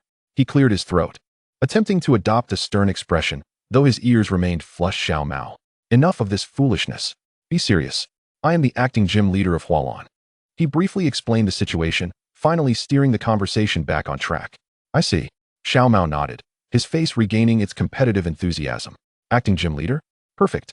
Brother, let me test whether you're worthy of that title. I'm here for the blue badge. The familiar flame of rivalry ignited in his eyes. Just what I wanted. Xiao Yi replied with a smile, his own fighting spirit rekindled. Battles between brothers always stirred the fiercest of ambitions. The rules are one-on-one. That's agreeable, right? Absolutely. Xiao Mao confidently tossed out a pokeball, declaring, "Go, my ace." Squirtle. As the light faded, a Squirtle with sharp eyes, a sturdy shell, and a powerful tail emerged at the water's edge, striking a battle stance with great vigor. Dragonite, I'm counting on you once more. Xiao Yi sent forth his star player, the pink Dragonite. The brotherly duel was set to commence. Squirtle, don't hold back. Rapid water gun. Xiao Mao initiated the assault. Streams of powerful water erupted from Squirtle's mouth, sweeping towards the airborne Dragonite like a torrential machine gun fire. Evade at high speed. Twister. Xiao Yi responded with composure. The Dragonite, nimble in movement, deftly dodged the barrage of water guns, its elongated form gracefully spinning, instantly conjuring a powerful twister that whipped up the pool water, transforming it into a water tornado aimed at Squirtle. Withdraw into your shell. Brace for impact. Xiao Mao reacted swiftly. Squirtle immediately retracted into its sturdy shell. The water tornado crashed against the shell, spraying water everywhere, pushing Squirtle back, but its shell's defense was formidable, sustaining minimal damage. Now as the time. Headbutt. Xiao Mao seized the moment as the twister subsided. Squirtle launched from its shell like a cannonball, its head glowing white, crashing forcefully into the Dragonite, which had just finished executing its move. Protect. Xiaoya's command was timely. A faint shield of energy enveloped the Dragonite in an instant. The headbutt collided with the shield, producing a muffled thud, the barrier vibrating fiercely yet remaining intact. Bubbles to disrupt. Xiao Mao switched tactics with lightning speed. Squirtle unleashed a torrent of thick bubbles, attempting to envelop the Dragonite and diminish its speed and accuracy. Dragon Pulse. Break through it. Haxorus opened its mouth, unleashing a shockwave imbued with the power of dragons, instantly dispersing the encroaching bubbles and relentlessly crashing towards Squirtle. Evade at high speed. Squirtle promptly withdrew into its shell, spinning rapidly like a top, narrowly skirting the edge of the dragon's wave. The battle had reached a stalemate. Shigeru's commands were infused with youthful vigor and ingenuity, as Squirtle showcased a remarkable mastery of close-range attacks and defenses. In contrast, Xiaoya exhibited a calm demeanor, with Haxorus leveraging its speed, special attack advantage, and the protective shield of its mysterious defense to maintain a steady control over distance and pace. The two sides exchanged blows, skills clashing, and water splashing in all directions. The audience in the stands, including some staff and aspiring trainers who had rushed in upon hearing the commotion, watched with rapt attention, cheering for this extraordinary sibling showdown. Squirtle. It's time for one last stand. Hydro Pump. Shigeru seized the moment, targeting the brief moment of vulnerability after Haxorus's evasion for his most powerful strike. A robust column of water surged forth with a roar. Haxorus, we shall unleash our full might as well. Xiaoya's gaze sharpened, opting for a direct confrontation. Haxorus erupted with dazzling dragon energy, transforming into the silhouette of a colossal dragon, charging forward with indomitable momentum to collide with the incoming hydro pump. Boom! The clash of dragon energy and high-pressure water created a deafening explosion that reverberated throughout the gym. Mist enveloped the arena. As the mist dissipated, Squirtle was seen panting heavily at the edge of the arena, clearly exhausted. Meanwhile, Haxorus, though slightly out of breath and draped in water, remained steadily hovering in the air. The outcome was evident. Squirtle had lost its ability to battle. Haxorus emerged victorious. The referee proclaimed the triumph of Xiaoya, the acting gym leader. Shigeru gazed at his fallen Squirtle, devoid of disappointment, instead brimming with excitement and admiration.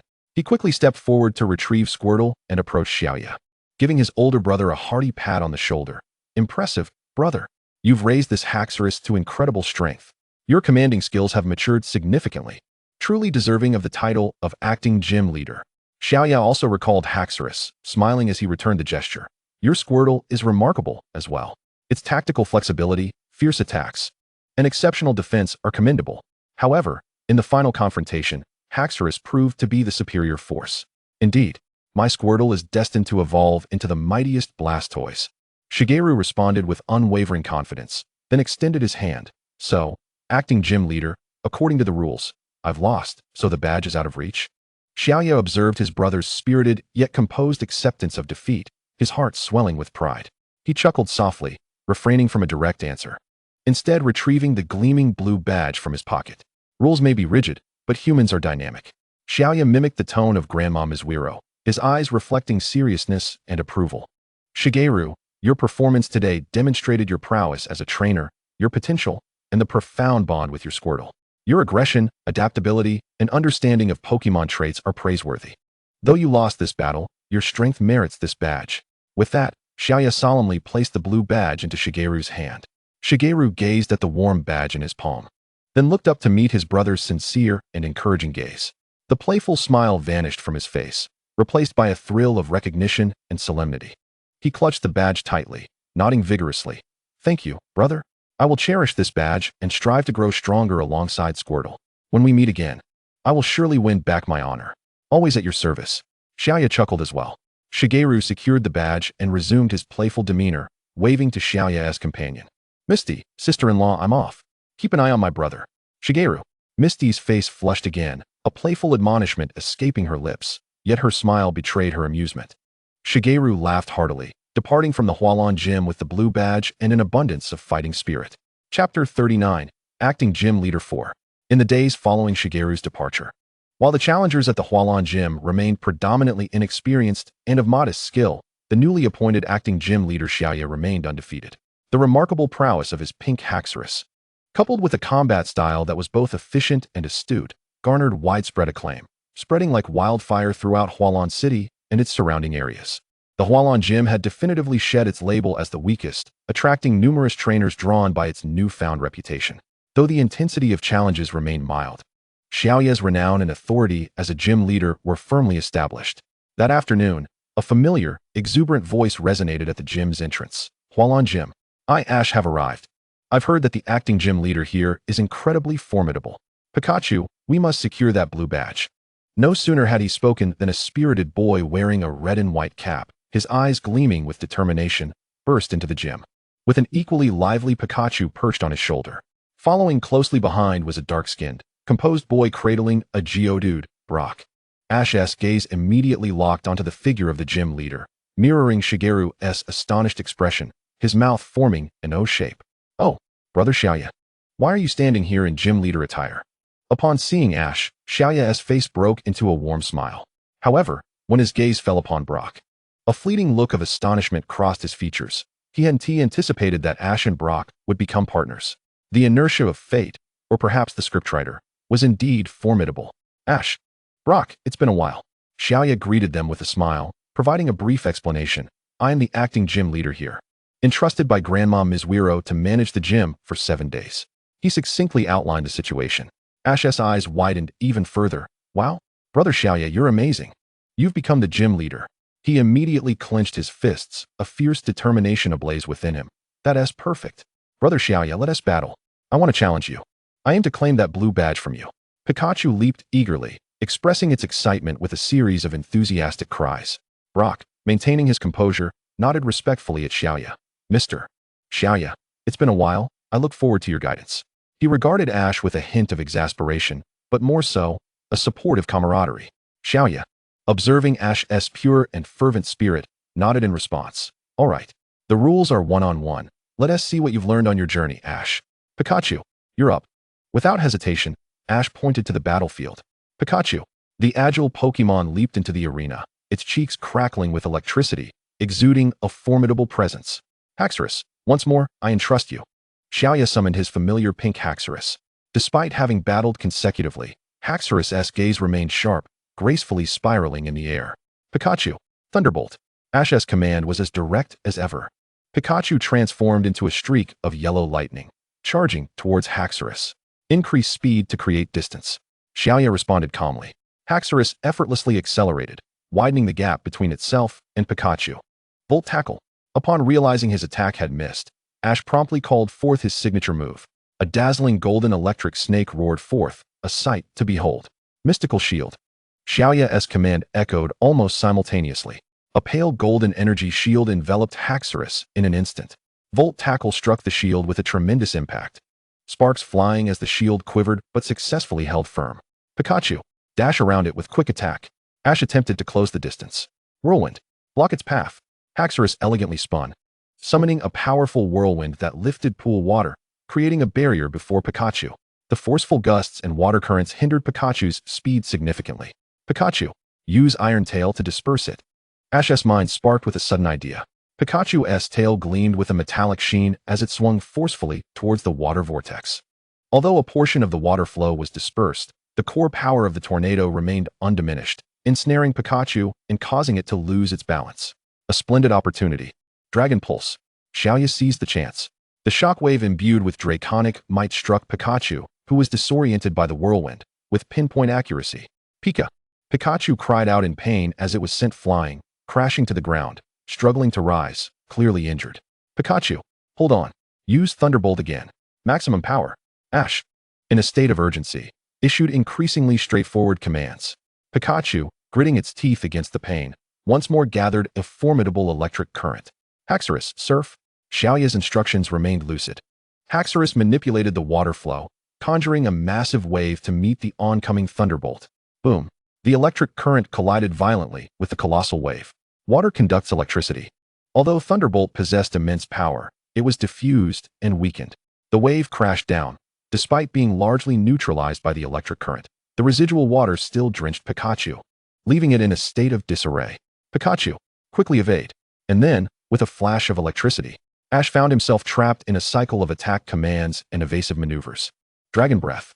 Xiaoya capitalized on the moment when Pikachu was pushed back and unsteady. Haxorus unleashed a purple breath infused with a paralyzing effect. Just as Pikachu regained its footing and attempted to execute quick attack, it was struck head-on by Dragon Breath. Pika. The sensation of paralysis enveloped it instantaneously, rendering Pikachu motionless and racked with pain. It's over. Dragon Dive. Xiaoya issued the finishing command. Haxorus transformed into an immense energy dragon, charging forth with an unstoppable force. Crashing into the immobilized Pikachu. Boom. Pikachu was sent hurtling, colliding with the edge of the battlefield's wall, sliding down, its eyes swirling in circles, utterly incapacitated. The battle concluded swifter than anticipated. Xiaoya recalled Haxorus and approached the center of the arena. The referee announced, Pikachu is unable to continue. Haxorus is the victor. The champion is acting gym leader Xiaoya. Ash rushed over to embrace the unconscious Pikachu, anxiously inspecting it, his face etched with disappointment and frustration. Brock also approached to assess Pikachu's injuries, skillfully retrieving healing spray. Xiaoya stood before Ash, observing the passionate yet clearly disorganized youth, his expression turning serious. Ash, Xiaoya's voice, though not loud, resonated clearly in Ash's ears. Your Pikachu is exceptionally talented. It possesses immense potential and unwavering trust in you. However, your command is utterly inadequate. Ash lifted his head, feeling a mixture of defiance and confusion. Battles are not merely about evading and launching maximum power attacks. Xiaoya admonished earnestly. You completely disregarded type advantages. Electricity against Dragon is ineffective, blindly forcing Pikachu to clash head-on with Haxorus. When Pikachu was trapped in the tornado and struck by Surf, you failed to promptly adjust your strategy to extricate it from a disadvantageous position or utilize its speed to seek opportunities, instead insisting it withstand damage and retaliate. This is a sheer waste of Pikachu's potential and a detriment to its health. Ash opened his mouth, ready to retort, but found himself at a loss for words. Every point raised by Xiaoya struck a chord within him. He cast his gaze downwards at the unconscious Pikachu in his arms, a wave of guilt flooding his heart. As a trainer, you must learn to observe your opponent, analyze the situation, protect your partner, and fight with wisdom, rather than relying on brute force and blind enthusiasm.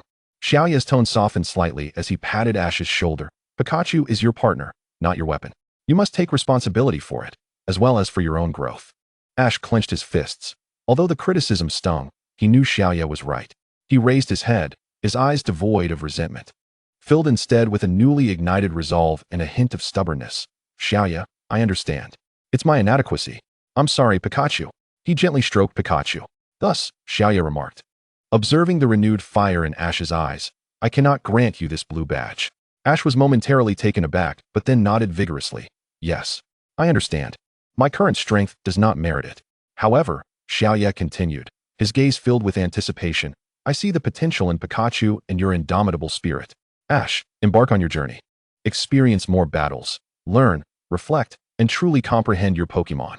When you feel sufficiently strong, worthy of Pikachu's sacrifices and of the title of trainer, you may challenge me again. No matter where I am, be it as acting gym leader or in another capacity, I will accept your challenge. At that time, should you triumph, or exhibit the strength and wisdom that I deem worthy, the badge shall be bestowed upon you with both hands. As Ash listened to Xiaoya's words, the brilliance in his eyes intensified. He wiped his nose emphatically and declared aloud, Yes. Xiaoya, just wait. I will become stronger. Strong enough to earn your recognition. Strong enough to make Pikachu proud of me. When that time comes, I will challenge you once more. I will earn the blue badge with honor. Pikachu, just awakening from its stupor, let out a weak yet determined cry, as if affirming its trainer's vow. Xiaoya smiled with satisfaction. Good. I look forward to that day. Brock, I leave Ash in your capable hands. He turned to the composed Brock beside him. Brock nodded. Rest assured, Mr. Xiaoya. I will keep an eye on him. He felt grateful that Ash had encountered such a candid mentor who could awaken his potential. With Pikachu cradled in his arms, Ash departed the Cerulean Gym alongside Brock, filled with fervor and a clear objective. Although he had faced defeat and failed to secure the badge, a flame of determination burned brighter within him than ever before, that of pursuing true strength. Chapter 40. The Beastmaster Xiaoming. The 7-day tenure as acting gym leader came to a fulfilling conclusion. Under Xiaoya's management, the Cerulean Gym not only shed its reputation for weakness, but also garnered widespread acclaim for its fairness, excitement, and strategic battle style. Upon her return, Grandma Waterblue praised Xiaoya's performance profusely, even half-jokingly expressing a desire for him to return for future duties. After bidding farewell to Grandma Waterblue and the companions at the gym, Xiaoya and Misty packed their belongings and set off on their journey to Leaf Green City. The sun shone brightly, and a gentle breeze wafted through the air, lifting their spirits immensely. During these 7 days, the rewards extended far beyond mere reputation. Through continuous battles and targeted training, the pink Haxorus stabilized at the quasi-champion level, mastering the nuances of its own power, water flow, and dragon-type energy. After requesting future evolution data, Shiny Dragonite, from Professor Oak for Haxorus to study, it distinctly expressed its unwillingness to evolve, seemingly content with its elegant and elongated form, resistant to the prospect of becoming a green, round figure. Xiaoya respected its choice and, having acquired a premium Everstone from Professor Oak, carefully adorned Haxorus with it, ensuring it could maintain its current form while continuing to grow. Following several days of training, the Scyther honed its speed and attack techniques to perfection, also stabilizing at the quasi-champion level. Xiaoya procured premium metal film for both it and the massive Onyx. After applying the metal film to Onyx's enormous form, its already sturdy rocky body gleamed with a metallic sheen, significantly enhancing its defensive and physical attack capabilities. Coupled with its inherent strength and the battle awareness forged through high-intensity gym battles, its power successfully broke through its previous limitations. Officially stepping into the threshold of the champion level, Scyther also became slightly stronger after the application. The journey is always accompanied by battles. As the esteemed Scyther of Team Xiaoya, serving as both a janitor and a sparring partner, exhibits ruthless efficiency in dispatching wild Pokémon encountered along the way. It effortlessly concludes battles with a mere flick of its blades. On this particular day, after effortlessly defeating a group of fiery Spearows, a passing trainer witnessed this spectacle and was utterly astonished. He approached with enthusiasm and exclaimed, "Wow, what a formidable Scyther! With your prowess, why not challenge the Beastmaster?" Xiaoming, at the campsite ahead, he boasts a staggering 73 consecutive victories. Everyone says he is the strongest trainer in the vicinity. I believe you could certainly defeat him. Xiaoya raised an eyebrow at the mention of Beastmaster Xiaoming and his impressive winning streak. The image of the proud boy from the original story, who trained his Onyx with a homemade training device and exploited information gaps to achieve his impressive record, immediately came to mind. A faint, disdainful smile curled at the corners of Xiaoya's lips as he replied, "Oh, 73 consecutive victories? That certainly sounds impressive." After a brief pause, his tone took on a hint of amusement. "However, I suspect most of his opponents are merely inexperienced bug-catching novices or fledgling trainers. Accumulating victories in such a fixed location, relying on information gaps and targeted training devices, is hardly commendable." He recalled the scene from the original narrative where Ash triumphed over Xiaoming, leaving him shattered and questioning his worldview, while Ash basked in a moment of pride. Xiaoxia, having heard of Xiaoming's reputation, inquired curiously, "Xiaoya, are you familiar with him?" "Somewhat." Xiaoya replied with a nod. "He is a somewhat clever individual, albeit his perspective is confined to a narrow realm. His victories heavily rely on the unfamiliarity of his opponents and his rather unconventional training methods." He thought of Xiaoming's modified training apparatus. While he held Xiaoming's abilities and methods in contempt, Xiaoya found a certain intrigue in the so-called Pokémon training device. Nevertheless, his approach to training equipment is somewhat interesting. "It could serve as a curious toy," Xiaoya remarked to Xiaoxia. "Let us proceed. It's on our way. We shall meet this 100-win Beastmaster and perhaps douse his hubris with a dose of reality, revealing just how vast the world truly is." Soon, Xiaoya and Xiaoxia arrived at the campsite adorned with banners proclaiming, "Beastmaster Xiaoming, challenged 100 consecutive wins." In the center of the camp stood a boy clad in a tank top and shorts, his dark skin radiating confidence, or perhaps arrogance, as he faced a novice challenger. His Onyx easily dispatched the opponent's Butterfree, securing his 74th victory. The sparse audience erupted in applause. With a triumphant demeanor, Xiaoming recalled his Onyx and cast an appraising glance at the newcomers, Xiaoya and Xiaoxia. "Oh, new faces? Have you come to challenge my 74 consecutive victories? State your name." Xiaoya, uninterested in pleasantries, approached the battlefield with resolve. "Xiaoya, one-on-one, let us make this swift." He tossed out a pokeball, summoning Scyther. With a flash, the green blade master materialized, its piercing gaze locking onto Xiaoming, exuding a powerful aura that made the surrounding air tense. Xiaoming sensed the overwhelming pressure emanating from Scyther, an intensity far surpassing that of any opponent he had faced before. His confidence faltered momentarily, but he quickly regained composure, declaring, impressive aura. However, speed is futile against my Onyx. Go, Onyx. Onyx reappeared, letting out a low growl of intimidation directed at Scyther. Onyx. Sandstorm. Xiaoming commanded, attempting to create a favorable environment. High-speed movement. Xiaoya's command was succinct and potent. Scyther's form blurred as it reached its maximum velocity, dashing forth like a green streak before the sandstorm could fully take shape. Rock Tomb. Xiaoming shouted urgently. Sword Dance. Xiaoya's voice was imbued with unwavering confidence.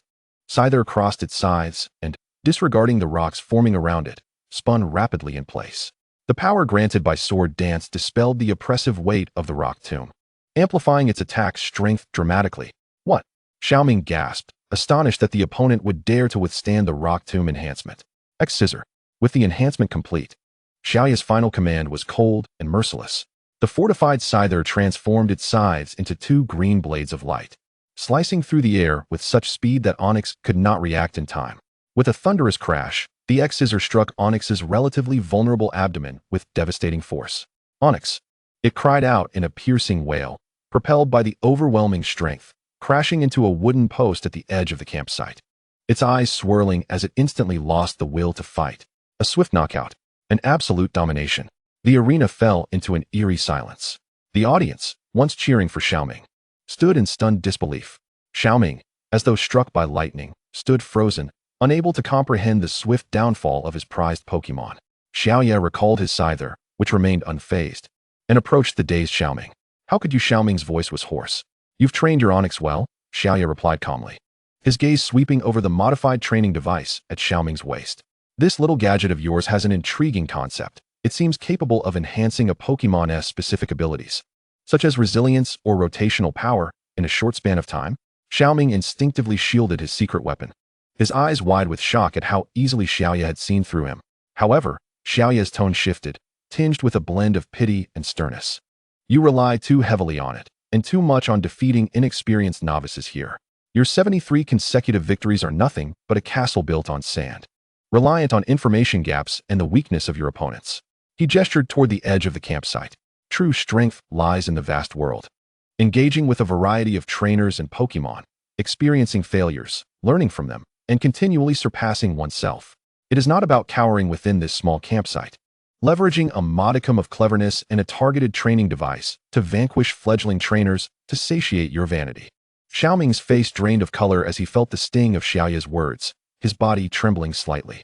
The lofty goal of 100 victories that he had cherished, the meticulously designed training device, and all his confidence were shattered in an instant. Your Onyx possesses potential, and you have a semblance of cleverness. Xiaoya softened his tone slightly. However, if you genuinely wish to grow stronger and become a true beast master, venture beyond this campsite.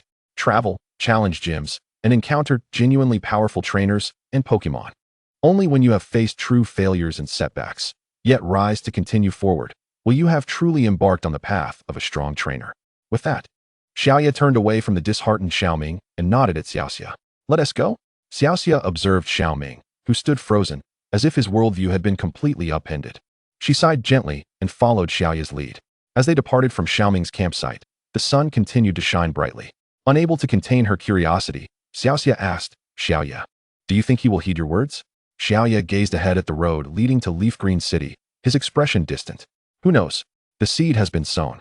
Whether it flourishes is up to him. If he remains ensnared in the illusion of hollow victories, then his achievements will cease here. Yet if he truly awakens, perhaps he will become a commendable trainer in the Kanto region. He paused, a smile gracing his lips. But that is no longer our concern. Our goal is Leaf Green City, and there are broader horizons to explore. Come, Xiaoxia. Xiaoxia nodded vigorously, her smile returning. The two walked side by side, their figures fading into the distance as they ventured toward their next destination, filled with unknown challenges. Meanwhile, the once proud Beastmaster Xiaoming stood in place, staring down at the training device that had once filled him with pride, now appearing somewhat ridiculous, lost in profound contemplation. Xiaoya's words echoed in his mind like thunder, resonating long after. Chapter 41, The Pokémon Academy. After departing from Ash's camp, Leaf and Misty continued their journey along the forest path towards Leaf Town. Sunlight filtered through the leaves, casting dappled shadows, while the air was infused with the scents of grass and earth. However, this tranquility was soon shattered by a cacophony of harsh voices. Hey, You little peasant. Did you not see this young master passing by? You've sullied my shoes. Can you afford to compensate me? A sharp, acerbic voice rang out. I am so sorry. It was unintentional. Came a panicked, tearful voice from a visibly younger boy. Leaf and Misty turned in the direction of the sound, spotting a group of elegantly dressed, haughty youths, clearly signs of wealthy families, surrounding a boy clad in simple attire, burdened with an old backpack. One particularly flamboyant youth was berating the boy for a small speck of mud on his polished shoes, while his companions laughed derisively. Oh, just a mere apology suffices? These shoes are the latest limited edition. The flamboyant youth continued, unrelenting. Look at your pitiful appearance. You couldn't possibly repay me. Let us do it the usual way. Let the whip of affection serve its purpose. This will teach you a lesson. With that, he produced a short whip adorned with jewels, clearly designed to inflict pain. The other noble youths followed suit, grinning maliciously as they closed in. The surrounded boy turned pale, trembling in fear. Stop! A cold, commanding voice boomed, reverberating like thunder. Leaf had already positioned himself before the group of aristocratic youths, his gaze as sharp as a blade.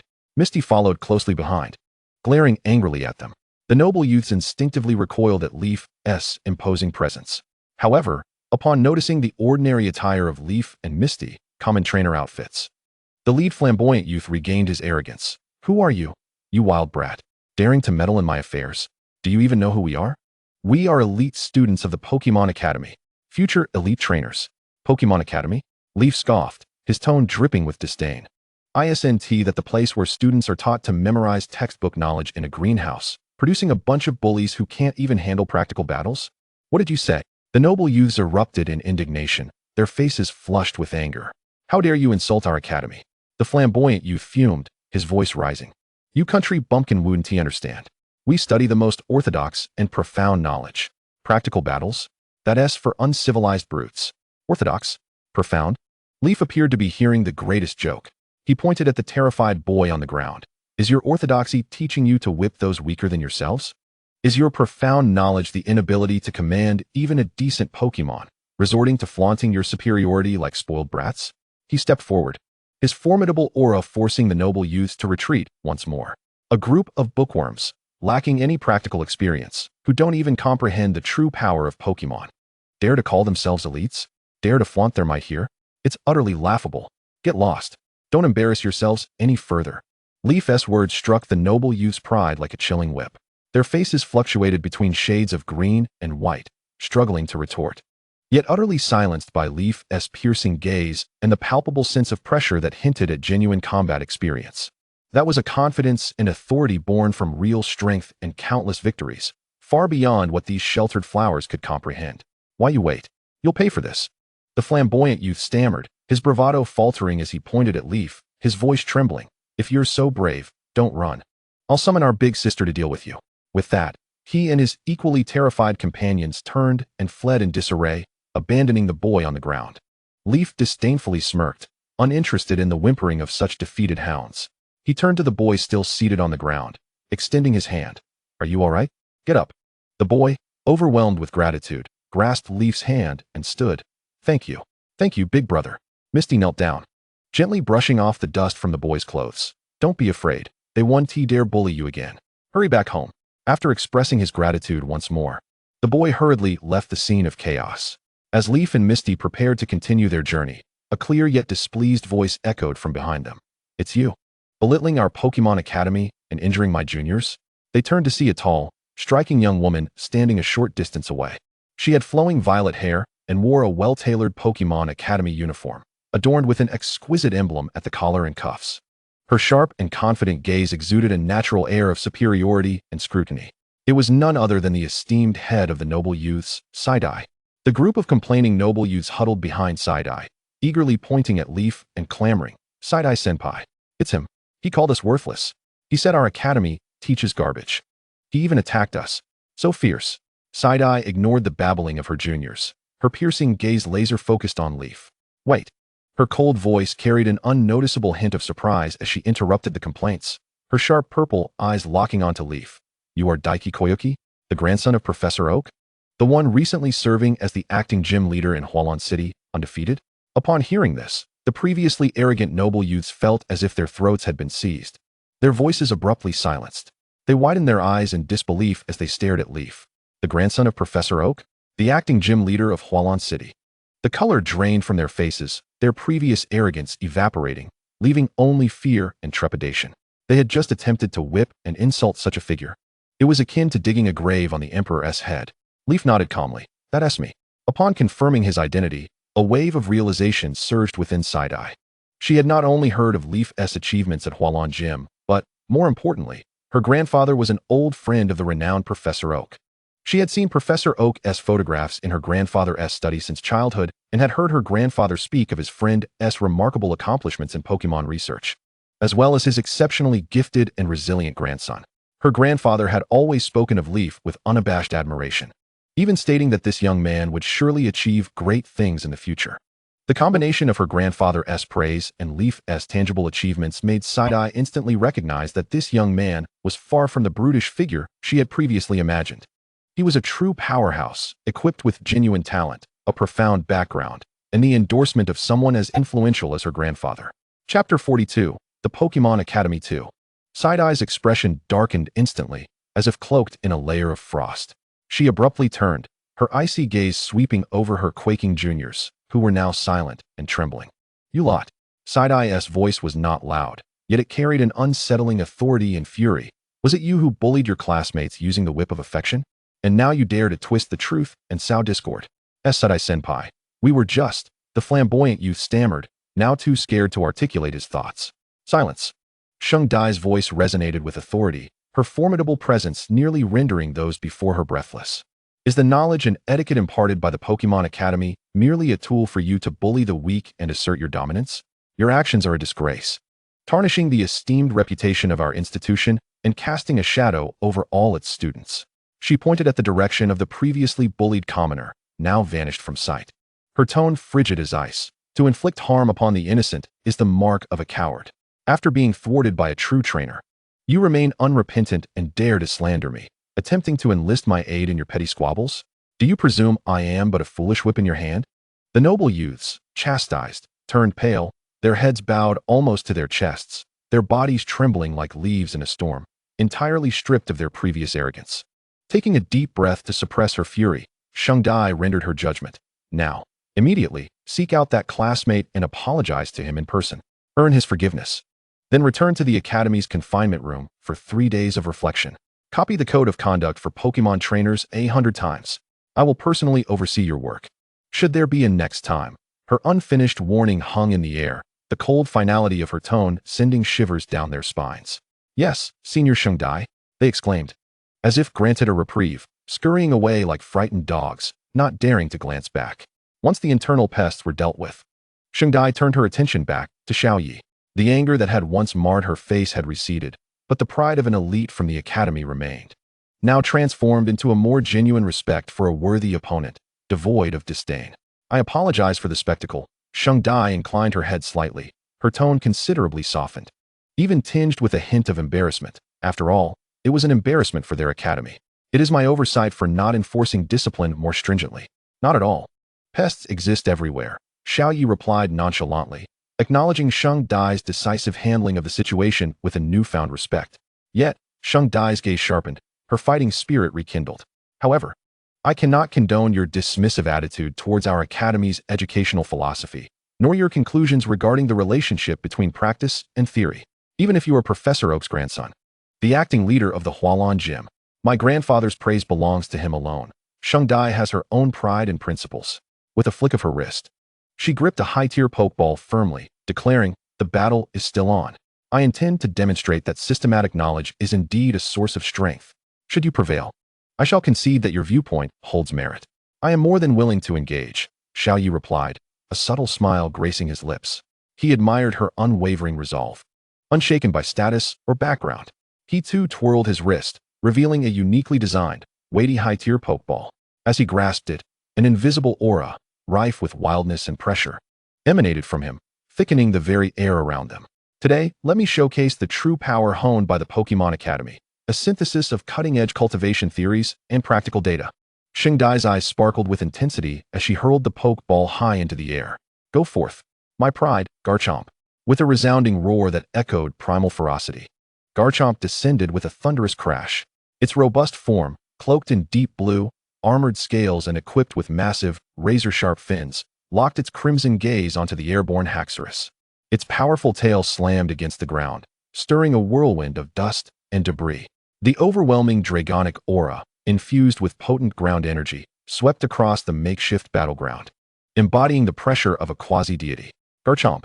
Xiaoxia gasped, her eyes wide with astonishment. This was an exceedingly rare and formidable quasi-deity Pokémon. Shengdai had not only acquired one, but had cultivated it to such an extraordinary level. The noble youths, lurking at a distance, recoiled in fear. Truly, the ace of their formidable leader was as terrifying as rumored. Xiaoya's expression shifted to one of grave seriousness. A Garchomp, and one that had been exceptionally trained, exuding an imposing presence. Meru. The pink Haxorus sensed the terrifying pressure emanating from below, its eyes narrowing sharply as it enveloped itself in a brilliant blue glow, maximizing its speed and gaining altitude. Garchomp. Sandstorm. Shengdai initiated her field skill. Garchomp unleashed a furious roar, the overwhelming ground energy erupting and summoning a ferocious sandstorm that enveloped the arena. The swirling sands not only obscured vision, but also inflicted continuous damage upon non-ground, rock, and steel-type Pokémon. Haxorus, caught at the storm's center, immediately felt its discomfort. Water Veil. Xiaoyi countered swiftly. Haxorus enveloped itself in a layer of clear water, forming a protective membrane that effectively mitigated the sandstorm's persistent damage. However, the storm significantly benefited Garchomp. Dragon Claw. Tear it apart. Shengdai commanded an aggressive onslaught. Garchomp's powerful hind legs propelled it skyward like a cannonball. Its massive fins crackled with rampant dragon energy, transforming into colossal claws that lunged savagely at the airborne Haxorus. The speed and force were beyond imagination. How swift! Xiaoya's heart raced, invoking Mystery Guard. A pale golden shield materialized instantly. Boom! The dragon claw collided with the Mystery Guard. The shield groaned under the pressure, oscillating violently. Although it held, the tremendous impact forced Haxorus to stagger backward. Spike's attack. Shengdai seamlessly followed up. As Garchomp landed, its fins struck the ground, causing countless sharp stone pillars to erupt like mushrooms, targeting the unsteady Haxorus. Whirlwind. Disrupt the ground. Haxorus steadied itself, spinning rapidly. The powerful whirlwind whipped up the sand and debris from the storm, creating a chaotic barrier that diverted the trajectory of the spikes, narrowly avoiding disaster. Earthquake. Shengdai seized the opportunity as Haxorus attempted to evade at low altitude. Garchomp stomped down again, unleashing a terrifying shockwave that radiated outward in a violent circle. Although the effect on the flying Haxorus was minimal, the intense shockwave combined with the sandstorm still rendered Haxorus unstable in the air. Dragon Pulse. Xiaoyi capitalized on Garchomp's momentary rigidity after the earthquake. A wave of draconic energy surged downward. Dive. Garchomp swiftly burrowed underground, deftly evading the Dragon Pulse. Watch out below. Surf to cover the ground. Xiaoyi shouted urgently. Haxorus summoned a massive wave to wash over the battlefield. However, Garchomp's digging speed and depth were astonishing. The surf failed to unearth it. Now, Quicksand Hell. Shengdai's voice brimmed with confidence. The ground beneath Haxorus suddenly collapsed, transforming into a swirling vortex of quicksand, exerting a powerful pull in an attempt to drag Haxorus down. Simultaneously, Garchomp burst forth from the earth, poised at the edge of the quicksand, its claws coiling with anticipation. Thunderbolt. Target the quicksand.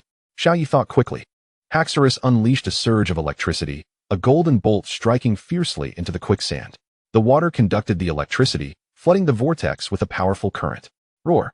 Just as Garchomp emerged, it was jolted by the electric shock, its movements momentarily paralyzed, though it resisted electric attacks due to its ground type. The sudden surge still caused disruption and damage. What an opportunity! Dragon Dive. Xiaoyi launched his most formidable counterattack. Haxorus transformed into a colossal energy dragon, charging with resolute ferocity towards the stunned Garchomp. Garchomp. Rage. A flicker of madness ignited in Shengdai's eyes. Garchomp's eyes turned crimson, unleashing an uncontrollable explosion of dragon energy.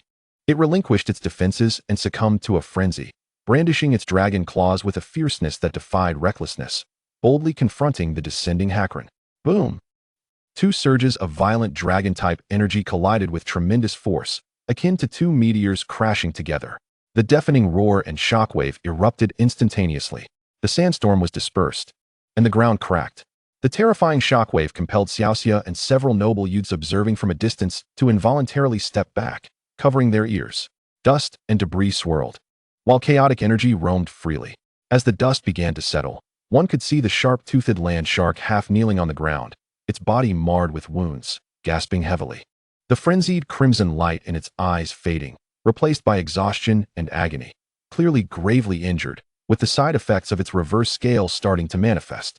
Meanwhile, Hakron was propelled backward by the immense recoil, barely stabilizing itself mid-air, its scales damaged in multiple places, breath rapid and disordered, evidently wounded as well, yet still retaining its fighting spirit. The intense outburst had rendered the sharp-toothed land shark stiff and disoriented, a side effect of the reverse scale. The final blow, dragon breath. Xiaoya seized this fleeting opportunity. Hakron, enduring the pain, unleashed its last purple breath, striking the immobilized sharp-toothed land shark with pinpoint accuracy. The sharp-toothed land shark emitted a low growl of unwillingness, its massive form swaying before it ultimately crashed to the ground, losing its ability to fight. The battle concluded. The arena lay in disarray, bearing witness to the thrilling dragon-type skirmish that had just transpired. Sheng Dai stared blankly at the fallen sharp-toothed land shark, then raised her gaze to the sky, where the battered yet still upright pink Hakron stood. Her once proud ace, now defeated under the dual elemental disadvantage and the advantage of the sandstorm. The immense shock left her momentarily speechless. Her meticulously crafted tactics, her pride in theoretical deductions, and the countless resources invested seemed utterly futile before the opponent's almost instinctual battle intuition, unimaginable adaptability, and the profound bond shared with its Pokémon. Xiaoya retrieved Hakron and approached Sheng Dai. His complexion was somewhat pale. The recent battle had taken a significant toll. Sheng Dai slowly recalled the sharp-toothed land shark, her movements gentle, her eyes filled with compassion. She lifted her head to look at Xiaoya, the pride of an academic elite shattered, leaving only profound shock, defeat, and an epiphany akin to a sudden awakening. I have lost. Sheng Dai's voice, hoarse yet remarkably clear, conveyed her acceptance of defeat. She took a deep breath, her gaze complex as she regarded Xiaoya, realizing her grandfather had been right. Your strength transcends the confines of theory. That battle intuition honed on the precipice of life and death. That bond with Pokémon that unleashes their powers to the fullest is something no perfect data model can replicate. She looked at the Pokeball in her hand, as if for the first time truly comprehending the state of her partner. I relied too heavily on optimal solutions, fixated on how it should be, while neglecting the sharp-toothed land shark's instinctual desires in the midst of a frenzied battle and the limits it could endure. I should not have allowed it to employ that technique. Her tone was laden with deep remorse. Xiaoya observed the raw honesty and reflection in Sheng Dai's eyes, softened his tone. Your sharp-toothed land shark is exceptionally well trained. Its power, speed, and skill integration are nothing short of perfect. The sandstorm strategy and the quicksand trap were ingeniously designed. Yet, true combat is not akin to solving a mathematical problem. The opponent is alive, and the battlefield is ever-changing. Sometimes, the optimal solution lies within the instinct and trust forged in the heat of the moment. Sheng Dai nodded earnestly. Xiaoya's words acted as a key, unlocking a long-sealed compartment within her heart. Chapter 43, Pokémon Academy 3. Xiaoya approached Sheng Dai, devoid of the arrogance of a victor, his tone imbued with curiosity. Your sharp-toothed land shark is remarkably powerful. Its strength, speed, mastery of skills, and that wildness far surpass the limits of what an ordinary trainer can cultivate. This accomplishment cannot be achieved solely through textbook knowledge and conventional training. May I inquire about its origins? Sheng Dai lifted her gaze, a flicker of reminiscence and warmth gleaming in her violet eyes, the former chill melting away. It was a gift from my sister. Her voice carried a barely discernible tenderness, bestowed upon me on my 10th birthday as encouragement to embark on the path of a trainer. Sister? Xiaoya's heart stirred, a name flashing through his mind. To present a sharp-toothed land shark, a quasi-divine offspring, as a birthday gift, and to nurture it so splendidly. There are but a handful of female trainers in the Kanto region capable of such feats, particularly one who fits the identity of a sister and possesses a dragon-type, quasi-divine Pokémon. Could your sister be the champion of the Sinnoh region, Cynthia? Xiaoya ventured, his tone tinged with a hint of anticipation unbeknownst to him. A glimmer of surprise flickered in Sheng Dai's eyes, swiftly transforming into affirmation and pride. Indeed, my sister is Cynthia. She is the strongest champion and the most gentle, wonderful sister. As she spoke of her sister, Sheng Dai's demeanor softened completely, her icy beauty evaporating. resembling a young girl enamored with her idol. Xiaoya understood. Indeed, it was Cynthia. This elucidated everything. The sharp-toothed land sharks might likely stem from Cynthia's meticulous nurturing and guidance during its formative stages, while Shengdai primarily inherited and continued its training. This also explained why the sharp-toothed land shark exhibited formidable strength, yet Shengdai's command appeared somewhat rigid and lacking in intuition during genuine high-intensity combat. She seemed to mimic her sister's form, yet had yet to grasp the essence of it and lacked Cynthia's combat intuition honed through countless battles. With Xiaoya's identity and strength revealed, and his insight into her command deficiencies, though overshadowed by her sister's brilliance, Shengdai's desire to grow stronger and genuinely understand the unity of knowledge and action surged to its zenith. She gazed at the peer before her, who had bested her. Possessing expansive horizons and unfathomable strength, perhaps even younger than herself, a singular thought emerged with utmost clarity. I want to travel with him. Xiaoya. Shengdai stepped forward. Her eyes ablaze with unprecedented determination and a hint of urgency. You are right. My command does not match the power of the sharp-toothed land shark. And my knowledge and action are far from unified. I need to change. I require genuine experience. She inhaled deeply, locking eyes with Xiaoya. Her tone nearly pleading. Please allow me to join your journey. I wish to learn from you the intuition and command forged in real combat. To truly understand the heart of Pokémon, I will work diligently. I will not hold you back. The sharp-toothed land shark also needs a broader sky to grow. Xiaoya was momentarily taken aback by Shengdai's sudden, fervent request. He regarded the noble young lady, who had just moments ago been as proud as a swan, now humbling herself and pleading before him, sensing the sincerity of her yearning and determination to grow stronger within her eyes. To be honest, a companion with a quasi-divine Pokémon. A profound background, Cynthia's sister, and immense potential sounded quite appealing. However, Xiaoya's gaze instinctively flicked to Xiaoxia beside him. Xiaoxia was wide-eyed, curiously observing Shengdai, then glancing at Xiaoya. Her expression somewhat nuanced. Ahem. Xiaoya cleared his throat, decisively shaking his head. No, it won't do. We are accustomed to traveling as two. Suddenly adding another person would be inconvenient. Moreover, you have your own path, and accompanying me may not be the most suitable way for your training. The Pokémon Academy also offers many valuable lessons for you. You simply need to adopt a different approach to practice. I do not care about convenience. Shengdai retorted urgently. Having finally set aside her pride to speak, how could she easily relent? I understand all the knowledge at the Academy. What I require is practical experience. A rival and mentor like you. I can be of assistance. I possess an extensive knowledge of Pokémon, capable of data analysis and logistics management. And I eagerly enumerated my worth. However, it was futile. Xiaoya's resolve was unwavering as he shook his head once more. His primary concern was for Xiaoxia's feelings. The bond they had cultivated during their journey and the delicate atmosphere they shared were not something he wished to disrupt. Moreover, traveling with Sharona's sister added a layer of pressure that weighed heavily on him. As Side-Eye observed Xiaoya's determined gaze and then glanced at the quiet Xiaoxia beside him, his violet eyes twinkled with a sudden change of strategy. The urgency and pleading on his face vanished, replaced by a demeanor of elegant composure, though tinged with calculation. As he shifted his focus decisively toward Xiaoxia, Xiaoxia, Side-Eye's voice took on an exaggerated sweetness, as she affectionately nestled closer to Xiaoxia, casually linking her arm with hers. Disregarding Xiaoxia's slight stiffness, you must be Xiaoya's best partner, right? I've heard so much about you. Not only are you immensely strong, but you're also gentle and considerate. Managing the gym with such finesse. Xiaoxia was momentarily taken aback by this sudden outpouring of warmth and flattery. Huh, thank you. Xiaoxia, Side-Eye blinked her beautiful eyes, adopting a look of sincerity laced with a hint of grievance. You see, traveling alone is perilous. What if I encounter bad people again? Besides, with a gym leader as formidable as Xiaoya, it must be quite exhausting for you to care for him all by yourself. Just look at how fiercely he battles.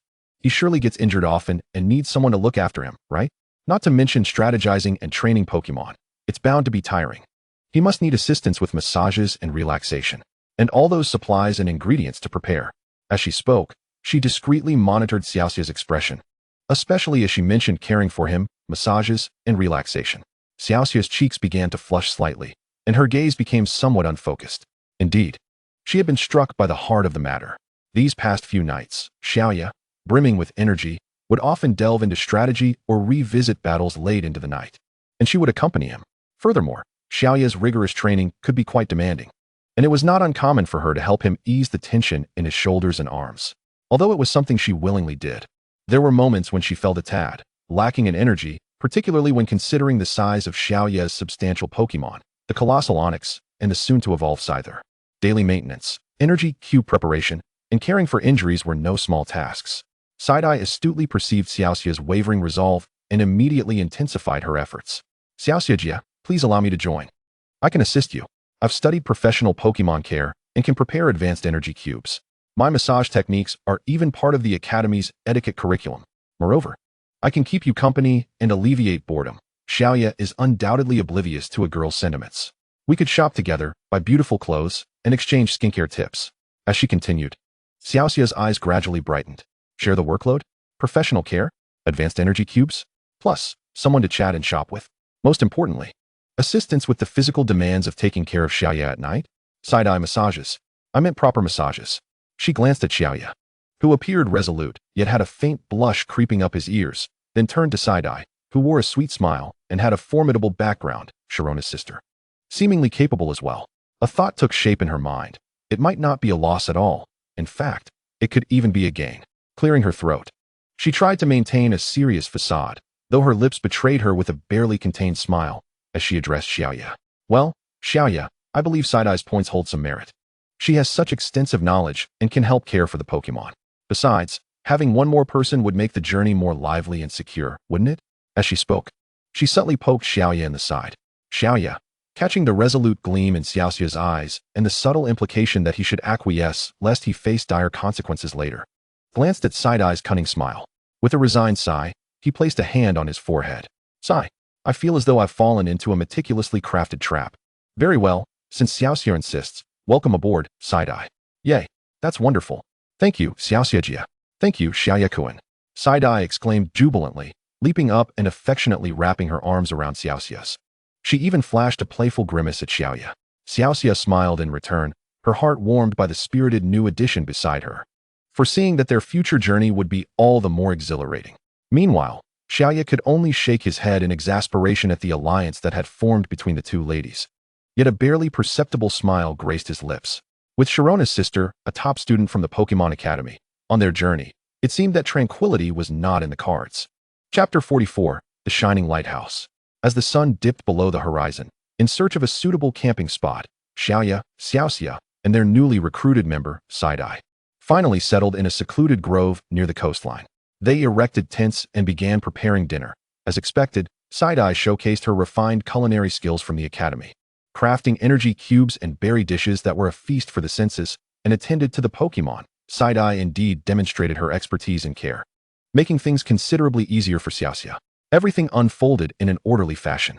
However, as night fell and silence enveloped the surroundings, complications arose. In the spacious double tent shared by Xiaoya and Xiaoxia, the sounds became rather pronounced. Initially, there were hushed laughter and rustling noises, followed by rhythmic, blushingly intimate movements and suppressed breaths, occasionally punctuated by Xiaoxia's brief gasps, seemingly stifled exclamations of surprise or satisfaction, accompanied by Xiaoya's deep, soothing voice. In the stillness of the night, these sounds filtered through the not-so-thick fabric of the tent, reaching Side-Eye's ears with startling clarity. Side-Eye lay in her soft, comfortable sleeping bag, a product of the academy, quality assured, originally intending to reflect on the day's battles and strategize for future training, but her mind abruptly short-circuited. Her violet eyes widened in the darkness, and her cheeks burned uncontrollably. She hastily pulled her sleeping bag over her head. Yet those infuriatingly vibrant sounds seemed to permeate every crevice. These two have an abundance of energy, don't they? Aren't they exhausted from the day's journey and battles? Side-Eye mentally lamented, her toes curling in embarrassment. She attempted to chant the Pokémon type chart in her mind, striving to recall the training data for Sharpedo, but the relentless, heart-racing background noise from the adjacent tent stubbornly disrupted her thoughts. Xiaoya, a little quieter, please. Just be good. It'll be over soon. Side-Eye abandoned all attempts to struggle, burying her face deep into her pillow. That night would inevitably be long, torturous, and filled with newfound insights into the adult world for the young lady Side-Eye. Her precious sleep time was ruthlessly curtailed. As dawn broke, sunlight filtered through the gaps in the leaves. Xiaoya and Xiaoxia emerged from their tent, both radiating vitality, their eyes bright as if refreshed by the morning dew and some nocturnal activities. Xiaoya stretched, the pleasant crack of his bones echoing in the air, while Xiaoxia, with a healthy blush on her cheeks, hummed a tune as she began preparing a simple breakfast. As for Side-Eye, when she stepped out of the tent bearing unmistakable dark circles under her eyes, her unsteady gait startled Xiaoxia, who was toasting bread. Side-Eye, dear sister, did you not sleep well last night? Xiaoxia inquired with concern, and as if struck by a revelation. Her face flushed crimson, her gaze darting away from Xiaoya. Xiaoya, noticing Side-Eye's panda-like eyes and quickly piecing together the events of the previous night, felt a rare tinge of embarrassment wash over him. Clearing his throat, he managed to say, "Ahem, Side-Eye, are you all right? Is it the new environment that's causing you discomfort?" With a melancholic glance, Shengdai cast her eyes upon the two instigators, her tone imbued with profound weariness and a hint of accusation. Indeed, it is quite an adjustment. Exceptionally unaccustomed to the volume control of certain nocturnal activities, she deliberately emphasized the terms nocturnal activities and volume control. Xiaoxia's face became as red as a ripe tomato, wishing fervently to find a crevice in the ground to hide away. Xiaoya also felt the heat rise to her cheeks, fiddling with her nose. I'll pay more attention next time, but inwardly grumbled about the tent's soundproofing being quite the issue. Perhaps we ought to seek a more secluded location next time, or provide Shengdai with earplugs. In an atmosphere that was subtly awkward for Xiaoxia and Shengdai, the three of them hastily finished their breakfast. Shengdai downed 2 cups of strong coffee, barely managing to revive her spirits. After tidying up the campsite, they continued their journey along the coastline towards Kai City. The sea breeze carried a salty tang, dispersing the remnants of the morning's discomfort. Where shall we head next? Shengdai inquired, massaging her slightly throbbing temples in an attempt to shift the subject. Xiaoya's gaze drifted towards a uniquely shaped lighthouse faintly visible along the distant coastline, her eyes flickering with a mix of anticipation and seriousness to the Jinghui Lighthouse. Jinghui Lighthouse? Xiaoxia queried curiously. I've heard of it. A Dr. Jinghui, a researcher of Pokémon, resides there, correct? Indeed, Xiaoya affirmed with a nod. Dr. Jinghui is an old friend of mine. We previously collaborated on research concerning Pokémon spatial transference and ancient forms. She paused, her tone shifting to one of gravity. Moreover, I have received news that recently, in that maritime area, an extraordinarily ancient and powerful entity seems to have been drawn by Dr. Jinghui's special signals, and it may reveal itself there. Extraordinarily ancient and powerful. Shengdai's interest was piqued, her scholarly curiosity temporarily overshadowing her fatigue. What is it? A legendary Pokémon? Xiaoya did not respond directly, but merely smiled enigmatically. You will know when we arrive. It could be an existence that transcends our understanding. Dr. Jinghui's signals might allow us a glimpse of its true form. He recalled the lonely yet formidable ancient Dragonite from the original work, his heart brimming with anticipation. This time, he would not be a mere bystander. He would attempt to make contact. This suspense filled both Shengdai and Xiaoxia with curiosity. Shengdai secretly resolved to capture this historic moment with the high-precision recorder she had brought along. The Academy's equipment is indeed comprehensive. The Jinghui Lighthouse loomed ever closer, standing majestically atop a prominent cape, its white tower striking against the backdrop of cerulean sea and sky. Beneath the lighthouse was a futuristic metallic structure, which served as Dr. Jinghui's research facility. The trio arrived at the Research Institute's entrance. Xiaoya pressed the doorbell. Moments later, the door swung open to reveal a young man clad in a white lab coat, his hair tousled and thick glasses perched on his nose. Yet his eyes sparkled with wisdom and enthusiasm. Upon seeing Xiaoya, he paused for a moment, then exclaimed with delight, "Xiaoya? My goodness, it truly is you. Doctor. Ohm mentioned your glorious deeds in Hualan City just a few days ago. Come in, come in." It was none other than Dr. Jinghui. Dr. Jinghui. It has been a while. Xiaoya smiled as she embraced her old friend, a fervent researcher. Your place still radiates with technological flair and a touch of chaos. She glanced at the myriad of blinking instruments and stacks of documents within the research facility. Haha, research requires it. Dr. Jinghui laughed heartily, his gaze then shifting to Xiaoxia and Shengdai. And who are these two? This is Xiaoxia, the gym leader of Hualan, my travel companion, Xiaoya introduced. Greetings, Dr. Jinghui. It's an honor to meet you, Xiaoxia politely replied. And this is Shengdai, an exemplary student from the Pokémon Academy, the sister of Champion Cynthia. And now also our travel companion, Xiaoya continued. Sister of Champion Cynthia? Dr. Jinghui's eyes lit up, clearly familiar with the renowned Sinnoh champion. Welcome, welcome. What a rare treat. Please come in. He ushered them into the somewhat cramped yet technologically advanced research facility, where he enthusiastically poured them drinks, a specially crafted energy beverage with a peculiar taste. Xiaoya, your timing is impeccable, Dr. Jinghui exclaimed, rubbing his hands together in excitement. Look here. He pointed to a massive screen on the control panel and a complex sound wave receiving device, based on our previous discussions regarding ancient energy frequency theories.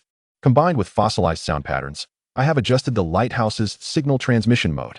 In recent days, the monitors have detected extraordinarily powerful ancient life signals lingering in the depths of the sea. The energy readings are simply astonishing. They far exceed any known Pokémon. I truly suspect. It exists, the legendary ancient Pokémon. Ancient Pokémon, you say? How intriguing. Perhaps I shall stay here for a few days to observe, Xiaoya suggested. That would be splendid. With you here, I am certain we will catch a glimpse of its true form. Dr. Jinghui rejoiced. Thus, the three settled comfortably at the Jinghui Lighthouse Research Facility. Xiaoxia and Shengdai were assigned to a clean and tidy guest room, with Shengdai silently praying the soundproofing would be better than the tent. Xiaoya, on the other hand, dove headfirst into data analysis and equipment debugging with Dr. Jinghui, preparing for the impending, soul-stirring encounter. Chapter 45, A Collective Training Session. The briny sea breeze swept over the waiting coastline day after day, as the unknown legend of the ancient Dragonite remained shrouded in the mist beyond the distant horizon. Xiaoya resolutely established a makeshift base at this temporary campsite, transforming the anxious anticipation into a fiery determination to forge her companions. The daily routine of the campsite unfolded in sync with the rhythm of the tides. The stingers of Beedrill sliced through the air, clashing with Meowth's agile and cunning claw strikes, creating a symphony of metallic clinks. Their figures darted like lightning, leaving behind blurred afterimages on the beach as they chased and defended, honing their speed and technique to their utmost limits. In the shallow bay, a massive shadow lay dormant. It was a colossal onyx, its enormous body resembling a sprawling mountain of rock, allowing the waves to caress it gently or crash against it violently. Yet, this was not enough. A Haxorus hovered gracefully above the water's surface, its elegant form concealing a surge of aquatic power. With its jaws slightly parted, it unleashed a barrage of concentrated water guns and tumultuous water pulses, striking precisely against the rocky armor of the colossal onyx, generating billowing clouds of mist and deep, resonant impacts. The onyx remained steadfast, its stones emitting faint groans under the relentless assault of the water, willingly enduring the torment of the weak water, seeking to forge new resilience through suffering. On the shore, another exquisite training session unfolded in parallel. Whenever Haxorus's water-type skills targeted the gaps in Onyx's defenses, a verdant figure would swoop in like a tempest. Scyther's dual scythes transformed into flowing beams of cold light, accurately intercepting the incoming torrents. With a sharp crackle, the solid stream of water was cleaved asunder by its razor-sharp blades. Water splashed in all directions, resembling shattered glass. This was not merely a contest of strength. It was also a mastery of timing, angles, and explosive power. Nidoqueen ambled about the nearby rocky area, occasionally glancing at the fervent training ground. Its massive paws thudded against the rocks, resonating with a heavy sound. As a seasoned powerhouse within the team, ordinary training yielded little benefit for it. It resembled a steady guardian, accumulating deeper reserves within its freedom. Meanwhile, the luck ball around Xiaoya's neck remained unusually quiet, harboring within it a slumbering Charizard, Mew, Rayquaza, and Deoxys. Their mere existence represented a latent, astonishing force. As day turned to night, and the waves continued their familiar song, a full week of honing passed through sweat and sea. On the seventh day's dusk, the setting sun bathed the ocean in molten gold. In the shallow bay, the colossal onyx, having endured countless assaults from the water, suddenly emitted a series of ominous cracking sounds, as if its very stones could bear no more. Cracks rapidly spread across its entire body, as though something were about to break free. In the next instant, a blinding light of evolution erupted skyward. As the radiance dissipated, the ocean streamed down the colossal, silver-gray form glistening with a cold metallic sheen. The magnificent steel serpent stood tall. Steel had supplanted rock, its massive body gleaming with an indomitable, icy luster in the twilight. The waters that once pierced its heart now merely washed over its armored hide, leaving only a refreshing trace. Its triumph over the weaknesses of water had transformed into this resplendent emblem of steel. Almost simultaneously, an astonishing surge of energy erupted from the shore. After countless trials against the raging currents, the flying mantis had finally reached the pinnacle of metamorphosis. A dazzling light of evolution enveloped it, its emerald body cloaked in a denser, more powerful crimson hue. Its proud sides were reshaped, expanding into two immense, menacing pincers of steel. As the radiance faded, the giant pincer mantis landed gracefully like a warrior clad in crimson armor, its pincers clashing with a heart-stopping metallic sound. A steady and sharp aura emanated from it, boldly stepping into the realm of the elite. The once razor-sharp edge that cleaved through torrents had now been tempered into a force capable of shaking the very foundations of existence. As the sea breeze caressed the newly born steel behemoth and the crimson warriors standing beside Xiao Yi, their metallic forms shimmered in the dimming light. The legend of the ancient dragon was still alive in the distance. Yet Xiao Yi understood that what resonated along the coast over these past 7 days was a melody far more enchanting than mere tales, an ode to the forging of iron and the steeling of will. Each assault on their weaknesses, each challenge to the limits, would ultimately be forged in the crucible of time into wings of steel capable of cleaving the torrents of fate. 7 days had passed since the evolutions of the giant steel serpent and the flying mantis. The sea breeze remained briny, the sound of the waves monotonous. Only the waiting lingered, like a rock repeatedly washed, yet showing no signs of erosion, weighing heavily upon the shoreline. The silhouette of the ancient dragon seemed to dissolve into the unchanging azure mist, vanishing without a trace. In the initial days, the camping had been quite pleasant. The laughter by the lakeside, the conversations around the campfire, diluted the haze of waiting. Yet time is the most relentless of whetstones. Even the freshest scenes would be stripped of their color. Xiao Xia gazed at the unchanging horizon, her longing to return to the Hualan gym becoming unbearable. Sheng Dai's brows bore the weight of ennui, books closing and reopening, yet her thoughts lingered far from the pages. Had it not been for Xiao Ye's unwavering gaze and steady words soothing Kai, I could sense that the temporary camp had long since been abandoned. The torment of waiting. Heaven knows how he managed to digest and swallow it, gradually reconstituting the patience nearly blown away by the sea breeze. Just as the flame of certainty within Xiao Yi began to flicker, a familiar and vibrant voice shattered the oppressive silence like thunder. Xiao Yi, go. Have you seen my kingler? It was Xiao Ji, the boy seemingly perpetually favored by fortune, always stumbling upon legends. At that moment, Xiao Yi felt as though a long-held breath of pent-up frustration was finally released into the surging waves. He turned abruptly, spotting the iconic red and white cap and the anxious face beneath it, rushing toward him, breathless. Pikachu followed closely, its electric pouches crackling with energy, equally perplexed. Xiao Ji, your kingler? It should be at Professor Oak's lab, Xiao Yi replied, his voice tinged with an unnoticeable, relieved hoarseness. Lab. Xiao Ji halted abruptly, his eyes wide with disbelief. Why? It's my partner. Observing his innocent confusion, Xiao Yi realized that this boy, who embraced the world with sincerity, had perhaps never truly been bound by rules. He patiently explained. A trainer can usually carry only 6 Pokémon at a time. When you caught Kingler, your team was already full, so it was automatically sent to Professor Oak. Oh, so that's how it is. Xiao Ji exclaimed, a look of enlightenment washing over his face, excitement replacing his previous concern. No wonder. Professor Oak must be taking great care of it. He scratched his head and chuckled, as if the earlier anxiety had never existed. That pure, unconditional trust in his partner radiated like sunlight, instantly dispelling the shadows that had lingered in Xiao Yi's heart. Indeed, some keys are destined to be turned by certain individuals.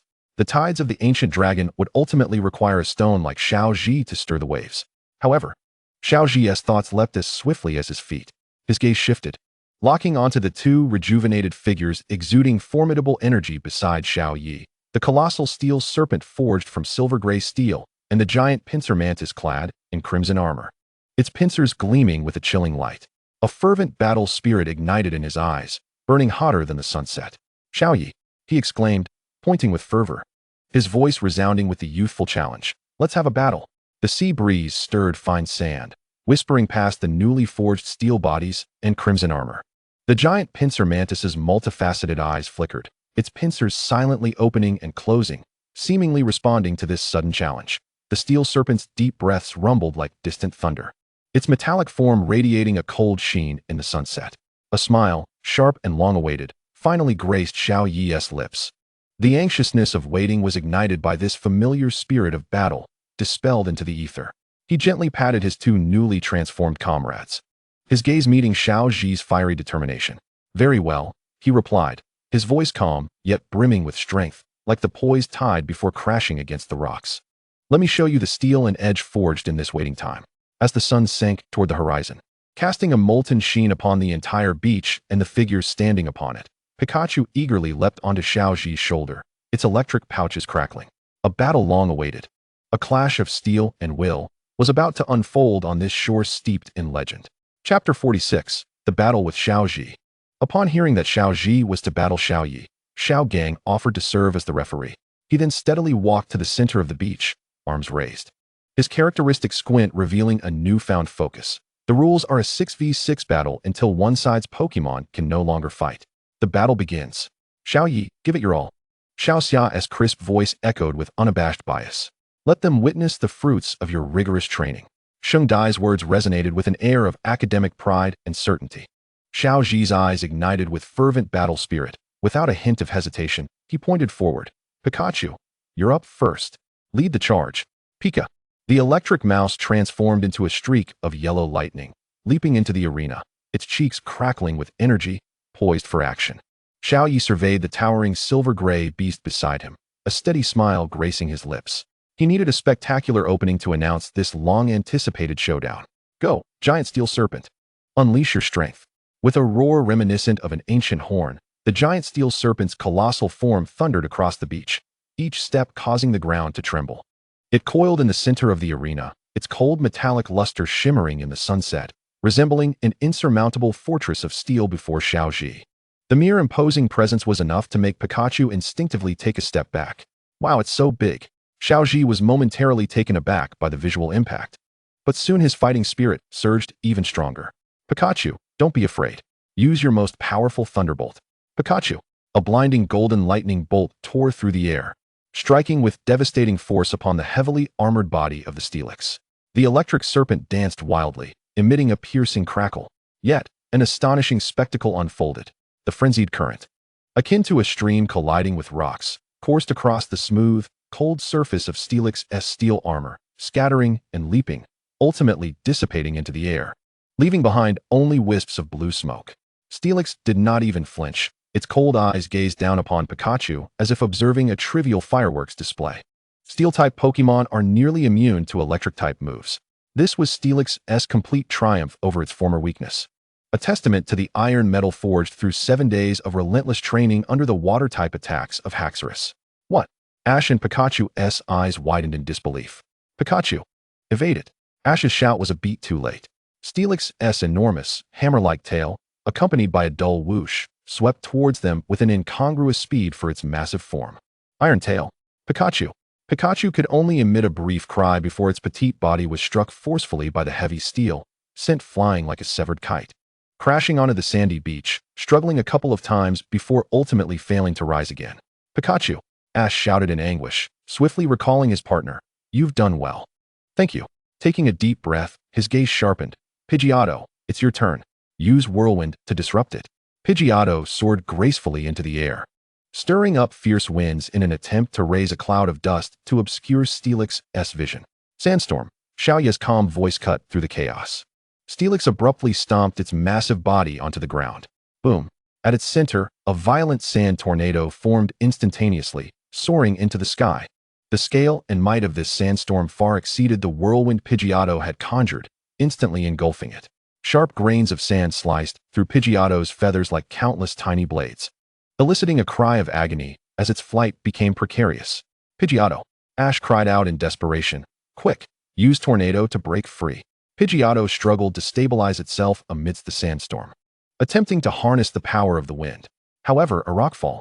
Steelix, without needing to move, slightly raised its steel head, conjuring a boulder larger than Pidgeotto itself, which, propelled by the storm's ferocity, plummeted towards the ensnared target with the accuracy of a meteor. Bang! A dull thud resonated as Pidgeotto was struck by the boulder and lost consciousness. Come back, Pidgeotto. Sweat beaded on Ash's forehead. Having lost 2 key allies while his opponent remained unscathed felt like an insurmountable weight. Yet he did not falter. Squirtle, it's your turn. Use Water Gun. Its weakness is water. Squirtle puffed up its cheeks, unleashing a robust, powerful jet of water, akin to a high-pressure hose, aimed directly at Steelix's head. This was Ash's last glimmer of hope. He recalled how Onyx had a profound fear of water. The water gun struck forcefully against the silver-gray steel armor, producing a tremendous roar, spraying water everywhere and shrouding the area in mist. However, As the mist began to clear, Ash's heart plummeted. The colossal Steelix remained utterly unmoved. The water flowed down its cold, dense, newly forged steel armor, quickly rolling off, leaving only damp traces on the surface. It even shook its massive head with apparent satisfaction. Droplets of water flying, its gaze tinged with mockery. Once a lethal 4 times weakness to water, it had now been dulled to merely twice by its iron body. The 7 days of relentless training under Haxorus had long since rendered this weakness non-fatal. How is this possible? Ash's voice trembled slightly. Iron Tail. Xiaoye's command was like an ultimate decree. The immense steel tail sliced through the air once more, carrying an unmatched force towards the still-dazed Squirtle. Rendered ineffective by the water gun. Squirtle. Ash rushed forward, cradling his partner in distress, only to turn his gaze back to the imposing silver figure of Steelix. Filled with shock and gravity, just one Pokémon had effortlessly defeated 3 of his strongest allies. The colossal Steelix loomed like a mountain, its steel armor reflecting a harsh light under the setting sun, as though silently proclaiming, "This path is blocked." Brock's steady voice rang out, "Pikachu, Pidgeotto, and Squirtle are unable to battle. Please, Ash, select your next Pokémon." The beach fell into silence, punctuated only by the sound of waves and Steelix's heavy breathing. Misty and Saint tightened their fists, cheering for the absolute defense and immense power of this iron fortress. Ash slowly rose, gripping Squirtle's Pokeball tightly in hand. The remaining 3 Pokeballs at his waist gently swaying. Taking a deep breath, he let go of his shock, replaced by a purer, more fervent flame, one that embodied the unquenchable fighting spirit of the boy from Pallet Town. It's not over yet. Ash's voice rang with determination as his hand resolutely reached for the next Pokeball. Chapter 47. The Battle Against Ash 2. The monumental 3 consecutive victories of Steelix, unyielding as a mountain, momentarily froze the atmosphere on the beach. Ash inhaled deeply, suppressing his shock, his eyes becoming sharper than ever. Resolutely, he retrieved his next Pokeball.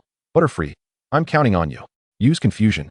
Butterfree fluttered gracefully into the arena, its colorful wings beating as invisible waves of psychic energy rapidly coalesced, attempting to ensnare the silver behemoth. However, Xiaoye's lips curled into an anticipated smile. "Come back. Steelix, you've done well." He released a red beam from the Pokeball, retracting the iron fortress-like figure. The immense pressure dissipated, but a distinctly different, razor-sharp aura instantly permeated the air. "It's your turn, Scyther." Xiaoye's voice brimmed with expectation and trust. "Show everyone your ability to slice through the torrent." Clang. A clear metallic resonance echoed along the coast, reminiscent of a dragon's roar. The blood-red armor glimmered coldly under the sunset, as Scyther appeared as if teleporting into the arena.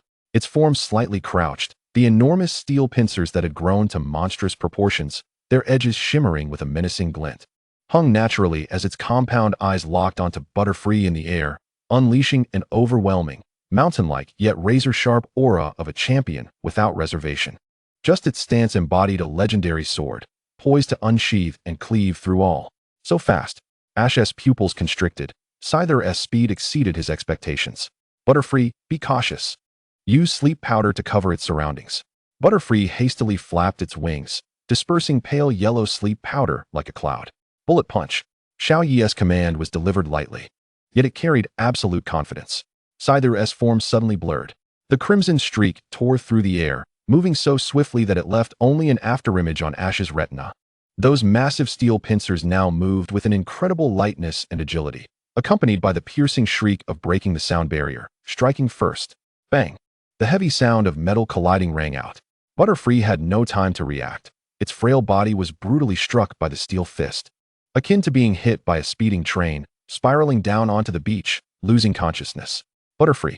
Ash's heart tightened, his hands trembling slightly as he recalled his partner. The overwhelming speed and power displayed by Scyther rendered him breathless with pressure, yet he did not waver. "Bulbasaur, bind it with Vine Whip." Bulba. Bulbasaur let out a low growl as several resilient vines burst forth from the sand like venomous serpents, swiftly coiling around the legs of the Scyther. The Scyther did not even flinch. It merely tilted its body slightly, casually sweeping its massive steel pincers horizontally. Swish! A glint of cold light flashed. The sturdy vines were severed cleanly, as if they were fragile threads. The cuts were as smooth as a mirror.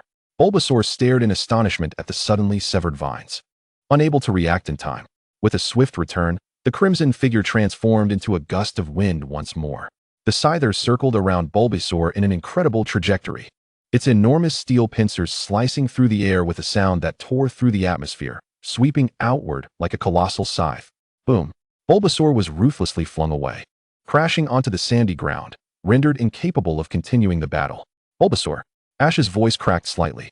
Having lost 5 Pokémon in a row, the outcome seemed inevitable. Yet the flame of determination still burned in his eyes. Charmeleon. The final battle. Use Flamethrower.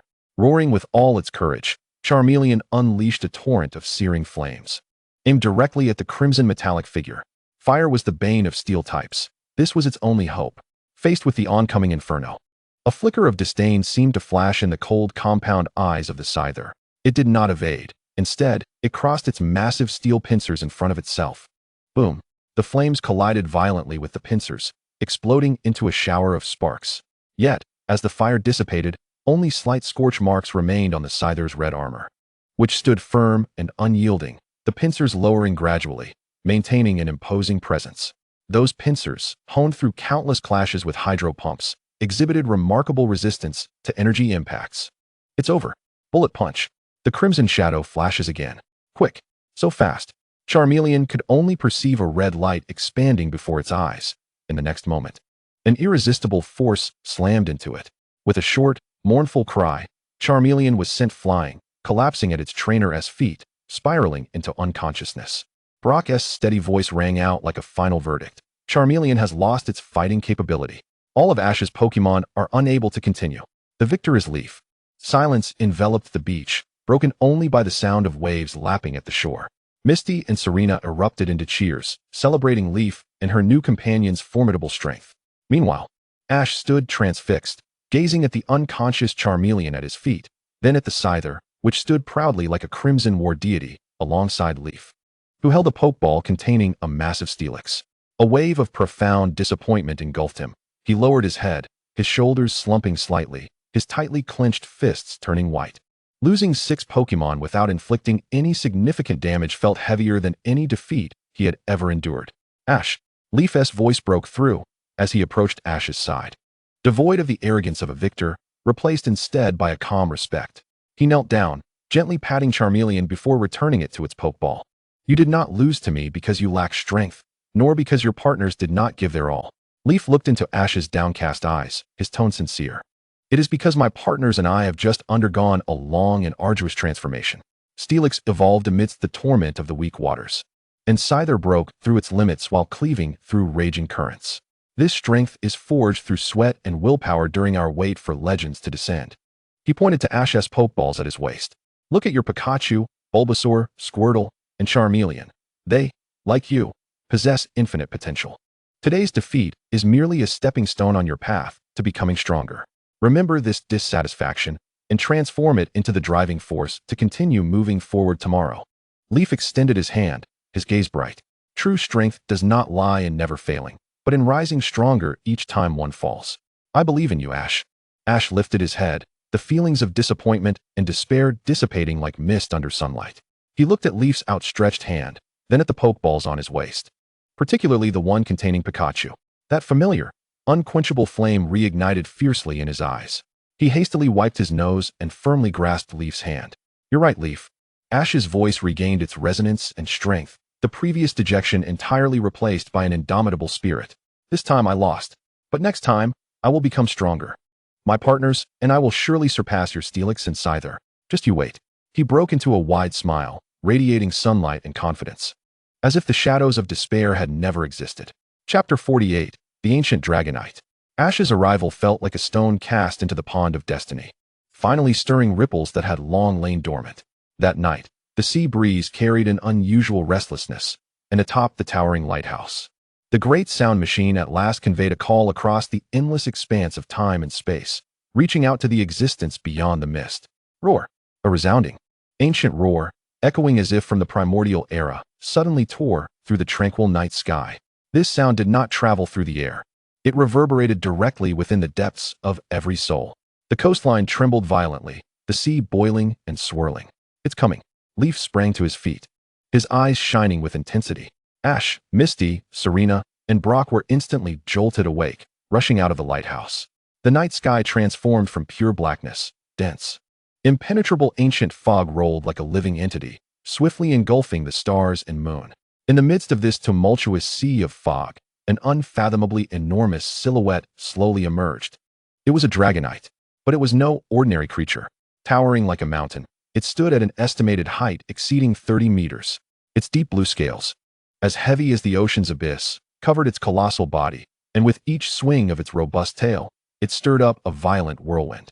When its broad wings unfurled, they obscured the sky and cast shadows that could cover the entire lighthouse area. Its amber-colored eyes burned with ancient wisdom and a hint of disturbed ire. And merely hovering there, it emanated an invisible draconic majesty that rendered the air almost suffocating for the tiny humans below. "It's enormous," Ash exclaimed, his voice filled with unprecedented awe. Misty and Serena instinctively moved closer to Leaf, while Brock's eyes widened, filled with gravity. Meanwhile, two shadowy figures were stealthily approaching the lighthouse's control panel, none other than the Team Rocket duo who had trailed Ash. Jesse and James had just pulled out their secret weapon, ready to press the button, when they suddenly caught sight of the terrifying dragon's silhouette towering in the mist, along with Leaf standing at the forefront. His gaze sharp as a blade, and the pokeballs at his waist exuding an ominous aura, especially the one containing Rayquaza and Deoxys. "That's Leaf." James's voice trembled. "And that monster dragonite." Jessie swallowed hard, cold sweat trickling down her forehead. "Quick, pack it up. Retreat. We can't mess with Leaf. We definitely can't mess with that dragonite. If we get caught, it's the end for us." The duo reached a consensus in an instant, hastily stowing away their gear and retreating behind the rocks like startled groundhogs, no longer daring to show their faces. Leaf's fearsome reputation and the pressure of the ancient behemoth before them extinguished any thoughts of mischief. The colossal dragonite scanned the area below, ultimately locking its gaze onto the sound machine atop the lighthouse that was still emitting noise. To be deceived by a cold mechanical contraption, leading it away from its ancient path, the anger of this desecration ignited within it. Roar! A thunderous roar reverberated through the air, as terrifying draconic energy surged forth from its maw, coalescing into a heart-stopping sphere of destructive energy, an annihilating beam aimed directly at the minuscule crowd beneath the lighthouse. The cataclysmic energy fluctuations caused the very atmosphere to wail under the unbearable strain. "Danger!" Ash and his companions turned pale. "Charizard!" Xiaoya's voice resounded like a thunderclap, unwavering and resolute. The fortune orb around his neck erupted with a resounding boom. Roar! A figure far more colossal and majestic than an ordinary Charizard. Its body a wild tapestry of blazing gold and deep crimson, soared skyward with a thunderous roar. It was Xiaoya's formidable Charizard, whose power was unfathomable. With no flair or fanfare, it stood defiantly against the apocalyptic beam of destruction, using its unmatched physique to shield against the impending doom. Boom! The blinding torrent of energy crashed violently against Charizard's crossed arms and chest, unleashing a cataclysmic sound that shook the very earth. The ferocious energy storm scattered wildly, carving deep trenches into the beach, while the seawater was vaporized into steam. Yet, as the smoke and brilliance dissipated, Charizard remained steadfastly suspended in midair, its chest adorned with dark golden scales, barely heaving, revealing only faint scorch marks from the energy's wrath. It had withstood a blow capable of obliterating mountains. A flicker of astonishment crossed the enormous eyes of the ancient dragonite. Now was the moment. Xiaoya inhaled deeply and stepped forward with determination. He no longer suppressed the immense power coursing through him from the fortune orb, infused with the essence of both Rayquaza and Deoxys. An invisible, noble, and vast will emanated from him, standing like a lighthouse in the night, capturing the full attention of the ancient dragonite. This aura was ancient and mysterious, tinged with a hint of cosmic origin that felt familiar and inviting to the creature. "Wait, dragonite!" Xiaoya's voice, bolstered by the fortune power, pierced through the residual energy explosion, directly reaching the depths of the dragon's consciousness. "What draws you here is not malice. We merely wish to meet you, this legendary being." The ancient dragonite hesitated, its colossal eyes fixated on the diminutive human below, who emitted an aura that was impossible to ignore. This very essence was one of the roots it had sought beyond the mists. It let out a low growl, as if urging Xiaoya to continue. Xiaoya spoke rapidly, his thoughts conveyed clearly through the fortune power. "This sound machine is merely a tool. We admire your strength and antiquity. I, Xiaoya, as a trainer in pursuit of legend and power, request that you become my partner. Accompany me." He spread his arms wide, the fortune power swirling around him. his words imbued with absolute confidence and promise. You are formidable, yet wandering alone in the crevices of time and space. Your power may have reached its zenith. I can feel it. Follow me, and I shall show you broader horizons and challenge stronger foes. I can help your power transcend the ancient pinnacle, reaching heights you have never imagined. This is far more meaningful than wandering alone in the mists. The ancient Dragonite fell silent. Its immense eyes scrutinized the human before it, then drifted over to the Charizard that had braved its destructive beam, whose aura was equally unfathomable, and finally to Xiaoya, whose essence seemed to connect with the very cosmos. After countless years of solitary wandering, the stagnation of its power was evident. This human seemed to truly possess the key to breaking the shackles. Ultimately, a low yet clear thought resonated in Xiaoya's mind. Prove your worth by defeating me. A thrill of anticipation ignited in Xiaoya's eyes, his fighting spirit soaring to its zenith. He pointed fiercely at the sky. Charizard, let us earn the recognition of this ancient partner through our strength. Burn it all away. Roar. Charizard unleashed a deafening roar, its long-suppressed fury and combat spirit erupting in full force. The flames enveloping its body transformed from a fiery red to an almost pure white blaze. The terrifying heat warped the very fabric of space. A pillar of fire, more concentrated and savage than the ancient Dragonite's earlier beam of destruction, erupted forth with the intent to incinerate everything in its path, as if to pierce the heavens themselves. Its speed and ferocity were so overwhelming that the ancient Dragonite barely had time to evade. Boom! The infernal fire struck the base of the ancient Dragonite's massive wings with catastrophic force. The thick scales, resilient against the ravages of time, instantly charred and shattered under the absolute heat and power. An unimaginable agony elicited a pained cry from the ancient Dragonite.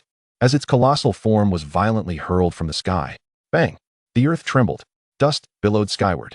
The 30-meter-long behemoth crashed into the shallow sea like a meteor, creating towering waves that soared dozens of meters high. The seawater was instantly vaporized in vast expanses, exposing the scalding seabed. The ancient Dragonite struggled to rise, but the grievous wounds on its wings and the relentless searing pain from the all-consuming flames caused its massive body to tremble violently, ultimately collapsing helplessly amid the scorching sand and water, its enormous eyes filled with disbelief and a hint of relief at finally finding solace. The disparity was monumental. The power of this Charizard transcended its ancient understanding. Without hesitation, Xiaoya unleashed the specially prepared massive Pokeball, which transformed into a precise beam of red light, enveloping the ancient Dragonite's mountainous form. The red light flickered violently several times before settling into tranquility. The crisp sound of capture resonated clearly on the beach, ravaged by dragon might and flames, marking the momentous end of this time-defying legend. Xiaoya stepped forward, retrieving the hefty Pokeball. He looked up at Charizard, whose eyes sparkled with triumphant pride. Then he turned to Ash and the others, who stood awestruck, speechless, utterly stunned by the earth-shattering battle and the final, breathtaking capture. Chapter 49, Ancient Dragonite 2. The clear sound of the enormous Pokeball echoed like the toll of a bell, heralding the conclusion of this legend that transcended time and space. The beach lay in disarray, with rising steam mingling with the acrid scent of burnt energy permeating the air.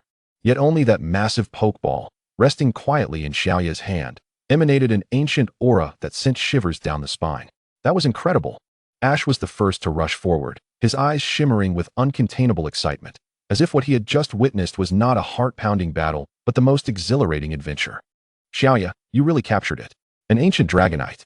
Misty and Serena followed closely behind, their faces equally painted with shock and genuine joy.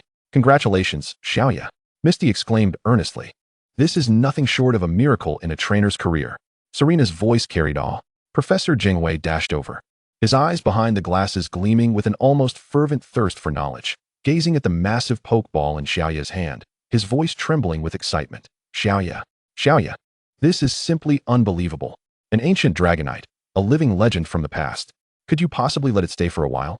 I just need a little time for basic scans and energy recordings. This would hold epic-making significance for the study of Pokemon's ancient evolutionary history and temporal migration. I must insist, Xiaoya gently interrupted Professor Jingwei's eager words, his tone warm yet firm. I'm sorry, Professor Jingwei. It is now my partner and has just endured a fierce battle. What it needs now is rest and adjustment, not to be immediately treated as a research subject.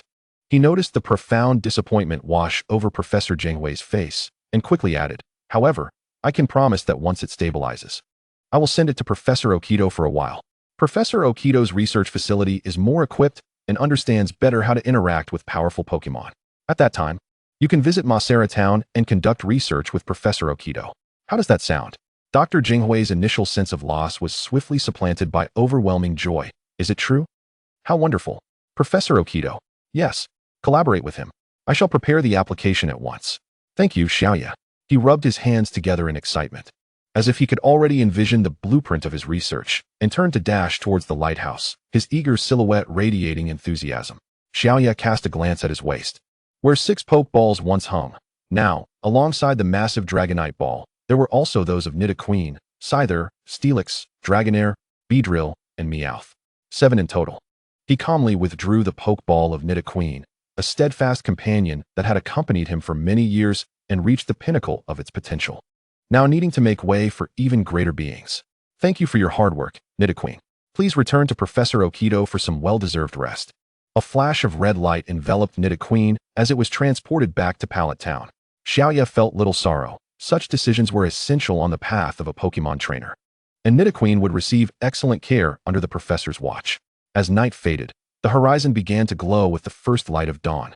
When the initial rays of sunlight pierced through the sea mist, illuminating the beach that had witnessed a night of legends, Xiaoya, Xiaoxia, and Shengdai had already packed their belongings. It's time for us to set off, Xiaoya declared, gazing eastward towards their destination, the Leafless Gym. We are finally challenging the gym, Xiaoxia exclaimed, brimming with enthusiasm. Shengdai elegantly adjusted her attire, her eyes reflecting anticipation as well. The trio progressed along the coastline. Once they distanced themselves from the lighthouse and ensured no one was around, Xiaoya halted. He opened his palm, and strands of barely perceptible golden light, imbued with the essence of the cosmos, began to coalesce, solidifying into several crystalline candies that sparkled like shards of stars. These were the fruits of his own fortuitous energy. Come forth, Dragonite, Xiaoya softly called. A flash of red light heralded the return of the imposing figure, but this time, it reigned in its overwhelming draconic presence, its vast amber eyes gazing gently at the trainer who had bestowed upon it new life. It lowered its head slightly, curiously observing the candies in Xiaoya's hand, sensing a familiar yet purer essence that made its soul yearn for closeness. This is a welcoming gift for you, my partner. Xiaoya tossed several of the fortuitous candies into the air. The colossal Dragonite swiftly flicked out its massive tongue, effortlessly consuming the treats. Instantly, a warm and formidable power surged through its ancient body like a refreshing spring. This energy not only replenished its vitality depleted from battles, but also deeply cleansed the bloodline and essence that had languished for countless ages. It distinctly felt the barriers of power that had stagnated for so many years begin to loosen, even if only slightly. More astonishingly, it sensed that its control over its massive form had been liberated from some invisible shackles. Amidst the astonished gazes of the onlookers, the ancient Dragonite's towering form, exceeding 30 meters in height, began to ripple like water, its colossal outline visibly contracting and refining. In mere breaths, it transformed into a regular Dragonite, approximately 3 meters long. Still robust and majestic, yet no longer overwhelming. Though it remained larger than average Dragonites, and its scales were deeper and more substantial, it now fell well within acceptable limits. The Dragonite emitted a low, contented rumble, attempting to will its body back to its colossal form, then returning to about 3 meters with a mere thought, effortlessly controlling its size. This newfound freedom brought it an unprecedented sense of ease and convenience. Affectionately, it nudged Xiaoya with its massive head, expressing gratitude and recognition. Xiaoxia and Shengdai exchanged knowing smiles, unperturbed. Each of their Pokémon had already undergone the remarkable transformation and surprise brought about by Xiaoya's extraordinary candies at an earlier time. They understood the weight of the secret Xiaoya carried, and they silently vowed to keep it. From now on, let us maintain this state during our travels. Xiaoya smiled. Patting Dragonite's sturdy shoulder, it will be much more convenient. Dragonite let out a low growl in agreement, its enormous body shrinking to 3 meters. Obediently following Xiaoya's side like a loyal guardian, the golden sun fully emerged from the sea, casting elongated shadows of the trio and the now shrunken, yet still extraordinary Dragonite upon the beach. Xiaoya glanced back at the receding Jinghui lighthouse, and then resolutely turned his gaze towards the path leading to Leafless City. Chapter 50, Leafless Gym. After 2 days of arduous travel, the scent of sea breeze was finally replaced by the unique clamor and faint oiliness of the city. The outline of Leafless City emerged in the setting sun, with a massive port bustling with ships, and the air crackled with an electric charge. With clear objectives, Xiaoye and his companions headed straight for the Pokémon Center to replenish their supplies. However, as they stepped through the automatic doors, a pungent smell of disinfectant and a stifling atmosphere assaulted them, replacing the expected tranquility and vibrancy. The scene before them caused the trio to halt in their tracks. The lobby was overcrowded, yet the atmosphere was exceptionally heavy. Trainers paced anxiously or slumped despondently on benches, their faces etched with worry and anger. What was truly shocking was the sight of rows of stretchers in the treatment area, filled with battered Pokémon. Pikachu with singed fur, Squirtle with a shattered shell, Pidgey with broken wings, and even a Bulbasaur whose leaves curled and turned yellow from electric shocks, groaning in pain. All while Nurse Joy and the Chansey hurriedly rushed about, creating a heart-wrenching tableau.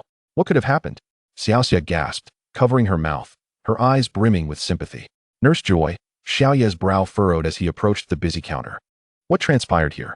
Nurse Joy wearily looked up, her eyes reflecting helplessness.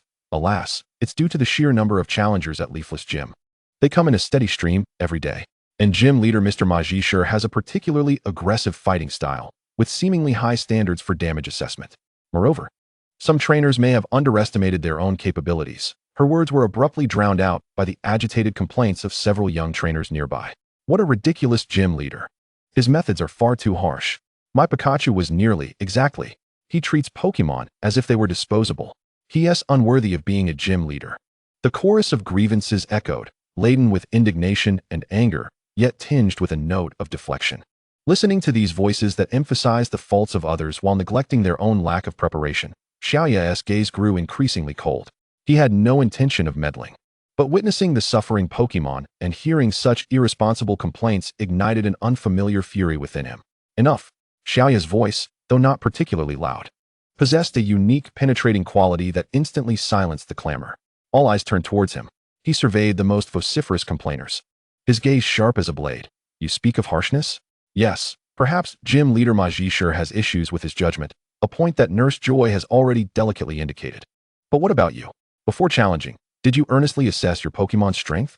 Did you engage in targeted training against electric-type moves? Did you understand the fighting style for which Leafless Gym is renowned? He pointed towards the injured Pokémon in the treatment area. Look at them. Look at your so-called partners.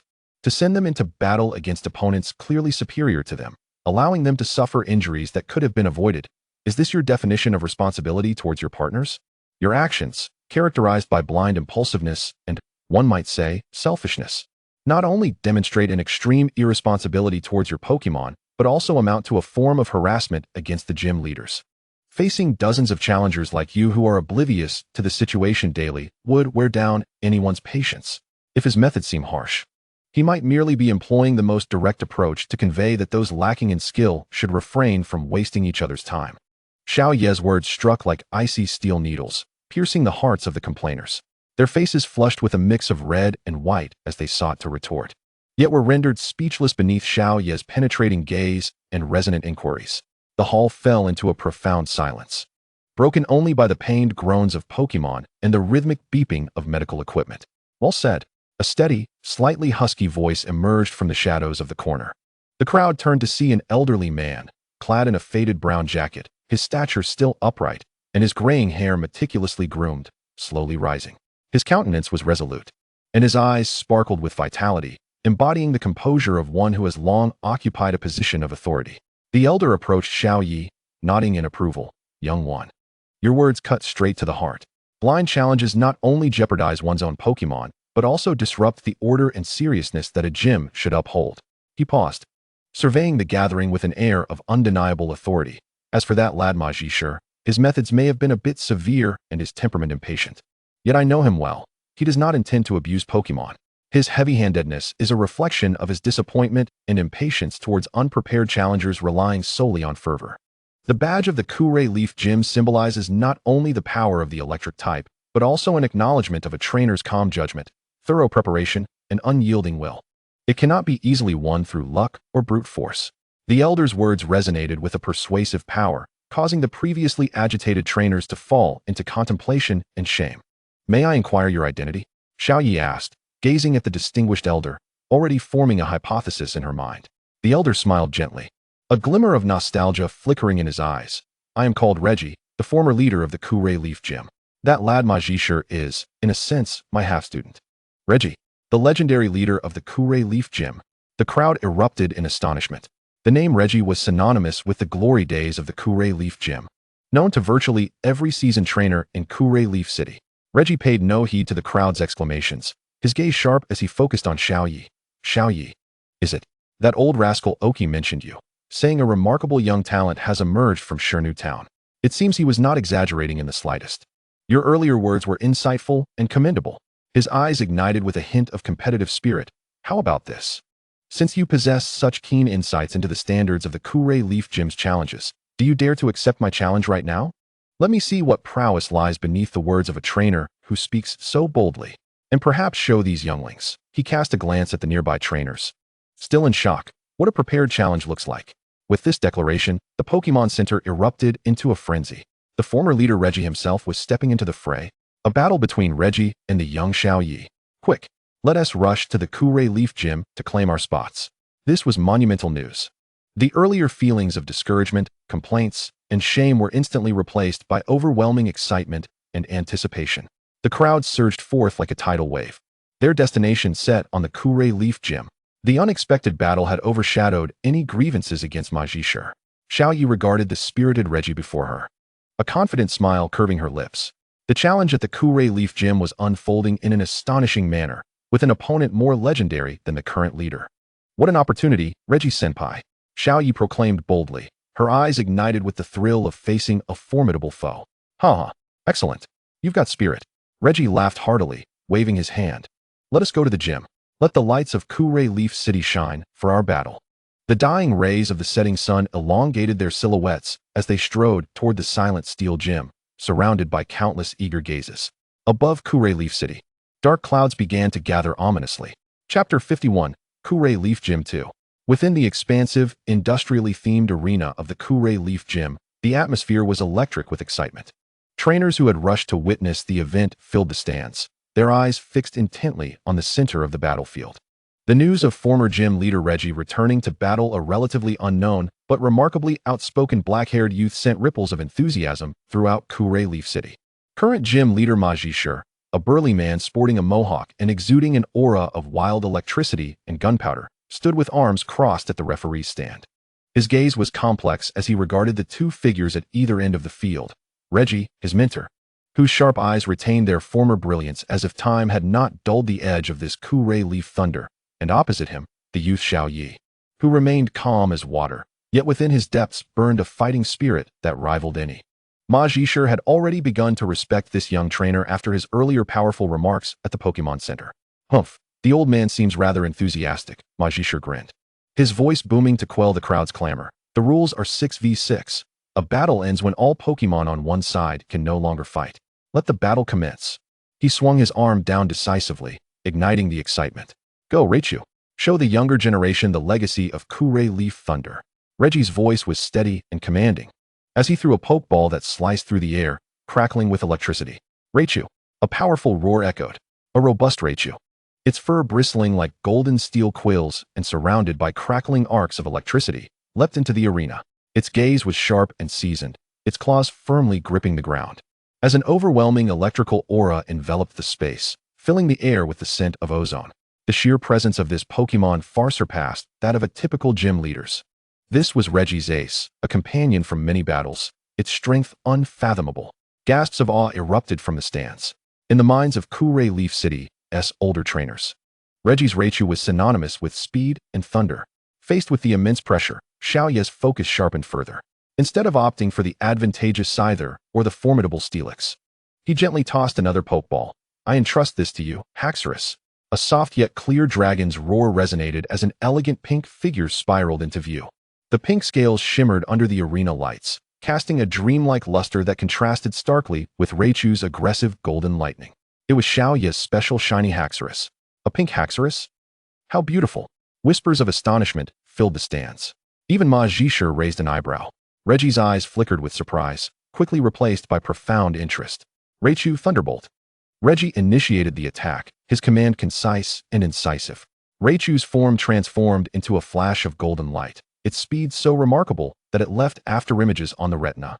It did not charge in a straight line but approached Haxorus in a zigzag pattern, making it difficult to predict its landing. Dragon Dance. Create some distance. Xiaoya's command was equally swift.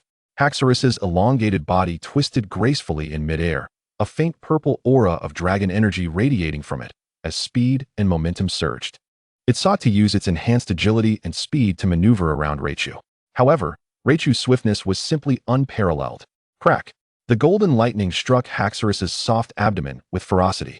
The powerful impact, coupled with paralyzing electricity, surged through Haxorus's entire body. It emitted a painful whimper, a small portion of its pink scales charred black, disrupting the rhythm of Dragon Dance and causing its form to falter. Electric Net. Reggie's pursuit was akin to a tempest. The moment Rayquaza landed, it opened its mouth and unleashed a net woven from dazzling arcs of electricity, precisely ensnaring the sluggish Hakuryu. Once caught, not only would its movements be restricted, but the continuous electric damage would prove even more lethal. Dragon Pulse. Break through it. Xiaoya urged urgently. Hakuryu grit its teeth against the excruciating pain, consolidating a swirling orb of purple energy and hurling it towards the electric net. The clash of dragon and electricity produced a crackling explosion, ripping a gaping hole in the net, yet the escaping arcs still struck Hakuryu, causing its body to convulse once more. Bolt Switch. Reggie's tactics were intricately linked. Rayquaza transformed into a swifter streak of golden lightning, darting through the breach in the electric net and crashing fiercely into Hakuryu once again. This time, after the collision, Rayquaza's form transformed into a stream of electric light, flowing back to Reggie, while Hakuryu was sent flying by a more potent jolt and impact. Crashing heavily onto the hard metallic ground, its pink scales marred by burn marks, gasping heavily, evidently gravely injured. Hakuryu. Xiaoxia and Sidai felt their hearts leap into their throats. In terms of attributes, experience, and speed, Hakuryu seemed to be at a complete disadvantage. Do you see, young one? Reggie's voice carried a hint of seniority. In the face of absolute speed suppression, technique can sometimes appear futile. Do you concede? Your Hakuryu is remarkable, yet the chasm between our strengths is insurmountable. Xiaoya gazed at Hakuryu, struggling to raise its head again, its eyes still filled with defiance. Drawing a deep breath, his gaze sharp as a blade. Hakuryu. Believe in the bond between us. Dragon Dance. Once more, Hakuryu let out a high-pitched roar, as if transforming all its suffering into strength. Ignoring its injuries, it once again danced swiftly through the air. This time, the pale purple dragon energy aura was unprecedentedly powerful, even faintly radiating a hint of pink rainbow light. Its speed, momentum, and the fighting spirit in its gaze all reached a new zenith. Enduring successive blows had instead awakened its potential. A desperate struggle. Rayquaza, finish it. Thunderbolt. Reggie no longer held back, intending to conclude this battle with the mightiest thunder. Rayquaza erupted with blinding golden light.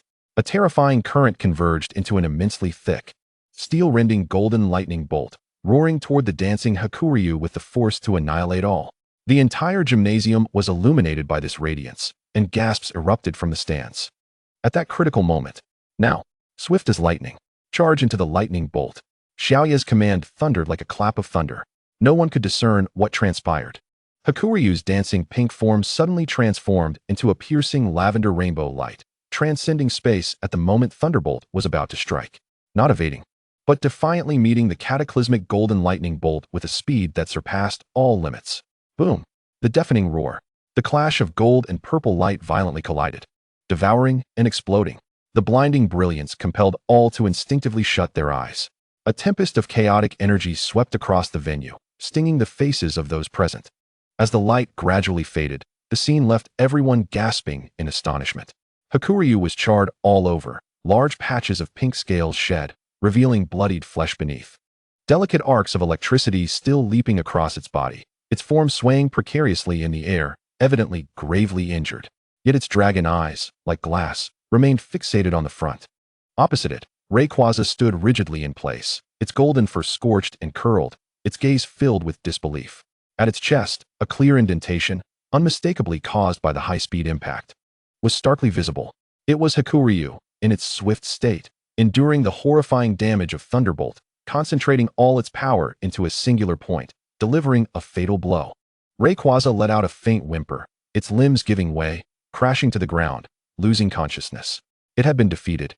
vanquished by the seemingly frail pink Hakuryu's unparalleled speed and fearless charge. The entire Kuyu gymnasium fell into a deathly silence. Ma Jishi's pupils constricted sharply, fixating on the charred, yet still defiantly raised head of the pink figure in the arena.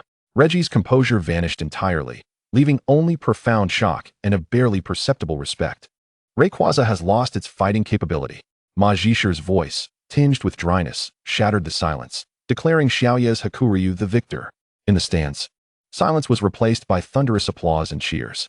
All were profoundly moved by this fierce and glorious duel, where the weak triumphed over the strong. Chapter 52, Kuyu Gym 3. Reggie gazed at the pink Hakuryu, carefully recalled into its poke ball by Xiaoya, the astonishment and respect still evident in his eyes.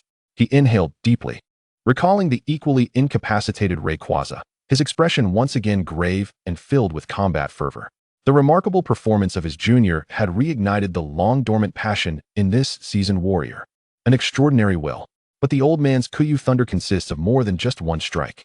Reggie's voice was steady and powerful, carrying an undeniable authority.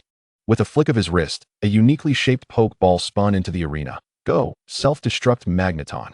Showcase your iron will. Buzz.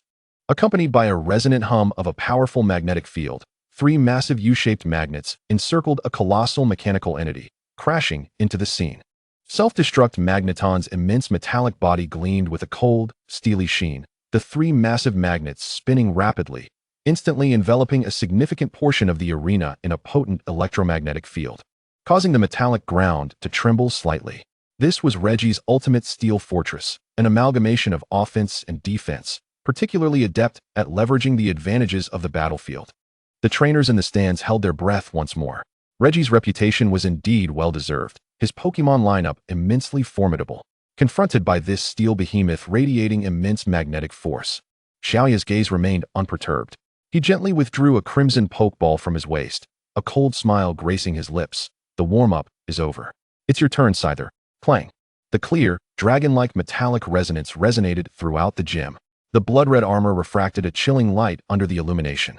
Scyther appeared in the arena as if teleporting, its enormous pincers, sharpened to a deadly edge after evolution, naturally drooping, its compound eyes locking onto the airborne self-destruct magneton.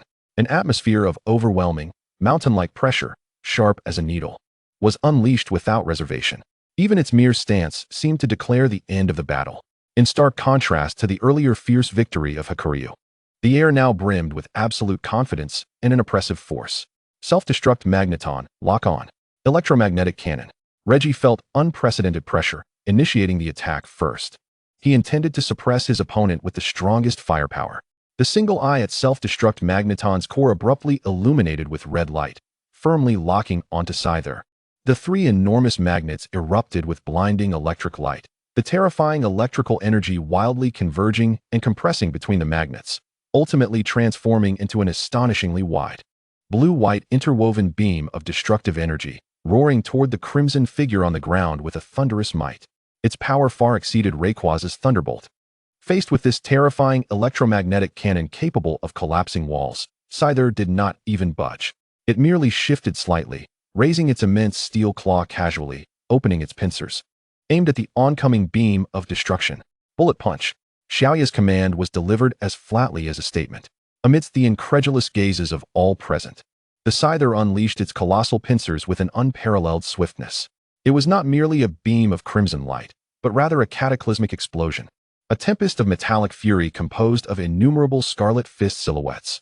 Each strike landed with unerring precision upon the vulnerable nodes of the electromagnetic cannon's energy beam. Boom, boom, boom. The deafening cacophony of metal colliding resonated like a relentless drumbeat. The seemingly invincible energy column of the electromagnetic cannon was brutally torn asunder, penetrated, and dismantled by this visually transcendent storm of metal. The frenzied electromagnetic energy erupted before the Scyther, scattering into a sky filled with dancing arcs of electricity. Yet it failed to inflict the slightest harm upon it. The deep crimson steel armor gleamed ominously under the flickering light. What? Both Reggie and Ma Jisher exclaimed in astonishment. To tear apart an electromagnetic cannon with bare hands. What terrifying speed and strength is this? Return. Xiaoya's command echoed like a decree from the Grim Reaper. The scarlet figure vanished in an instant. It was not mere rapid movement. but rather a phenomenon akin to instantaneously traversing distances in space. The Scyther appeared directly above the colossal core of the self-destruct magneton, following a trajectory that defied the laws of physics. Its massive steel claw was raised high, the edge glinting with a cold light that seemed capable of slicing through space itself. There was no flamboyant energy, only the purest, most extreme physical force, wielding the intent to rend everything asunder, crashing down with ferocity. Iron head. Clang. A thunderous sound erupted, resembling the terrifying crash of a 10,000-ton hammer upon an ingot of steel. The impenetrable alloy shell of the self-destruct magneton crumpled under the impact of the Scyther's claw, which had coalesced the strength of a king-class Pokémon with the speed of a lightning strike, shattering it like fragile glass. The horrific force transmitted through the core, instantly impacting the entire mechanism. The three enormous U-shaped magnets emitted a piercing wail, their rotation abruptly ceasing, while arcs of electricity wildly danced. The single eye of the self-destruct magneton dimmed in an instant, its massive metallic body plummeting from the sky like a marionette with severed strings. Crashing onto the metallic ground with a resounding thud, utterly motionless, the gaping dent at its core a shocking sight. A one-hit knockout, an absolute rout. The entire dojo descended into a profound silence once more.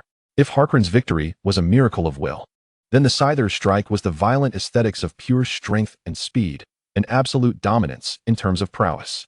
Reggie's pupils constricted sharply, his grip on the pokeball trembling slightly. He inhaled deeply, suppressing the tumult of emotions within, yet the fire of battle ignited even more fiercely in his eyes. Excellent. What a magnificent display of king-class sharpness. Today, I shall fight with abandon. Go forth, Electivire. Tear it apart with your raging thunder. A roar filled with primal ferocity erupted. A robust Electivire, its form entwined with thick golden arcs of electricity, lunged into the arena. With bared fangs and fierce eyes, it unleashed an astonishing speed as its forepaws struck the ground, charging forward with unstoppable momentum, transforming into a tempest of lightning that surged towards the Scyther. This was the embodiment of speed and explosive power in Reggie's arsenal. Bolt tackle. Reggie bellowed in fury. He sought to counter that scarlet brilliance with the most powerful close-range explosion. The Electivire was enveloped in blinding golden lightning, resembling a human-shaped meteor of thunder. Hurtling towards the Scyther with a reckless abandon, the air crackled with the sound of ionization, producing sharp pops. In the face of this wild assault, a calculating glimmer flickered in the Scyther's cold, compound eyes. Instead of confronting the charge head-on, it crossed its enormous steel pincers defensively in front of itself, adopting a protective stance. Hold fast. Boom. The violent golden sphere of lightning collided forcefully against the Scyther's crossed pincers. The blinding electric light erupted instantaneously, engulfing the Scyther's form entirely. The ferocious wave of energy radiated outward in a chaotic explosion. Yet, when the electric brilliance subsided, the Scyther remained steadfastly rooted in place. The remnants of arcs of electricity danced upon its crimson armor, and charred marks were left upon its crossed pincers, but its posture remained as unyielding as a mountain. The protective barrier had flawlessly withstood the most ferocious impact at the final moment. Electivire, caught in the recoil, hesitated momentarily, a flicker of astonishment crossing its eyes. In that fleeting instant when the old power waned and the new had yet to manifest, bullet punch. Xiaoye's command resonated like a frigid judgment. The scarlet shadow flickered again. This time, it moved even faster. The angle was even more cunning. The Scyther's form appeared like a specter at the Electivire's flank, its massive, coiled left claw, accompanied by a piercing shriek that broke the sound barrier, struck mercilessly at the Electivire's unguarded midsection. Boom! A sound so thunderous it sent chills down the spine. The Electivire's frenzied form was sent hurtling through the air like a ragdoll, tracing a tragic arc before slamming against the thick metallic wall at the edge of the dojo, producing a resounding crash. The wall buckled, and the Electivire slid down to the ground, its blue-white fur singed and charred, completely unconscious. Yet another one-hit knockout. The entire withered leaf dojo fell into a hushed silence, save for the faint metallic clang as the Scyther slowly lowered its pincers. Its crimson compound eyes swept across the arena, reminiscent of a sovereign surveying its domain. The once lauded Electivire, who had stood alongside Reggie in glory, now seemed like a feeble cub before it. Reggie stared blankly at the fallen Electivire, then glanced at the Scyther, which stood proudly like a red war god. After a long moment, he exhaled a heavy sigh, his expression devoid of bitterness at defeat, instead revealing a sense of relief and genuine admiration. Truly, the youth are formidable. Reggie's voice bore a trace of weariness, yet was laced with contentment, though he remained curious, asking why his Scyther's damage output was so high. My Pokémon and I adhere to an unwritten rule. Even without commands, we must seize every opportunity to enhance our abilities. Prior to this, my Scyther has undergone countless swords dances to augment itself, Xiao Yi replied with a smile. Both Reggie and Majishir, along with the audience, were momentarily taken aback by the revelation.